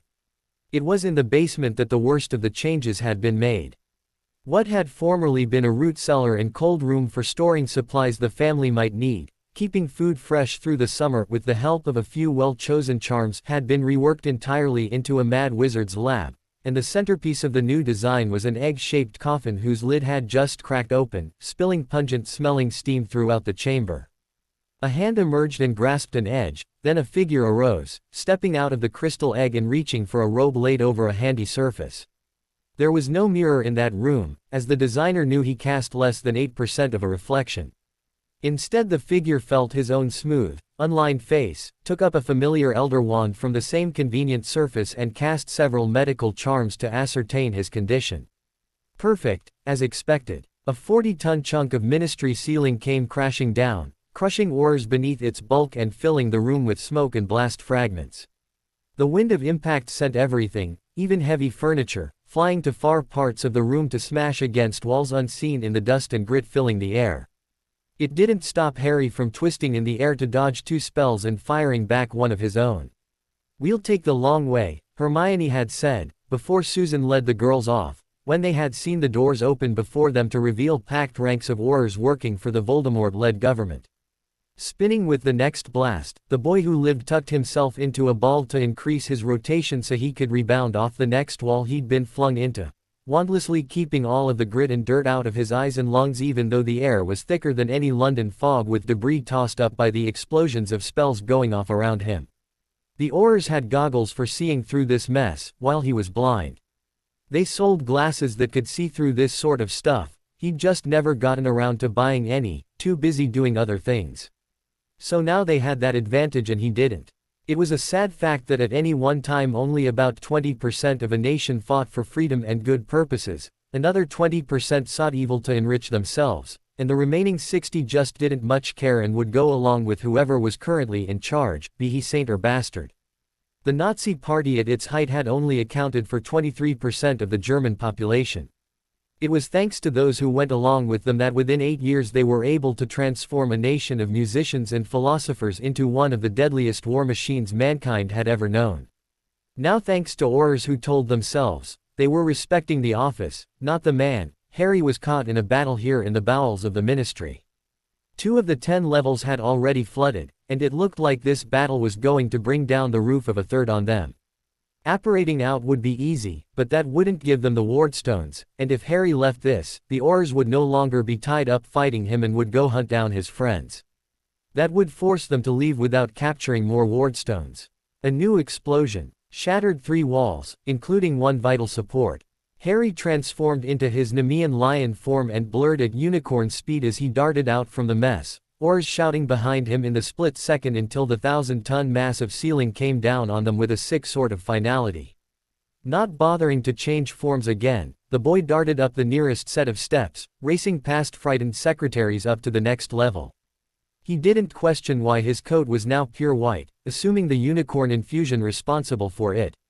Of course, a white lion was also a powerful symbol of magic for a reason, so he felt it was only appropriate considering he was a symbol of that himself. The first time they'd gotten the wardstones of the Ministry, stolen from the building by Queen Alice at Luna's request, he'd not imagined the later uses he'd have for such a haul and spent them rather profligately in many layered defenses around his first town, then later used most of the rest around his combined farm properties. Of course, those thick wards were now very welcome indeed in standing off the combined forces of magical Britain under moldy shorts, but it left his other 5 towns remarkably undefended. He didn't dare strip the defenses of the first 2 sites, but they had to get means to defend the others from somewhere, and where better than the Ministry.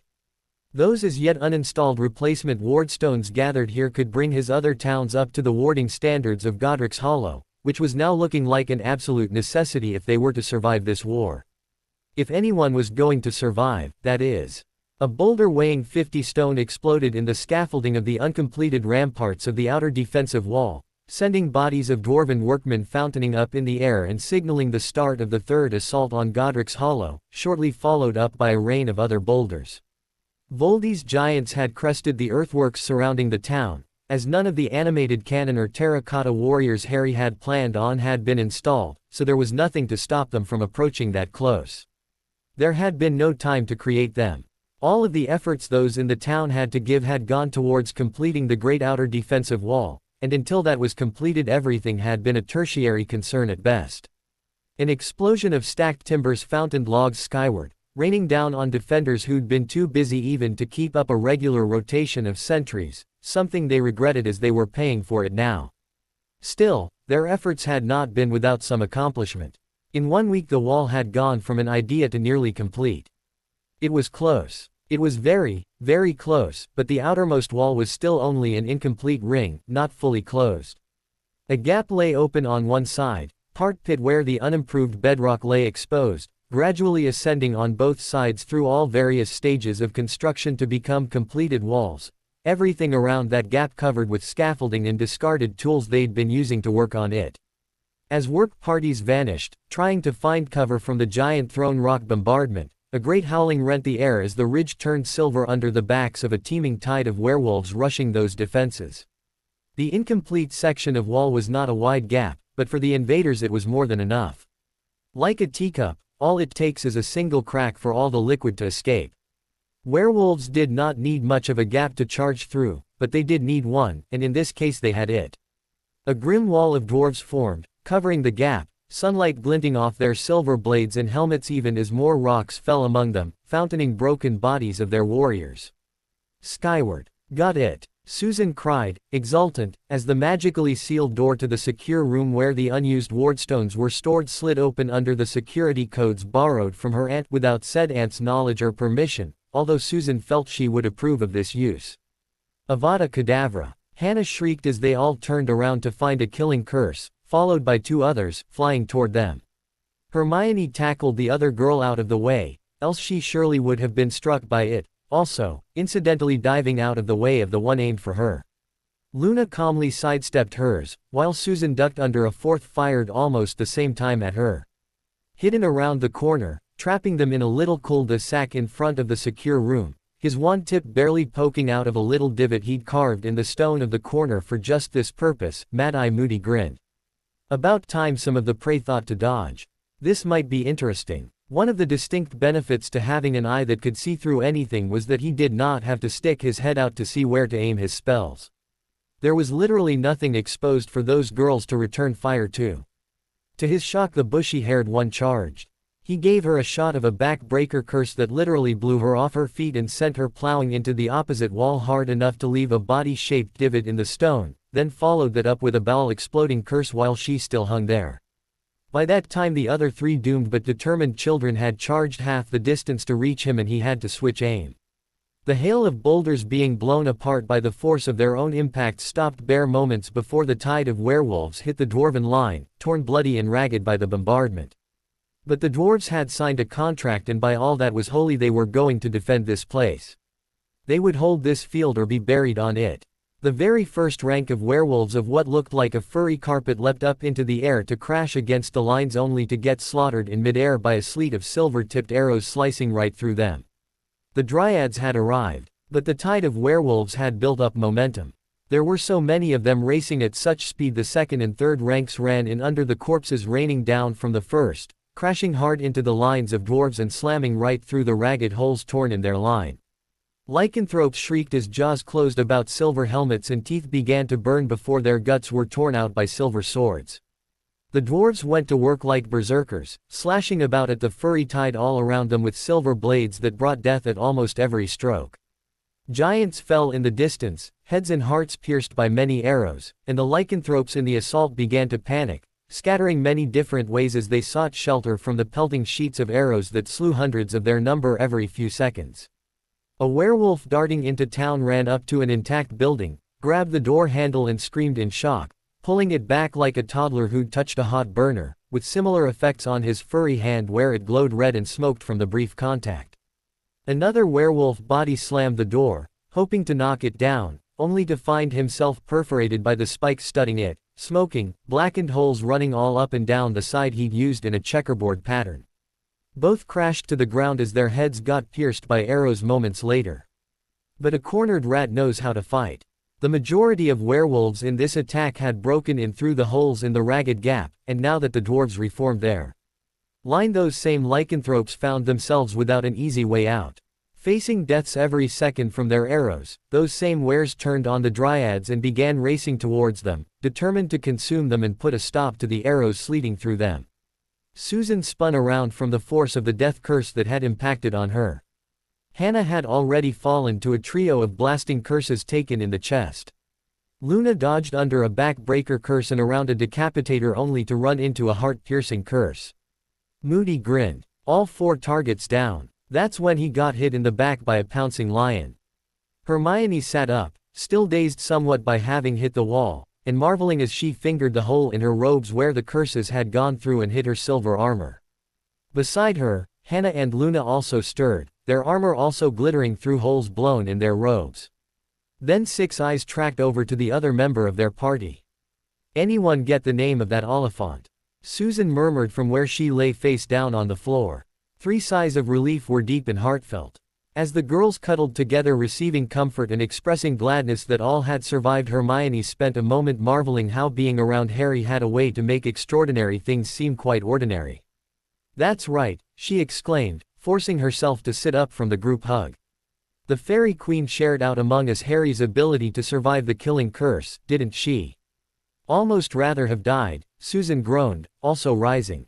"That hurt." As Harry catapulted through an arc of backward flips, he released a ribbon of purple energy toward his enemy. It impacted on a thin partition wall and went clear through it, continuing on to explode among several unoccupied desks of flunkies who had evacuated a while ago. Moody was busy dodging for all he was worth.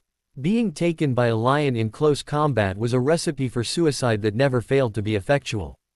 He'd only escaped more mauling than he did because at the same instant he'd been taken he'd also released one of the creatures from his pockets.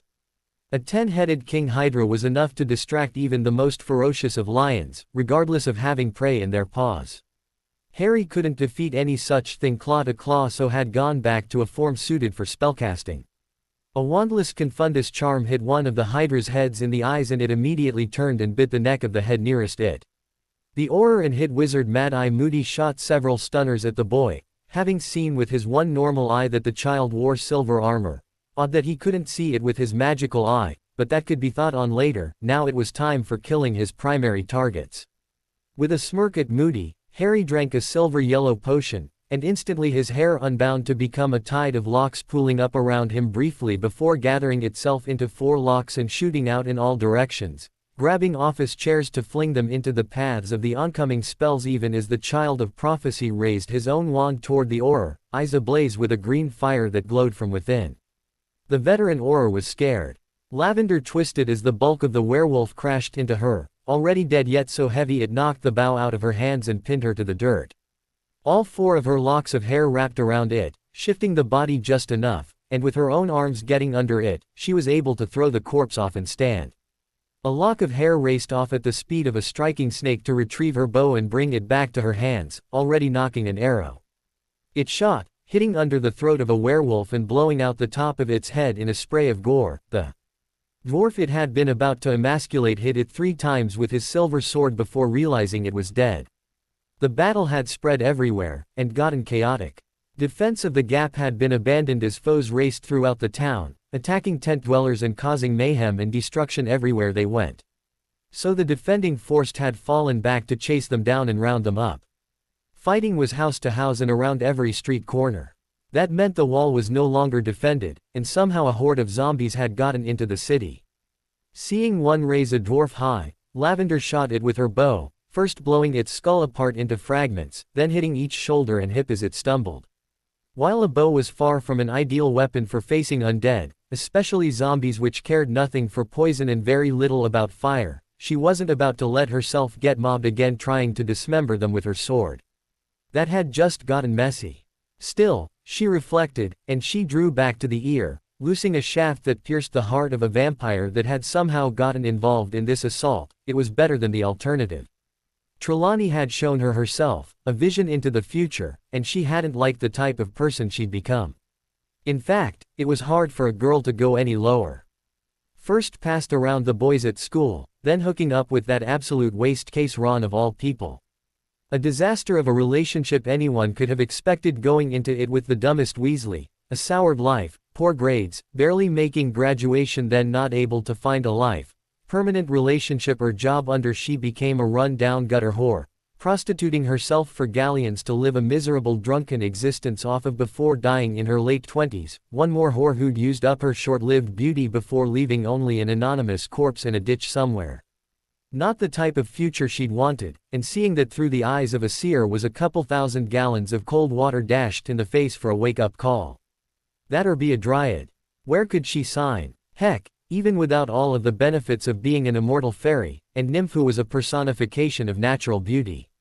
Forget all the speed, dexterity or the fact that she couldn't die so long as her tree lived, the integrated silver armor or weapons she could call upon. If it was just a choice between a normal, unexceptional life as a housewife and which versus a future where no one with any self-respect would touch her because Ron had had her first, it would been so simple even the youngest Weasley boy could have figured it out. Provided you kept his name out of it, so he wouldn't know he was avoiding himself, naturally. His ego wouldn't permit any rational thinking that failed to glorify him, so naturally he did very little thinking at all. The Pottles had been faced with a similar choice. Married to men 3 times their age who never loved them, to grant business advantages to their family, or be beautiful, immortal nymphs and hang around with Harry for eternity. Tough choice, huh? For a surprising number of girls at Hogwarts, the current war placed them in a situation where they faced either an ugly future, or one with Harry. Tough times made for unpleasant choices for far too many families that would not end well for the daughters forced to compromise themselves and sacrifice their own happiness in order to save their parents. Just the fact that so many wizards would die, or already had, that virtually no witch her age she knew would enjoy a happy and equal partnership with a wizard who loved her, made any future without Harry a bleak one. Lavender loosed another arrow. Multiple impacts had long ago worn off the slight traces remaining of the original application of basilisk venom, but still it bore the force of a longbow whose limbs had adapted to a girl who had the pull strength of a fully grown mountain troll. It blasted right through the skull of the zombie that had been her target, through 2 more and lodged itself deep in the soil beyond. Then the next second it was already back in her quiver and her hair was striking backwards, wrapping around an attacker so it wouldn't spoil her next shot. Another lock was already drawing her sword from its scabbard. Anyone with any sense had long ago fled the ministry building. Thus, it ought to be no surprise to those who knew anything about wizarding government that the place was still packed with minor office workers, functionaries, and petty bureaucrats who were racing about like frightened chickens as their world in some cases literally collapsed around them. Floors were bursting, water was racing downstairs, walls kept exploding under spell fire, and the chaos only got worse by those trying to organize it all giving contrary orders. Moody's King Hydra would have been 3 times the threat it was if it hadn't kept getting distracted gobbling up ministry workers too stupid to know not to run in panic right past the mouths of major predators. But it looked like care of magical creatures was not a popular course. Since blood purity mattered more to acquiring a position in the ministry than all other factors combined, this death toll did more to set back Moldyshort's proclaimed, in Dumbledore's actual, agenda than any other catastrophe in the last 2 wars. Speaking of the Dark Lord, chaos on the upper floors stilled as he made his appearance at last, flanked by Death Eaters and vampire forces drawn from his aborted attack on Hogwarts. People stilled uncomfortably in his sight, far more afraid of him than the many disasters that had them panicked before. So around him order began to be restored. Got them, Hermione cried, turning from her now empty side of the room. Same here, Susan replied, both girls having stuffed the 2 available expanding book bags full of every warding material they could reach until they had finally cleared out them all and the only things of value left in that room were the 4 girls themselves. It made them feel oddly like bank robbers, to be honest. Luna and Hannah had been guarding the door to the small, secure room, their only goal to watch and keep Moody, his Hydra, or any of the panicked people from interrupting the 2 with book bags during their looting of the vital war materials that may or may not be the difference between life or death for a quarter or more of the magical population of Britain. Luna had done her work with some remarkably effective transfigurations, Hannah with steady yet practical stunners. Not even the Hydra liked getting those near its eyes and was happy to concentrate on stupider prey. How are we going to get clear? Harry is the only one of us that knows how to apparate, Hannah asked, having worried about this a long time, looking out on the open mayhem in the corridor beyond as structures collapsed under the mighty thrashings of the Hydra, too big to fight in so closed a space and too strong to do so without creating the room necessary by shattering the walls all around it as it moved. Invisibly, Susan pointed out. And through the floor, Hermione added, pointing down. Look, there are already holes knocked through it. That's already flooded. Hannah glanced down. In truth, water was creeping up over their own toes. All the better, Luna gave a peaceful smile, serene and unruffled despite the literal shaking of the world around them. No one else will be going down there, and having eaten gillyweed back in the Hogwarts lake, we all have the ability to use our fairy powers to form gills at need, remember? Then out. That's easy, Hannah declared joyfully. No, then to the Hall of Records, Luna declared solemnly, her eyes glowing. A dryad flickered out from under the charge of nearly a quarter-ton of werewolf, reappearing at her tree over 100 yards away. Snarling and enraged, the 400-pound beast turned to follow her. 100 yards was a long charge for a wolf, but nothing for an arrow. He got spitted and died in moments. Since the whole town had been designed with the idea of planting dryad trees everywhere, this scene often got repeated. Bellatrix Black was cackling with wild abandon as she skewered werewolves left and right, firing merrily into the chaos of battle, striking a creature of darkness with every shot, often 2 or 3. So consumed was she in her havoc and causing mayhem to her master's foes that she got a bit distracted, and 4 lycanthropes snuck up on her and pounced all at the same moment. Only to howl and whimper and skitter away on blistered paws as they encountered her head-to-toe silver armor. Bellatrix grinned, then drew her silver sword and began skinning them, still alive, humming aloud a simple tune with childlike wonder as she did so. Realizing their numbers were disintegrating by the second, caught without escape by the dwarves still covering the gap in the wall, the werewolves by and large gave up on victory in a military sense and turned to attack the helpless townsfolk, determined to cause the most casualties possible. A trio of werewolves howled, their hands still burning from having tried to open doors and shutters on the town's houses, as they bore down on a witch and her 3 children who had been living in a tent on her vacant lot. Cowering under a tree, it looked like the witch and her small family was doomed, until the whomping willow they sheltered under came down like a sack full of anvils onto the charging wares, smashing them with powerful limbs and tearing their bodies apart with tendrils before flinging their many pieces far away from each other. There are some things that not even the magically toughened constitution of a lycanthrope can handle.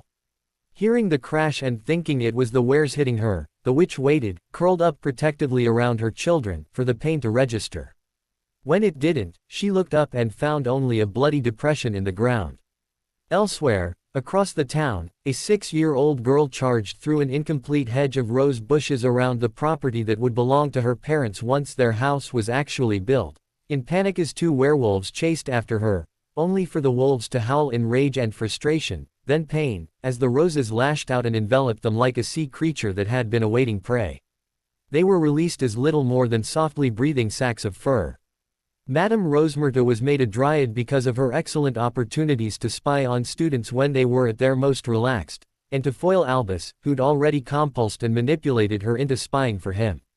Given how a theme had already been established, she was a dryad of, unsurprisingly, the rose bush. Specifically, the sparklethorn rose, aka the sleep thorn. Rare and wonderful, but also deucedly effective and the principal inspiration behind Draft of the Living Death. Since the dryads were being recruited to provide landscaping for the village, and roses were very popular and desired by most ladies for their yards or gardens, there were sleeping werewolves scattered across the entire village.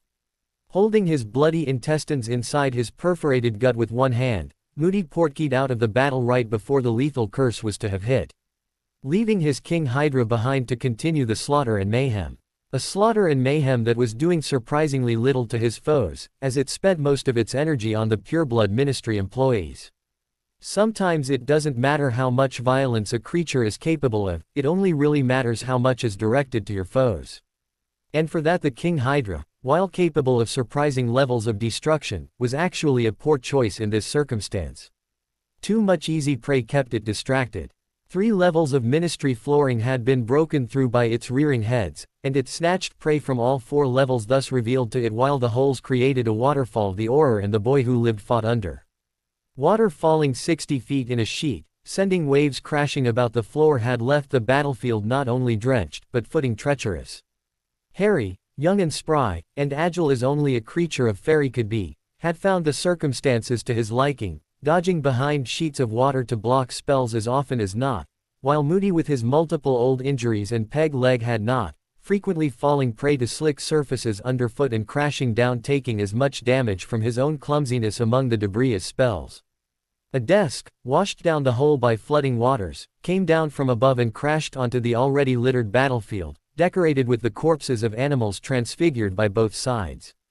Seeing no point in staying, Harry began to seek out his girls so they could get out of there. The Hall of Records was completely submerged and swampy, with books and files floating everywhere in a murky haze as ink stained the water. Luna and company arrived with Susan in the lead to find corpses of the witch librarians who kept the records floating near the entrance, whose door was clearly labeled, "Push," on the outside. They died in their frantic efforts to push it open from the inside. The sad thing was, none of them had even drawn a wand.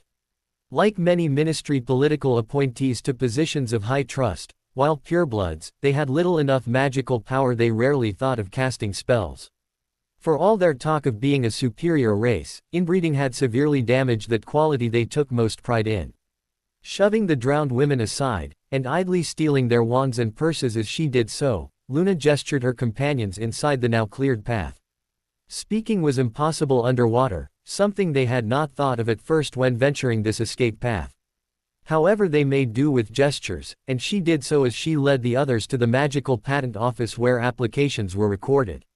Susan opened the lock on the door, once again using her aunt's codes to do so.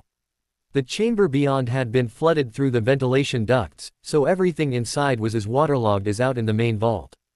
Everything but three things, floating in globes of air near the ceiling. In this case, the charms cast on those items to keep them undisturbed and secure from casual investigation had prevented their destruction. Luna floated up to the first of them with a smile on her face as she cradled it. The item was a large tome of research knowledge seized from the man who'd tried to file a potion recipe attached shortly before his murder by parties in the government interested in keeping his discovery unknown to the world, and contained a limited cure of lycanthrope, usable before onset only, but still perfectly able to cure victims before their first transformation. It could do nothing to cure those who'd already become werewolves. However, with this knowledge, surviving victims of lycanthrope attacks were no longer assured a dark and horrible future as werewolves themselves. Armed with this, anyone bitten who reported to a magical hospital could be cured after the infection but before the next full moon triggered a transformation. Right now the infection could be detected, but metawitches could do nothing about it.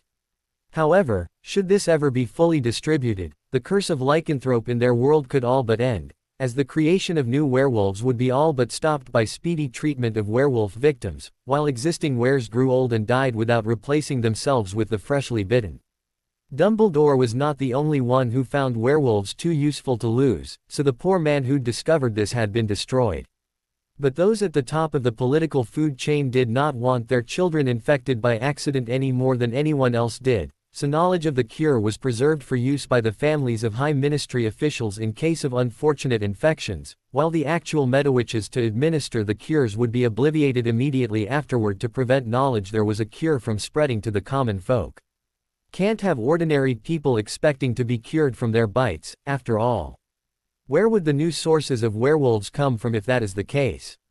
And while Dumbledore was the only one to have been breeding werewolves into an army, he was far from the only one to be fond of using them as assassins, or using infection and transformation as a punishment for failure. Luna cradled the book lovingly to her chest. With the war going on, there would be many infected by bites who would need this to avoid a dark and horrid future. So having it was a very needful thing.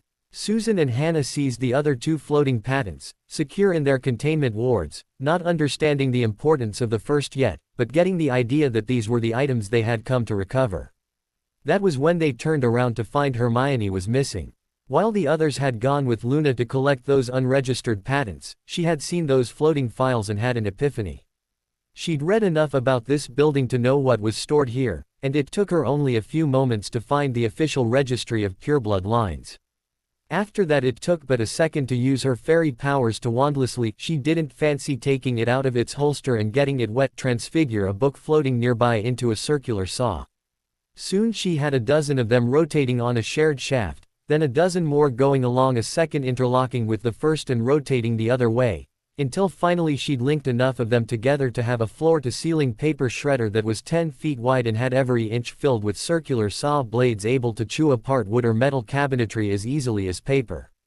She then animated this construction and set it to devouring those shelves. Even if they could somehow undo all of the water damage, they'd have an even tougher time recovering anything if the records they really wanted were all so much paper mulch.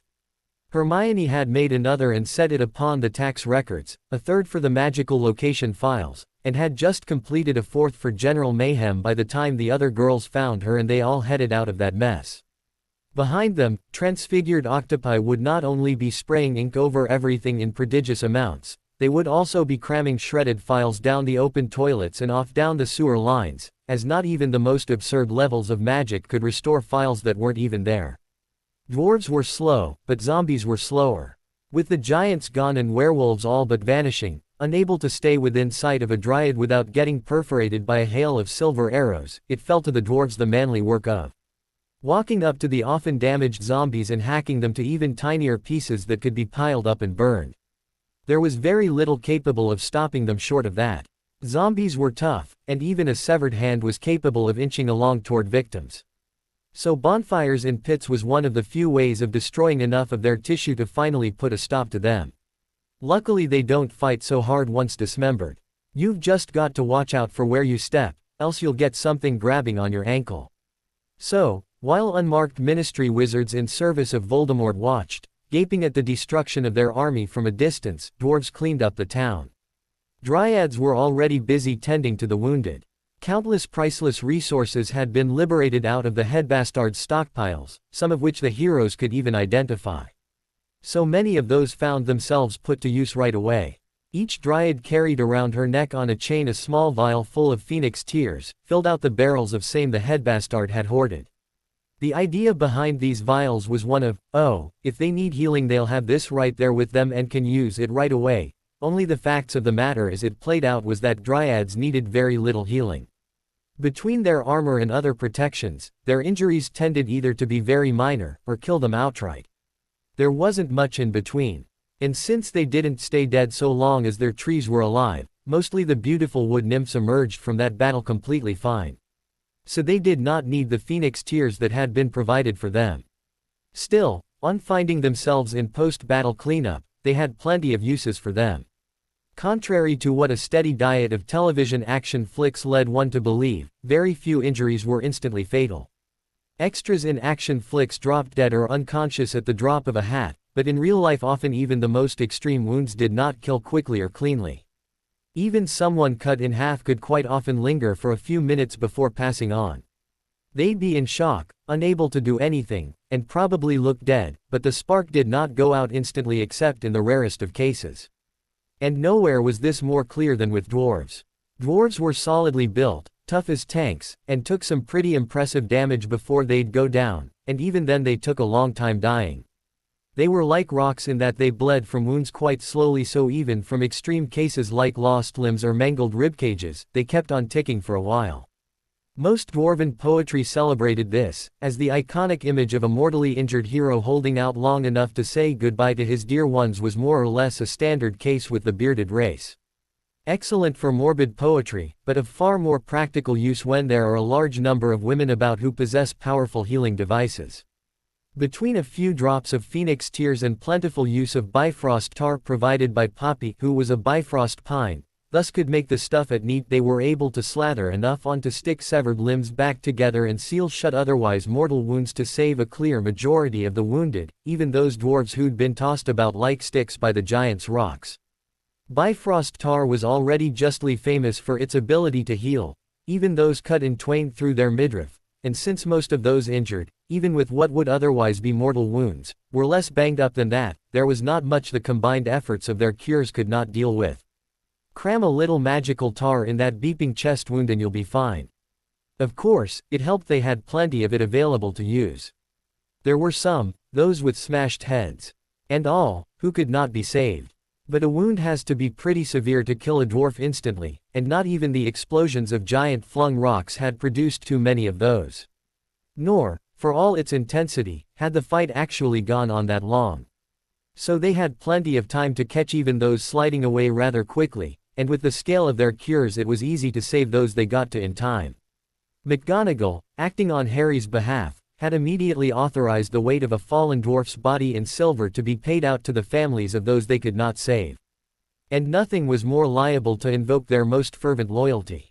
No, dwarves are apt to remember acts of respect and honor for their service like that until the mountains die of old age. They turned all of that silver into new weapons and armor, of course. Among the townsfolk, very few were injured by this assault. Godric's Hollow had been more than half completed before the crews dropped everything to work on the outer walls, and most of what had been built up until that point had been houses. Halfway done on a project that included houses, as well as bunches of other things, many of those things being large or impressive, meant that most of the houses had been completed before they'd changed focus. And, naturally, everybody with a house had sheltered in it. Considering the handful of giants had focused on killing dwarves at the wall, and the wares and zombies had no ability to break into those fortified villas, those who had sheltered in their homes had been completely fine during the attack. The same for those who had taken shelter in the incomplete castle. It may not have been finished, but enough was to have kept out the wares.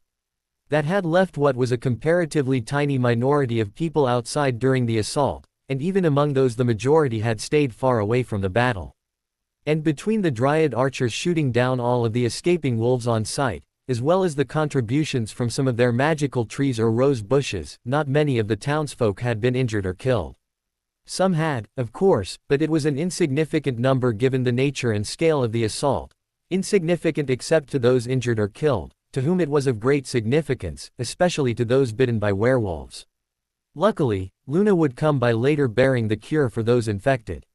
Still, enthusiasm for the new adult education programs, especially in defense, would be high. This would get even more so when it was truthfully announced that the dwarves were only there until their city got completed. Then it would be up to those witches and wizards who had mostly cowered in their houses to defend the place from any further assaults. People who had never learned to even cast a decent shield would panic at the very thought of it being up to them, and seeing clear need, and no other way to shirk it, would throw themselves into their studies. Harry fled down a corridor not moments ahead not only of Vulturewort personally, but a staff consisting of hundreds of Death Eaters and vampires. He didn't need to be told that it was a bad idea to be caught by Moldy Shorts and a few hundred of his best minions in what was now the seat of his power. That would just be all sorts of horrible, even allowing himself to be brought to combat where he could be delayed, then surrounded and overwhelmed was not high on his agenda. He didn't feel like getting defeated today, especially not when things had been going so well. Besides, the ceilings and floors of this place were not all that stable anymore, and standing around when parts of it had already fallen in fights before when those were less than this one would be sounded like a recipe for pancakes, and he had no desire to be squashed either. It wouldn't even hurt Moldy Shorts. They'd just bring him back again.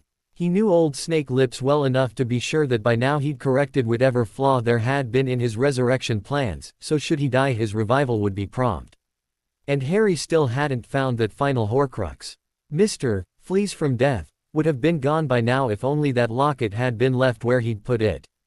But some well-meaning person had stolen and then failed to destroy it. So, since he still had a horcrux, defeating Voldy in a duel would be pointless. Even if he could do it, which the boy who lived was not too sure of, having seen him in action lately.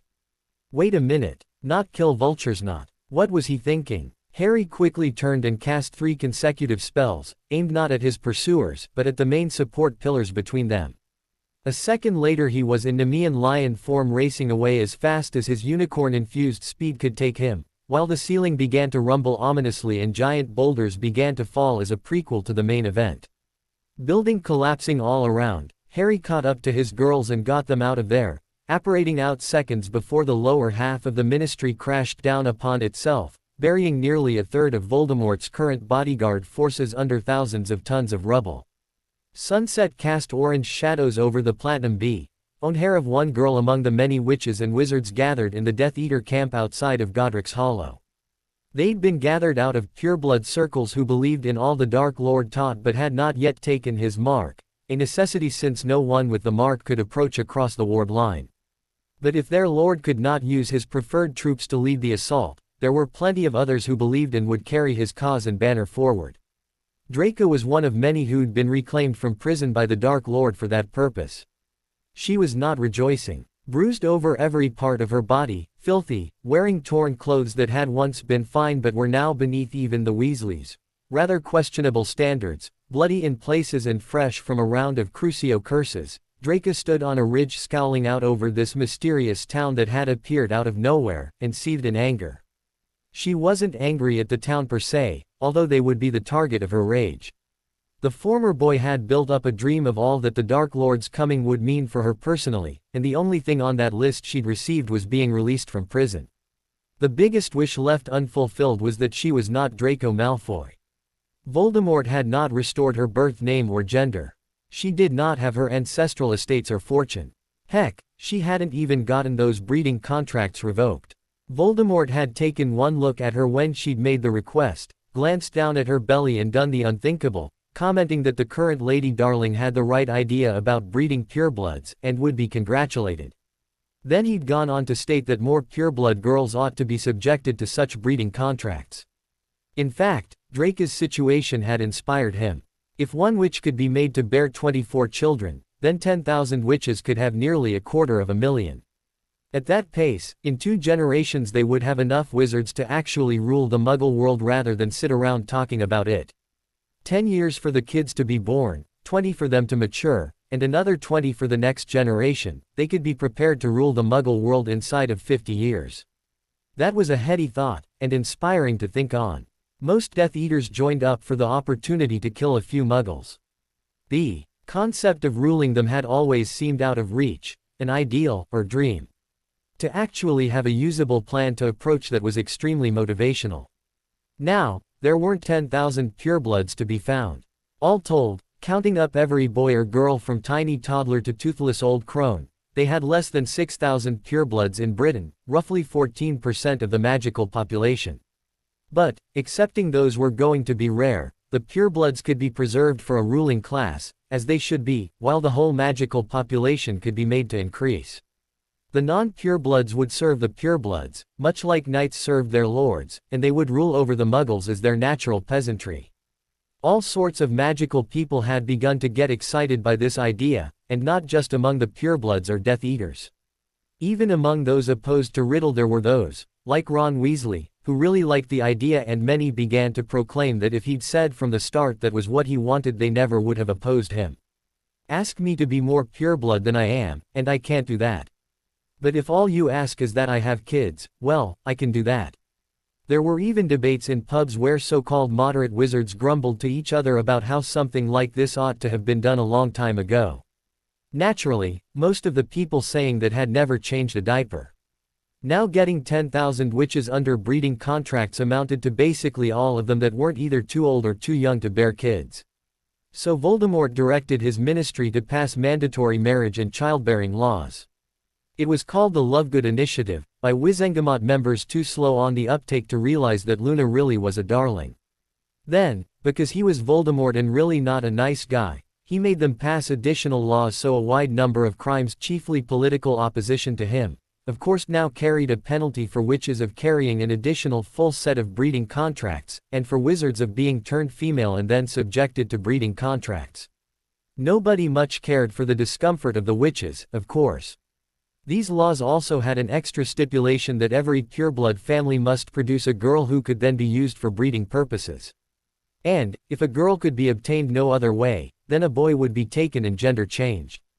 Some purebloods, mostly those with only a single male child, grumbled a bit, but no one dared complain too loudly lest they draw Voldemort's wrath.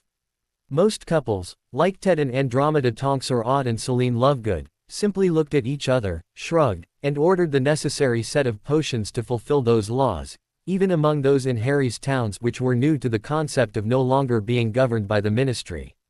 A surprising majority of mainstream magicals, tired of hiding out like mice in an attic, began talking about these laws favorably, many feeling as though it was something the ministry ought to have been doing all along.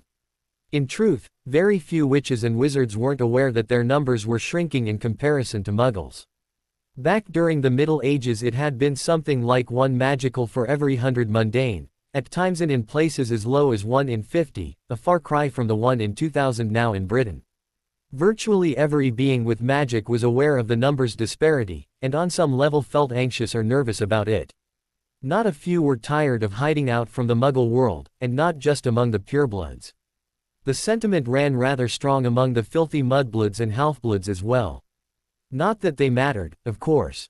However, none of these grand plans were making Draco happy.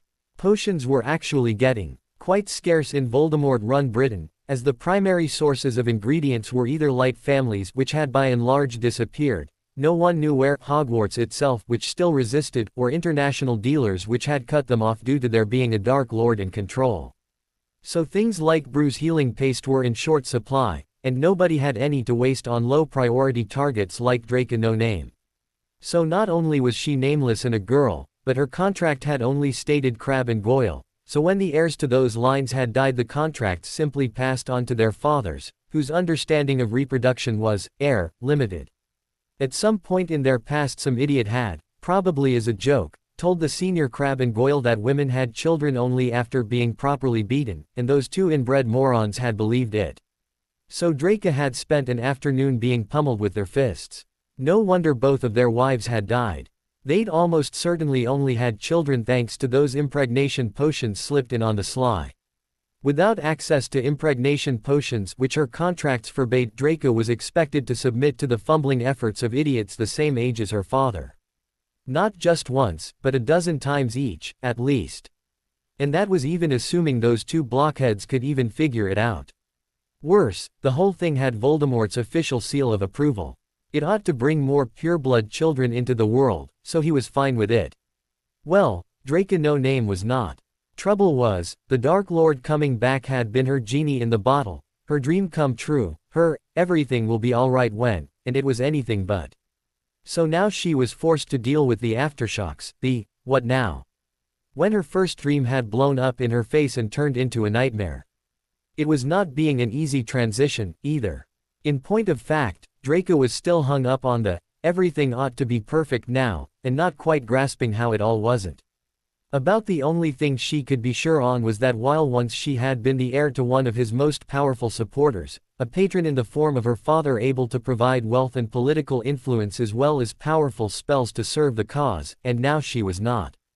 Already she'd been crucioed by new recruits, like herself, who'd been heady in their new freedom to use the unforgivables as much as they wanted.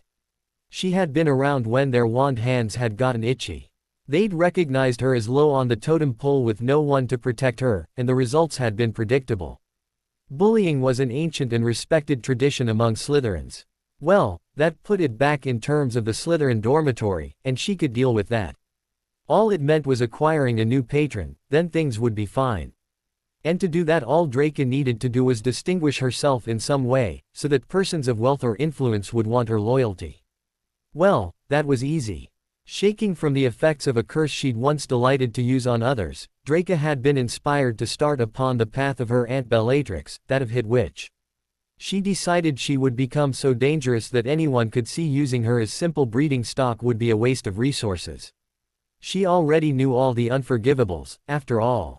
How hard could it be? So she was staring out on a peaceful town, populated with people that had never done wrong to her, contemplating how she was going to torture and kill the inhabitants in ways that would stand out as so horrible it would place her above the rest of the witches and wizards plotting to do the same. Angry crowds had gathered on the steps of Gringotts, the wizarding bank. It had been weeks since the goblins had allowed anyone to visit their vaults, and the economic crisis had grown steadily with each passing day, as they were not even allowing remote withdrawals from clients' accounts. The goblins kept coming up with excuses: broken tracks, cave-ins, dragons having gotten loose and rampaging in the tunnels, and finally a minor civil war among the goblins themselves leading to those vaults being unavailable. At first the magical populace had been patient. The excuses had sounded dire enough. But at each passing day without money their personal discomfort grew and grew to the point where it was unbearable. Several times the ministry both before and after Voldemort's takeover had generously offered assistance. After all, it was not just the packed masses of peasantry that missed their gold, but Wizengamot members as well as the ministry itself that needed access to their funds, to say nothing of the Dark Lord's demands for gold. Their pleas to gain access to their funds had grown more strident every day. However, offers of magical assistance, mine equipment, dragon handlers and ores had all been ignored until it had reached the breaking point. Voldemort had thought to turn his full attention to the goblin problem once Hogwarts had fallen and he was in full control of magical Britain. Then the Ministry building had fallen under attack, and that left Moldy Shorts with the headache of how to run a magical government with the apparatus to do so effectively destroyed.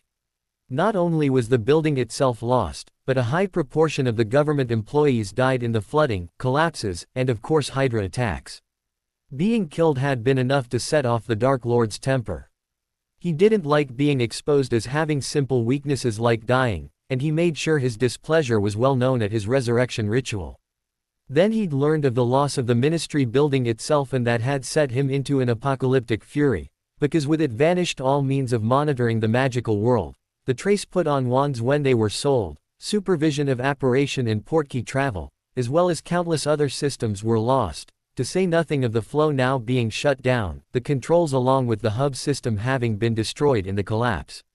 Probably only 1% of the magical world knew how to apparate, and those were the only ones who could create portkeys. Without the flow, most witches and wizards were now reduced to riding brooms, and not a few of them were terrible at that, as well. Parkinson Manor, where the dark ritual to raise their lord was performed, had been filled with the groaning, tortured bodies of those who'd felt the Dark Lord's displeasure over that setback. Then Pettigrew had the remarkable stupidity of informing their lord, still in the fires of his temper, about the loss of the Hall of Records. It hadn't even occurred to Voldemort to think about the lost records until then. When it did, his fury left a death toll, claiming anybody nearby. Lack of those records would cost him more governing ability than the loss of the building and the employees combined. They had already sent divers using gillyweed down to see what could be recovered, and the first one in the door had encountered some sort of spinning tooth golem and been shredded.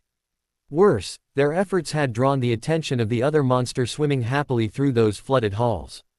Only one man of that exploration party had returned, and he got out by apparating while the beast ate his friends. But before he'd gone, he'd seen the condition of most of the records there. Voldemort had blown his top over that. Parkinson Manor was no more.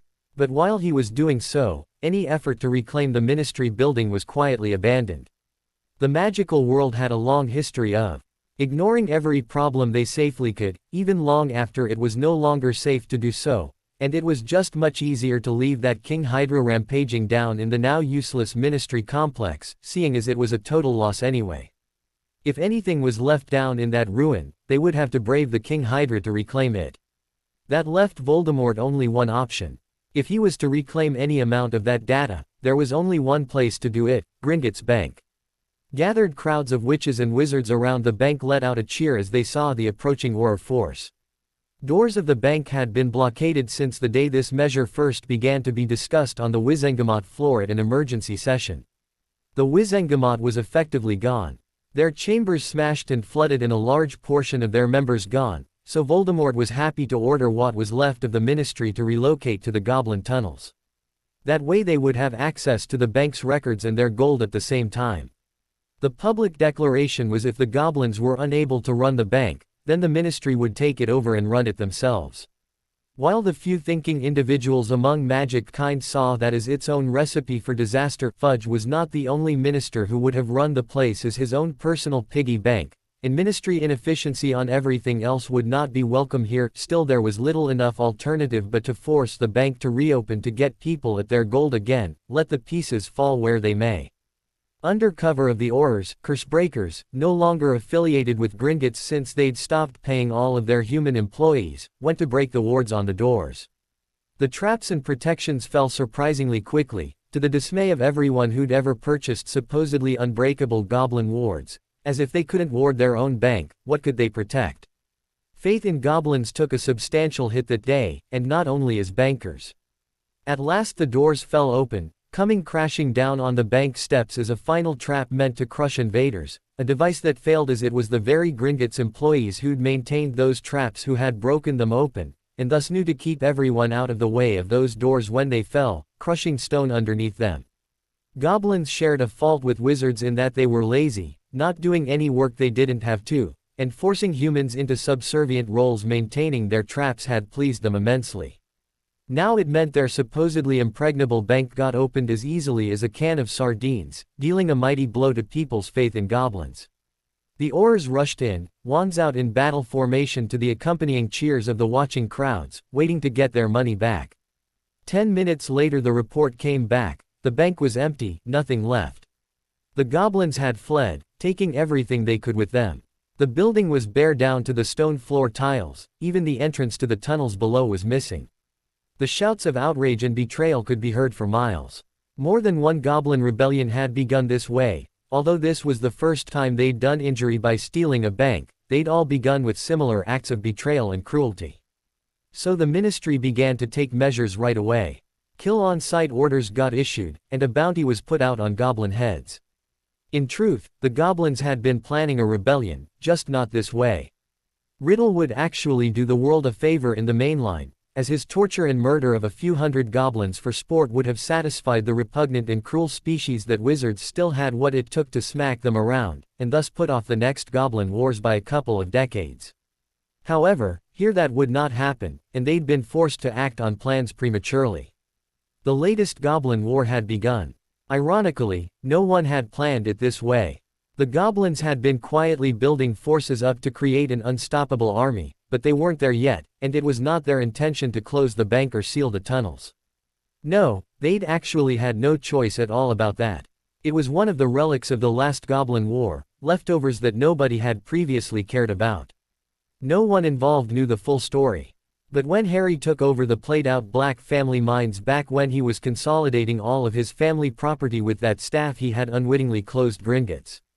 Although unknown to him at the time, Gringotts had been illegally using them to store vaults in. They'd occupied some of the largest Black family mine properties in the last series of Goblin Wars and had never been successfully evicted from them. After the peace process, goblins had thrown up a building on top of the mine entrance they'd been using as a fortified warren during the fighting, and started the bank. Those contracts allowed them to run right on top of their fortified camp. This had by and large been forgotten, but those mines were never legally theirs, so when Harry collected them, he unintentionally stole most of Gringotts, including most importantly the parts the gold was stored in. Mines quite often have many entrances and air tunnels, so Harry had never known when he'd gone about collecting family properties carefully marked out on a map that one of those connected to the tunnels below Gringotts, and that those mines had vaults recently installed in them since the last war. This was ironic because now the wealthiest witches and wizards in Britain were those that did not bank with goblins, and the majority of those were in Harry's towns, where he'd convinced them not to and put private vaults in every basement to give them an alternative. Bad luck on Dumbledore's part, as that faction he so adored and promoted, the Purebloods, had by and large been economically broken while his enemies now prospered as the value of a galleon just expanded explosively. The law of supply and demand. When there are fewer, they are worth more. With very little liquid cash left circulating about magical Britain, those who had some quickly found that it would buy a lot more than it used to. While Voldemort was busy preparing, Harry and his friends were too. Actually, the teens were arguably working twice as hard as Voldemort because they knew what they were up against. There was no guessing, and they had a clear set of goals to accomplish if they were to achieve anything. Even on triple days, it felt like they had next to no time at all. Forget free time, they didn't feel like they have enough to get critical, life-saving stuff done quickly enough to suit them. Even with Harry's expertise, it took one day of feverish work each to bring the 5 unwarded towns up to the standard of magical protections around Godric's Hollow. That took 2 days each, repeated 3 times, with one for fixing up errors, expecting an attack at every moment, and during that time the 4 girls were all working as hard as Harry at setting those wards up. There wasn't anybody else to do it, as every competent magical already had as much as they could handle assisting with the general construction. But the boy who lived turned out to be an excellent teacher, and though the work was hard, specialized, and high above their education level, they got it done to a surprisingly solid standard. The being that was Harry Potter had splattered like a pumpkin dropped from a tall tower under the impact of all of that belief energy. Of course, having that done in Wonderland. Such an experience didn't have to be lethal. Instead, he'd transformed into a garden whose many scattered leaves and flowers represented parts of him. Initially, that garden had spread all over. The best it could do under its own power was pulled together enough so that the various bushes and plants he'd become had contact with each other. But they'd had no way to resolve their many conflicts, so that was as close as he could do under his own efforts. It had left him as large as a decent-sized Muggle park, all of his various scattered bits unable to draw closer to each other than that. In this thing he had been truly rescued by his girls, as each had provided focus for his parts and collected them together around themselves. That act alone had done more to heal him than he'd been able, pulling together most of his major factions into coherent wholes. Considering that he was trying to be one person, being 4 trees and a handful of bushes was far improved over being a wide and spacious park. Then they'd gone the further step of pruning some of his worst flaws, doing more than many would ever understand to heal his wounded psyche and assisting him integrating. Thus he had become one person, not the splattered remnants of one. Of course, empowering Harry as the boy who lived had consequences. Hermione shuddered as she watched Harry at work. They were in Ravenshire and had only just exhausted themselves following after him laying the last wardstones around this, the last of his 6 towns. It was exhausting work, far above their level, and yet with Harry's careful instruction they had all done fine anyway. The boy who lived was, without a doubt, one of the finest teachers she'd ever had, and considering her early tutors, that was saying something. Now the girl watched in wondering awe, unable to stand herself from so much magical effort, yet there was Harry, fresh as a daisy, laughing and joking around with the work crews as they returned from another day working on the walls. Too tired to do much else than observe, she saw him behave as though he'd put no effort into the warding at all, and was best friends with everybody there. From this evidence it hadn't taken her long to confirm something she'd seen in his books, namely that the boy who lived tended to see, and treat, the entire magical world as one, big, extended family, happily greeting everyone by name and knowing their important days, birthdays and anniversaries and such. Dobby and Hedwig both were already most deliriously exhausted by continual efforts of carrying gifts around. A mere crisis like impending doom and the end of a world spiraling down under control of an evil overlord wasn't going to make Harry forget something as important as little Sally's birthday. Oh no. And there were a lot of little Sallys in their world. More than that, most of their world was refugees at the moment, and they needed things. So a thoughtful little gift basket from the boy hero was just the thing, and typically contained exactly what they needed to get on their feet again, without even having to be asked. Thousands of those were getting sent out. And it all seemed effortless on Harry's part, fitting that in like others did breathing. It was just something to do while going about your ordinary day. While new, this behavior wasn't a flaw, so it couldn't get clipped by the girls pruning him, although Hermione rather suspected it would lead to Christmas bills that were just downright insane. Getting gifts for 40,000 people wasn't cheap by any stretch of the imagination. The fact that, judging by what she'd already seen so far, they would all be thoughtful and personalized to each individual's own interests and tastes beggared belief, but that's the boy who lived for you. He didn't even think twice about a monumental gift shopping effort that would normally require a small corporation to organize. However, it was an odd quirk, and it wasn't the only one. Harry now had the same manner with crowds as Sybil Trelawney, that of a great celebrity who inherently knows the spotlight belongs on them anyway, and it would have been a bit odd to see them fight over it, except it never happened, as each inherently trusted the other, so they shared it naturally. He had other interesting quirks, like he always has a bag of candy handy that he instinctively offered to adults and other children, and that made you feel better instantly. Hermione could peg the origin of that one easily enough, magical authors drawing on what they knew had copied some traits from the best sources they could think of, so Dumbledore's candy habits also became a trademark of the boy who lived, although his were better. Those candies were as near as she could figure actually based off the Patronus stones the twins were working on. In candy form no less, pure, congealed good feelings, enough to make a tyrant feel a saint, for a moment. Susan, laying exhausted nearby, had been observing Hermione observe Harry, and chose that moment to ask, "Whatcha thinking?" Hermione told her. The Hufflepuff girl blinked. "So you're telling me those stories, some of them more than 10 years old, have him using a candy based on something the Weasley twins haven't even invented yet?" "Yeah, I know. It bends the mind, doesn't it?" Hermione nodded. "And that's not the least of it. I suspect that Harry is spending on gifts because right now he has money and the rest of our world doesn't, so is all unconsciously jumpstarting an economy in our little towns first with all those gifts he keeps buying everyone. We need it, so he is doing it, all probably unaware. That's the mind-bending part. We do need currency in circulation, and he is probably the only one who has enough since the bank closed, but that he is seeing to that need without even being aware he is doing it. Hermione shook her head. Amazing. The cloak of night had fallen. Among Muggle armies of the time period magical civilization had gotten stuck in, that would mean a respite. No actions could be performed when the men doing them could not see, so it was mostly a time of rest and recovery. Muggles did not wage war using vampires. A thick fog had rolled in, natural, but one they planned to take advantage of. A furtive figure in a dark cloak standing at the edge of the camp of the Dark Lord's army watched as enchanted sheets of heavy black material flew in under that cover to drape themselves over the humongous crosses built into the now even nearer to completion outer wall, fixing themselves in place with sticking charms and silencing the glows from each and masking them so they no longer had power to drive off creatures of the night clans. The few, exhausted wizards standing guard on the wall didn't seem to notice. From that, it was easy to deduce the notice me not charms on those sheets of thick leather were doing their jobs. The figure nodded to itself, turning to scramble a little clumsily down the steep ridge of dirt sheltering the city, and back down the opposite side among the enchanted tents and dim lights of Voldemort's camp. The attack would likely be tonight. After so many recent, stinging defeats, Voldemort's forces were starting to use some caution.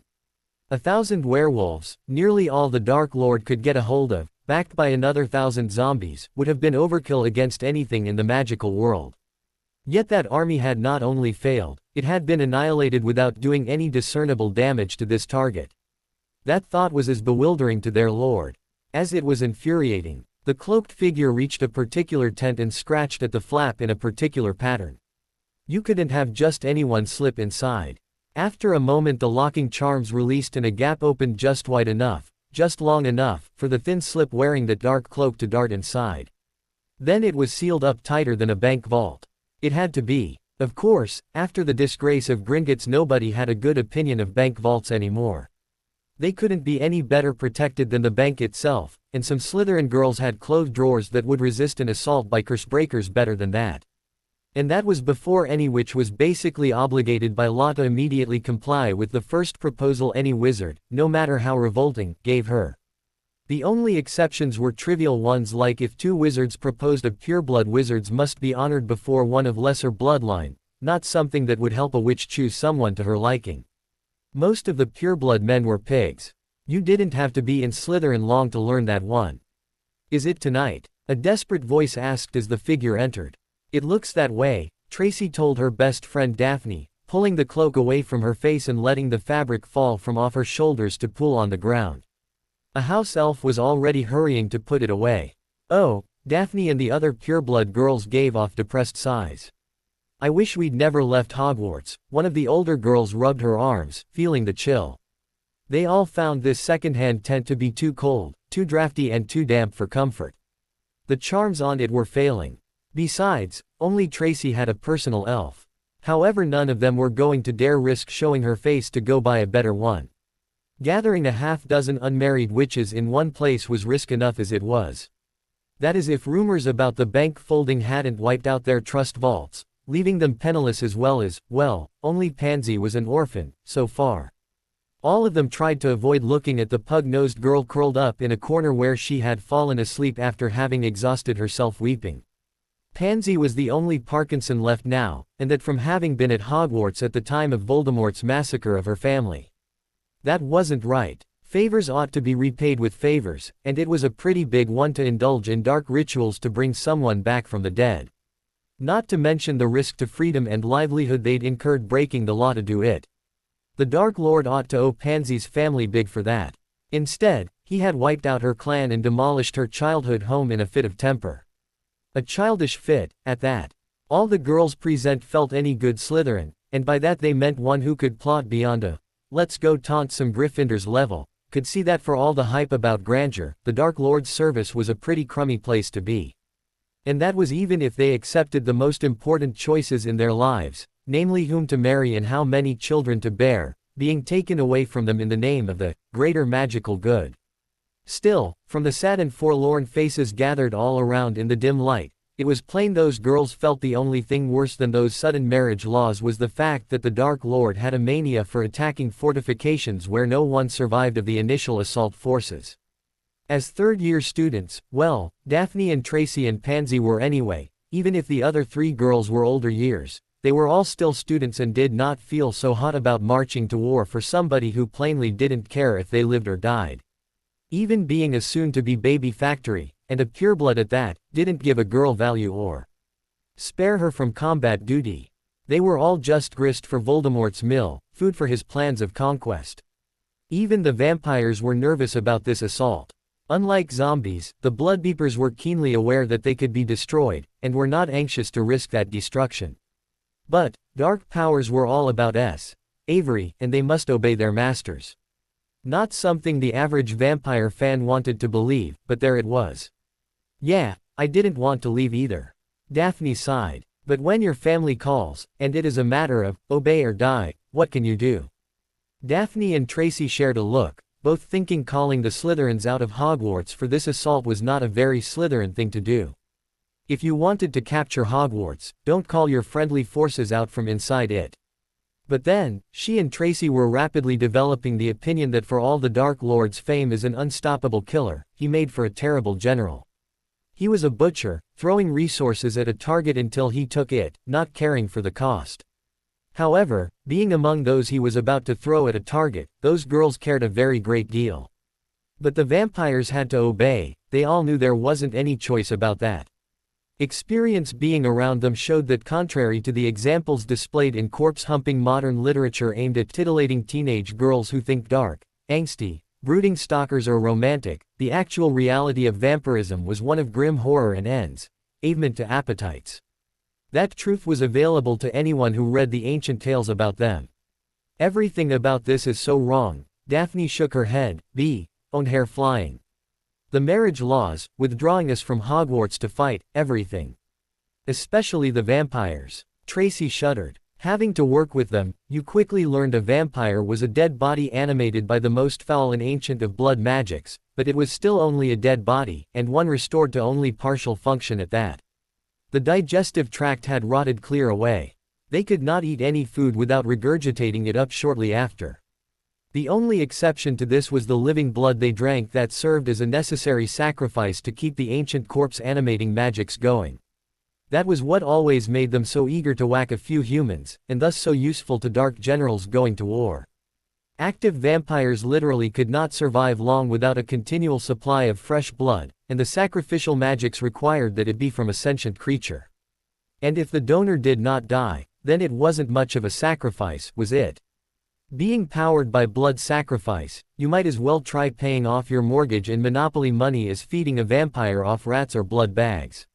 So long as we're on morbid topics, the sixth-year girl in their group began, vampires make a very interesting study to those few who can survive the research.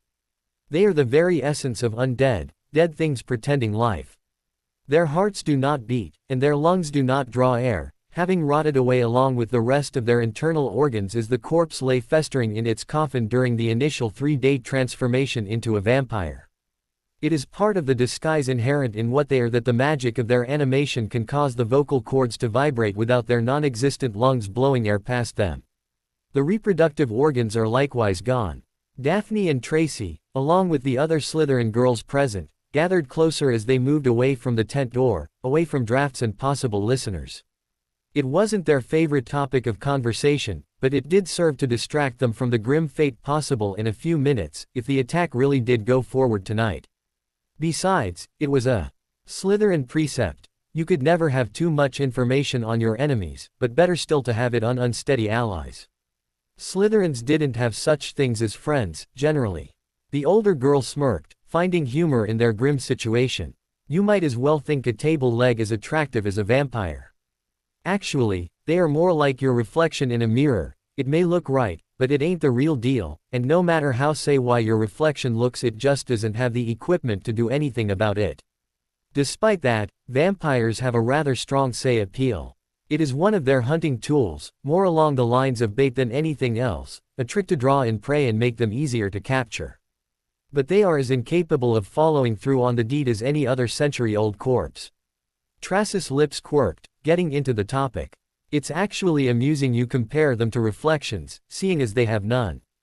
Daphne was rubbing her arms against the chill, looking around and feeling nervous, but unable to show that in rigidly following the Slytherin ritual. When information was being shared you did your part, or else look ignorant.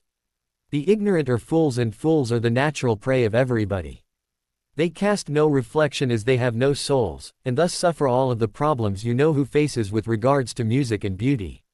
Anyone who recalled the original story of Dracula would know he had to hire someone and quiz that person for weeks as to how to fit into normal society. Whereas any normal person who'd simply gotten out of touch but had the ability to turn into a bat could have figured it all out by simple observation. They simply didn't understand humans, nor could they. That's the real point, the older girl interjected, before the others could chime in.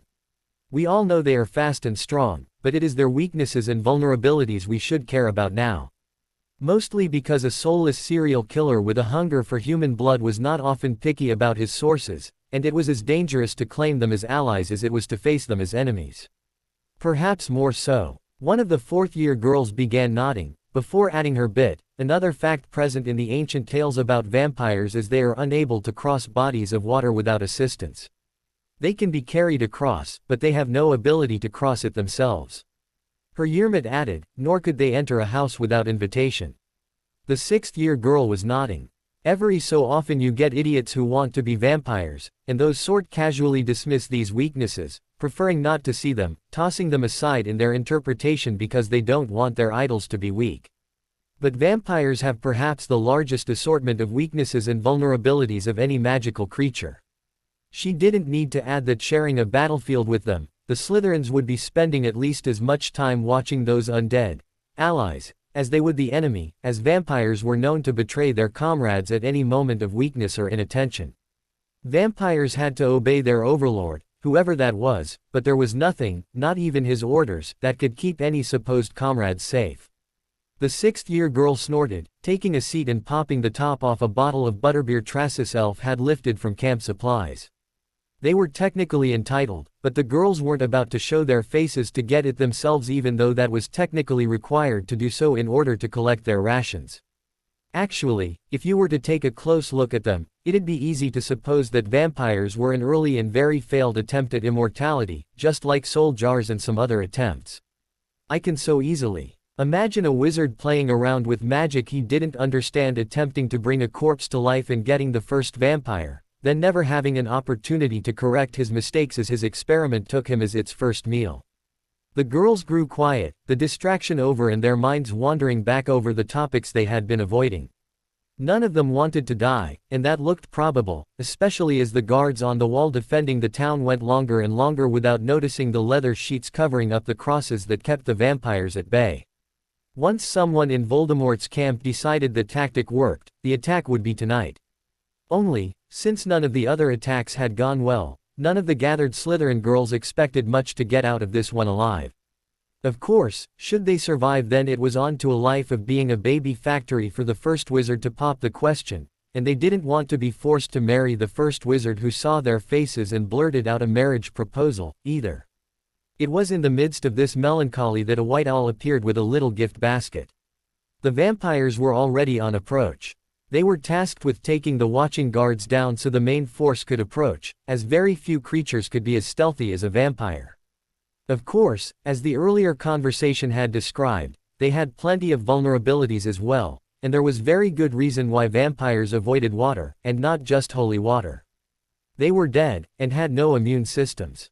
The dead flesh would not break down on its own due to the magics involved, but you get dead flesh waterlogged, especially with swampy, dirty water, and it becomes an ideal breeding environment for microorganisms, so they start to grow things introduced by that water, chiefly molds and fungi, and there was no native immunity left in the body to fight those infections off. Dry, carefully maintained flesh can last for centuries. The protections built in worked perfectly fine against airborne contaminants or dust, but get a vampire wet and they generally start to sprout green fuzz soon after and get the occasional mushroom poking out of their faces, until they eventually sublime down into a healthy load of mulch.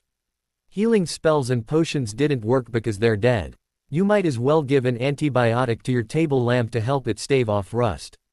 It could even be one of those cast in the shape of a person. Looking like a person does not make something function as one. There are reasons why vampires are afraid of crossing water. To fall in means their utter and complete destruction in humiliating ways. The human body really was a marvel in all of the things it was able to handle. People who idolize vampires have a tendency only to look on the powers they receive, and view the undead as superior, rather than see all they lose out of that marvelous human function that makes undead in many ways inferior. It was one thing to think of them as powerful, romantic predators, and quite another to realize that rather a lot of things eat them too. From a plant's perspective, the undead are walking bags of fertilizer. Just introduce a little moisture and some seed and off you go. And the Dark Lord's forces had just had a great many vampires get drenched in his attempt to save the Ministry from Harry's small assault. Drenched in water that carried mold spores. Voldemort was so angry over that defeat no one dared to approach him. Not only was he killed in the collapse, and not only had he lost nearly 100 Death Eaters and vampires, half the Ministry building had collapsed, the rest was flooded, a King Hydra had somehow gotten loose in there, killed a large portion of the workers, and still lurked somewhere down in the ruined structure. But he had been humiliated in front of the magical world. Then that humiliation doubled when he was unable to reopen the bank. Still, having over 100 sopping wet vampires, Tom Riddle was faced with the fact that they were going to turn into fertile topsoil soon, and so long as he was going to lose them anyway, might as well use them in an attack. Whether he followed that attack up by less disposable forces depended entirely on how well the initial assault was going. Ted Tonks was on wall patrol. About a dozen wizards had the duty tonight, all spread out in their own little circles of light upon the wall. After having suffered 2 surprise attacks in a row, the town had belatedly decided on keeping sentries. Still, it was boring work, and hard to stay awake after a full day's effort. It was something anyone would do to cast warming charms on themselves to ward off the chill. Being warm and tired made one drowsy, but the man loyally walked back and forth slapping his arms to stay awake. Ted Tonks had never been a military man, else he would have known better than to have lit the area around him so he could see where he was walking. The path atop this section of wall was completed, and even enough he could have walked over it in the dark without tripping. Dwarven stonework was legendary for a reason, after all. It would probably be centuries before there was the slightest unevenness between flagstones, and more importantly if he'd not had a light on himself it wouldn't have ruined his night vision, so he could have done the job he was there struggling to perform. A watchman is supposed to watch, after all, and that required seeing threats far off, something hard to do when you can't see much of anything beyond the 10-foot circle of light centered around yourself. Ted Tonks was not alone in this. Every wizard on the walls was doing it, and no one with any experience who knew better was there to tell them to do it any differently. Harry was busy, for one. Ted never even had time to scream as he was overcome and hauled off the wall. The strange thing was, Ted was again attacked and pulled from the wall a few minutes after that.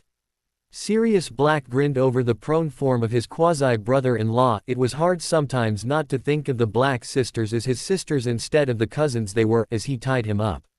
"Let this be a lesson to you never to drop your guard on watch," Sirius told the man in tones of false piety. "We may have to hit another humane society. I'm running out of unwanted pets." James Potter chuckled as he transfigured another dog into a replica of a wizard, this time Ted Tonks, who was a relative in a way considering that Sirius was as good as a brother to him. Lily Potter, his wife, gave a small shrug as she laid the compulsion charms on the feral animal to send it to take over Ted's role walking the wall, acting out the way he'd paced and slapped his arms to keep himself awake. "They have only so many animals on the to be destroyed list as too dangerous to live." "Funny, maybe we could offer them some vampires," James quipped. Remus shifted back from wolf form with a quick, "Shish. They're coming," his nose serving as an excellent warning system. They all took cover, and Ted Tonks, the real one, watched from concealment in startled horror as the false Ted Tonks, on the wall, doing just what he'd been doing, was snatched by feral vampires moments later. Sounds of a bloody and violent feeding on the other side of the wall followed. Imagining that as him, it was hard not to feel chills in the soul. It was indeed a most powerful lesson on watch duty being more than just occupying space on a point to be guarded. He was supposed to be seeing threats coming. 'Cause if he didn't, he would be among the first to suffer. Ted Tonks, nor indeed any of the other wizards rescued by the marauders that evening, would never be lax on guard duty again. "Thanks for not letting my poor husband get killed," Andromeda Tonks told her cousin Sirius as he delivered the man, still wrapped up in pale from the shock of his close brush with death. The party of Tonks family plus marauders was watching the vampire invasion from the roof of the Tonks villa in town. Dark, distant shapes were flitting across the wall unrestricted. The full-on invasion would be soon now. Other minds were not on that so much as the style and finesse these guys had displayed. After carefully checking for wedding rings, and finding 2 of these prime fellows off the market, Nymphadora sidled up to the remaining one of them, thinking, "Yummy," and asked, "So, doing anything tonight?" Remus glanced at her and snorted. Sometimes having a sensitive nose was a curse. He took a wedding ring on a chain out from where he was wearing it on a necklace. "Like my friends, I got married right out of Hogwarts. Unlike them, our first baby was already on the way. You look just a year or so older than my oldest daughter. Why don't you check out someone your own age?" Nymphadora walked off, pouting, while her mother smirked. The attack was on. Unlike previous efforts, there would be a probing force sent in before the main thrust. That was being done by the vampires. Then, because they were getting justifiably paranoid after having fallen into so many traps, another probing force behind that, just in case whoever it was on the receiving end didn't think vampires were tempting enough bait to spring their trap on. Naturally, to be a probing force it had to be such that you wouldn't mind losing it, should the worst happen and it found the trap you feared. Being Voldemort, his most valuable forces were his most powerful ones. The expert spellcasters, hit wizards, the wealthier those with political connections. He had no special use for 13-year-old girls. Sure, they would potentially be the mothers of his future nation, but that didn't matter to him right now. Long-term planning was not one of his strong suites, else he wouldn't have been trapped as a specter for so long. So, not being especially deadly or experienced, those girls went on the firing line. Tracy and Daphne glanced at each other, still under their heavy cloaks and supporting Pansy between them, the older girls right behind. They hoped this worked, as the attack on Godric's Hollow was on, and they were doomed to be among the first sent up to assault the town. Deep in her security bunker, Elizabeth II, Queen of England and other such titles, listened to the countdown on her missiles. There was nothing so prosaic as a giant viewscreen, that would be for the command post, and mostly only because the human spirit demanded some connection to what was going on. All there was for her were the various monitors of the technicians who were keeping her informed. The Muggle world was not taking the introduction to magic lightly. Sadly, she could see no way of stopping what was going to happen, and part of her did not want to. The magical world was a great unknown, and from his earliest history man had feared the unknown, conquering it with superstition and then with science. Categorizing everything so it could be understood and then, later, controlled. Uran has already launched, Your Majesty, one of the uniformed officers, a man she had known for years, informed her. The royal lips quirked into a frown. That was really what was driving this. Nobody could afford to take any less extreme a reaction to this than their nuclear-armed neighbors. After all, when someone flings nukes at you, no matter what they are aiming to hit, your magical or mundane people, the only response was to fling nukes back. And the Islamists were experts at taking extreme reactions to things. They had an annoying talent for declaring jihad at the drop of a hat, and nothing had stirred them up like the revelation of magic. Mutual assured destruction is a very cold comfort just now. But it was the only one she had. Where? The word almost seemed foreign on her lips. All of Europe, came the reply. Every major city or holy site. Looks like we underestimated how many missiles they'd bought from Russia by a factor of 10, or more. They're still launching. Egypt too, and some from Syria. A boat just offshore of Cuba is eating itself, launching nukes out of improperly protected tubes. But it's going to last long enough to carpet the island. Russia launching, came the cold report. Looks like a full spread. That was it, then. Their world was going to end in a ball of flame. The crown weighed very heavy on her head as Elizabeth II contemplated briefly being the last Queen of England. China launching, appears to be everything they have. The mood in the secure bunker could not be more somber. USA launching retaliatory strikes. A man holding a phone to one ear looked to the Queen. Parliament demands that you declare war to enable the launching of our missiles. For once in her life unable to speak, the Queen nodded gravely. British missiles soon sped into the sky. Everything seemed so strange, she reflected, as though time were somehow suspended or stretched in these precious few minutes between the missile launches and the impacts, between the world they knew and the one that would be created after the devastating explosions. Everyone in her secure bunker felt it, the oppressive. Queen Elizabeth's attention was brought to the sound of slurping. Normally she could ignore such a thing, but since everyone who should be there in that deeply buried bunker was feeling tension thick enough to strangle them as they watched their world and way of life end. Her eyes caught hold of a child standing by her elbow chasing about the last of a vanilla milkshake with her straw. It took the Queen of England no time at all to identify this person as Queen Alice of Wonderland. I thought we'd removed all the mirrors from out of this place. Elizabeth II observed dryly. You have a chess program on your computers, Queen Alice informed her casually, still chasing about the last of her milkshake. It served well enough. May I inquire as to the nature of your visit? Elizabeth inquired formally, with more than a touch of hostility, since to her mind it was the creature standing before her that was the cause of the current crisis. Alice shrugged, then directed a cheery look upward, proclaiming, I wanted to see the looks on your faces when you all learned your society is still going to be alive tomorrow. Dumbfounded shock was the only response to that statement. Alice giggled, discarding her drink cup, which transformed into a cat and then vanished in midair. Most magical countries listened to their muggleborns, and so the International Confederation of Wizards had plans in place to avert a potential nuclear holocaust for the longest time, ever since the magical communities at Hiroshima and Nagasaki got burned up with their muggle neighbors, really. Nobody with any sense wants to die because someone else pushed a button, so virtually every magical country put in place measures so we didn't have to worry about that. One could have heard a pin drop. In Africa, the silence was so deep as they all looked toward the apparent 7-year-old queen, who fetched a burger out of midair.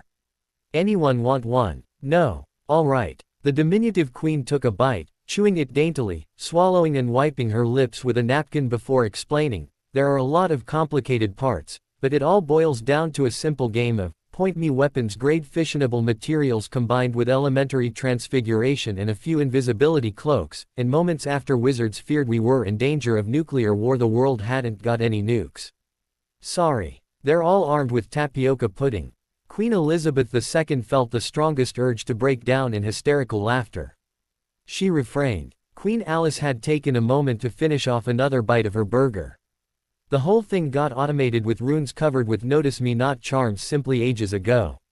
There have been a few false alarms, it's true. But transfigurations cast by ordinary mortal wizards don't last forever, even when they use runes, so by the time any maintenance crews were checking over those bombs the radioactive materials were back in place, so you mundanes never noticed anything out of the ordinary. But it made everyone magical feel so much better to know that any potential nuclear holocaust was more of a joke than an actual danger. You guys are throwing giant pies at one another. Whoops and cheers and laughter over the relief filled the chamber. Those cut off the moment reports came in of the first nuclear detonations. Accusatory stares met the childlike queen. She'd taken the opportunity to finish off her burger. Wiping away crumbs with her napkin, she elaborated, there are two little exceptions. One is the one everyone agreed upon. Whichever group launched the first nukes in an exchange would not have any missiles targeted at them rendered harmless, to discourage this sort of thing in the future. So the Muslims are about to have a very bad day. And the other exception? Queen Elizabeth asked, voice strained, everyone else hanging on their every word. Alice finished wiping the crumbs and dabs of ketchup off her fingers. Oh, the Dark Lord you've got in control of the British magical world refused to have anything to do with such agreements. So, because Dumbledore refused to let Britain participate, all of your weapons are live. You could have told us before we launched. Elizabeth shrieked. No, I couldn't, Alice reprimanded her lightly. It's against the agreements. What kind of a world would it be if one country could eliminate any rival and no one else could do anything about it? I'll tell you, it was the kind of world Dumbledore was trying to create, and he wanted to be the one holding the missile launch key. And you can't tell me there aren't elements in your government that wouldn't like the idea themselves. So either we'd all live in a world where Britain ruled everything, which certain other countries would not stand and therefore would have backed out of the agreement themselves, and thus brought us all back to a state where the nuclear threat was a very real danger for everybody, because none of the missiles would be giant cream pies, or it was one where you didn't know you were the only nuclear power, and thus unable to use that to go around bullying other countries to do whatever it was you wanted. It's only okay to tell you now because the missiles are launched, and it's too late to do any arm twisting over it. Silence filled the bunker, until it penetrated that they were all going to live. We're saved. One crewman threw his arms in the air, jumping out of his seat and cheering. Not really, no. Alice was now stirring a bowl of ice cream. Dead silence now filled the chamber. They were going to hurt something the way they kept switching from one extreme to another like this. Alice luxuriously tasted her ice cream sundae, removing the spoon from her mouth only once it was thoroughly cleansed of the last ice cream molecule. As she went for the next scoop, she explained, there are certain factors that lead to stability in any culture, and virtually all of those are at all-time lows. Uncertainty leads to anxiety and stress, and very little of a muggle's life is certain anymore. Gone are the days when it was the norm for a man to graduate, get a job, then retire after 20 uninterrupted years of steady, stable, satisfying employment at the same company. The bee-owned girl raised her blue eyes to sweep the chamber. Rome did not fall in a day. But it did suffer through a series of declines that ultimately led to its glory being that of a museum piece rather than a power in world affairs. I don't understand, one of the technicians bravely volunteered. Queen Alice huffed, looking directly at him. How many oil wells got destroyed today? How much does your world depend upon that oil? Turkey is a Muslim country, and most pipelines for natural gas or oil for Europe pass through there. That country is getting reduced to craters today. Frank understanding began to fill most faces. Queen Alice took the opportunity to take another spoonful of ice cream, then took up where she'd left off as though she'd never been interrupted. You can ration what you still get, and rely on stores for a while, but without fuel there is very little in your modern world that still works, even if that fuel is just burned to produce the electricity you need. So you are going to go through a period of absolutely unbelievable societal stress, and you haven't got the indicators of the type of unity and common purpose to survive that. No, what you've got are a million special interest groups all fighting to have the biggest share. It will take a while, but your world is going to fall. Alice shook her head sorrowfully. And being one global community, and one world market, tied everything together so it will all collapse as one. There is not any nation that can support itself as it is without imports. She speared the English queen with a glance. The trouble here is, back in Rome most people still knew how to farm, and most moderns don't. So since nothing larger than a family farm can survive the collapse of empire, modern folks are going to suffer a lot of deaths. The child's voice grew soft and she addressed the room. Up to 100 years ago the world had a primarily agricultural society, which means that most people spent most of their time farming. 50 years ago the world had a manufacturing-based society, which meant most people spent most of their time making goods in factories. Now you live in a bureaucratic society where most people spend most of their time on paperwork. She sighed, looking up at the adults in the room. Now think of the skills that gives the common person. Both of the previous systems had most people making things most of the time. You can eat agricultural products and trade manufactured goods. But now all most people know how to do is shuffle papers around, which creates nothing but headaches. In a world where all of the vast public engines that require it have ceased to exist, who is going to trade anything of value for a pile of properly filled out forms? Alice turned imploring eyes around the room, pleading, the vast bulk of your populations have no skills at all suited to survival without the companies and infrastructure that always took care of them before, and that same vast infrastructure is going to be one of the first things that perishes, because it has vast needs for fuel that simply isn't going to be available on the same scale as before.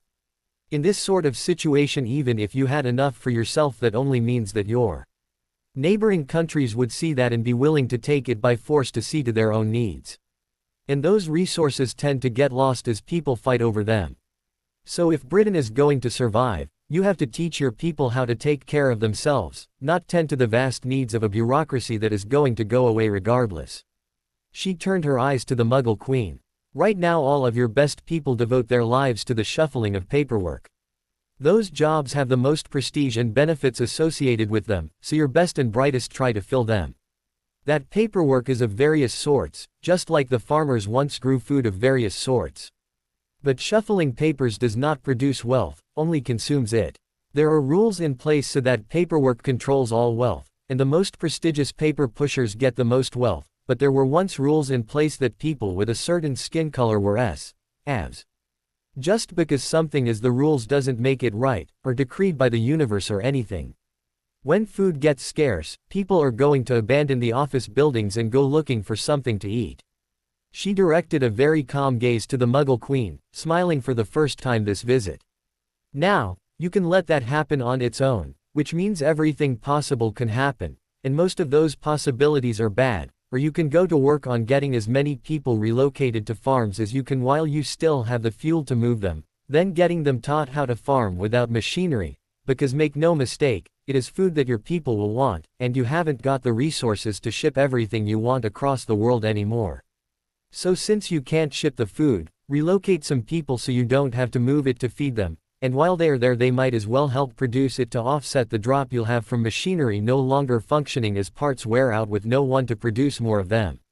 Queen Alice paused a moment, as if in contemplation. You'll also have to use every square foot you can possibly liberate from other purposes to devote to new farms. And either get used to having no strawberries or fresh fruit in winter, or throw up lots of greenhouses. Actually, I can think of a great many parking lots that aren't going to be needed for cars you can't fuel anymore. In just about every lawn or driveway should become a victory garden. For that matter, everything you can power using water wheels or windmills would be a good idea to have quick while you still have power tools to throw them up quickly. Also, I'd put steam locomotives back on the tracks, because you can run those on wood or coal, so you save other fuel supplies. And speaking of fuel supplies, people making alcohol in stills in their backyards is something you should change policy on and encourage, because the stuff can be made out of inedible yard waste, and can be burned as a form of fuel. The gaze she turned on the Queen now was almost filled with amusement. Do recall that the way you collect taxes now is going to stop working soon, and that your income is going to plummet whatever you do as people move to subsistence labor.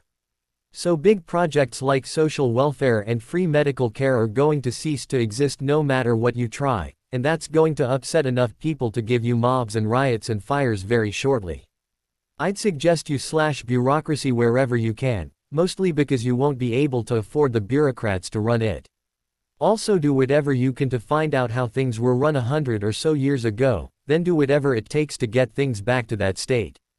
But to do any of that requires swift, decisive action, and moving against the lazy inertia of people who don't want to change and are comfortable with the way things are.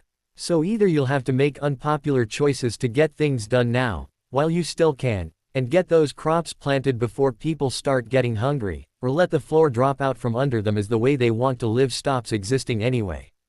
Dimples crinkled the child's cheeks as she said, "Of course, that sort of action requires an actual queen, not a figurehead, to create. Because a bureaucracy is never going to decide to do such a thing, not in time. Not without extensive study and bickering over trivial details that will drag on until the opportunity is past. This will take a leader, not a committee. Are you one?" And with that challenge Alice was gone. Daphne, with Tracy and Pansy held between them and her sister Astoria with the older girls following behind, snuck along the wide, flat plain around the walled town, trying not to be seen as they headed towards Godric's Hollow. It was hard not to be seen when there was about as much cover as sneaking across a pool table, but they did their best, and were not the only ones. None of the girls knew where, but Voldemort had either learned some tactics which they doubted, or one of his lieutenants had shown some ability in that area other than Lucius Malfoy, or the Lestranges, who as far as anyone knew were all dead, because none of them had answered his call because this latest attack bore some evidence of planning. First over the wall had been the sodden vampires, who were going to be rotting down to compost soon anyway, so were no loss if destroyed, and thus the easiest of all to risk. Next up was the Death Eater children, themselves, plus all the others called out of Hogwarts, or in Draca's case, moving in her own small crowd far to their left, culled from Azkaban.